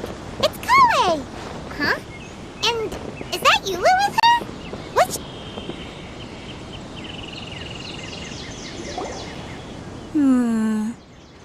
I've definitely heard the other forest rangers mention somebody dressed like that before. I see. Then it looks like my suspicions are correct. Who do we have here? Traveler and Paimon! Huh? Oh, Kaya and Klee are here too! Hi, Kale! It's been ages! Kale! Eula! What are you two doing here? Well, that question's really more for Eula. What a coincidence. I didn't expect to run into a fellow Favonian captain this far from Mondstadt. How's the vacation going? Seriously?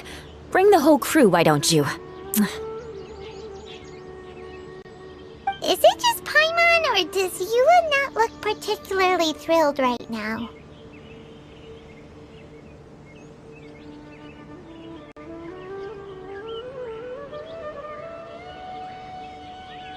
Oh, cool! Great idea! Let's go!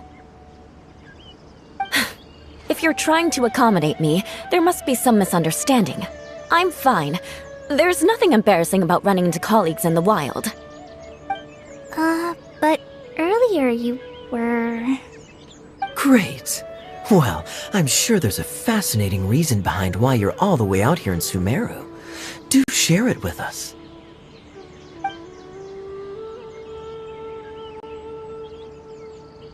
If you must know, it's a little complicated. But simply put, I'm searching for a cousin of mine from the Lawrence clan. He went missing recently, and after searching his home, we found evidence that led us here. He appears to believe that somewhere in Sumeru lies the key to restoring our clan to its former glory. He came all the way to Sumeru for that? What was he going to do? Enroll at the academia?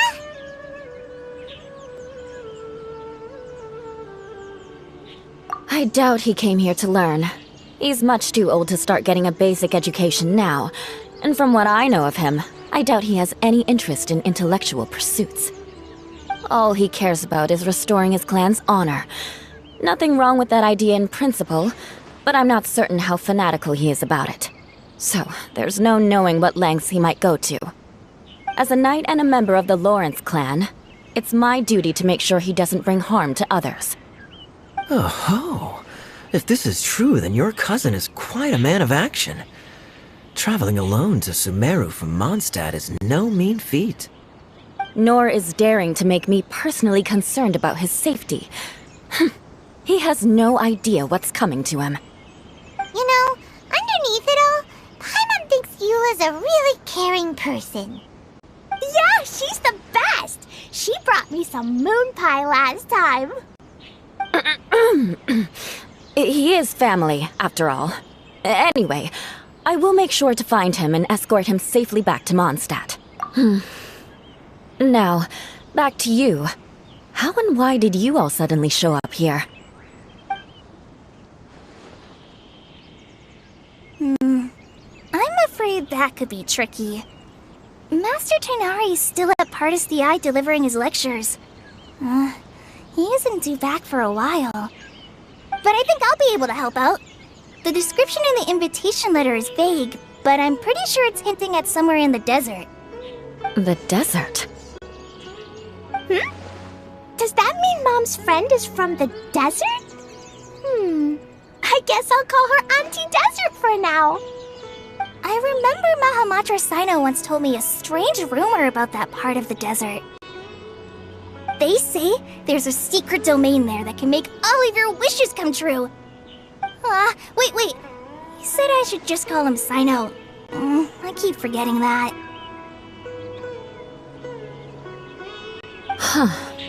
A domain that makes people's wishes come true. Wow. So is it true? Does it really exist? I probably would have believed it a few years ago, but now that I'm a little older and wiser, I think it makes sense to be more skeptical about things like this. This explains a lot. The domain could well be a myth, but he probably figured he had nothing to lose. If you intend to search for this place, then please allow me to join you. My cousin has quite a collection of books about Sumeru desert mythology on his shelves. I highly suspect that he, too, is looking for that domain. Can I come too? I think you might need me there. You'll definitely need a local guide while you're in Sumeru. And I think I have what it takes to be that person. Plus, it's a forest ranger's duty to bravely lend a helping hand to others in need. We have every confidence in your abilities, Kale. Our party grows bigger and stronger still. What say you to this, Captain Klee? I think it's super cool! I read in a storybook that on your own you can only have a drop of happiness, but in a group you have a whole ocean. So I'm sure Mom's friend will be super happy if I show up to visit and bring a whole bunch of friends with me. That's the spirit. In that case, let's get the magic invite to take us there.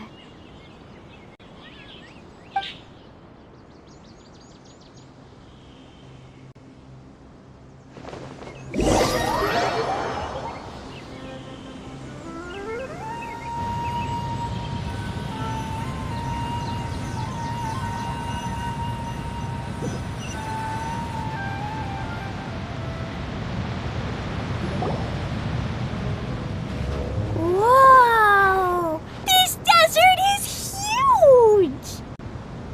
Wow, what an incredible sight. Yes. The scenery is quite magnificent.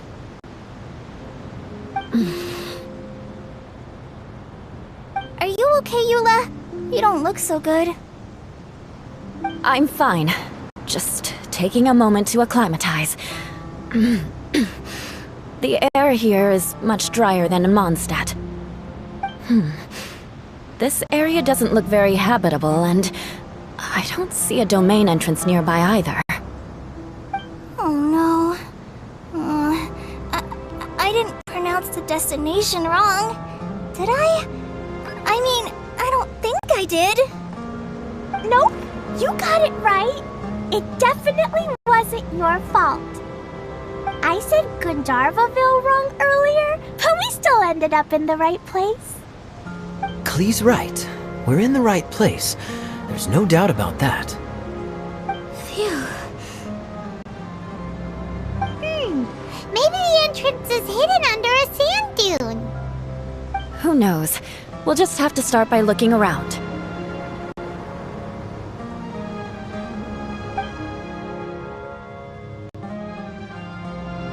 Oh, Paimon's so tired and so thirsty. We should have found something by now. Unless there's a problem with the magic invite. Huh? How could that happen? Uh-oh. Did I break it by accident? But I didn't do anything. Todoko will back me up. I'm innocent. It's definitely not your fault, Klee. See? Not even a wrinkle on it.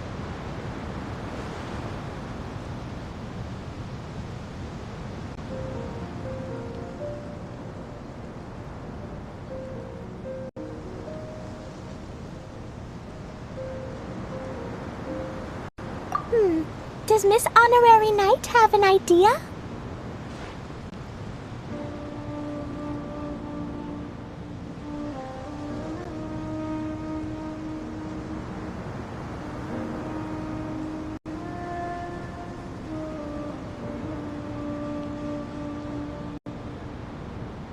Ah, Paimon knows where you're going with this.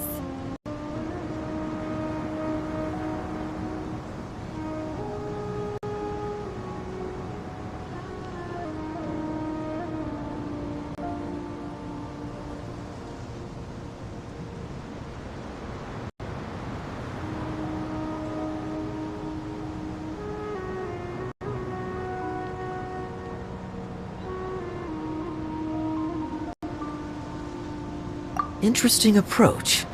Assuming we're right about this magic invite. That is to say, if it was sent from within the domain, the invite likely has some sort of connection to it. Oh, I get it now. Plus, I know a super special trick we can use. What kind of trick? Can you teach it to us too? Of course! Mom said that if I ever need help, I just need to shout this out loud. Magic invite, Klee needs your aid. Do something now, so Klee's not afraid. Look, something flew over.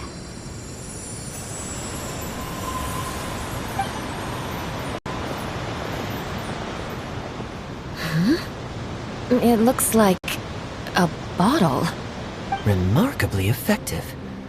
That's one trick I'll be keeping up my sleeve in the future. You should make a note of it. Absolutely not. It's not my style. I suppose bottles are pretty common in Sumerian mythology. So, is this supposed to be the entrance to the domain? A domain? In a bottle? Huh. Well, if there's one thing we learned in Liyue, it's never judge a domain by its cover. Guess there's one way to find out if this really is the way in. Come on, reach out with your hand.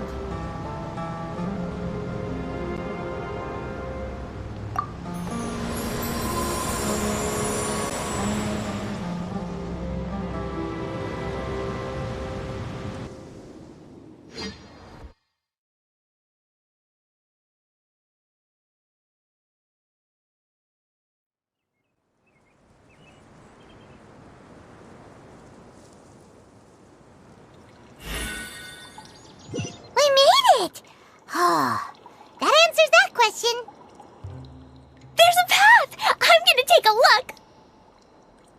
Hey, don't run off and leave us all behind.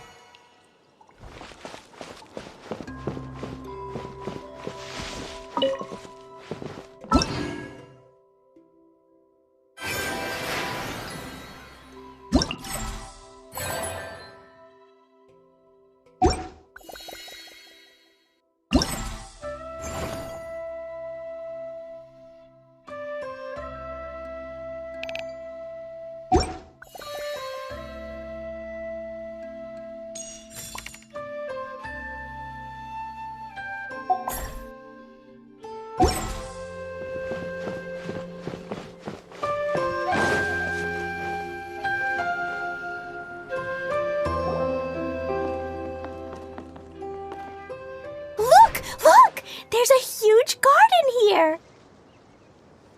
Incredible. It looked so small from the outside. Everyone, I suggest that we stop here for a moment. We should take stock of our surroundings before deciding on our next course of action. Since we're in a bottle, has anyone heard the story of the magic bottle? Oh, you mean the one about King Deshret and the genie in a bottle? I've read it before, but I struggled with some of the vocabulary. What's the story about, Kaya? Mom told me a story once about a group of adventurers who went to Bottle Land. But I don't think there was a magic bottle in that one. Don't worry, Klee. I can tell you all about the story of the magic bottle. But if you keep running off on your own, you'll miss all the good parts. Oh. Okay, I got it. I'll stay with the group from now on.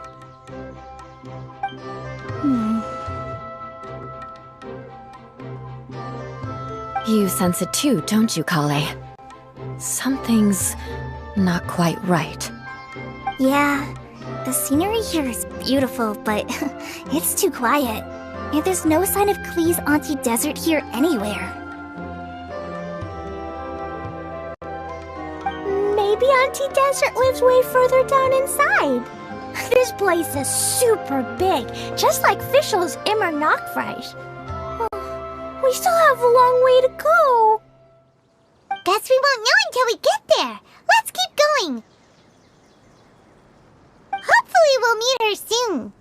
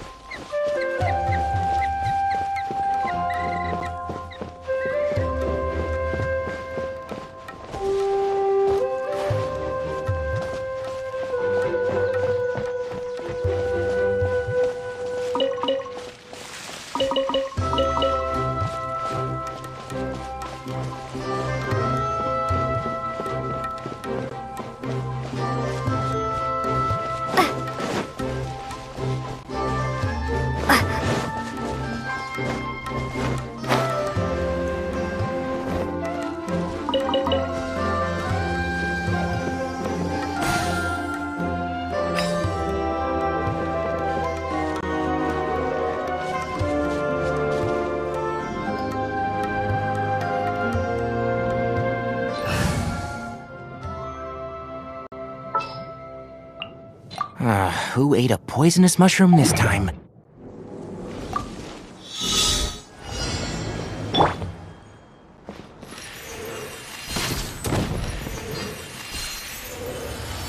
Yeah. Yeah.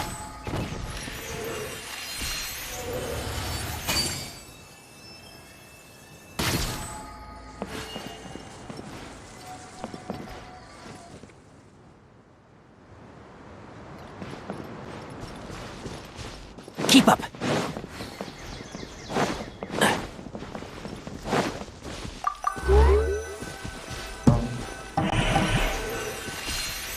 Rah!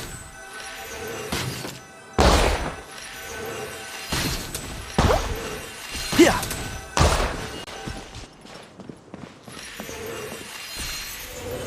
Yeah.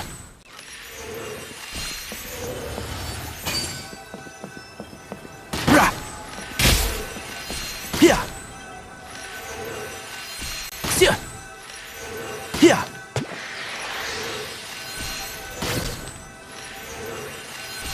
Yeah.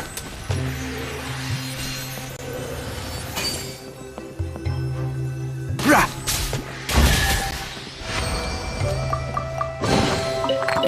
I think we can forego the lost and found report.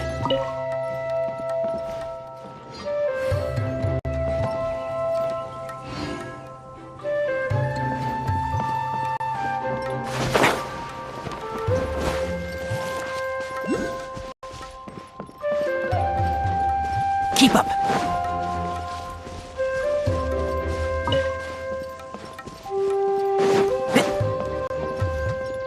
One with the force.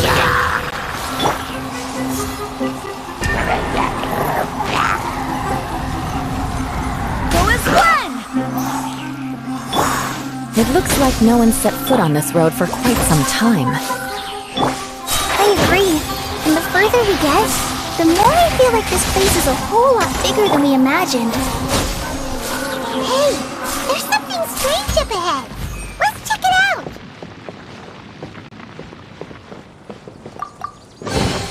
I'll keep this close.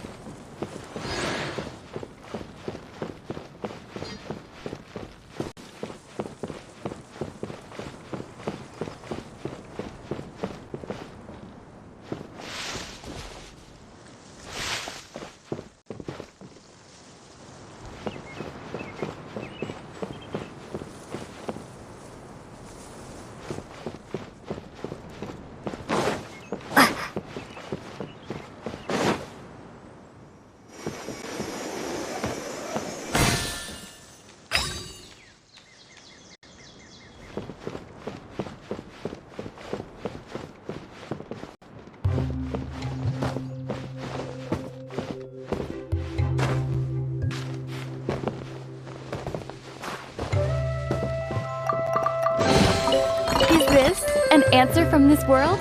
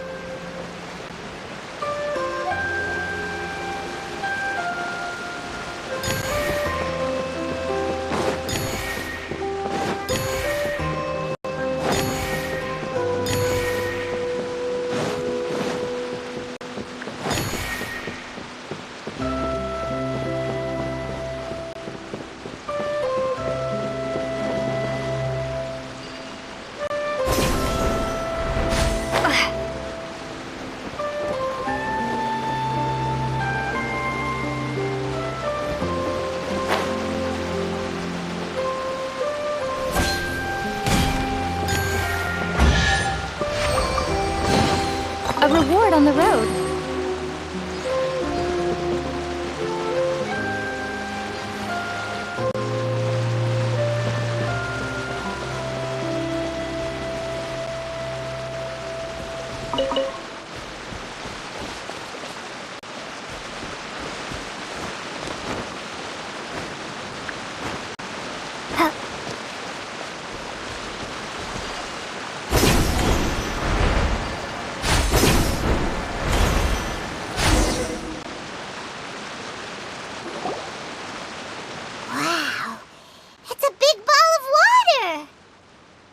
I wonder what it feels like. Can I touch it? It's so big that we could probably pass straight through it.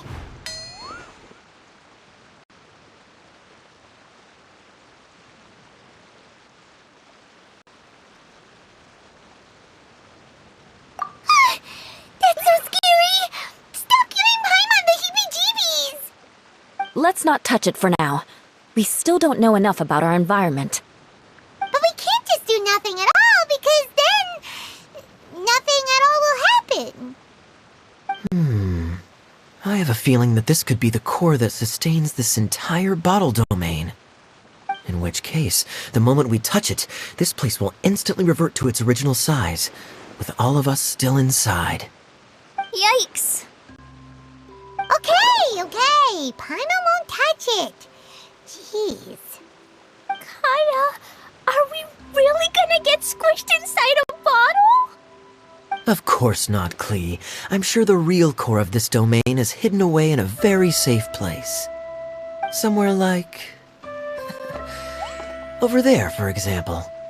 I was so nervous that I didn't notice that big wheel at all. Wait, who goes there?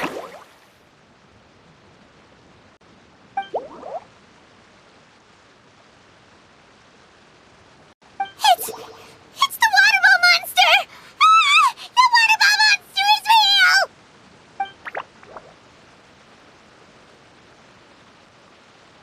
It doesn't seem hostile. In fact, don't you think it looks happy to see us? Really? You sure it's not gonna gobble up Paimon whole?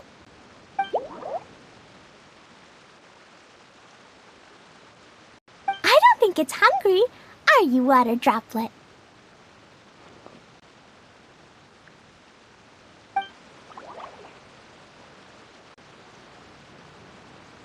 Oh dear. I don't know about anyone else, but I'm not understanding a word of this.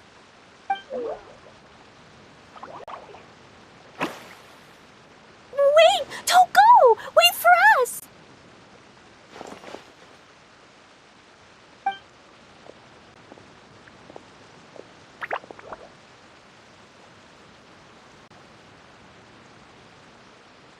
Why'd it stop?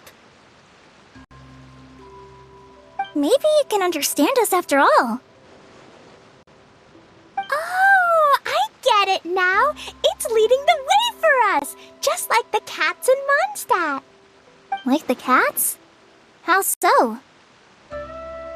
When you're walking around in Mondstadt City, sometimes a cat will show up on the side of the road.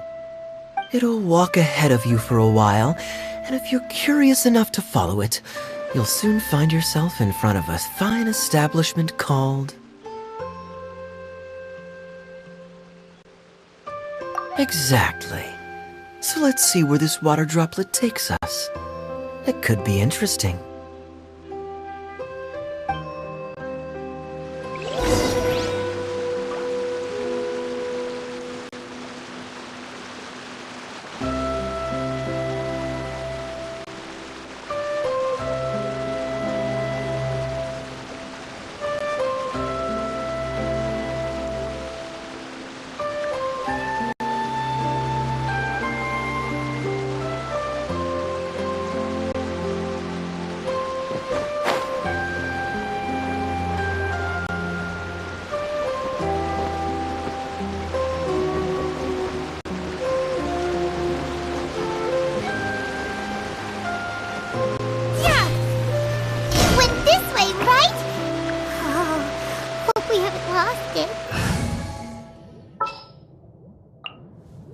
There are still so many places for us to explore. Did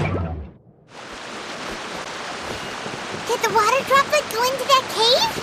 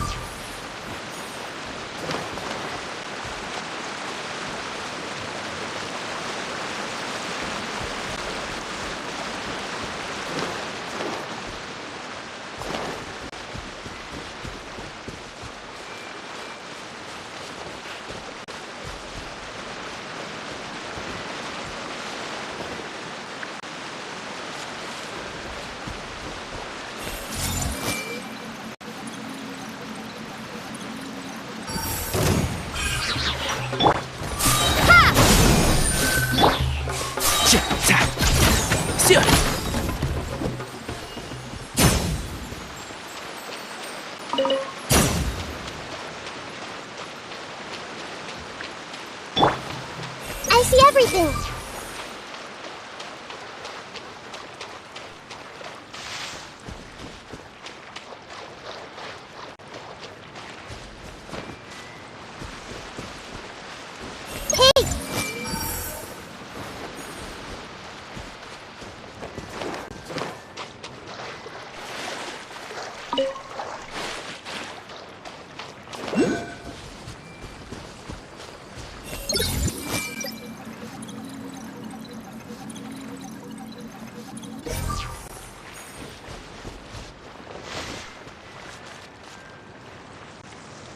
Everyone hold hands.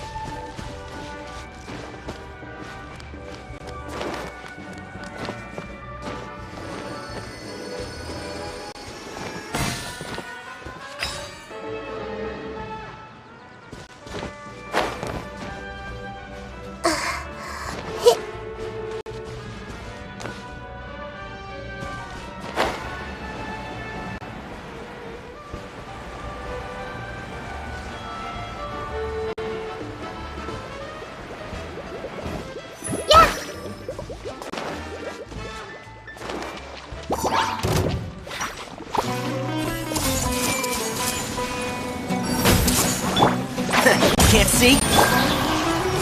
Scatter! I'll uproot you!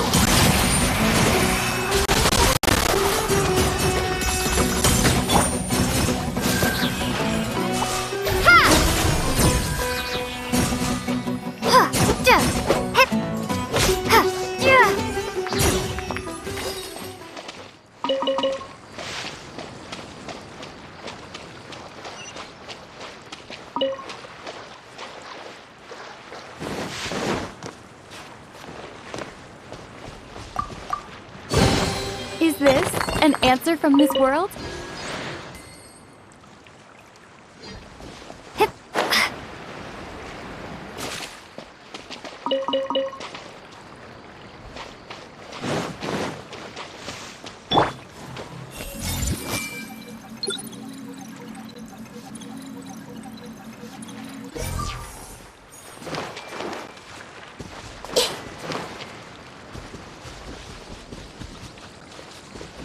Everyone hold hands!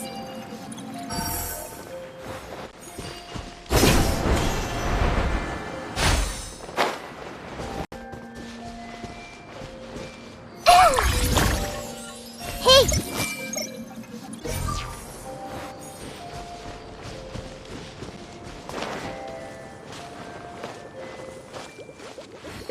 I see everything!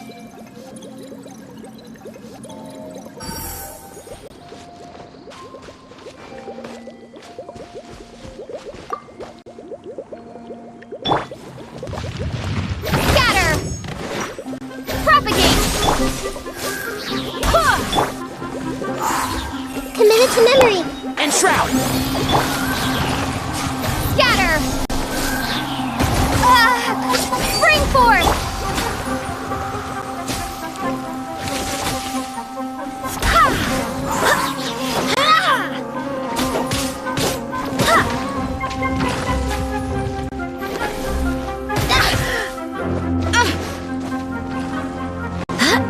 Go as planned! This may hurt a little.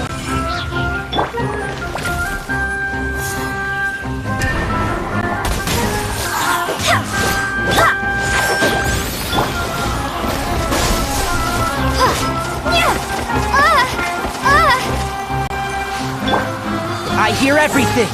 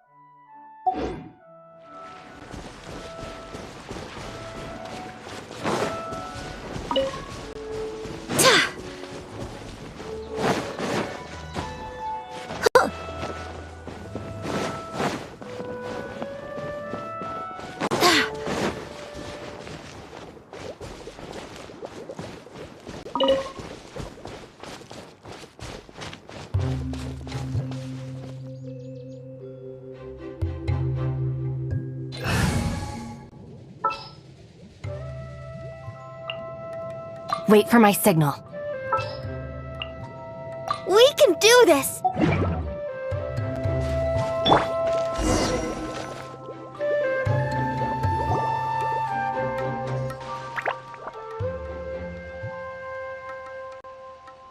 Huh? Another strange contraption. And there's a weird-looking wall over there. This kind of looks like that ball of water we saw earlier.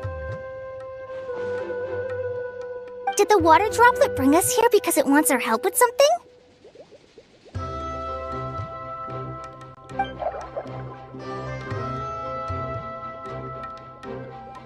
What? Your friend is trapped in the wall?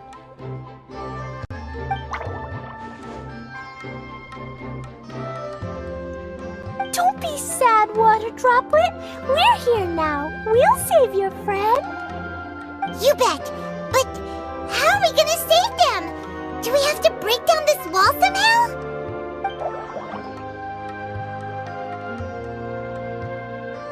Nope, we can't do that. No breaking the wall. Do we need to find a key of some sort then?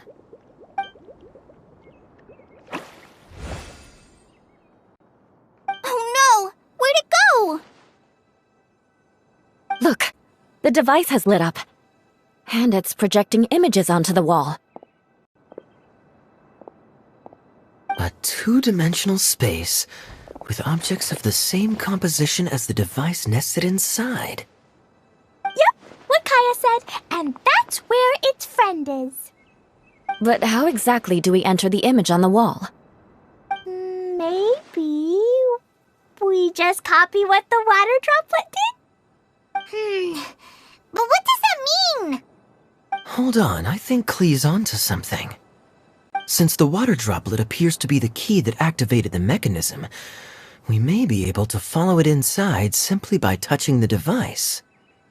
The principle is no different than how we entered this bottle domain. Fair enough. Okay, deep breath, then head in.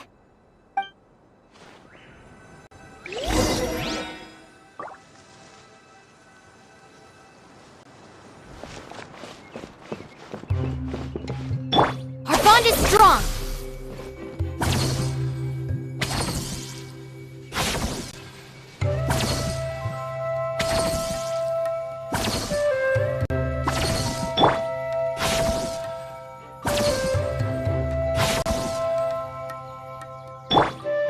Come on, we can do it. Stand with me.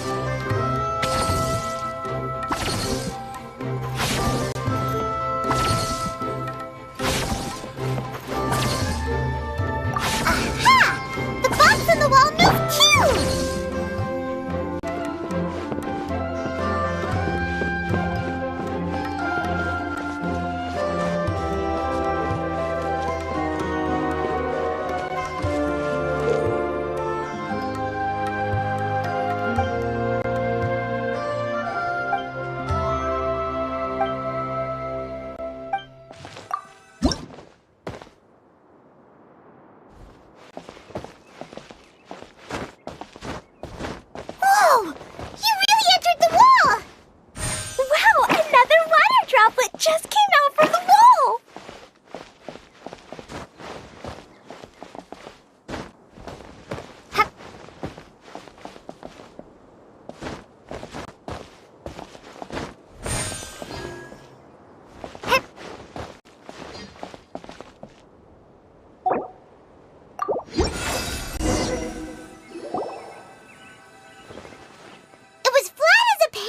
In there, but as soon as it came out, it turned all plump and round. Guess it makes sense that the water droplet's friend is also a water droplet. Aw, and they both do the same thing to show they're happy. Water droplet? It's saying thank you, Miss Honorary Knight. That was a huge help. Traveler, how do you feel after entering that two-dimensional space? Any physical side effects? You sure seem fine to Paimon. Well, I'm just glad that you're okay. Good thing Yua's here to look out for everyone. Can't say the same for you, though, Kaya. You were pretty quick to send the Traveler inside. Hey now, I only suggested that because I was confident that the Traveler would be fine. water droplet? Is there anyone else here besides you and your friend? Yep! You know, anyone who looks like me or my friends. Oh! It ran off again! Amazing! Come on, let's follow it!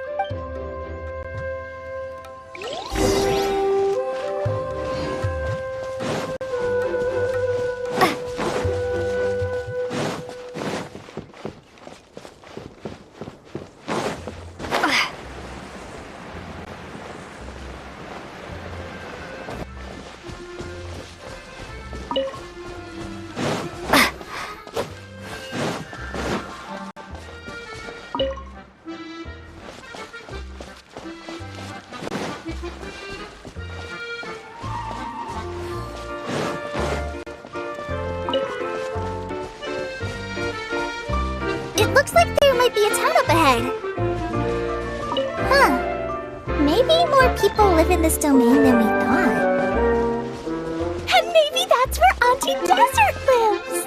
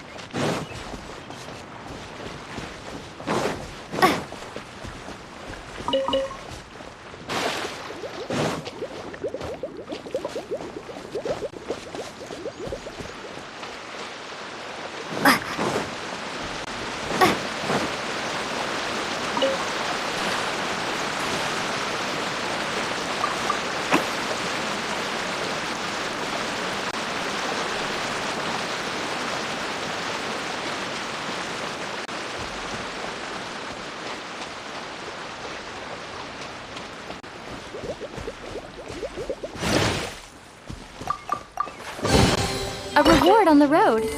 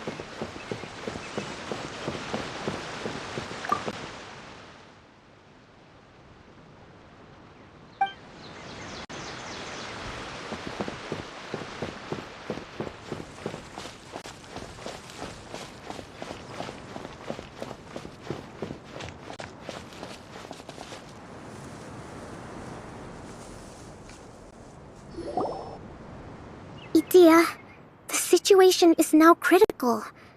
Our window of opportunity to fix this is rapidly closing.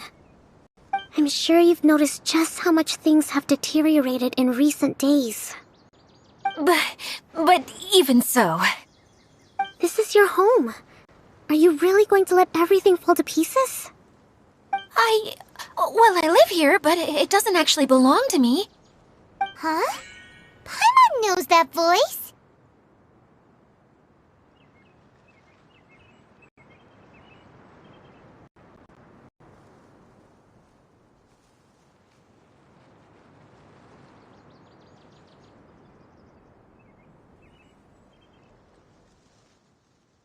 Anyone else who comes into this domain in the future will take one look at the ruins before them and conclude that this place was abandoned years ago. But just imagine how different things could be if you maintain this domain in perfect condition. Whoever sets foot inside would witness a magical wonderland. How miraculous it would feel to them to find such unimaginable beauty in the middle of a lifeless desert. Oh, you're right, General. Truly, but... Act now while you still can. You have to stand up to this and break free from your despair. The most important thing is to have no regrets in the end. Well, no one chooses to have regrets, do they? But I take your point. I'll try my best to stop running away. But the question remains of where to begin. Paimon's figured out who it is! Is it Miss Honorary Knight's friend from a faraway land?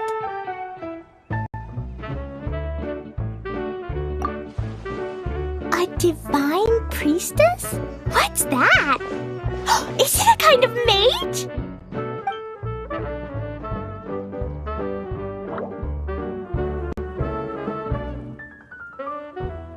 What are you doing here? Huh? We have new visitors? Greetings, everyone! This is the Valurium Mirage, and I'm the caretaker, Adia. I'm so sorry that you have to see this domain in its current state of disarray. We are actively working on repairs, and everything will be back to normal shortly. I hope. Greetings, everyone. I guess I should introduce myself too. It's alright. Just leave the introductions to me. I kinda wanted to say hello in my own way. This lady is a visitor to the domain, just like yourselves. Have any of you heard of the Onmyo Chamber? It's an elite training academy for gifted students. This lady famously led the Class D underdogs to victory against the class. Isn't that right, General? Huh? Wait, so the favorites were beaten by the classy... That doesn't sound like the divine priestess Miss Honorary Knight was talking about. Uh-oh. Did she just get caught lying in front of someone she was trying to impress? Or maybe she uses a different identity in her private life, and this is the first time her friends are learning about it. Seems kind of embarrassing, but also kind of cool. I guess having maybe I'd fit in better with everyone if I had... Some people call me a general, but it's just their way of showing respect. My actual name is Sangonomiya Kokomi. Huh? Oh no. Sorry, my mistake, General. I mean, Miss Sangonomiya? Call me whatever you like, Idia. The only important thing about names is knowing who's who. Oh, I get it now. It's like that story that Mom told me that time. Klee can explain. So basically, in the story, a big group of people go on an adventure to Bottleland. One of them's called the King, and some of them are called Knights. So, Miss Sangonomiya must be the super smart one who solves all the problems in the story. What's that one called again? Perhaps a sage? Indeed. Wisdom is an important attribute found in military, General. Okay, well, I'll just call you that. Miss General it is. Fine by me. Sounds really cute, coming from you. At least, cuter than my pen name, that's for sure. Well then, how should I address the rest of you?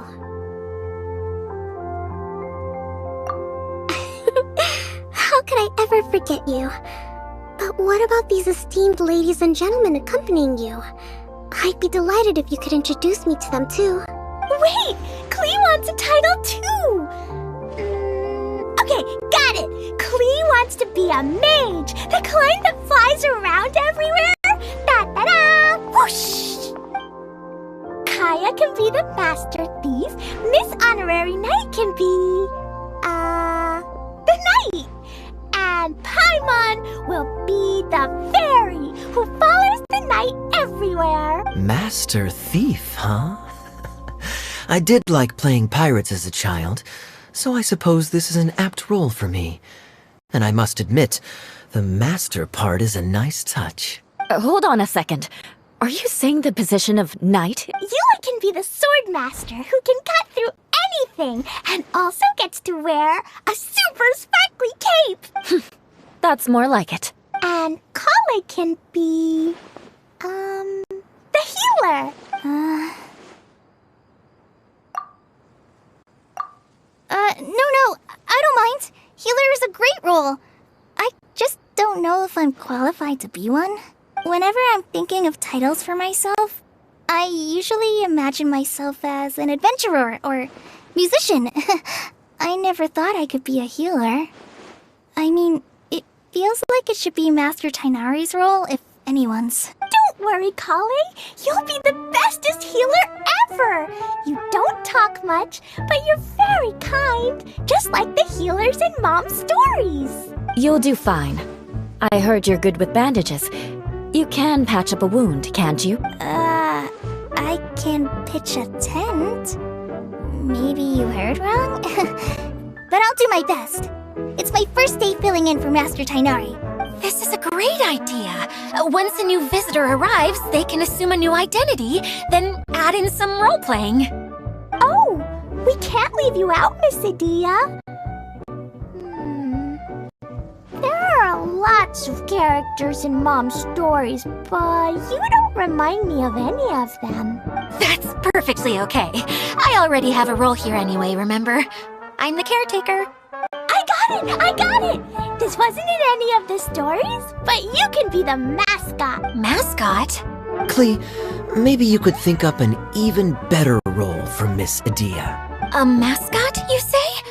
Isn't that a character that doesn't have to actually do anything and sits around letting everyone else do all the important work? Incredible. You've seen right through me. Sounds like the idea of being lazy is pretty exciting to... The mascot serves to maintain troop morale, Adia. Don't underestimate... Ah, alright. I'll be the mascot then. That's right. Thank you for bringing these new friends here safely. You can go off and play now. Thanks, Water Droplet. See ya!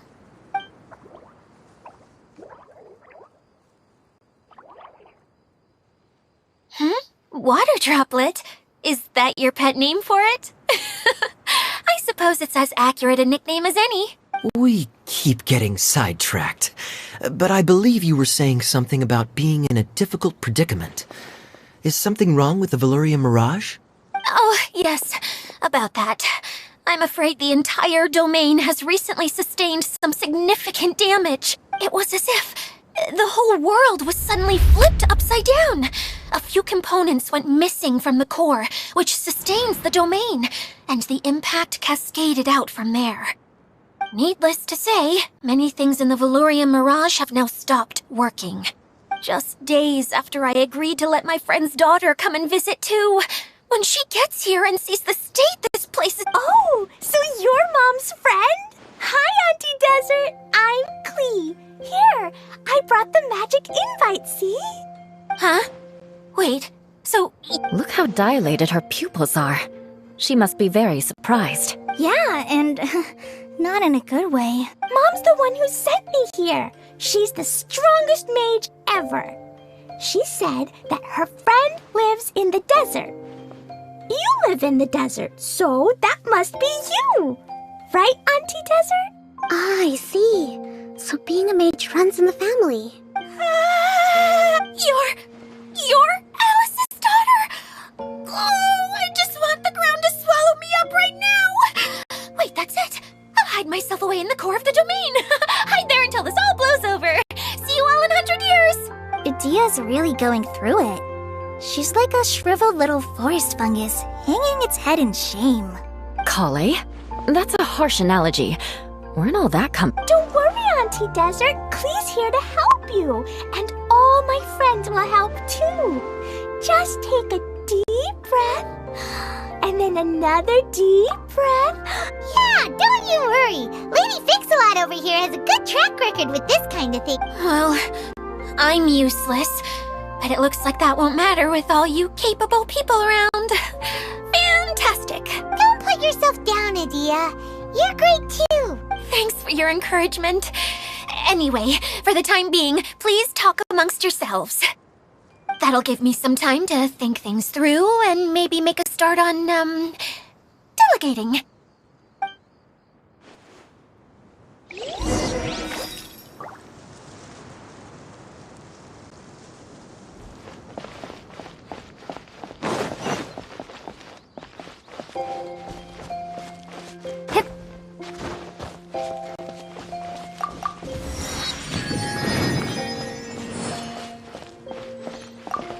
Feeling nervous, Childe?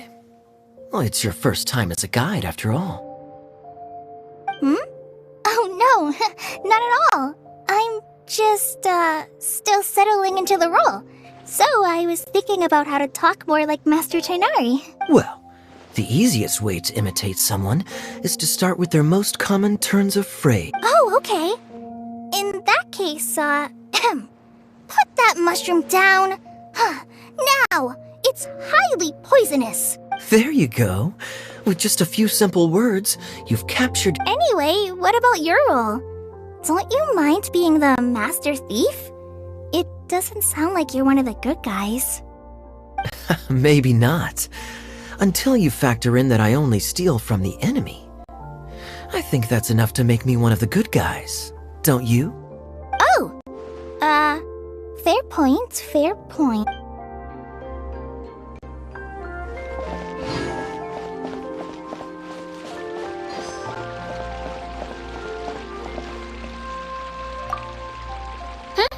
Who else has visited the Valoria Mirage recently?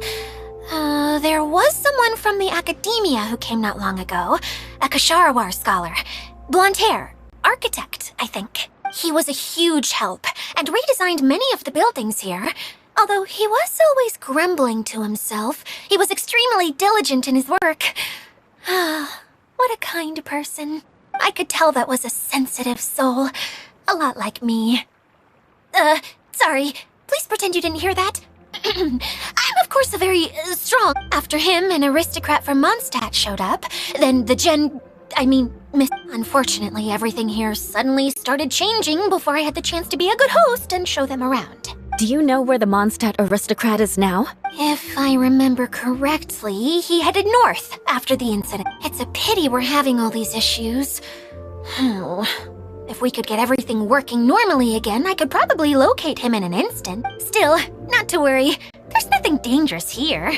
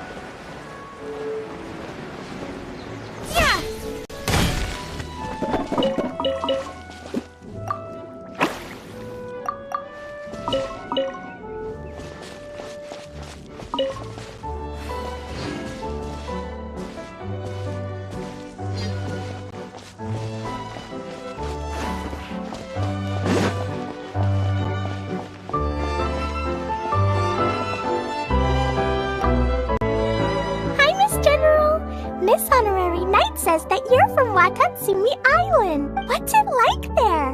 There must be loads of fish, right? Wait! You look kinda like a mermaid. Are there fish in your family?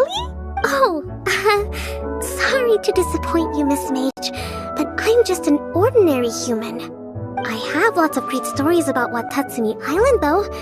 Come on, let's enjoy the scenery while I tell you all about it.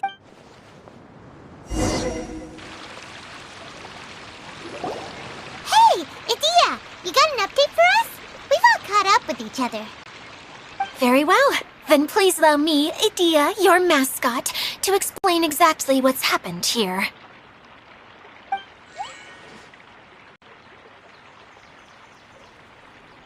Basically, this entire domain is powered by a device called the Central Hub, which you all saw earlier. But following a major incident, several key components from the Central Hub came loose and went flying. 4 components, I believe, which has caused the Central Hub to stop turning. Oh, so that thing's supposed to spin? Yes, it definitely shouldn't be frozen still like it is now. At least, that's not how it was when I first got here. Oh, I've done such a terrible job of taking care of it, it's so embarrassing. Hey, everything's gonna be okay. So, we need to fix the big wheel up there. And to do that, we need to find the missing parts. Right. I do know where one of the parts is. It landed not too far away. But the rest all landed in different areas. I'm afraid you'll have to go and look for those. Now, as the caretaker and your mascot, I shall announce your respective adventure duties. You can just be yourself if you want. No need to force the whole role-playing thing. Oh, I see.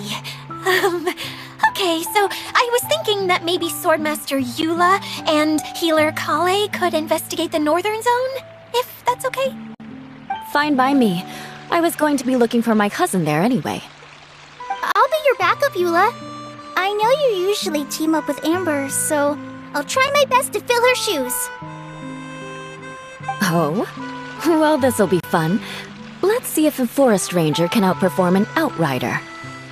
Master Thief Kaya and Mage Klee, if you could earmark some time in your busy schedules to search the West Zone.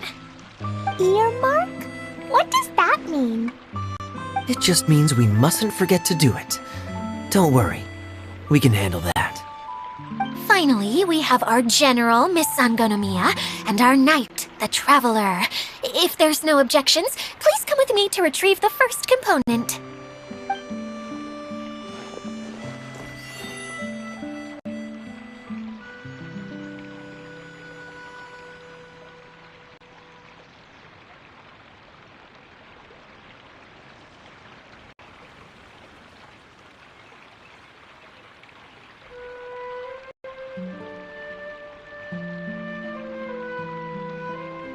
Alright, well, if anyone finds anything, come back here and we'll regroup. Please take care while you're out on the road and look after each other, especially our little mage here. You got it! I'll take extra special care of Kaya. I'll be on my best behavior. Okay, we'll leave it there for now. You two, please follow me. I remember seeing it just behind the Central Hub. So, how come you didn't bring it back when you first saw it? I'd have been more than happy to, if this one component was enough to fix the whole domain. But with 3 other components to find, oh, I suddenly felt overwhelmed by how much work needed doing. Paimon kinda gets that. Taking the first step is always the hardest part.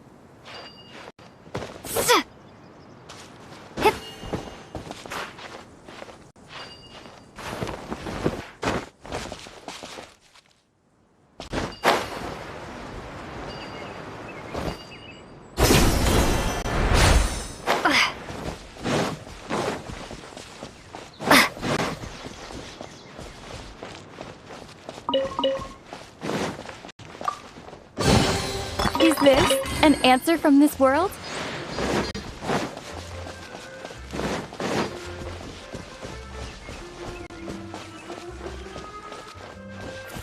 Right.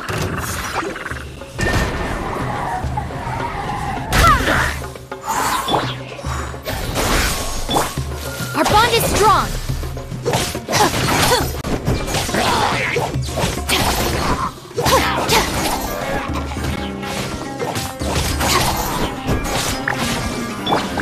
I'll protect us. No. Yeah.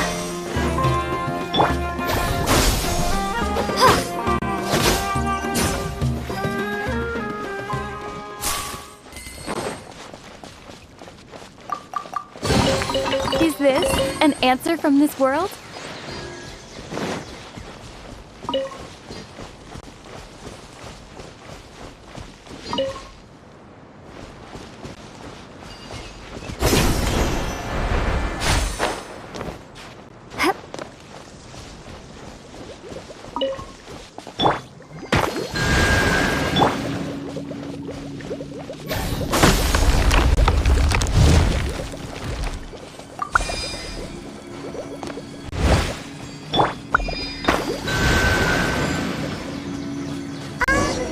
Hey, so Paimon's been meaning to ask, what brought you here, Kokomi?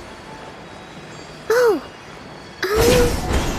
well, things have quieted down in Watatsumi Island for now. So I thought I'd take the chance to get out and see more of the world. You've traveled a pretty long way. Why Sumeru? I figured that I needed to venture further than usual to really broaden my horizons. main reasons anyway. I can explain in more detail another time.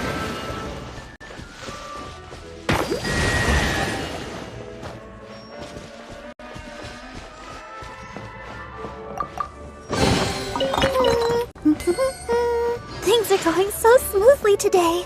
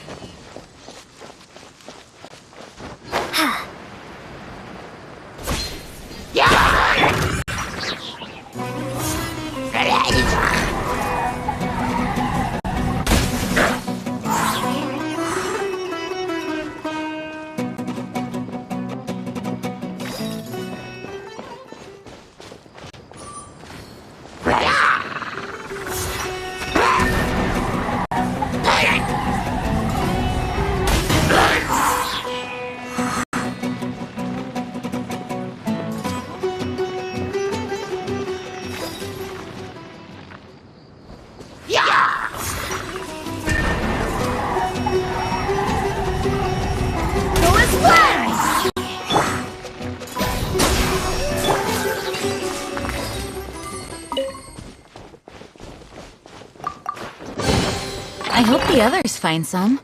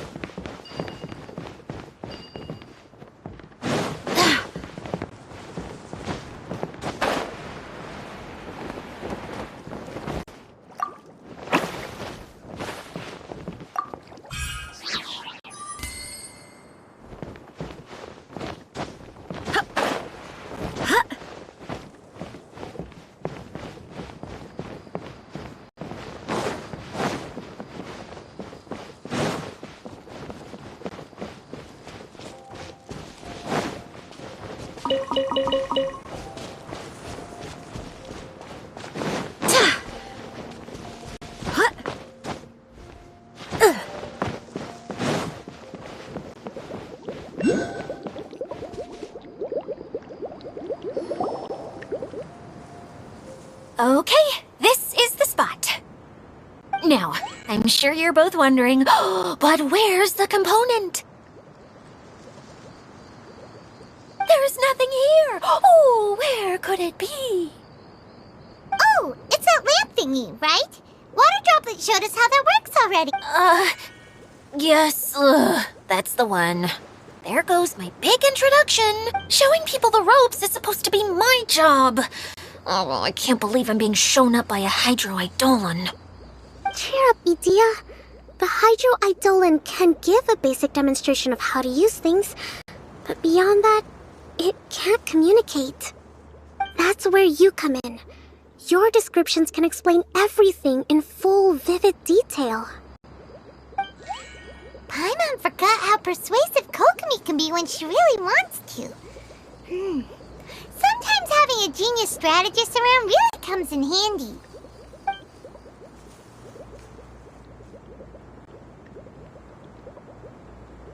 Oh, well, if you put it that way. Well then, just pretend like you've never seen it before, and I'll tell you all about it. This is called the streaming projector. Everything here in the Valurium Mirage was made using this device. All you need to do is place an item in the projector, and you can construct a corresponding item based on the shape of the original and your imagination. At least, I think that's what it used to do. With the domain in its current state, only its most basic functions are still operable. Okay, not quite that basic. At the moment, it's only able to show two-dimensional objects. I call them preprints.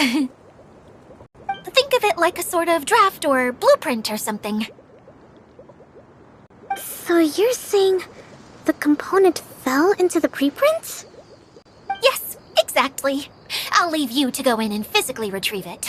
Well, I'll be out here rooting for you by doing a... Really? No, sorry. I feel like I have two left feet when I try to dance. I guess I'll just find a place nearby to sit and wait patiently. Hey, come on! Cheer up! We'll handle everything from here!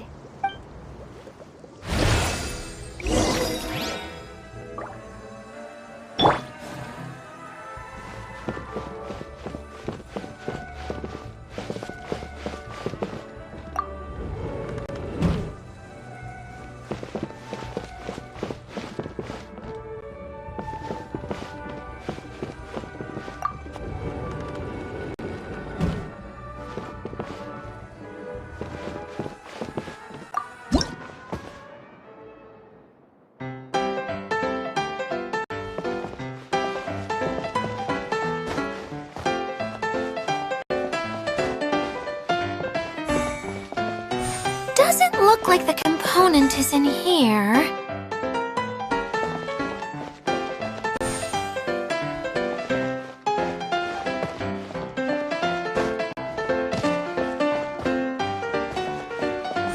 Yes, that's the one! Now you just need to bring it back out. What is this thing anyway? Some kind of gear?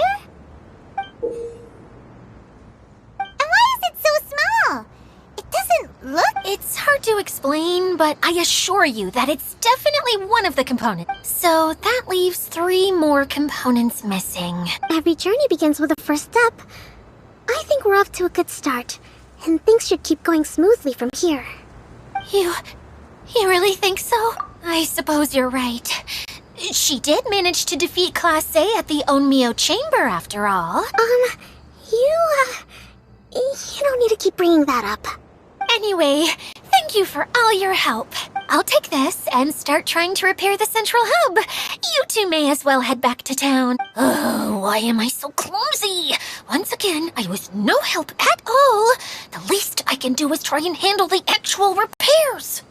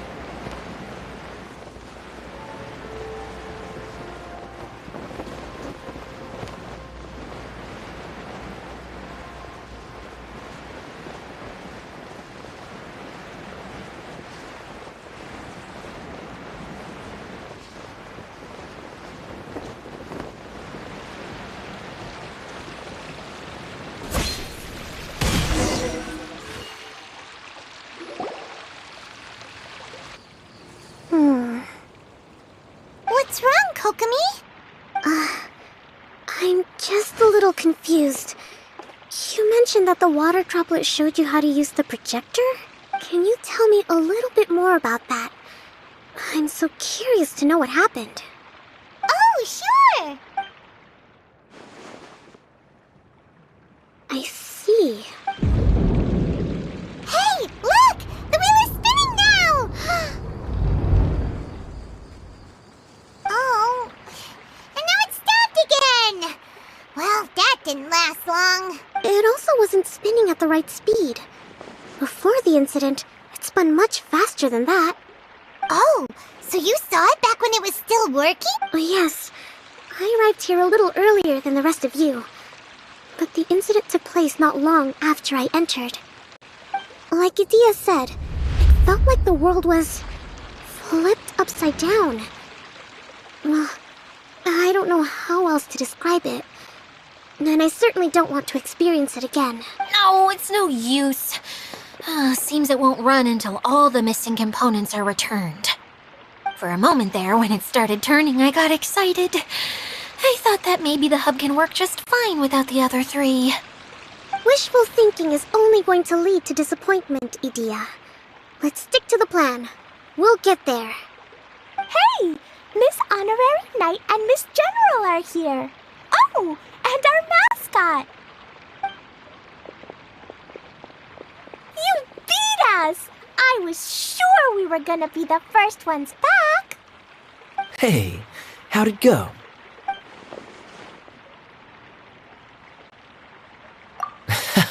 Impressive.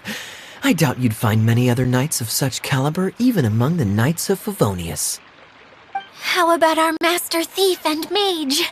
Did you find anything? You bet! We made a huge discovery! The place we were trying to get to was blocked off. We couldn't see anything past it, and there was no way around. But then, just now, a huge canyon appeared out of nowhere, so we hurried back here. It appeared just now? Come and see, Miss Honorary Knight. Let's go on a canyon adventure.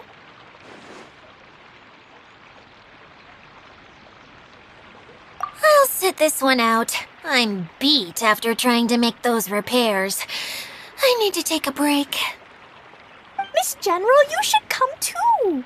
You can hide behind me and give me smart advice while I protect you. Wonderful. It would be an honor to serve as advisor for our young mage. Let's go!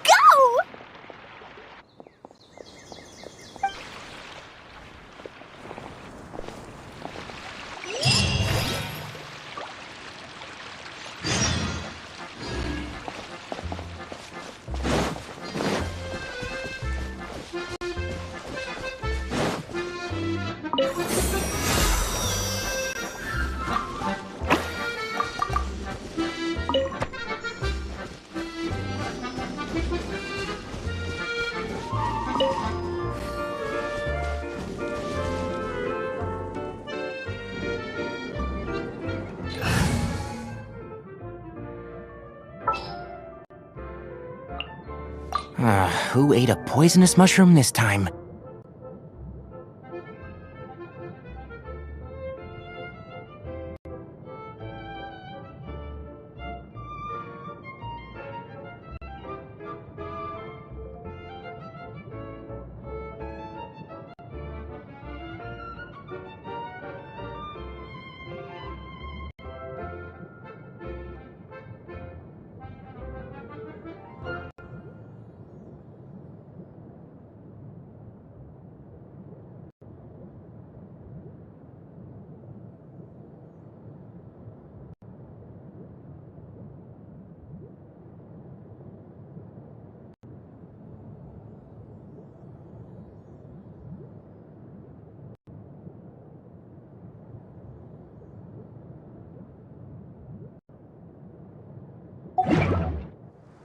La-da-da-da-da. Yeah. Rah. Yeah.